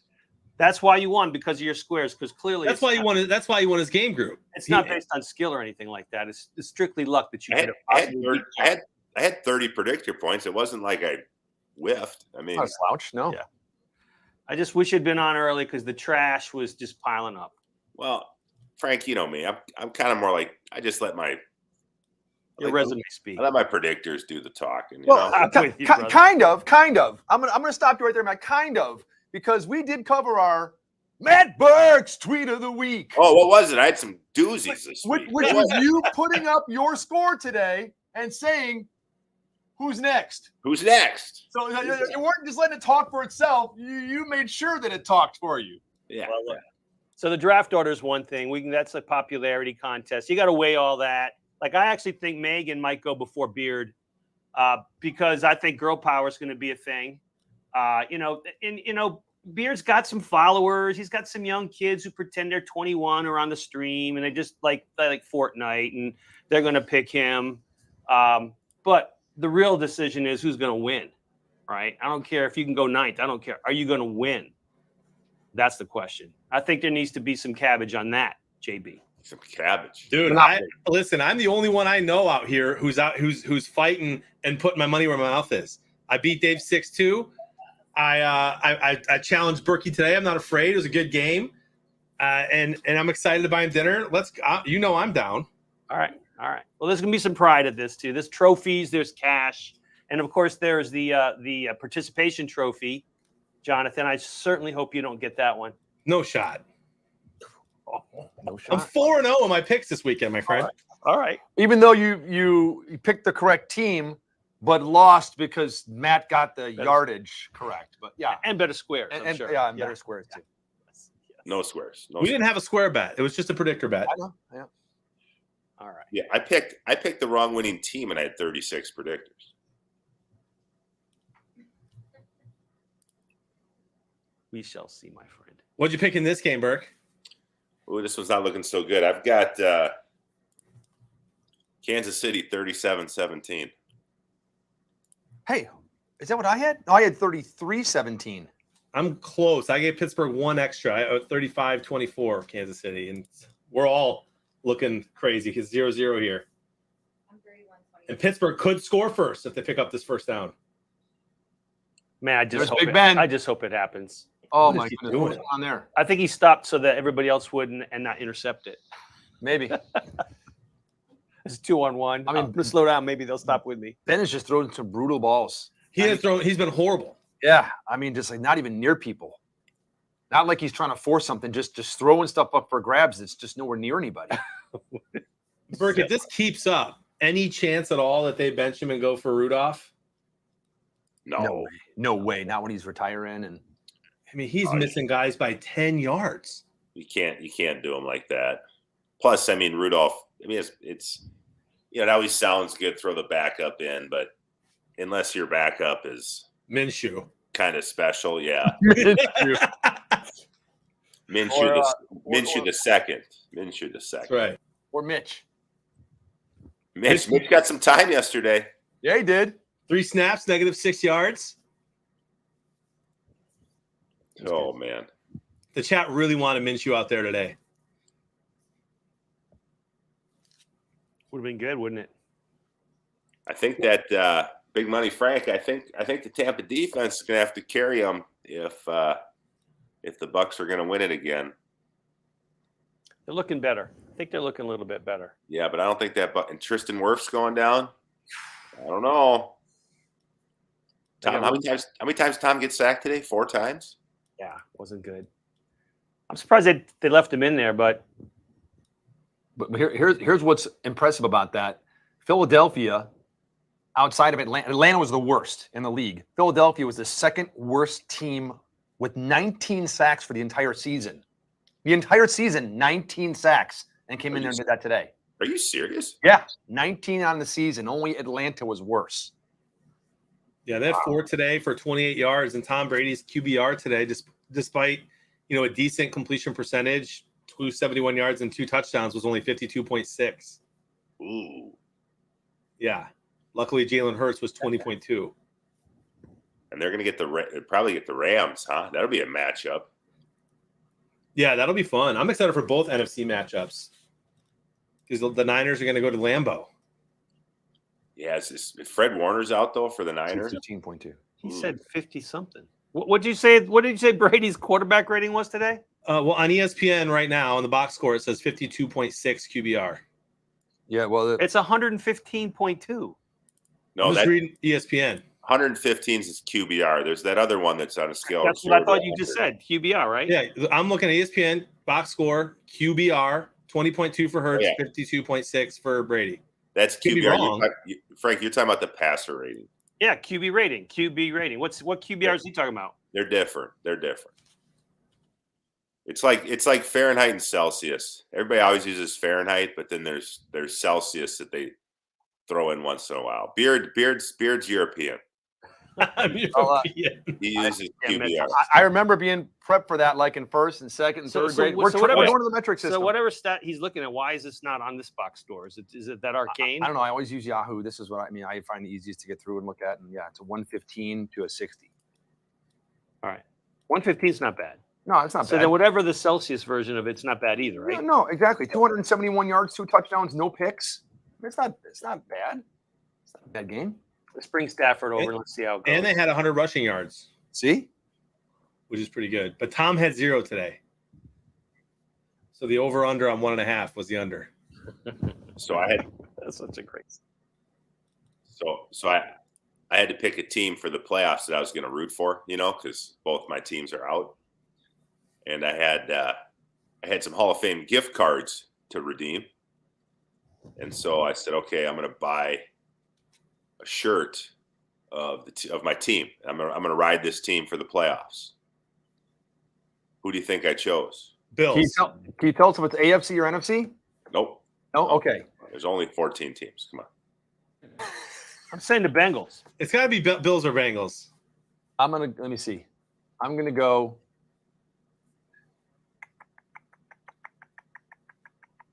Fumble. Oh my gosh! Oh my goodness. TJ Watt! Dude, he is such a stud, man. Touchdown! Wow, is he a stud. Man, That's unreal. I'm gonna go unconventional and say that he's going Tennessee. nobody circles the wagons like the Buffalo Bills. I went the Bills, and look what they did last night. Yep. Amazing. I think that was the second. That was the worst playoff defeat of Bill Belichick's career. I mean, they beat the 2009 Ravens record when the Ravens thumped the Patriots in the playoffs. But that was at Foxborough. Last night the Bills were at home. Oh yeah. I mean, every single drive that Buffalo started ended in a touchdown until Mitch came in to kneel down. Yeah. Unreal. I don't know if I've ever seen a game where that's happened. Yeah. The next time I take a day and do absolutely nothing, I'm going to say I'm chilling like the Buffalo punter. There you go. Didn't do a dang thing last night. That is crazy. It would have been really cool if they finished without the ball so that they could have said on every single drive they scored a touchdown.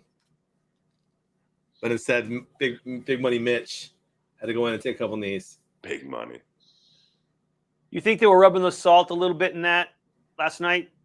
Kind of continuing to beat up on them a little bit? I don't think I actually liked in the second half how they stayed aggressive because, I mean, you see teams just get super conservative. And you know what? The Bills aren't really a running team anyway. So I don't think they said, hey, let's go rub their face in it. But I think that they really enjoyed the fact that they were doing that to the Patriots. Yeah, I agree with you. I agree. I think they did as well. So much to the point that after the game, they played "We Are the Champions" in the stadium on the loudspeakers. Wow. Yeah. A little premature for my taste, but They have another home game coming? no, not unless Pittsburgh wins. If Pittsburgh wins this game, I get to go to the Buffalo will have a home game. If Kansas City wins, they're 2, Tennessee's 1. They'll both host next week. So that'd be something if Pittsburgh wins this game and then Buffalo hosts another one, my friend. Wow. Could happen. I didn't see anything, but I was wondering after the game if that. Remember when Buffalo played New England in Buffalo, and that reporter asked that stupid question to the Buffalo DBs, Micah Hyde, and Yeah, like, are you embarrassed or something like that or whatever? Or yeah, it's just terrible question. And I was wondering if he asked a question last night. I don't know. I didn't watch the post game. No, I didn't see anything either. You got out of there pretty fast last night. Yeah. It was cold. Wow. Berkey, how long are you in Florida for the Super Bowl? I know I was coming to Florida. Am I Yeah, coming you to have Florida to. for the Super Yeah. Bowl? Well, you can't get Island Way. I like how I win a bet and we're going to your restaurant. Oh, dude, it's the best restaurant in Clearwater. I imagine you want that over KFC. Well, I think there's other restaurants. Maybe I have a favorite restaurant in Clearwater. Oh, Maybe so I'd like to go there. Let's do it, man. You pick if you want the chat to vote, but you've either got to send me tonight whatever picture you want me to make my profile picture on Twitter, or let me know if we're doing dinner.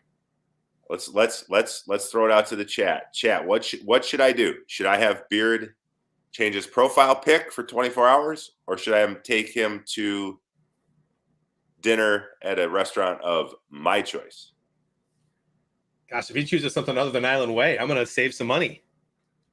Island Way sounds. No, you're not. No, That you're all not. depends. Oh, Listen. no, you're not. It all depends. If Burke says, I want to try that meatless chicken y'all been talking about on the show, they might wind up at KFC. Yes.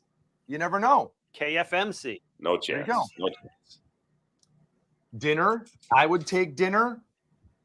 Burke might want Church's chicken. Everybody's voting Don, dinner, Bobby, including dinner. Tommy. Everybody's saying dinner. We'll have to. I guess that's it. We'll have to do dinner, and we'll have to do some videos or something there, Beard. What? Someone turn my lights off. That sounds fun.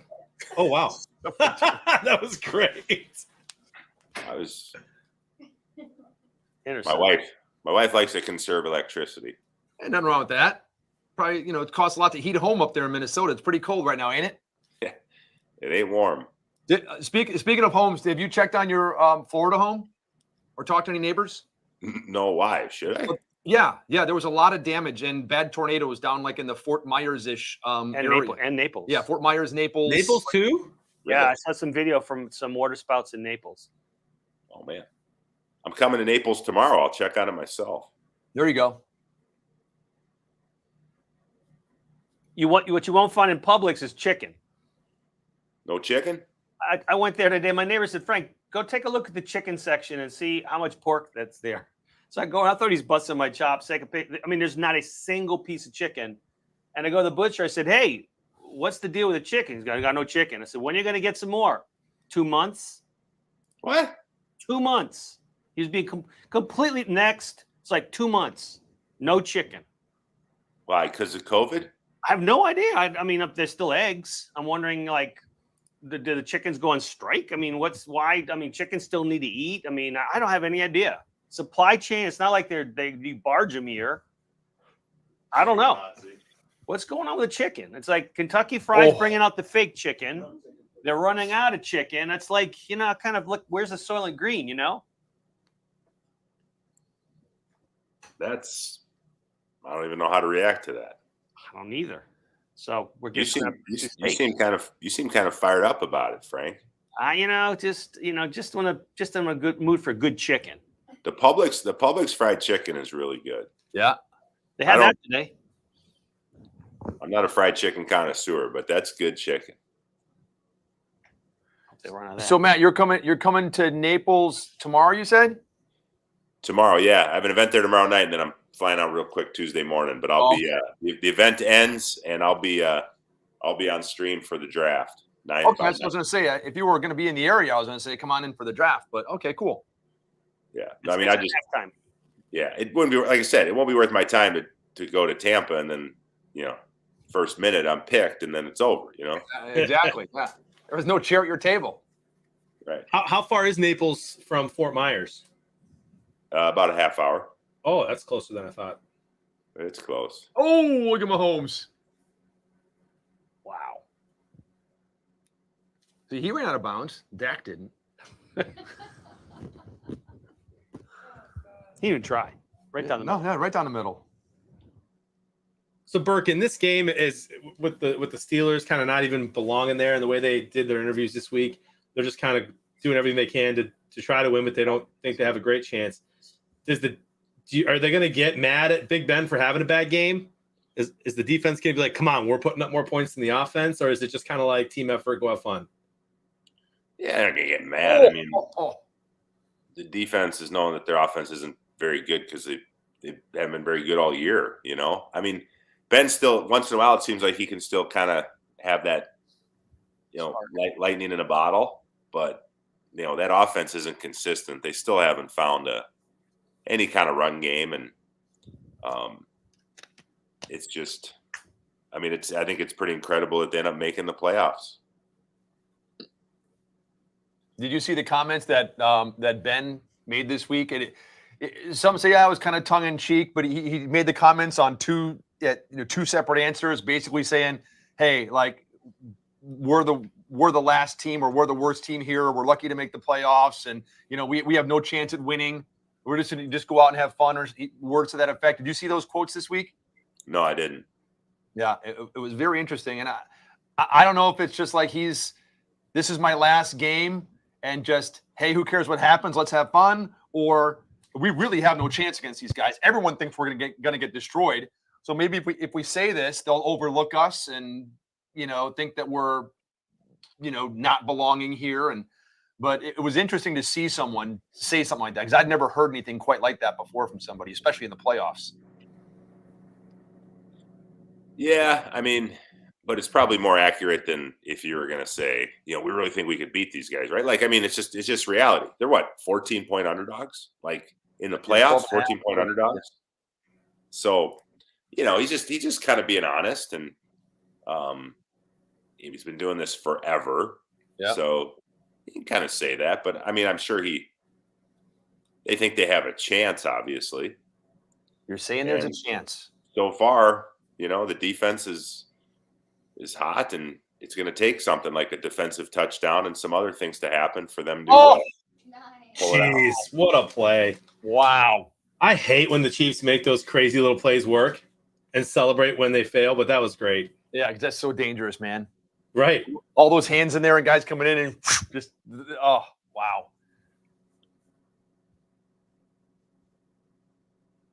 All right, missed the extra point, and I have a perfect. Let's see where I'm at. Jeez, that's crazy. Wow. Oh yeah, you know what? I forgot about this. I mean, I haven't eaten at a ton of great restaurants, but I think one of my top 5 all-time restaurants is in Tampa, Beard. Well, what is it? Burns. Oh yes. Burns Steakhouse. I love steakhouses. Oh, This one. this one. I think I remember. I've only been there once. I remember the waiter. Like these are waiters that are so. I mean, this isn't like, hey, you want a job? Go and fill out an application. Like they must train these waiters for like 6 months. Yeah, the waiters actually go to, I think it's Alabama or somewhere. Our friends of our family, they own the restaurant, and so I think he said they send them there for like a month or 2 months or something like that, or of training. Can we just observe the Pfizer commercial? I just want to pay homage to it. Okay, very good. Thank you. Pfizer? Yeah. Hold on, let me give it a shot. Nah, forget it. All right. But yeah, so they do, Matt. They send them away for formal training, and they have to do almost like an apprenticeship before they're even allowed to serve anybody. I mean, they make 6 figures. Easy, yeah. I mean, easy. Yep. And Dude, the steak choices look awesome. I'm getting the T-bone. I think Dude, they told me the waiter told me too. Like all of the vegetables are grown at a farm that's like 10 miles away. Yep. And then they'll tour you in the back. They'll tour you through the kitchen. They'll show you where they're fresh. They have fresh tanks of fish there. Oh, they got lobster bisque, Frank. Yes, I The best, my think favorite so. soup in the world. I think they've removed the fish tanks. Did they really? I believe so. I don't remember why and what happened, but yeah, I used to be able to go back in there and see these massive tanks, and there's glass in them. You could look in there and see the fish swimming you around. could pick it out. Yeah, Yeah, but Dave, I don't Dave. think they have them anymore. Dave, that's called an aquarium. No. This was a gigantic, like stainless steel vat with just a little glass window on the side, or like a submarine, kind of like you're looking out the window. Oh, okay. You just said a big glass tank full No, of no, there's- water. there's in a it, and little you can piece of see glass. the fish. I was like, yeah, that's an aquarium. No, and like I said, it's like 12 feet tall, and but I think they've done away with those. Dude, But it looks awesome.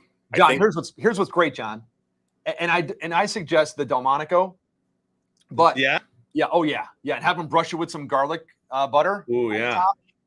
But when you're done eating, you leave the restaurant, but walk around to the back, go up the stairs to the dessert room where you have to have a reservation as well, and go to the whole separate dessert room.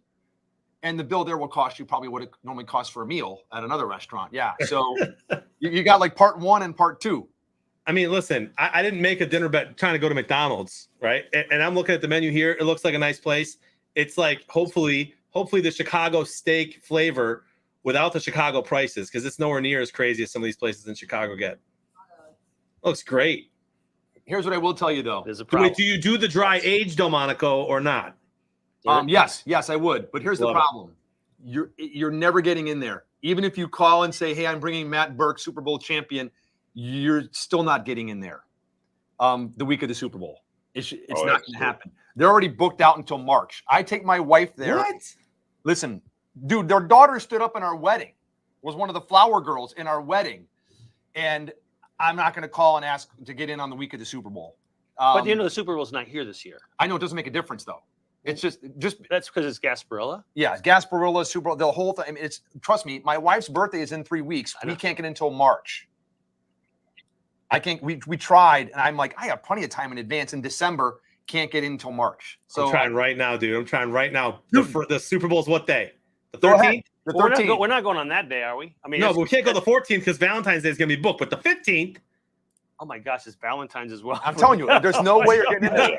Gasparilla, Super Bowl, Valentine's. dang it, there's nothing on the 15th. What about Wednesday? They did say we could come after 10:30 at night. They're like, Wow. "Well, we have a 10," where I'm like, yeah, I'm not coming at 10:30 at night.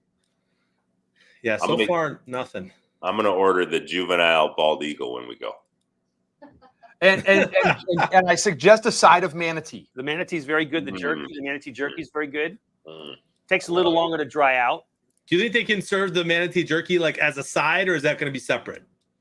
Oh, it's smoked. I mean, well, you can either have the child's portion, or you can have the full entree. I'll tell you what, John. Here's what I'll do because I love you, John.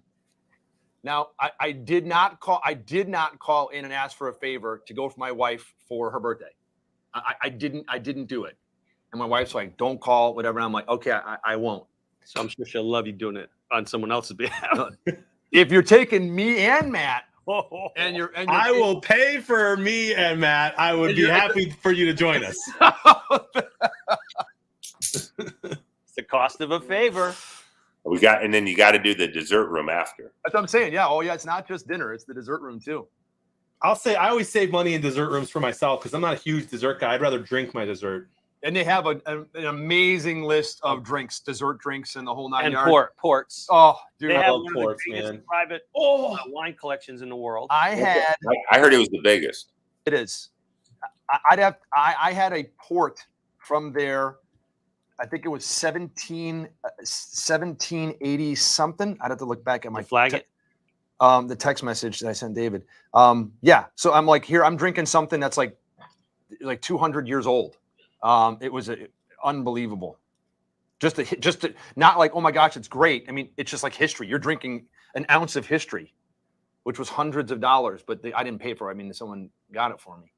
Wow. Can you believe Deontay Johnson dropped that easy shore first down? Yes, I can. Let me see. I wonder if it was on my old phone, but I'll take a look. All right, Rookie, boys. Well, real quick, hey, have you been to Island Way? No. It's Mike Allstott's place, bro. If that's the only place we can go, you won't be disappointed. Oh, you want to hear Mike Allstott's story? Yeah. Yeah, sure. So the first Pro Bowl I made, and he was there, and I'm just trying not to piss anybody off. And we're out there on kickoff return, and him and I are the two guys in front of the return guy.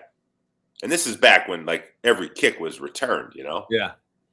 And Pro Bowl, everybody just kind of goofs off like the older guys. So he says, hey, bro, he goes, if they like squib it or whatever, he goes, if I get it, I'm going to lateral it to you. And I said, don't you dare. And I think he's like, I was legitimately like, don't you dare, dude. I mean, everybody's there, Peyton Manning, Chris Carter. I mean, this is like 2000. Like, think of all the stars in 2000. I think like Joe Montana was there. So, I mean, it was, everybody used to go, I was like, no. I was like, do not laugh. And he starts laughing. He goes, dude, I'm doing it. And I was convinced, I swear, that ball was kicked. And you're supposed to kind of run backwards, first and then get set forwards. The ball was kicked and I just ran forward. So I wasn't behind him, so he could not lateral me the football. That's awesome. I was like, I'd be running around out there. Never carried a ball in my life. Probably get lit up by somebody. And so, well, you listen. That means something that it's Allstott's place. But after we go to Burn, you'll never go to Tiki Island Hut, whatever it's called, ever again. Burn is one of the best restaurants in the country. Well, I hope we get in. We'll get in. All right, take it easy, bud. Find a way. All right, boys. See you tomorrow night. Have a safe trip, Matt. Thanks, All right, thanks. Bye. They're going to ask you, John. They're going to say, do you want the fat on it, or do you want us to trim the fat on the Delmonico? Dude, leave the fat. You can say leave it, trim it, whatever. You want that broccoli That's where the flavor comes from, dude. If you don't want fat on your steak, get a fillet. Dude, do you like French onion soup? I mean, I do, but it's gonna be hard for me to pick that over lobster bisque. Well, I don't know if you get your choice. I think it comes, I think, with the French onion soup as part of it. The lobster bisque, maybe, I don't know if you can swap it out or sub it out or something like that. I'm not sure. But then, like, when you get your salad as well, the salad is unreal. And there's a list of like 20 different dressings that you can choose from, and they're all homemade there. They have a vanilla bean vinaigrette. Ooh. It's like sweet. If you like sweet, that's just really, really good. But then sometimes I'll say, bring me the vanilla bean vinaigrette and some of the homemade ranch on the side to kind of mix it in there. And then, it's so good. Yeah, it looks awesome. It is. It's an experience. And I'm a foodie guy, so it's sure to impress. Do the walls still look like a bordello? The Yes, red, oh, yeah. red velvet walls. Yeah. It's a crazy the place. dim lighting and stuff and everything. And in fact, interesting story. That's where I got engaged. I asked my my wife to marry me in the dessert room upstairs Cool. after dinner. That's cool. Yeah. I love places that make you go upstairs to a dessert room. What's the place in Indy does it too? I'm forgetting the name now. It's not Morton's, although Morton's is good. What's the Indy place? I'm drawing a blank. I don't know. St. Elmo's. St. Elmo's. I've heard of St. Elmo's Fire. Yeah, St. Elmo's is John Parr. A top steakhouse. Now this is a steakhouse, right? Oh yeah. Okay, so I'm not getting fish, even though I'm in Tampa. No, dude. Not at all. Like I said, they're friends of the family. Their daughter stood up in our wedding. My mother-in-law has been friends with them forever. I take my wife there on her birthday and on our wedding anniversary. Except this year. We go there every year, except this year. Now here's a good story. Landon, steak and potatoes, man, loves it. Last year, because their birthday is a week apart, we said, okay, if you want to come, the girls had no desire to go at all. If you want to come, and Landon he had a little suit, everything and stuff, had a tie on, had a little suit, and we went out to dinner, me and my wife and Landon, and he ordered it, had a steak and the baked potato and the whole 9 yards. Loved it. And he is going back again with us this year. But again, it's going to be early March. So you already have a reservation. For March. Yeah. You just took what you could get. Where's there a special date in March? A date that I didn't have anything going on. Oh, there you go. No volleyball. No, I think it's a Monday night. No commission Monday meeting. night. No volleyball. No. Monday no night at baseball. Burns. It was a Monday night, I think. Early bird dinner. Monday night, Burns. You got a 5:30 reservation. I think we did 6 or 6:30. Yeah, because it's still a school night too. Oh, it's so good, man. They bring you all these onion straws. Like I said, you get a whole big pile of onion straws, John, and some fresh vegetables along with your steak. They bring your baked potato out right there and whip it all up for you and put all the butter in and everything, whatever you want in it, or your sour cream or chives or all that stuff. Oh, extra butter, bro. That's all I ever get. And I'm so proud of Landon when he orders because, I always let the ladies and the kids order first. And Landon will say, if we go to Outback, I'd like the Joey sirloin. And they're like, aside, a baked potato and extra butter. And I'm like, Attaboy. good boy, man. Because he's heard me order all the time. I'm like, I'd like a ribeye, whatever, medium. He'll always order his medium. And then they're like, what do you want? Baked potato? Do you want everything on that? I'm like, no, just butter. And actually extra butter. And when you go, that dude can't eat that much butter, a little bit more, and then I'm good. It's just Landon's always the same way. Somebody I know likes butter. Who do I know likes butter? Eats butter raw. Like butter. spoon. Yeah. I took a bite of it today while I sliced them off to cook my eggs. So good. So what's up with the ladies, bro? They are at that age where not hanging out with mom and dad is not cool, or they're just not big eaters. They don't like. They'd rather have T-Bell. Like my kids are still so young, they prefer McDonald's to anything. Yeah, exactly. I mean, the girls are just. I mean, Landon will try anything. The girls are more kind of finicky.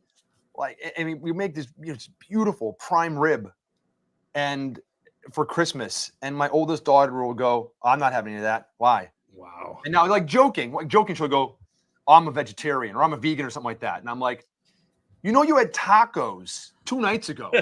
Yeah, and the ground beef. This is beef. The ground beef in a taco. That's a taco, and you had it. But she just for some reason a steak just I don't know doesn't want to eat it, but will eat other stuff. I don't know. So it's not, and that's hey, trust me, I'm saving a hell of a lot I was of going money. to say that. I'm not. Yeah, you are. I want to go. That's great. I'm sure. Mine won't be that easy to pawn off.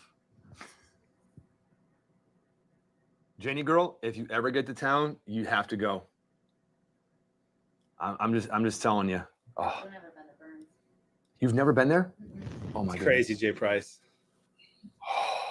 Here's the crazy thing about my oldest. He's 6. He's turning 7. What is he turning 7 in February? So soon. We'll go out in Florida. We're gonna visit a couple days early and have a little family vacay before the Super Square stuff kicks off. And he will eat McDonald's. He'll choose McDonald's over anything all the time. We drive past McDonald's. He screams McDonald's, but he won't eat a lot. He's not a very adventurous eater. But he will eat fried octopus. Wow. Like, and not just fried either. Like he'll eat octopus anytime we go out. And so when we go there in a couple weeks, I will look at the menu and he'll order like a cheeseburger, and then he'll want the octopus and he'll eat it. And it's because he was obsessed with the animal, the octopus, when he was like 2 and 3 years old, watching Blue Planet. And so to this day, I don't think he likes it. I think he pretends, but he orders it every time we go. It's pretty funny. Usually, when you're obsessed with an animal, the natural instinct isn't to then eat it. You want to have it as a Dude, pet. not unless you're a carnivore, right, Frank? I'm proud of him. Wow. There it is. Look at me and my manatee, right? Same thing. So There you go. I get it. I get it. I'm looking at the yards here. It's 210 yards to 40. Yeah, it's kind of what we expected. It's kind of turning into the game that we expected. A defensive touchdown is all. Hold on. Oh, Oh, it's, wow. Hold it. It's coming back. You can give us a clue. it's coming back. Sorry, man. Not getting it. Hey, I wonder if your son would enjoy shabu shabu. I made him cry when I told him that that we're not going to have octopus because I'm a horrible dad sometimes. I told him they're serving the dolphin that died. Summer. I told him it's mahi dolphin, and I showed him. I googled it. Summer then. Winter the dolphin. Summer's the other dolphin, I think. Whatever, his friend. Oh, he was so sad. It was hilarious.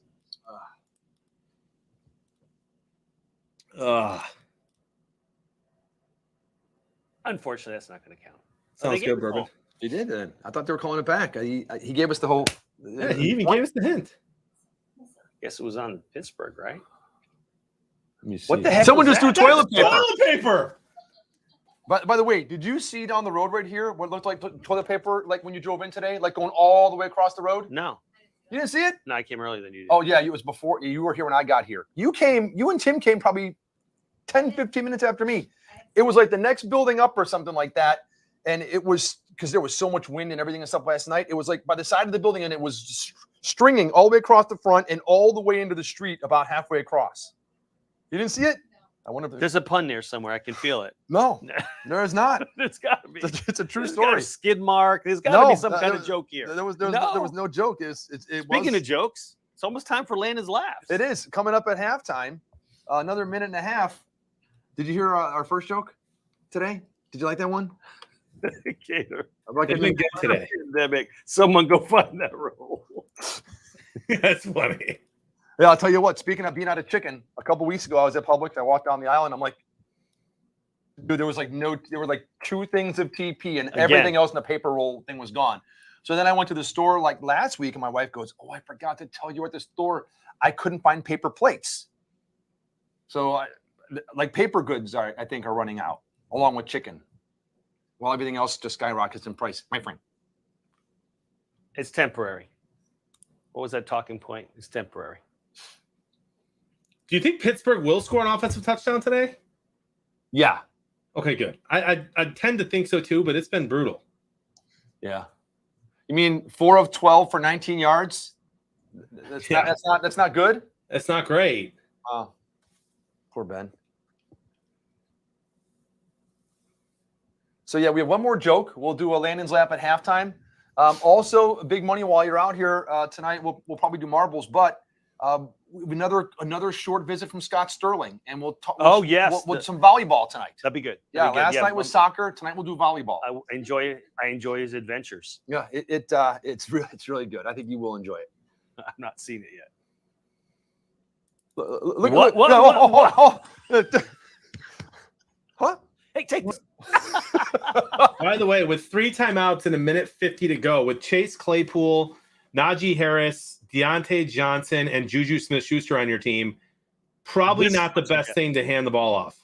Here, would you take this, please? Thank you. You guys should call Terry during the stream. Oh my gosh, Terry's probably. Just to see how he's feeling. I was really surprised. Berkey goes. I wasn't surprised he'd say he'd be first because I said that earlier today too. He's that gonna he'd be first. right?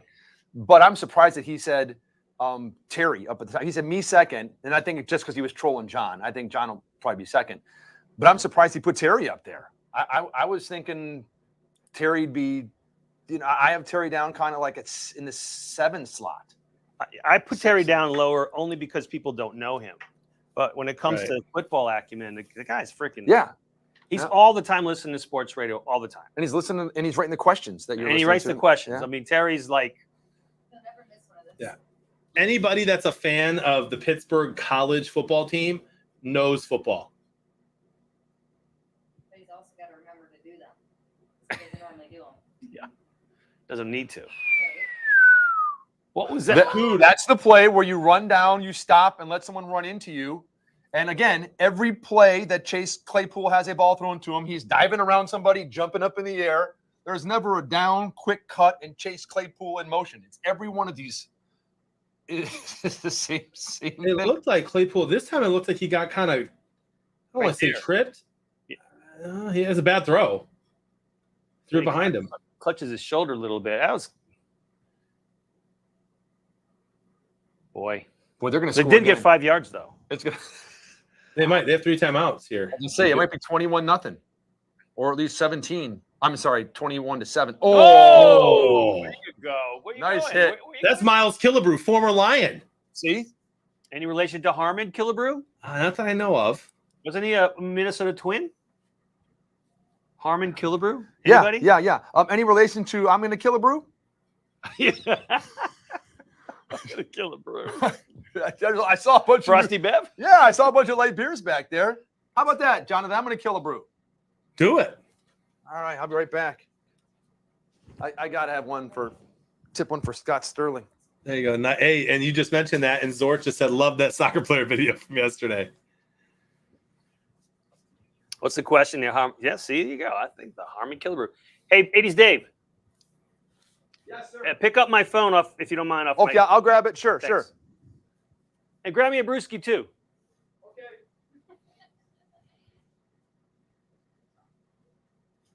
He's showing. He's trying to tell Tim what to load up next. What video? Order tomorrow.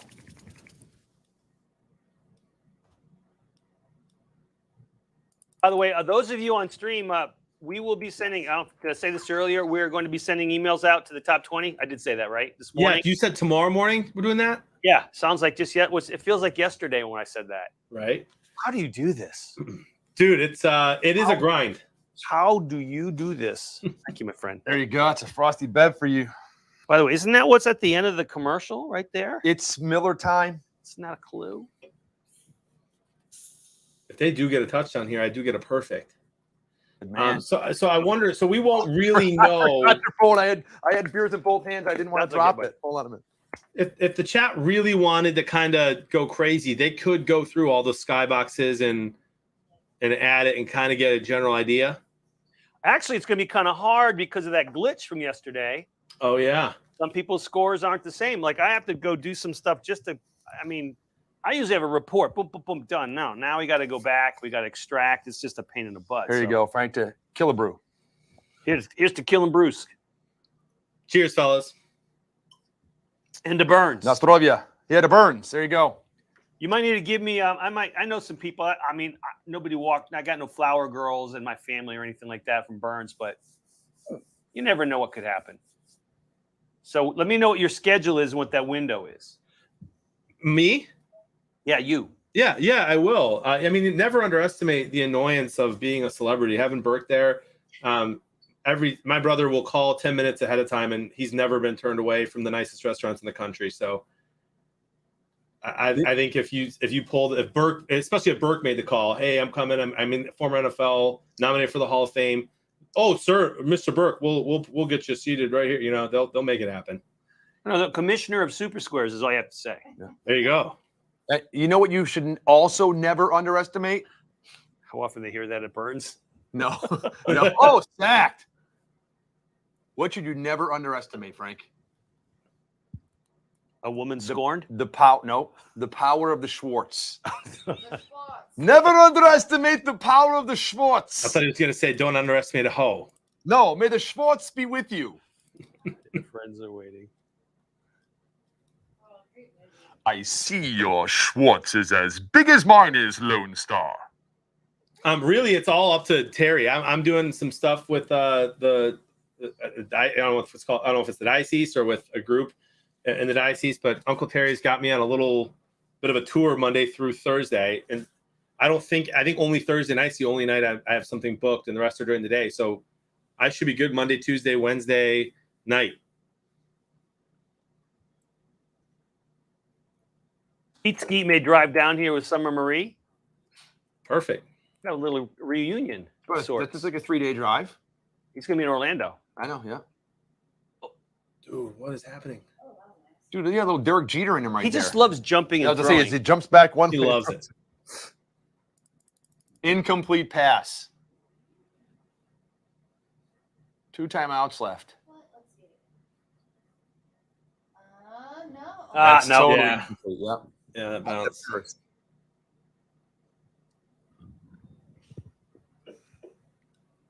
Mm-mm.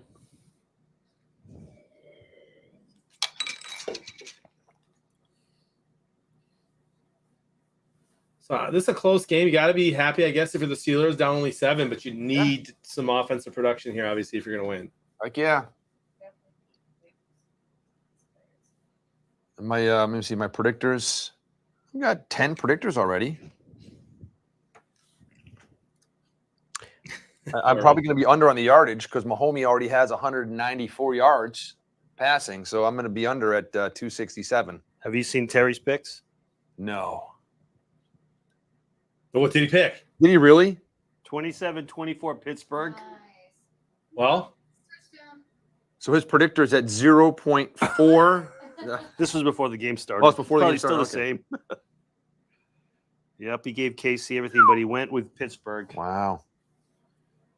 Yeah, there's another touchdown. So, I still get first one. wow. He kept uttering this tagline from a guaranteed rate commercial while he was doing his predictors.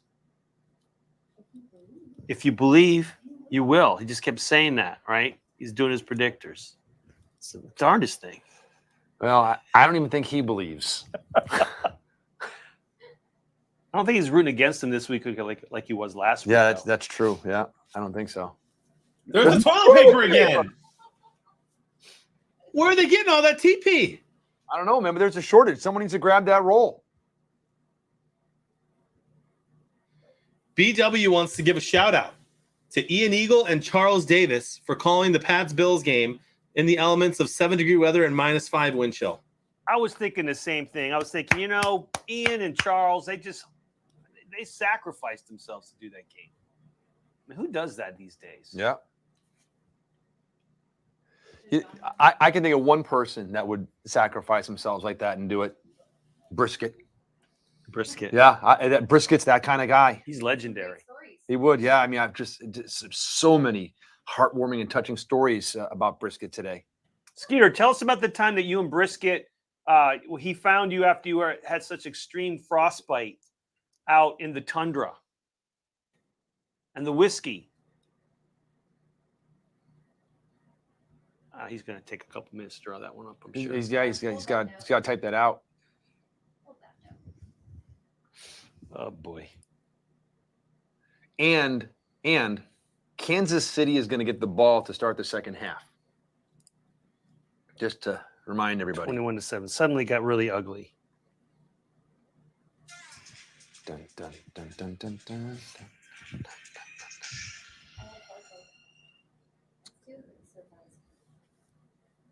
Well, it was fun while it lasted. Did John? I was eating for part of the first quarter. Did we? You gave out that Skybox code, right, for this game for the Yep. final thing? Okay, I did. A couple times. got it. Yep. Just wanna make Did you sure. forget to join? No, I joined. I joined everything like yesterday. Nice. I got a perfect square, by the way. And my predictor is up to 8.8. That touchdown screwed me right there, and I had a partial. Now I got nothing. By the way, I did do a little Monopoly on a parlay of all winners, and I'm 4-0 so far. This would be 5-0 if Kansas City holds. So the big question: do I cash out before the Rams game, or do I let it all ride with Stafford? Ooh, you can cash out before one game? Yeah, but you'll probably get about 50% of what you'd get if you hit if you get the rest of it. Wow. Straight up or against the line? Straight up. I'm Rams just going to win. say, I'm not much of a gambler. You know at when, all. but you do know when to hold them. Yeah, and I know when to fold them. You do. I know when to walk away. You know when to run too. I've seen you. Yeah. I would be extremely shocked if after all of the praise and glorifying and rambling on and on, fawning all over week after week over Matthew Stafford and especially Matthew Stafford, but the Rams and Matthew Stafford specifically, that John would trade it in and pass that up. I would be incredibly disappointed if that happened. I'm not telling you how to spend your money or what to do, but I'd be shocked. I'd be shocked to see that happen. That's right. I'm letting it ride with my Super Bowl pick, baby. Yep. That would tell me what he really down deep in his heart thinks of Matthew Stafford when the rubber hits the road. Vikes84 says, let it ride. I will. All right. Hey, John, it's halftime. Who'd you take, by the way? In what? Tomorrow's game. Oh, Rams. You had to ask that? Just curious. I've told Chat, you might not want to draft me tomorrow because I will likely pick the Rams in every game going all the way through and the Bills as well.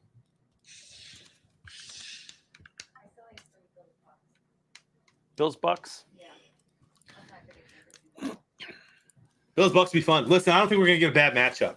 I think if Tennessee gets in, and they play like the Cardinals, maybe that'd be a little bit annoying, but I think it's going to be a fun playoffs. I think the Packers are going to be in it, my friend. Your favorite football player, your favorite of all time. Oh boy. Let it ride with Eric Weddle's return. Did you guys hear about Eric Weddle? Yeah, and I know the reason why you got him that jersey. What's Because that? you want to stare at it every stream. I know the truth. I mean, you notice how he does that? Look, Did you see his picture on that website? Yeah, I did. Do you think we did that, honestly? I don't know how. I mean, yeah, I have no clue. We know the truth. Hey, John, in my hand, I hold the final joke Okay. for Landon's laughs. Landon. It's a catchy tune. Landon. Landon.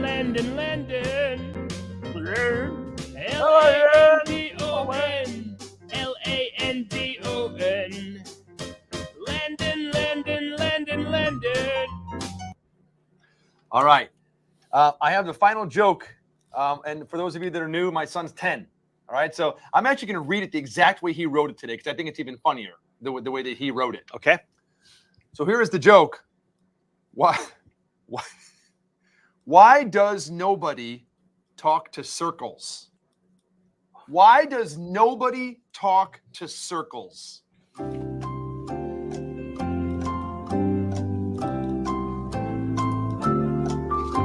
Again, Dave's dance is the best part of this entire thing. Why does nobody talk? Why does nobody talk to circles?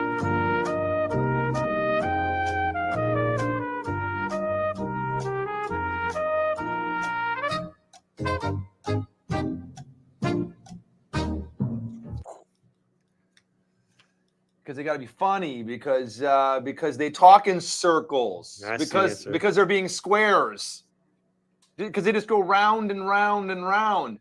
Actually, there is one correct answer from the Cater Gator.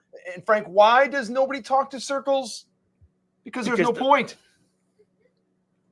Boy, that's the story of my life. No respect. I got no respect. I'll tell you, I got no respect at all. I tell you, my parents loved me so much. My only toys in the bathtub were a toaster. A toaster. I was an ugly kid. I was always alone. Halloween, they made me trick or treat over the phone. When I was born, I brought no joy. My old man, he said he wanted a boy. I tell you, I get no respect at all. All right, we have two things that we need to do, Jonathan. One of them is marbles. Some people have requested marbles. I don't know if I can stand to see Megan lose again today, but we can. If we want to, we can do that. And the crying. And the crying. Yeah, the crying, the memes that are going to be Megan up there like crying and everything and stuff. but also we have Scott Sterling. We can do that at halftime, or we can do that later in the game or whatever. But Scott Sterling is going to pay another visit. So whatever you want to do. All right, let's do marbles first. Yeah. Sure. All right, we'll do that.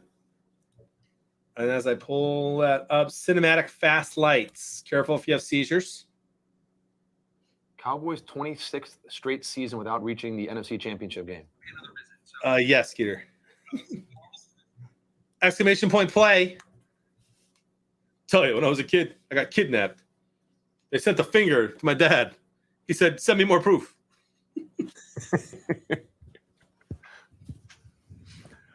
Eastern Airlines thanked me for flying United. I tell you, I get no respect. My car broke down. I called AAA. They left the car and told me away. I'll tell you.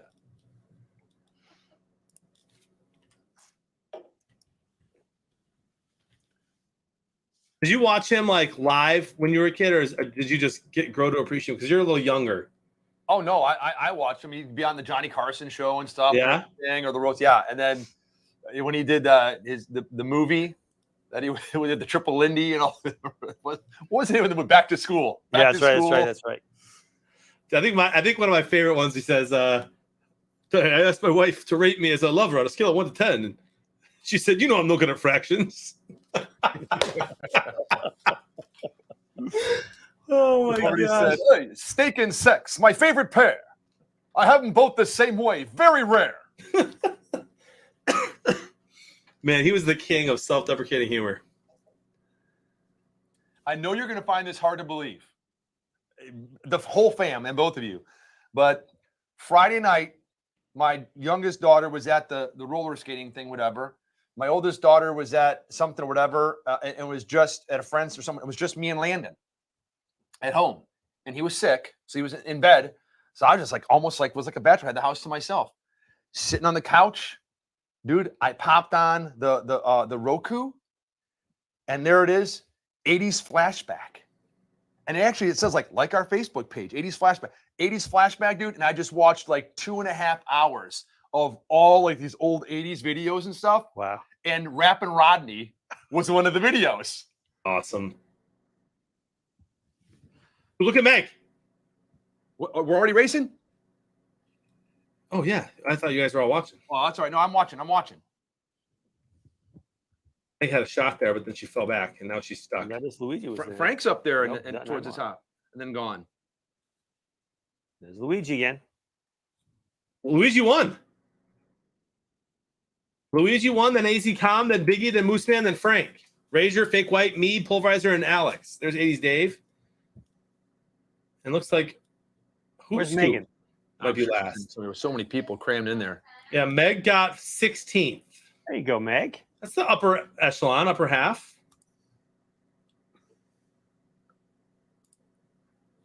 All right, let's see here. A marblious black what? Here we go. Authentic attacking challenge. 50% of the people will not make it. Oh, Meg, do you hear that? Exclamation point play. Hey, you hear that? You're out. 50% of the people will not make it. That's 50% of the time, every time, Dave. 60% of the time, it works every time.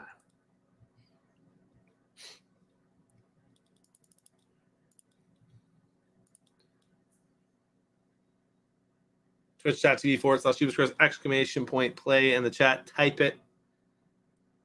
Up in the 40s already, 42, 43, 44. All right, here we go. Jenny Girl got in, 45. Skeet just joined late. Tommy's in. Jay Price, all right. I tell you, I played hide and seek when I was 3. They wouldn't even look for me. I get no respect. Oh, this one's interesting. So it's looks kind of like some kind of medical device. Yeah. An IV. And then you got to drip, drip, drip down there to the end. Dude, Meg's in first. Oh, she was in first for a second there.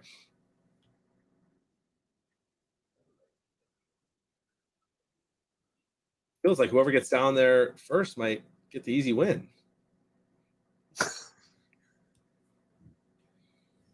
It's Pulverizer. Skeet. Skeet, that's not right. Oh my God. Oh, Oh. Come on, whatever he's drinking. Look at native QB, dude. ran away with it. Ooh, it's skinny right there. Oh What's our my, ball? look at Native. Was that like a course record, maybe? Oh, by 3 seconds off. Oh. Almost had it. Well done. Buckwheat falls. There's Jenny Megan. falls. Meg got second. She's the next Skeeter. She's the new Skeeter. Vikes 84 third. Bison 4. Ripper 5. Biggie Steve 6. Hoop Scoot 7. Tundra 8. Father Josh 9. And Skeeter 10th.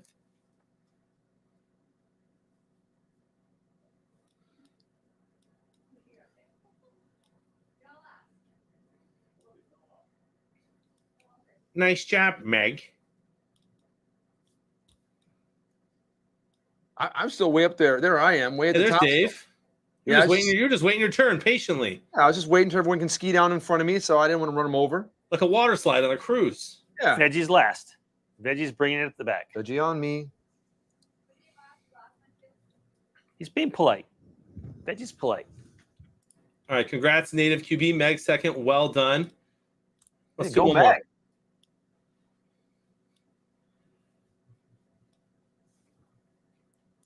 Very Fast Amusement is the title of this one.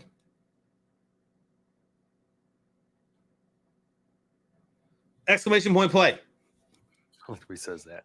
Excellent point play. I'm waiting till near the end. That was my So am I. So am I. I was gonna wait till the countdown went. I'm gonna get in at the end on this one instead of trying to get in early. AZ Com just followed 8 minutes ago and has been playing every game of Marble since. Thank you. Way to go, AZ.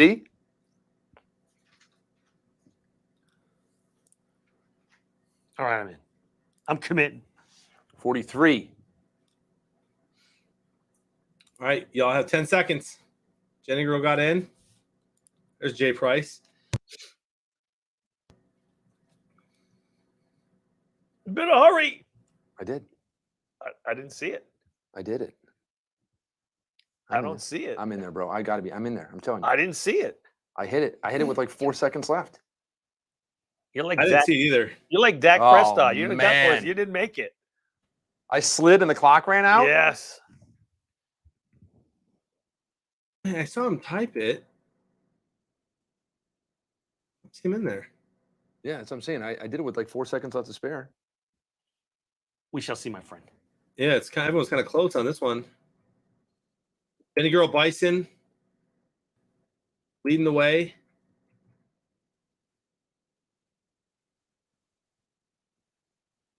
Remember, I went in near the end, and so did Jenny Girl. Like, we're both near the front. Maybe there's something to this theory.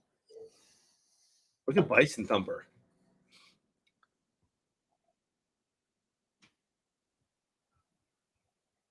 Bison, look at him. Wow. Bison takes it. Brisket 2. Biggie Pack, Rager, AZ Com, Ripper, Megan. Meg got top 10. Metal Mama and Bangle. And I think last place was Kimberly. Oh, it wasn't. It was Hoot Scoot and Boogie. I think you're right. Congrats, Bison.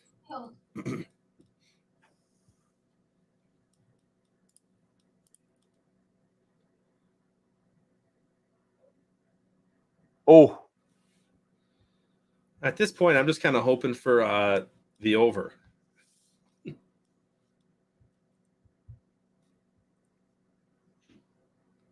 well, I mean, I'm not great at math, but 5 for 14 for 24 yards. I don't think that's good for an NFL quarterback No. in any way, shape, or form. I say that's going out with a whimper. What do you think? I think it is. And that's what Terry didn't want to see happen. Well, Ben was honest. He said we have no chance. Gotta love that winning attitude. Yeah.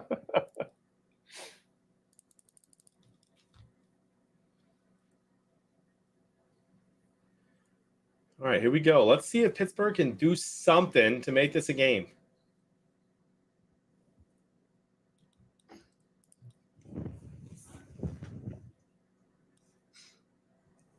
Like another defensive touchdown? Exactly. So who's going to be the Pittsburgh quarterback next year? It can't be Rudolph. And their O-line isn't good enough for, Russell or Rodgers, I don't think. So I'm going to go on a limb. And I'm going to tell you that it's going to be between Drew Lock and Mitch Trubisky in Pittsburgh next year. That'd be something. Slick Mitch up there? Maybe even Baker Mayfield. I don't know about that. I don't think it'd be Baker Mayfield. I mean, if you're Pittsburgh and he's available and your other options are Mitch and Drew Lock. I might take Mitch. Slick Mitch? Yeah. Ooh, Bourbon Drinker says Kirk Cousins. And Jimmy G. Those are also great answers. Yeah, holding right there. It was a And I like Skeeter's answer too. Fitzmagic. I like all those answers, actually. Well done. That's the only way to stop Watt right there. So you're pretty confident that Rodgers is not going anywhere? Is that kind of been put to bed? No, it's not been put to bed. There's nobody mentioned that. I just don't think he'll go there because their O-line is so bad. If he can go to Denver. Yeah.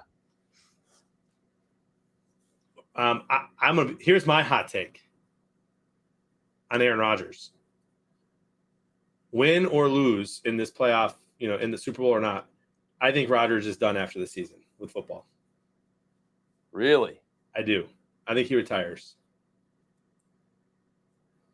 I don't know. Even if he wins. Almost especially if he wins. I don't happen to think he's going to win, and so that might be the reason he doesn't. But the way he talks, it just wouldn't surprise me. Rich Rules is laughing. I mean, I watch every single interview he does with he does love him. That's his favorite player. I know. With McAfee. No, I mean, I just find it entertaining. What other QB sits down and does a swearing press conference every week? Nobody. That's great TV. Gosh, if he had a Lions jersey on instead of a Packers jersey on, he would displace Matthew Stafford, wouldn't he? No, man. If he won a Super Bowl with the Lions, that's what it's going to take to displace Matthew Stafford for me. Is seriously whatever quarterback takes us to the Super Bowl. But if you listen to him, he says all the time, like, I just don't know. There's other things I want to do. He's getting married. He wants a family. He said that. And he's just recently, he's like, there's just so much I want to do outside of football. So I don't get, here's what I'll say. I don't get the Tom Brady, I'm never stopping vibe from Aaron Rodgers. Yeah, maybe not. It'd be interesting.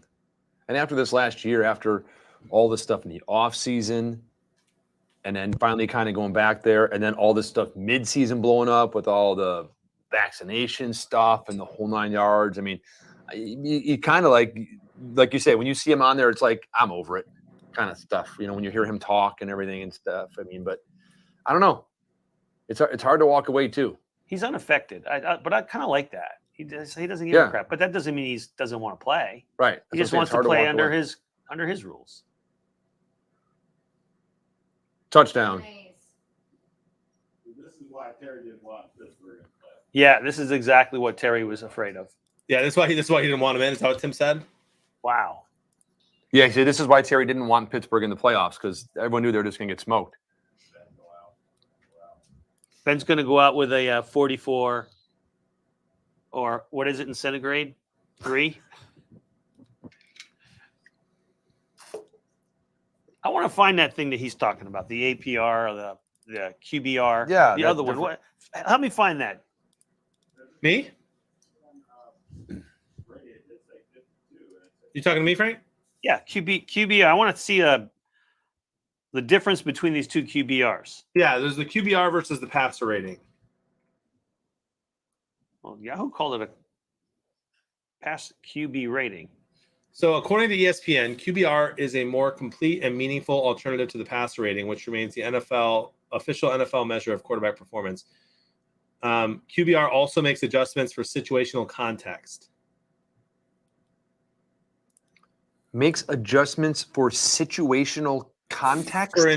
For instance, if you look at the box score of let's just talk about the Tampa Philly game. You look at the box score, not a lot of differences between Hurts and Tom Brady at the end, as far as yards, even touchdowns, because Hurts got a bunch of garbage time stuff. But Tom Brady has 30 plus more points in the QBR because situationally, Hurts was playing against a prevent defense. I see what you're saying. In the fourth quarter, right? So they take that kind of stuff into account in their ranking. Okay, but is this like an ESPN thing? ESPN and PFF, Pro Football Focus. All right, so this is their own shtick. This is like nobody really cares except for ESPN. No, I mean the coach, the analytics care. What analytics care? Like the word just analytics. All these teams trying to use analytics in the NFL. They all care about QBR, and their PFF grades and all that stuff. But they care about passer rating too. It's both. You keep calling it passer rating. It's called the quarterback rating. Right. Quarterback rating is different than the passer rating. They're two different stats. Here's the formula. I'm sending you the link right now in the chat. Click it. Formula is raw QBR. Let's be clear. If you go to yahoo.com, it's called quarterback rating, QBR. That's what it's called on Yahoo. It's not ESPN. It's Yahoo, but it's not called passer rating. It's called QB rating. And on ESPN, it's called NFL total. Yeah, it's something QBR, else. Yeah, I know. It's its own stat that ESPN made, but that's not the same as quarterback rating, or as you call it, passer rating, which is like Kelvin. We got Fahrenheit, we got Celsius, now we got Kelvin. Crying out loud. Yeah. As a numbers guy, Frank, I think you're really going to like the article I just put in the chat. All right. I'm not more about semantics. This is more about English. It's to me, it's annoying that Yahoo uses the word QBR because most people on Twitter know that it's passer rating versus QBR. Most people on Twitter. Well, that's where, dude, like it or not, that's where sports talk happens. Is he down? Is he down at the inch line? He somersaulted in the end zone, but it looked like his elbow was down and the ball they officially reviewed. He reversed it. Yeah, he's down.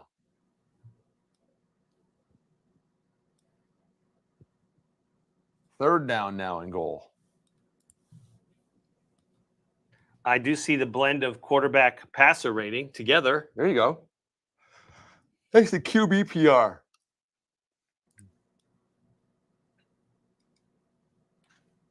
So did your daughter have a good time at the dance last night?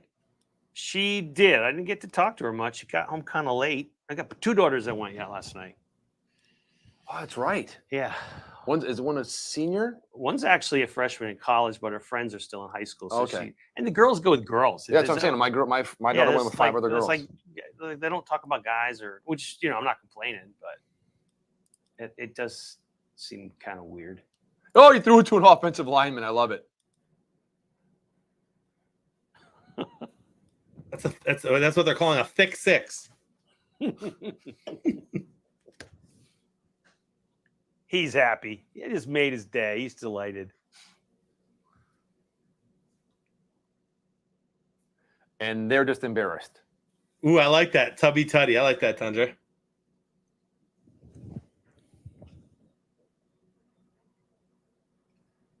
And he whipped.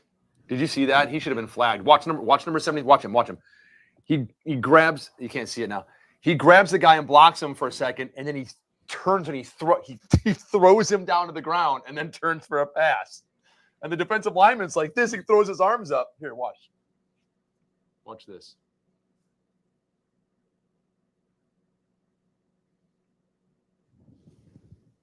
TJ Watt with the lone touchdown of the game is very upset.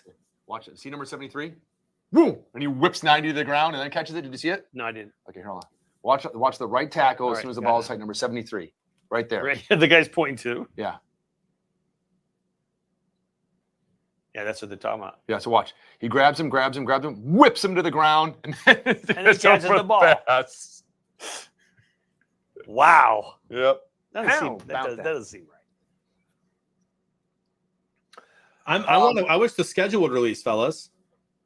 for what's going to be next weekend. And is there anything that would change the schedule for you guys?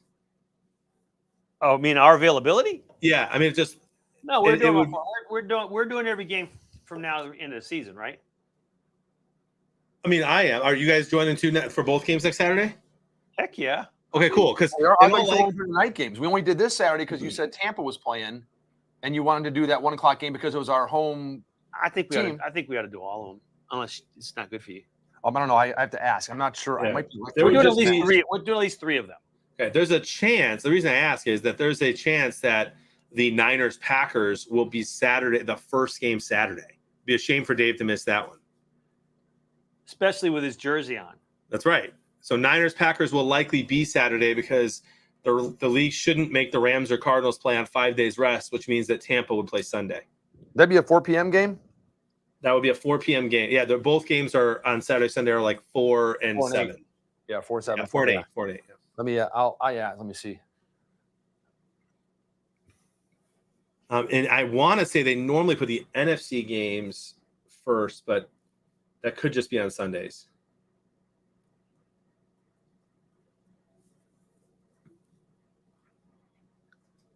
Dude, Najee just fumbled the ball. I'm like, I was just gonna say, can things get any worse for Pittsburgh? Is that Najee? Yeah, that was too? Najee spinning around and bumping. You know He how might many have been fumbles? down. You know how many fumbles he's had this year? Najee, I don't know. None. Yeah. Not a single one. He might have been down. Was he down? Maybe no. No, that was a fumble. So First fumble of the season. Is it really? Yes. He had 348 touches without a single fumble. Oh, that's a blatant fumble. Yep. Second most ever in NFL history Wow. of any, not even a veteran. I mean, of a rookie, of anybody. Riggs had the record. You guys should call Terry now. No. Terry doesn't want to talk to anybody right now. We shouldn't call Terry now. We Terry should might be text him asleep. that we love him. He might be asleep already.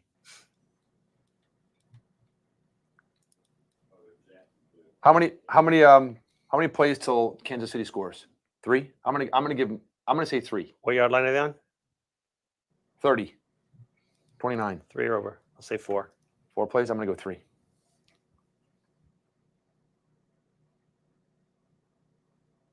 One didn't work out so well. I'll say 5. We'll see. Man, that's just tough. When your go-to guy that doesn't do that does that. I sounded like Kamala there. A little bit. When your go-to guy that doesn't do that does that and then does it every day, oh, we got to start doing that. Already doing that though? We're doing that now. It's time for us to do what we have been doing, and that time is every day. There we go. Oh, look at him! I was one play off. Downhill. I was one play. I was gonna say 2. I didn't want to be greedy. That's why I went 3. Wow. Now, does Kelsey have one tonight? I don't. No, yeah, he does. Yes, he had a touchdown on the Dude, right does he- sideline. Does In he the- really? Yeah, Kelsey in the first half scored one. Oh my gosh! So I was trying to do my parlay and it wouldn't let me because the game was about to start and it kept freezing and it said once it starts it won't let you for the same game. You know what it was? I would have lost. Never mind, because I would have had Pittsburgh plus 10, so I would have lost. Never mind. But I had Kelsey, Hill, and a Pittsburgh defensive touchdown, Whoa. which would have been nuts. But I also had Pittsburgh plus 11 or whatever, so that's not going to happen. Now, here's what I wonder. Who's the backup? Mason Rudolph? Yeah, Okay. put him in.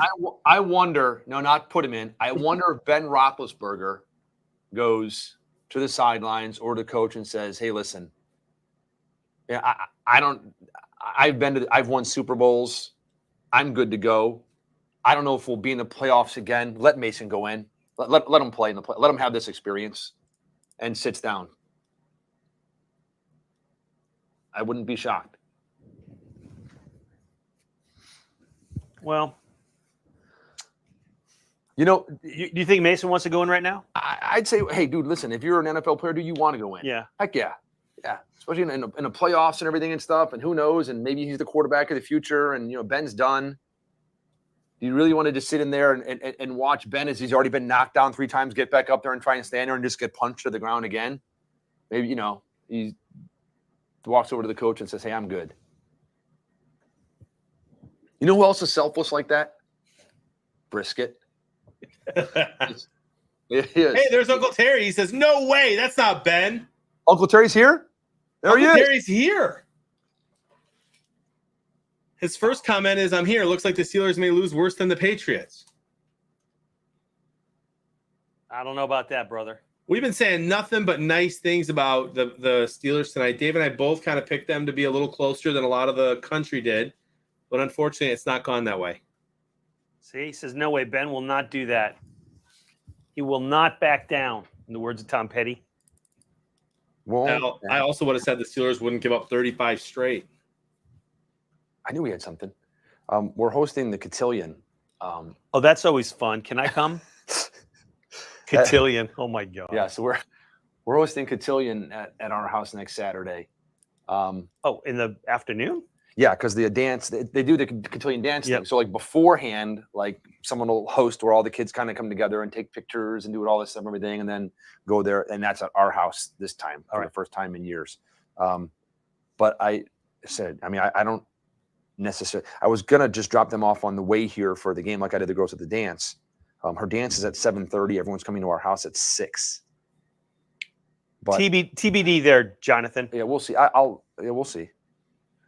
Either way, you'll be on, right? Oh, I'm in, man. I just hope, and I already had the Cove, so I don't know what could, keep me away now. I don't want to, I guess, knock on wood. If they kick off here and Ben comes back in, I can't bear to watch it. I think we watch Scott Sterling at that point. All right. So we'll see. It's going to be sort of like watching Scott Sterling, isn't it? Might be. It's almost like after Ben played his last snap, he thought, you know what? I'm probably not going to play another game ever again. The odds of Jacksonville winning that game are crazy. And he put on like 80 pounds in 2 days. And now he's just out there and he's like, oh, crap.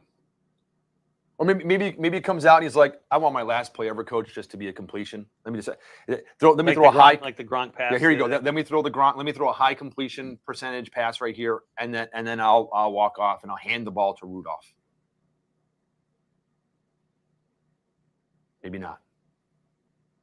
Oh gosh, I just can't watch. Yeah, Terry, we were talking about that. We understand. We were actually just saying that we understand now why this is exactly what you did want to see happen, right? But that's okay. It's crazy though, because that first quarter, the Steelers, the game was going exactly how the Steelers wanted if they were going to win. Yeah.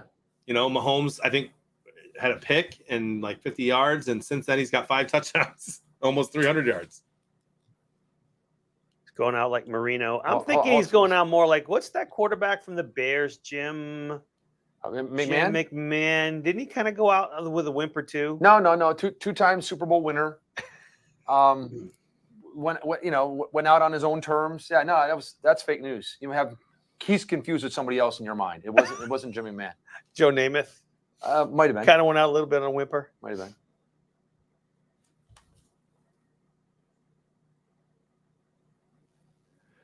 Hey, Tim.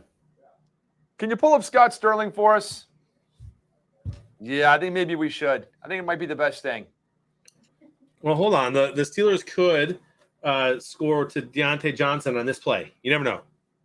Well, we'll see what happens as Tim's getting that ready. Oh, Chase Claypool.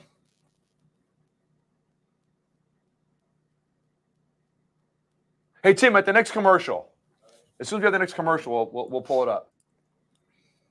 We don't want to miss if Big Ben does throw his last touchdown ever. See what happens when Chase Claypool goes in and runs a quick slant instead of running down the sidelines and throwing it up for grab. And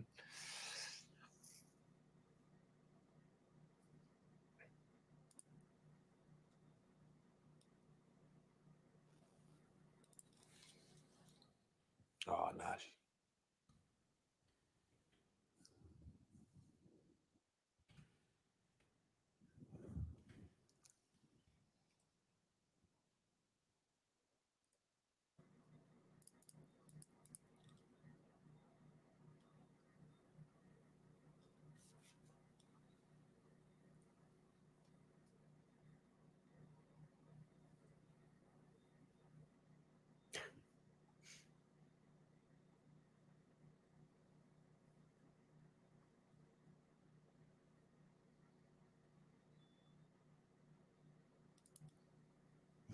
He might do it.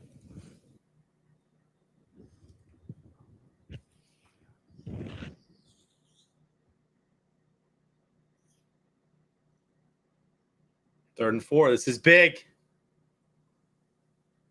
That's true, Uncle Terry. A great point. Offense was not keeping the defense off the field.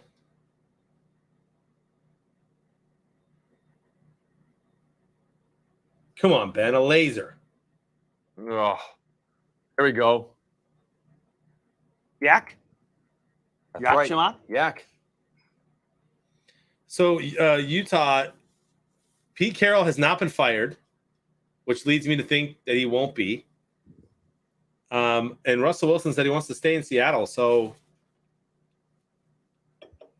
I don't know. Unless there's more to the story there, I think Russell might go back to Seattle.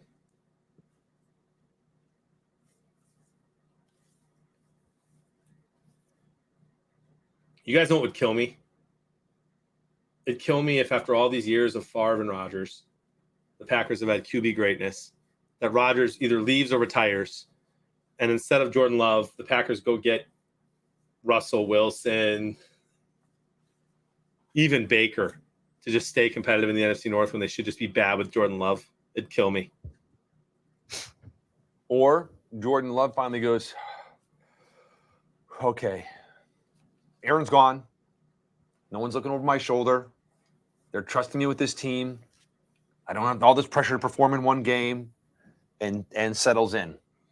You never know.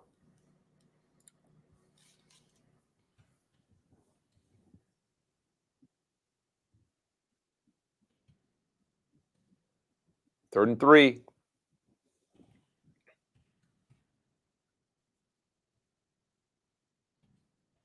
A lot of football game left. Yeah, there is. Yeah. Touchdown right here, get them right back in, Frank. Comes a 3-possession game. Oh. First down. Got to keep doing that. This is what you call dink and dunk. That's what he's doing. That's what I thought they were going to be able to do today. Dink and dunk? Yeah, a couple runs here, a couple little passes here, and defense make enough plays like they did in the first quarter.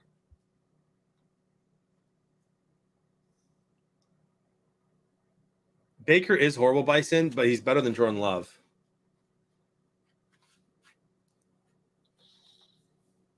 And with the Packers roster, I think a Baker Mayfield-led Packers Whoa, is nice the best grab. team in the NFC North next year.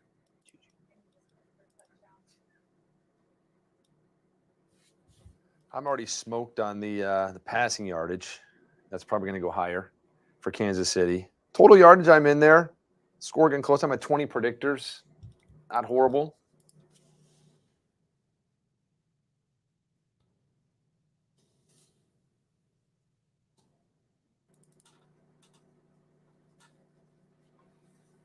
Brisket used to shoot bourbon into his neck with a syringe. Wow. Nice. Touchdown, Ben. Deontay Johnson.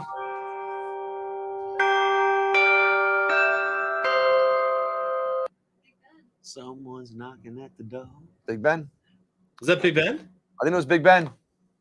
I don't know. That sounded a little bit like something you'd buy at Kmart. Maybe medium Ben.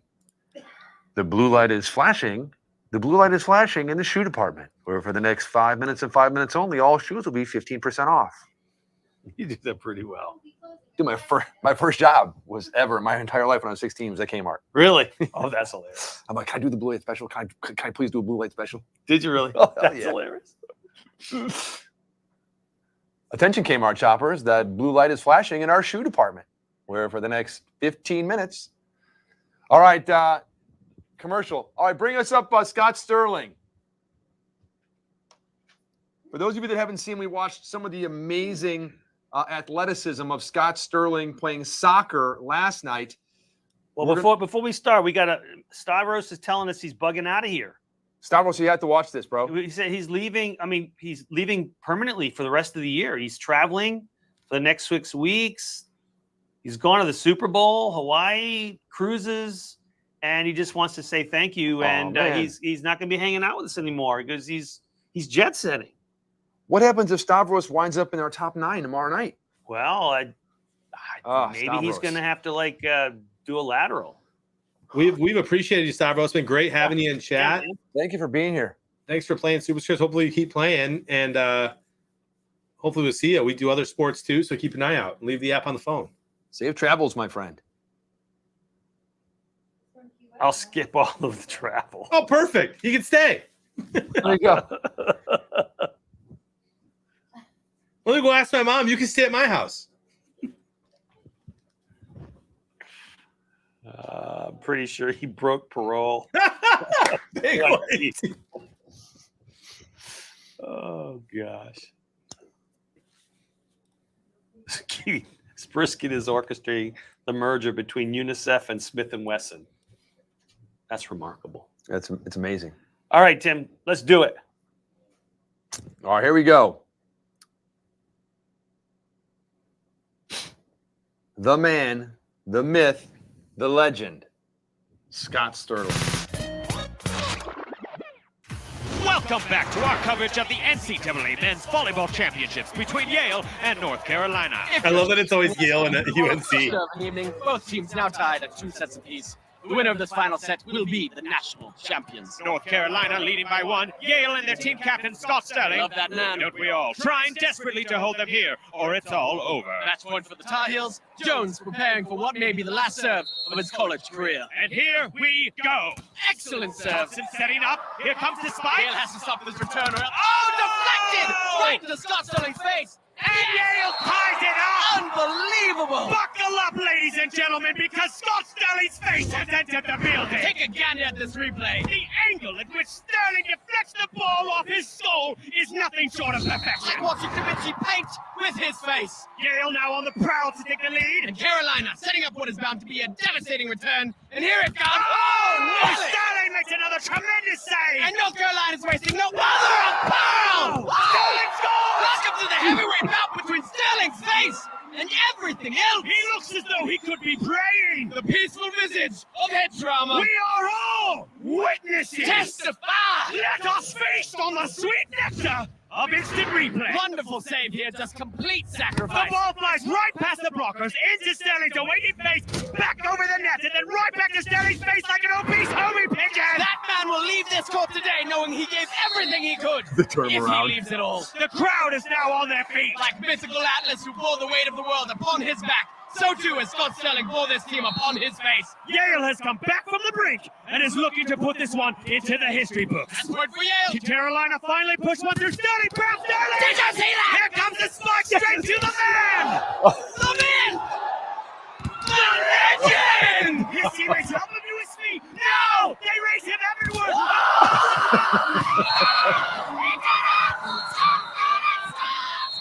The yell. Like a defensive angel! An angel with the face of a devil! Look at this replay! What is the loneliest number? 2 tickets to paradise! 3 times a lady! Forever young! As the crowd charges the court, the people are weeping! Tears of joy! The tweets are tweeting! Hashtag Scott The Sterling! hospitals are preparing to receive the man The himself! 8th wonder of the world! The Great Wall of Sterling! I'll tell you one thing, when Armageddon comes, I want to be in a bunker made of that man's face! Until next time, Good night, everyone! Oh, Scott Sterling. Amazing. The world does not deserve Scott Sterling. Nope. No.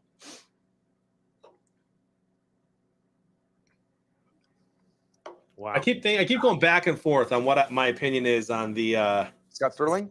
Is this what Luigi sounds like? Is that what Luigi sounds like?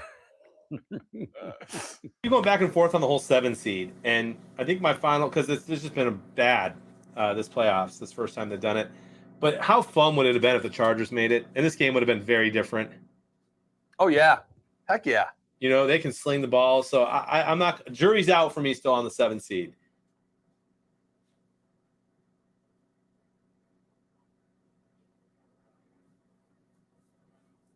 What do you mean by that?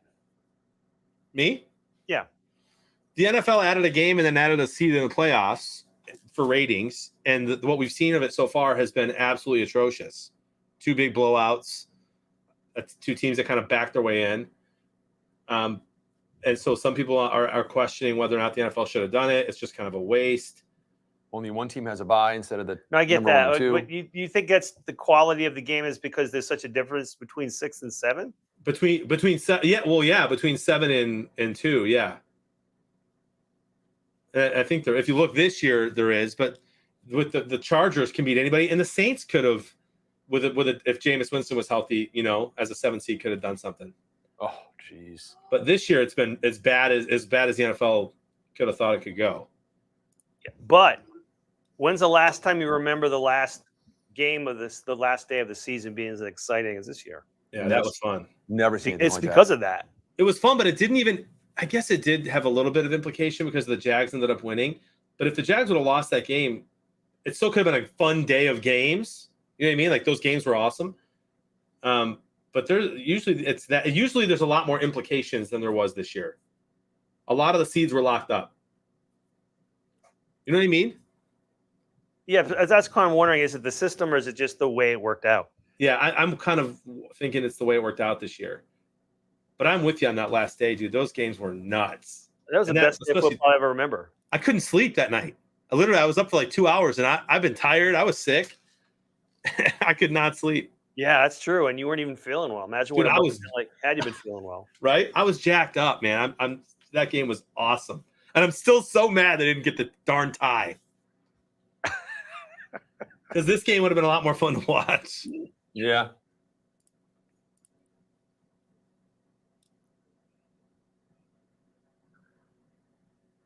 Gosh, he's going to score again, isn't he?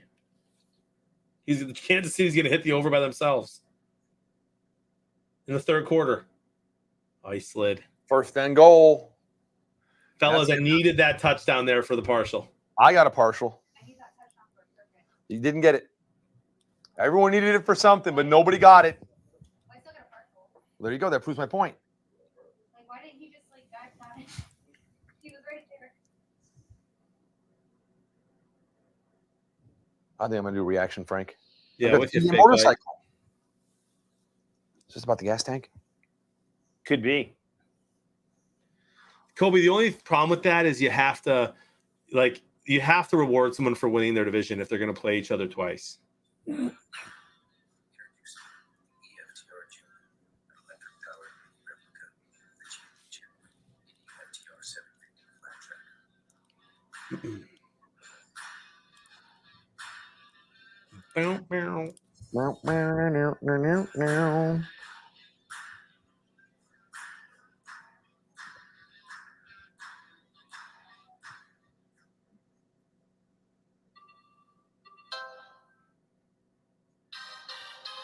Oh my gosh, this girl is killing it, dude. Her name is Annie Agar. She's been hilarious all year and last year on Twitter. She does all these NFL kind of satire videos, and she kind of got big by and she's a cute girl, which I'm sure helps. But she's hilarious, and she has all these different NFL jerseys she puts on, and she does like press conferences and stuff. And she has been brutal the last 2 days, fellas. She just made a video saying, kind of wanted to start that show Yellowstone, but if I wanted to watch a bunch of cowboys get knocked out, I'd just watch the playoffs. And yesterday she said, I love my annual tradition of sitting at home on my couch watching playoff football, just like the Jets. She could have put the Lions in there too. I mean, she could have, man, a handful, but just brutal, hilarious tweets and videos. AZCom says end of the quarter mercifully. Yeah.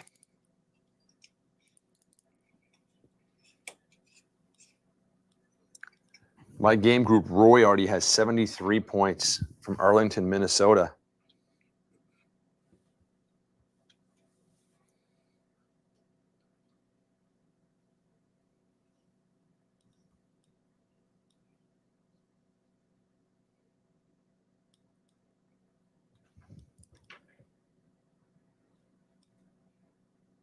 I wish when Burke was on here, I would have asked him what his thoughts on having a bye week are in the playoffs. You hear so many different answers from so many different players and coaches. Mm-hmm. There's coaches out there who are like, I wish that I'd rather play. Yeah, I'd rather keep going. Yep. Other ones are like, man, this is great. It gives, we've got guys that are injured. It gives them time to recuperate and rest so we're at full strength. Yep.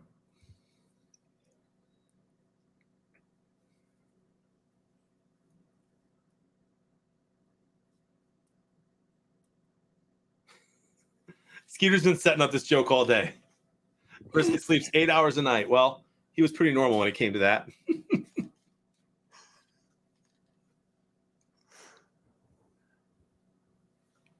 Did Brisket ever call her or tweet her, or what was he supposed to do? I don't know. He's still here, I think. Brisket, did you tell her to come in here, bro? I mean, if you did, she'd probably be proposing to you. Brisket, he said in the first game that if by halftime, Ooh. oh my God, Kelsey just threw that. just threw a touchdown pass. Was that Kelsey that threw a touchdown pass? Yes, it was. That was funny. He was really close to the line of scrimmage. I want to see a replay.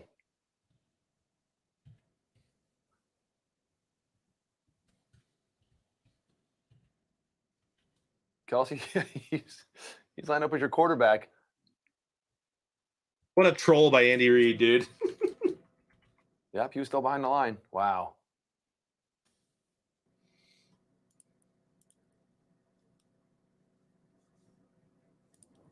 Wow. They're having fun. Here's the thing.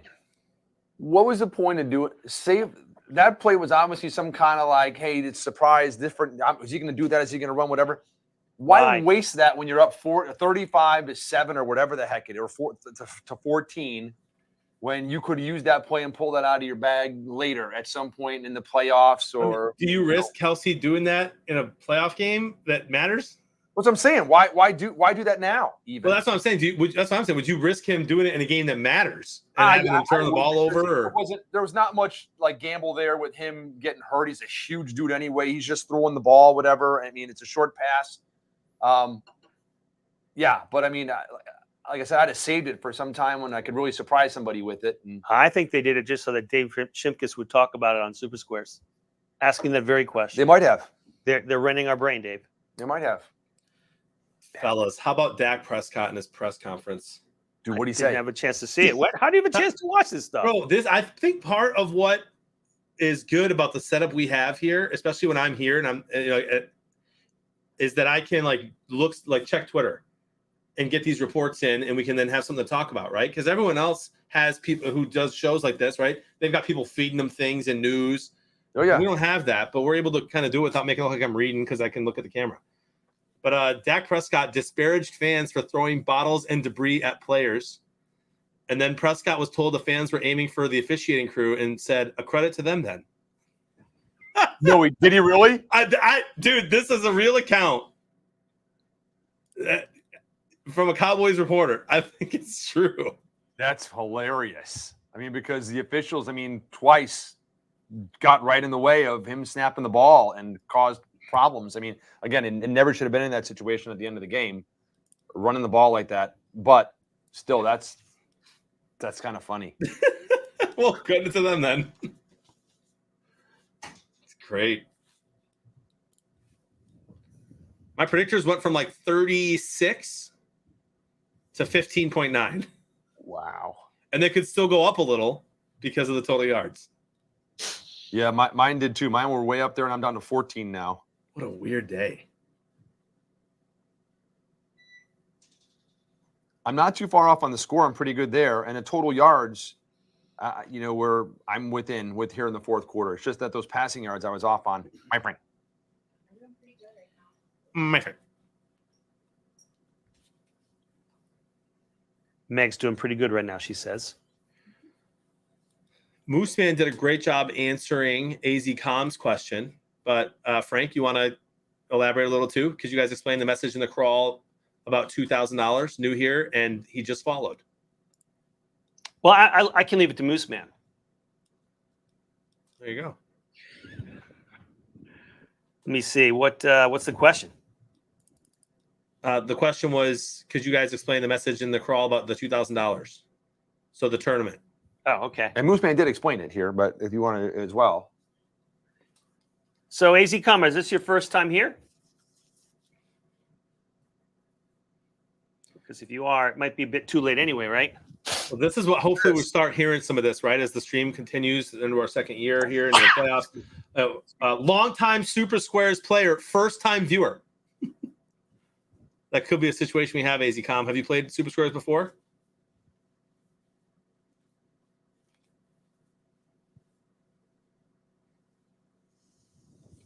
I saw the handoff. I saw Najee run. Is Ben still in? Did Ben hand it to him? I don't know.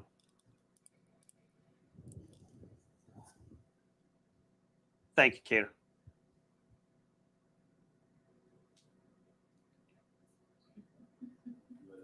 So AZ Comments, your first time. So people playing Super Squares all around the country, but here on our live stream, it's a little more intimate. One of the things about our game is you can play against each other. So we had a tournament this weekend. Really, to be in it, if you got a chance to play today and you have a really good tiebreaker, there's a chance you could get in. So at this score, I don't know who could have. Well, maybe. Who knows? We knew it was going to be a blowout. But people were collecting points all weekend, and the top 9 people on stream will be able to compete with us, and we're going to form like a fantasy team and play for the next 3 weeks. So that's the prize pool that we've kind of set up for that. But there's a bigger prize pool on your phone, just playing Super Squares. Great. And AZCom has played, but not often. Well, time to make it often, my friend. A lot happening here in the playoffs, and you can win big. You want to win your game group so that you can have a chance to have your rent or mortgage paid for a year up to $56,000. We will be making an announcement about that tomorrow night, by the way, ladies and gentlemen. We learned on Friday night that we will not have access to statistics for the Pro Bowl. So tomorrow night, we will probably be letting you know that we're going to make bigger Game 6 the Super Bowl, and we're piling in more prizes on top of that. So we're still going to have you compete just by finishing in the top 150 game group, but there's going to even be more prizes than that. So we'll have some details about that tomorrow night. I like it. We've got some things we got to confirm tomorrow. That's why we can't do it right now. Bourbon Drinker's asking me how I like the dark side with dark mode on Twitter because I tweeted about that last week. I like it a lot, and for some reason, I'm on Twitter less. I tweet a lot, but I'm not checking it as often. I don't know if that has to do with dark mode or not, but I do like it. Now, what exactly does that mean when you turn to the dark side? What does that mean? I'm assuming that you use the regular Twitter app, Dave. No, I don't use any apps. I just go right to the website on my phone. Do you really? Yeah. Oh my gosh. Dude, yeah. The interface is so much better on the app. Oh, yeah. I just use the website. Well, I don't know if you can do it on the website or not, but on the app, there's an option to have light or dark mode, and so that's really racist. It sounds kind of racist, but go ahead. It's exactly what it is. It's light and dark mode. Either the whole background's kind of bright and white in the background, or it's dark. That's dark mode right there. Oh, okay. That's it. That's it? Just the background color? Yes, it's everything's dark. darker. I thought it meant like maybe you wouldn't get as much of something if you turn it dark, kind of like people can't see you or certain things you do, or it's No, just the background color. Literally. That's it. That's hilarious. It's better on your eyes at night. Yeah. Interesting. And it's not a setting, it's your phone, right? The phone, so your phone can have a dark mode completely, Frank. Yep, the iPhone has that as an option. But each app does it too, or each social media app. Yeah. So my phone is on light mode, but my Twitter app is on dark mode. I didn't touch my Twitter app. It just is in dark mode because my phone's in dark mode. Correct. Does it say battery life then because it's darker and they're not using as much bright, or does it make a difference? It does. It might actually. I guess so. That's not why I do it. It's kind of blinding when it's all this white screen at night. So yeah, I might do the whole phone. I didn't even think about that. Might as well.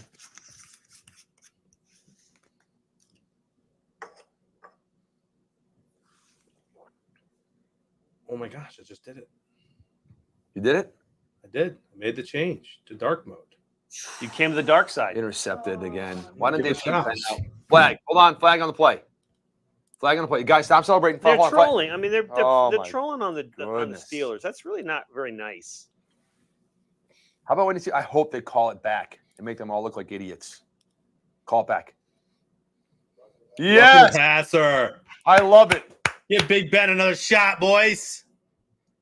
There you go. How you feel now, huh?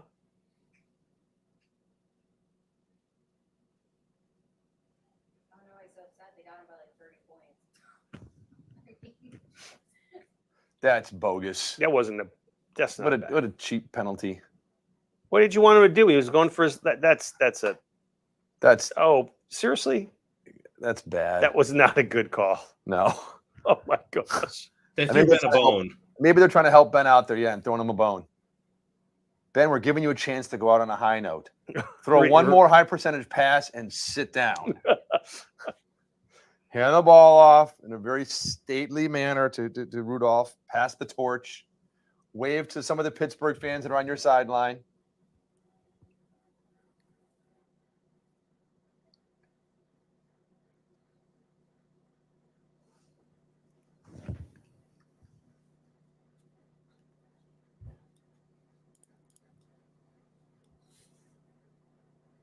Pass rating's 23. It's 23? Yeah. Oh no. I've heard that, Bourbon.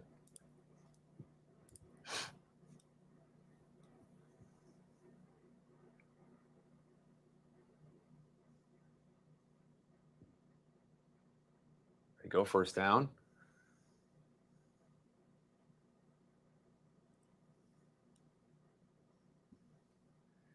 Yeah, that Kansas City percentage has gone to 99% now. It started the game in the 80s % chance of winning, and it dropped as low as a 65% chance of winning before it went all the way back up to 99. It's not good. When Travis Kelce has a higher quarterback rating than your starting quarterback, it's true, isn't it? yeah. Did they give him a quarterback? 118, yeah. One for 1, 2 yards and a touchdown. 118 quarterback rating. We shouldn't call it a quarterback. It's a No, passer rating. It's yeah, a passer rating. We should call that the quarter pass rating. Yes, right. Kobe, he threw one bomb earlier that was way off to Claypool. And his touchdown pass was more than 7 yards to Deontay. But yeah, he's a lot of dinking and dunking. And by the way, I eat salted butter. So come on, Yeah, Skeeter, get it right. Yeah, you can't go no salt. Why not? Sometimes you use no salt for baking, Maybe. because then you can add exactly how much salt you need. But I usually cook with salted. So 2 peanuts walk into a bar. One's assaulted. And one's unsalted. I'll be here all week. Try the fish. Jerry Jones on coaching change, not on the table. Wow. McCarthy stays. Wow. That's commitment. I mean, unless McCarthy just quits and says, yeah, I'm never going to be able to do this. Yikes. 3rd and 1. I think they're in 4-down territory, Frank. First down. Not going to need it, Dave. Forward down the field. Right now, they look like a charging team that's just not going to yield. No, their gloves are the color of a yield sign. That's true. That is true. Yeah, can I go now? Can I go now? Has anyone checked on Terry in the last half hour? Just want to make sure He's that on Terry's watch. okay. We got him on suicide watch. Make sure he's I think all he's right. watching the Penguins. There you go. Reruns of the Penguins. Oh, it's smack kicking right in the helmet. He's ready to retire. Yeah. I mean, I could throw that pass, bro. Pittsburgh had an overtime win yesterday against the Sharks. See?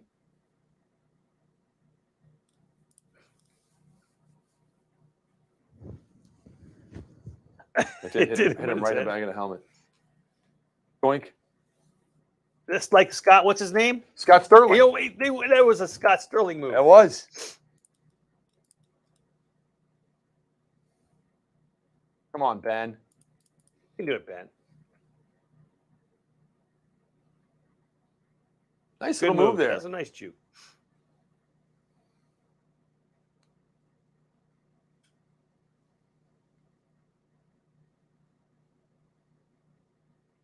21 points would be respectable. Yeah. I had him at 17. 21 would be good. Yeah.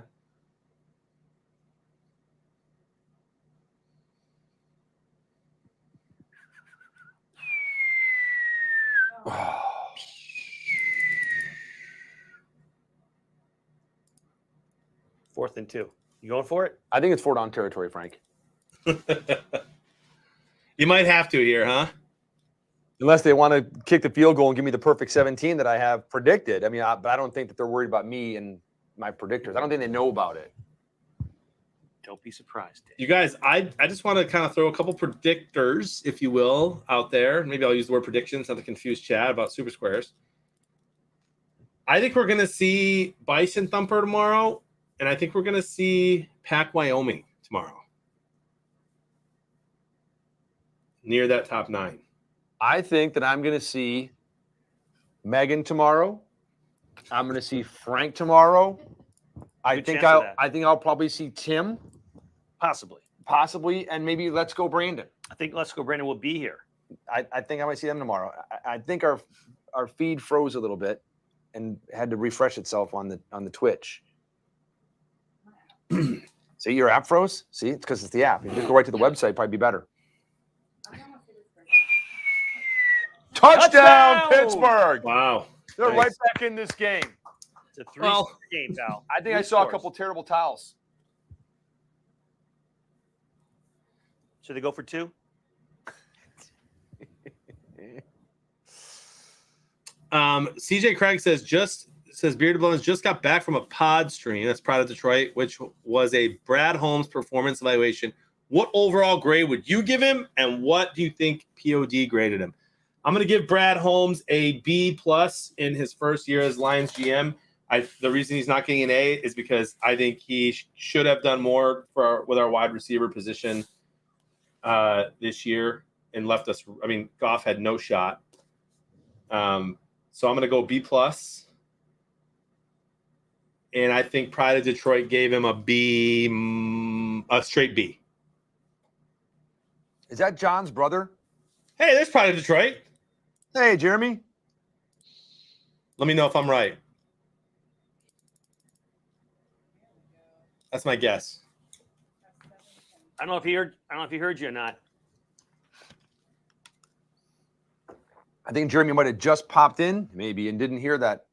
Jeremy says I think that was pretty close. Oh, there you CJ go. was there, so CJ knows Good. what the ratings were, and he'll let me know here in a sec. POD gave him an accumulated grade of a C. See, I'd go higher from what he did with the trades and the draft.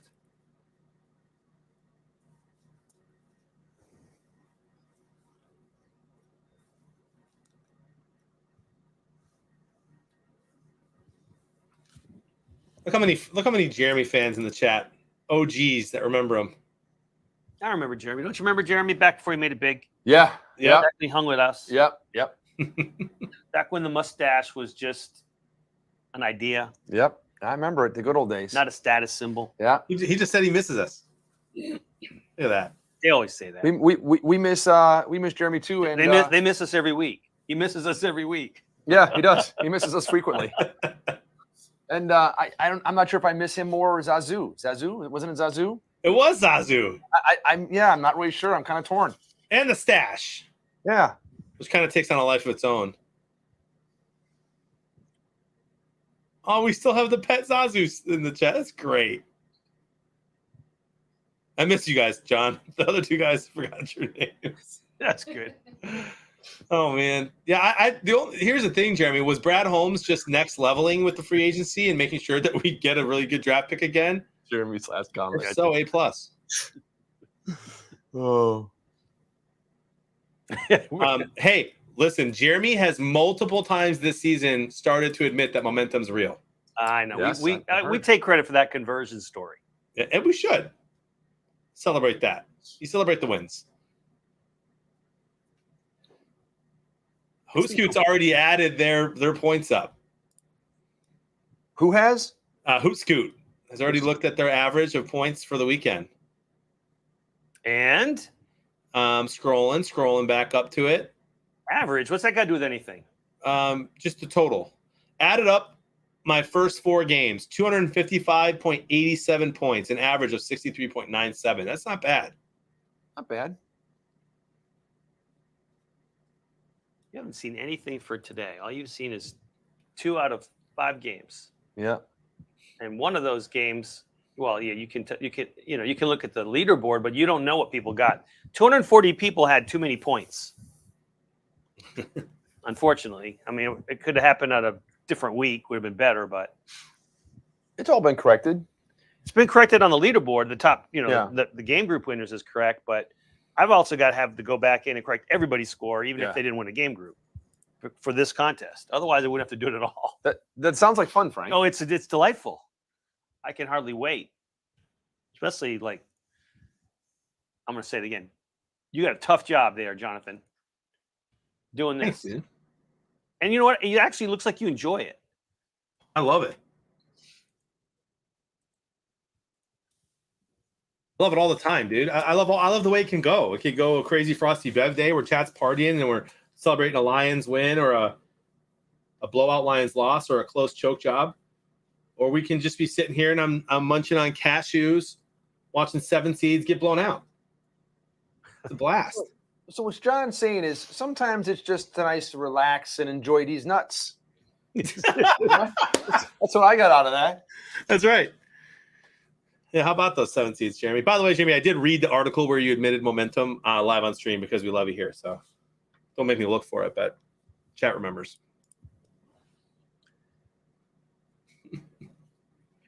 We got you, Pac YO. Hope to see And, you. Later. Go ahead. No, you good. I was just here, Brisket. I was like, well, Brisket thought we did a really good job on stream today, but I think it's because of all the hilarious stories we were telling. Because he tweeted about how much fun today was.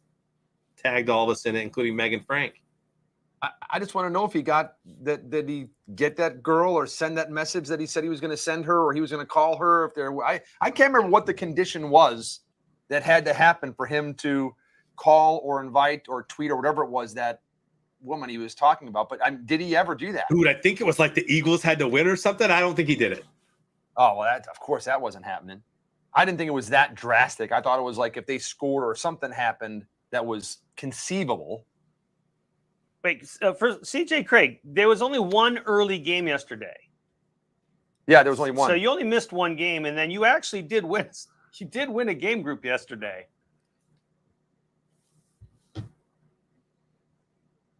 You're on the winners list, my friend.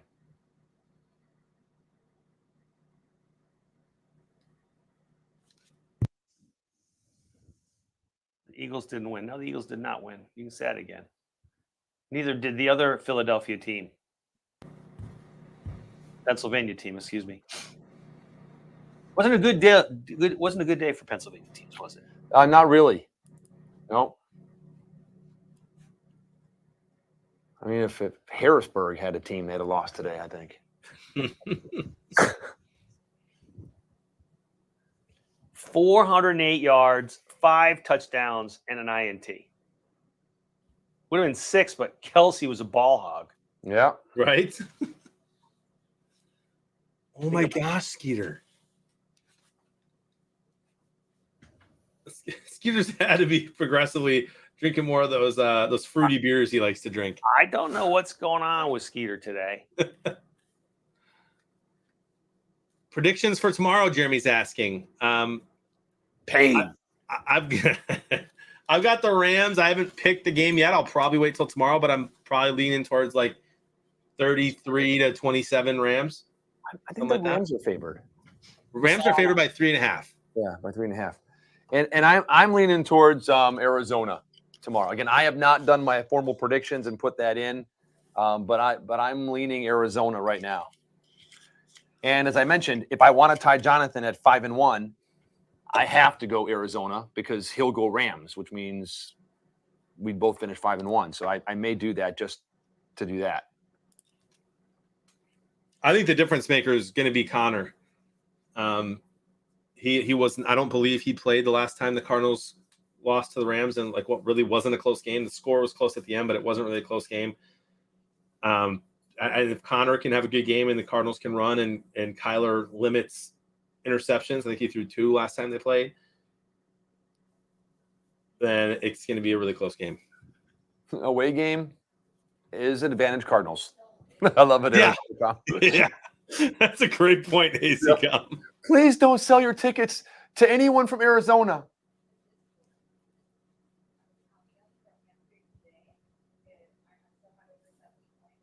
I'm going to break once I got to call Terry. All righty.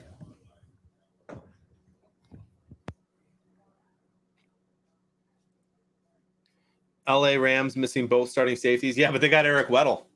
Oh, see? Weddle's a stud.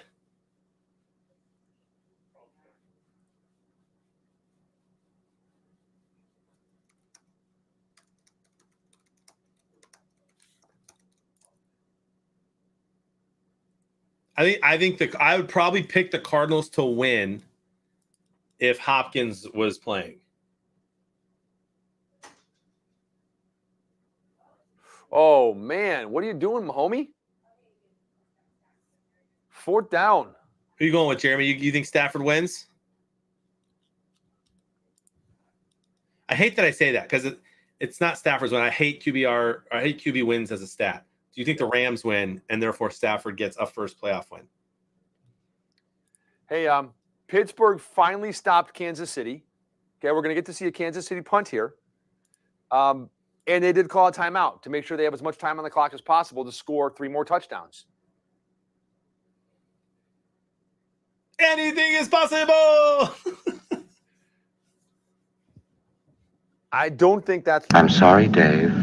I'm afraid I can't do that. What was that? That was Tim. That was creepy.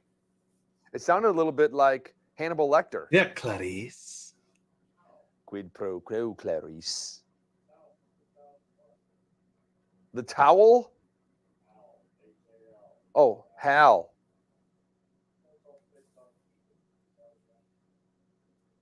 That was Space. It was Space Odyssey. Yeah. CJ Craig gifting a tier 1 sub to Jeremy. What a Very stud. generous. That's awesome. What a stud. Thanks, CJ.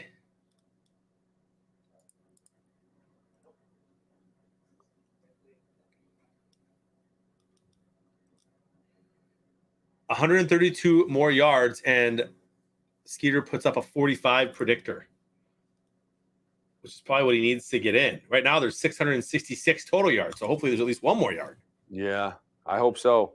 And I wasn't counting on Patrick Mahomes going for nearly 300 or 400. A little bit off on that. You just lost a good bit of passing yards because that sack too. It went down like. Still though, I'm still 110 yards off. I'm only like 43 now. So. Dave, I'm doing pretty good right now. 3 partials. Possibly another partial. I had 2 partials, which is rare. I might have all 4 partials. I need to do a reaction before I forget. It's too late. It's the Ice Shaker. Let me see if they play that song. I might go over 80 tonight. We'll see. Hold on. Nope. Oh. Boom, boom, ba-dum, boom, boom. It's got kitchen grade stainless steel, a dual wall vacuumed insulation. It holds ice for 30 plus hours. It's spill and leak proof, Megan. It's got that removable agitator so you can mix the drinks you want and it's easy to clean. Doesn't absorb odors. It's not going to sweat. It's not going to let you down like the Lions. I'm sorry, the Lions ended the season on a win streak against the Green Bay Packers. So did Jacksonville. Yep, you're right. The Bears did not. So no more trash talk over there from you, Mr. We just restarted our organization a year too late.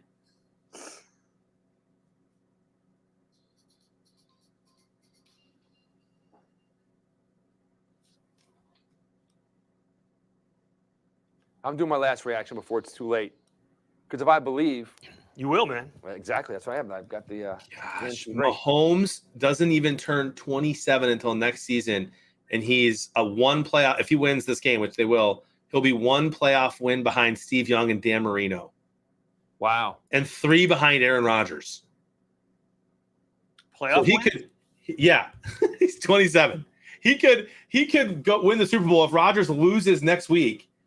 He could literally tie Rodgers for most playoff wins in the NFL as a QB at 27 years old. Super Bowls count as playoff wins? Yep. Jeremy, Dave has spoken very highly of Jim Caldwell today and said that he's okay if the Bears hire him. In fact, Jeremy, if you look, I tweeted that to the Chicago Bears when they said that he'd interviewed them. I mean, dude was at Detroit. And if anyone understands that, you do. Detroit. He won in Detroit. Took him to the playoffs, 2 out of 4 years? In Detroit. He's a miracle worker. That's like Helen Keller's teacher. Yeah, I think it'd be a great hire for the Bears. Yeah, I really do hope he. I mean, if I'm being honest, I hope he goes to Miami because I want to see him do well, but I don't want to see him do well in Chicago. But for his sake, hope he gets a job at one of those two places. Give Chad a quick update. We've been using this Skybox for the last 2 days. Don't join it tomorrow. Yeah. All right. You don't want to join it tomorrow because the contest ends tonight. I don't want any more data in that Skybox.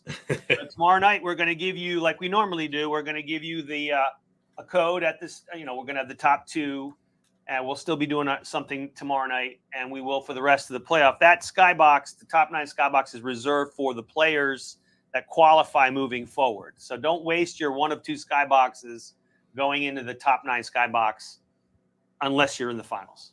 Okay, so don't join it.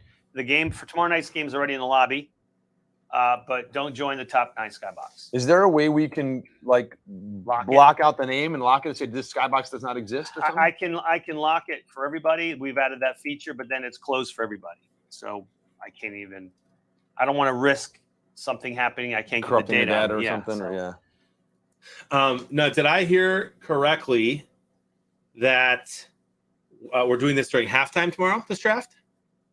We're going to announce the finalists during the first and second quarter. Ooh. Yep. And we're going to do the draft during the halftime. Perfect. Very cool. Could go a little later, obviously. Very cool. The schedule is out for next weekend. You guys ready? I'm ready. All right. On Saturday at 4:30 Eastern, it's Bengals at Titans. All right. At 8:15 Eastern, it's Niners at Packers. Nice. And then on Sunday, you're looking at 3 p.m. Eastern, either Rams, Cardinals at Buccaneers. And then the night game is going to be Bills at Chiefs next Sunday night. That's going to be a good one. Going to be awesome. Let's see these guys again. Same stadium again. Tired of it. Kansas City, they ran out of fireworks in the stadium, and they put a little announcement up on the billboard that said, "We're sorry that we've run out of fireworks for the rest of the touchdowns. It's your fault because we've scored too many touchdowns already." Did you see that Pitt Panthers T-shirt? I thought, yeah. Too many fireworks. Come on, Ben. One more time, brother. He's going to put another one in there. I think that's very fair, Kimberly.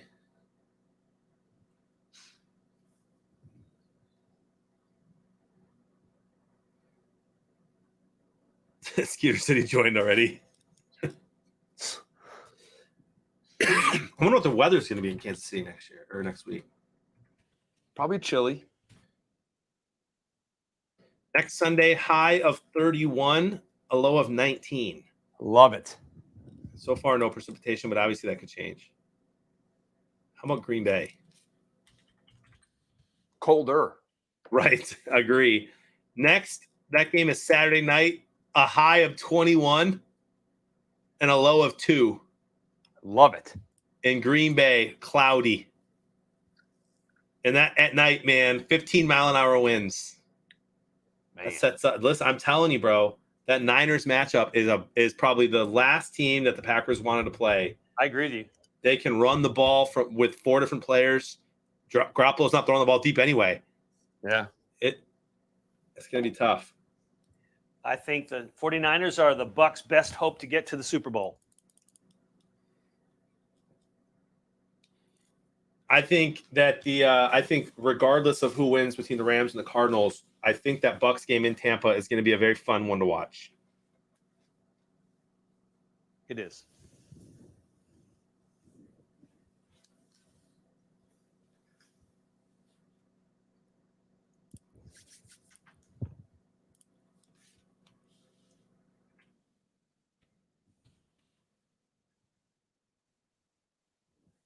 Sweltering to the Bills. That's true.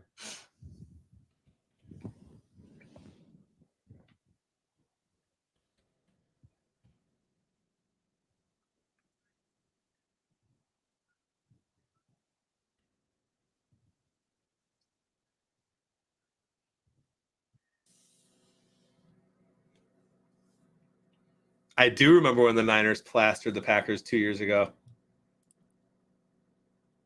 There was a guy. Which one? OBJ. I thought for sure he was going to get you an OBJ jersey. He tried. They didn't They- have they- any? They were out. Oh, that's fun. That's why he didn't get it. Yeah.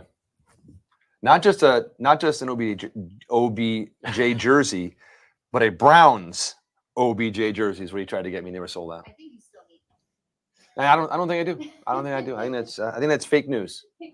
What is that thing? It looks like some kind of Something out of Star heat Wars. core that fell out of the sky and crashed into the earth and was sticking halfway out, like the Star Wars.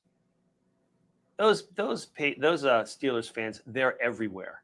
Yep. They are everywhere. They love their team. Now it looks like Ben's going to play the whole game. He's not going to sit down and Eat Spitstone.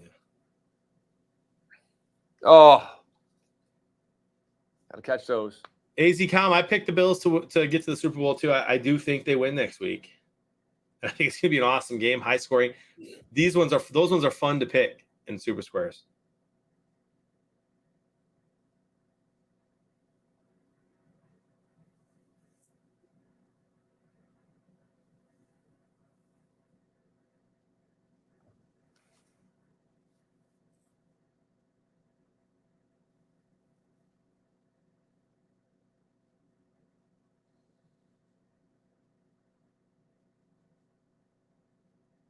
He wants one more, doesn't he?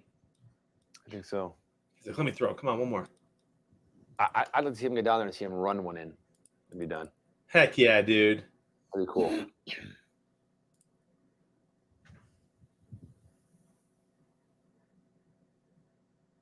A lot of game left. Yeah, there's a lot of ball game left. Yes.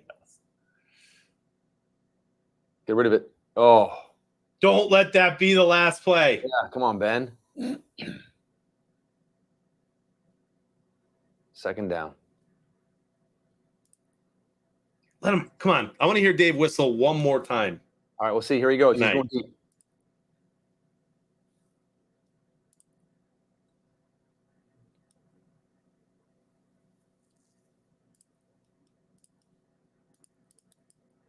He always does that. He's just stretching. There you go. Nice. Nice completion. Give him another one. Hurry up. Dude, imagine his last pass is a tutty. Or his last pass is a designed quarterback run where he goes up the middle and slides. And they let him score. Like that. Yeah, and they let him run. They let him run in and score.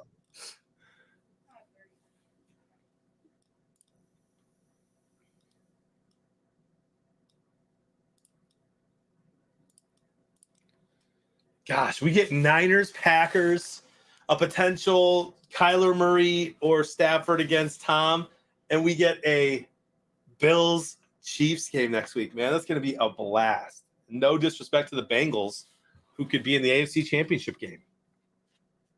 Yeah.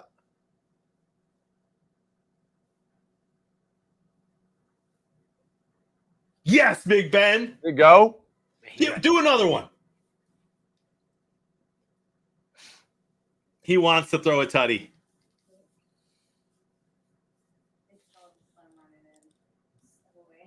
Go ahead. That's true, Jeremy. You got to think though that Bosa's going to play. Any timeouts left? Or it's now 2 timeouts. Or 1. One timeout. Call it. There it is. Let him throw it in. Field goal. Let him run it in. Chat, what do you think? Do you think it's cool if they let him in, or dumb or bad for the sport? I think it'd be super cool. I say let him throw it. I think it'd be very respectful. I don't think they're gonna. No, they're probably not. I mean, the only time we've really seen something like that is Michael Strahan and the phony sack and all that, and people still talk about it 15 years later. And That was make fun- lame. Yeah. Yeah. Like, here's the record. Oh, I mean, let's go back and fall down. And I mean, just earn it.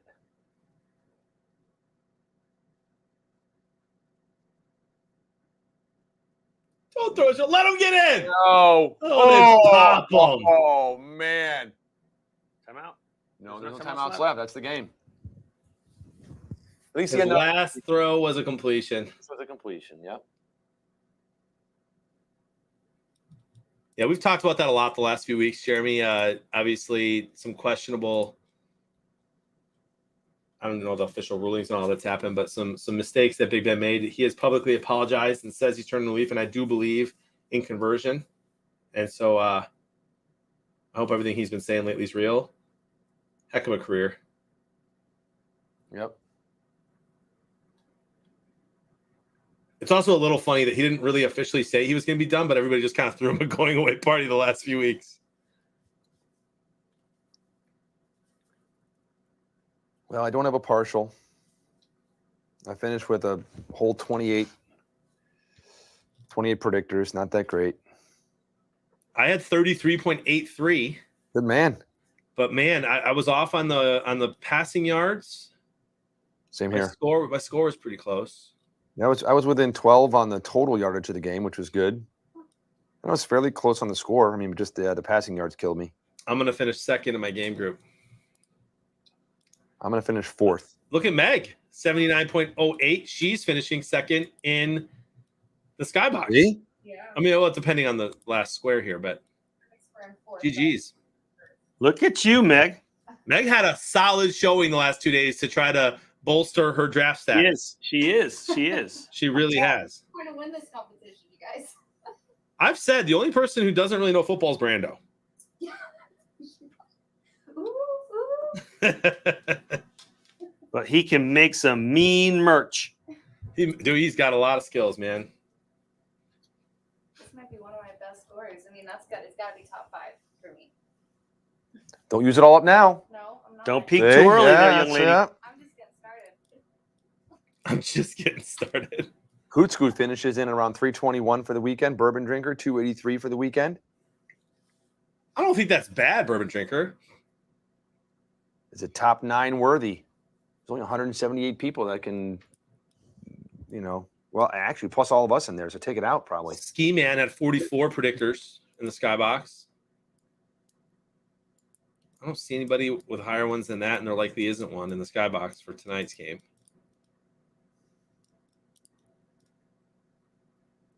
No, again, Frank, the rules. Do they have to be physically able to join, or can they just be on the stream typing? Our finalists.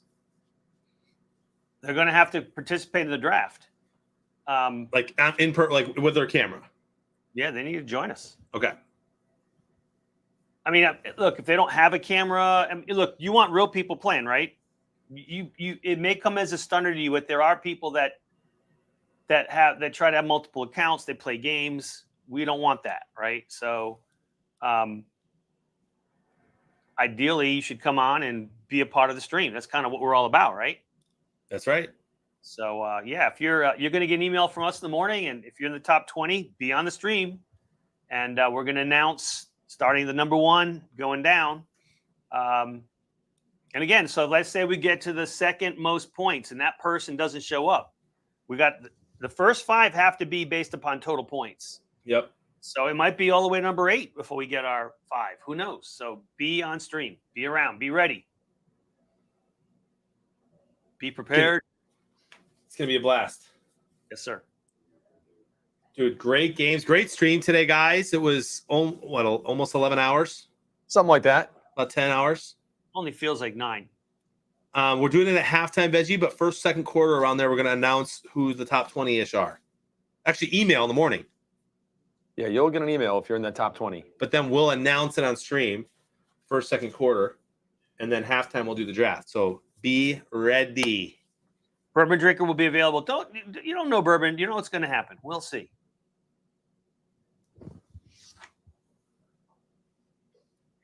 That is very, very cool. I did not know that. Congrats, Jeremy. Jeremy gets to go cover the Senior Bowl. Cool. As a gift from the POD Twitch community. That's awesome. Very cool. And Dave Campbell will be coaching. Bowling's a lot of fun. I mean, it really is. It is, yeah. Watching those seniors get out there, that's just when you warms the cockles of my heart. When you see somebody pick up a 7-10 split, Like, there's nothing. I mean, and if they're a senior, it's better than overtime, Game 7, playoff, Stanley Cup hockey. much better. Yeah. Not even close. Yeah. I'm surprised. Yeah, I can't believe you brought that up. Got to put in everything into perspective. Yeah, that's true. Well, I'm going to go do some work now. All right. Yeah. Thanks everyone for being here. Thank you for a great stream. Thank you, everybody. Good seeing you. See you tomorrow night. Have a great night.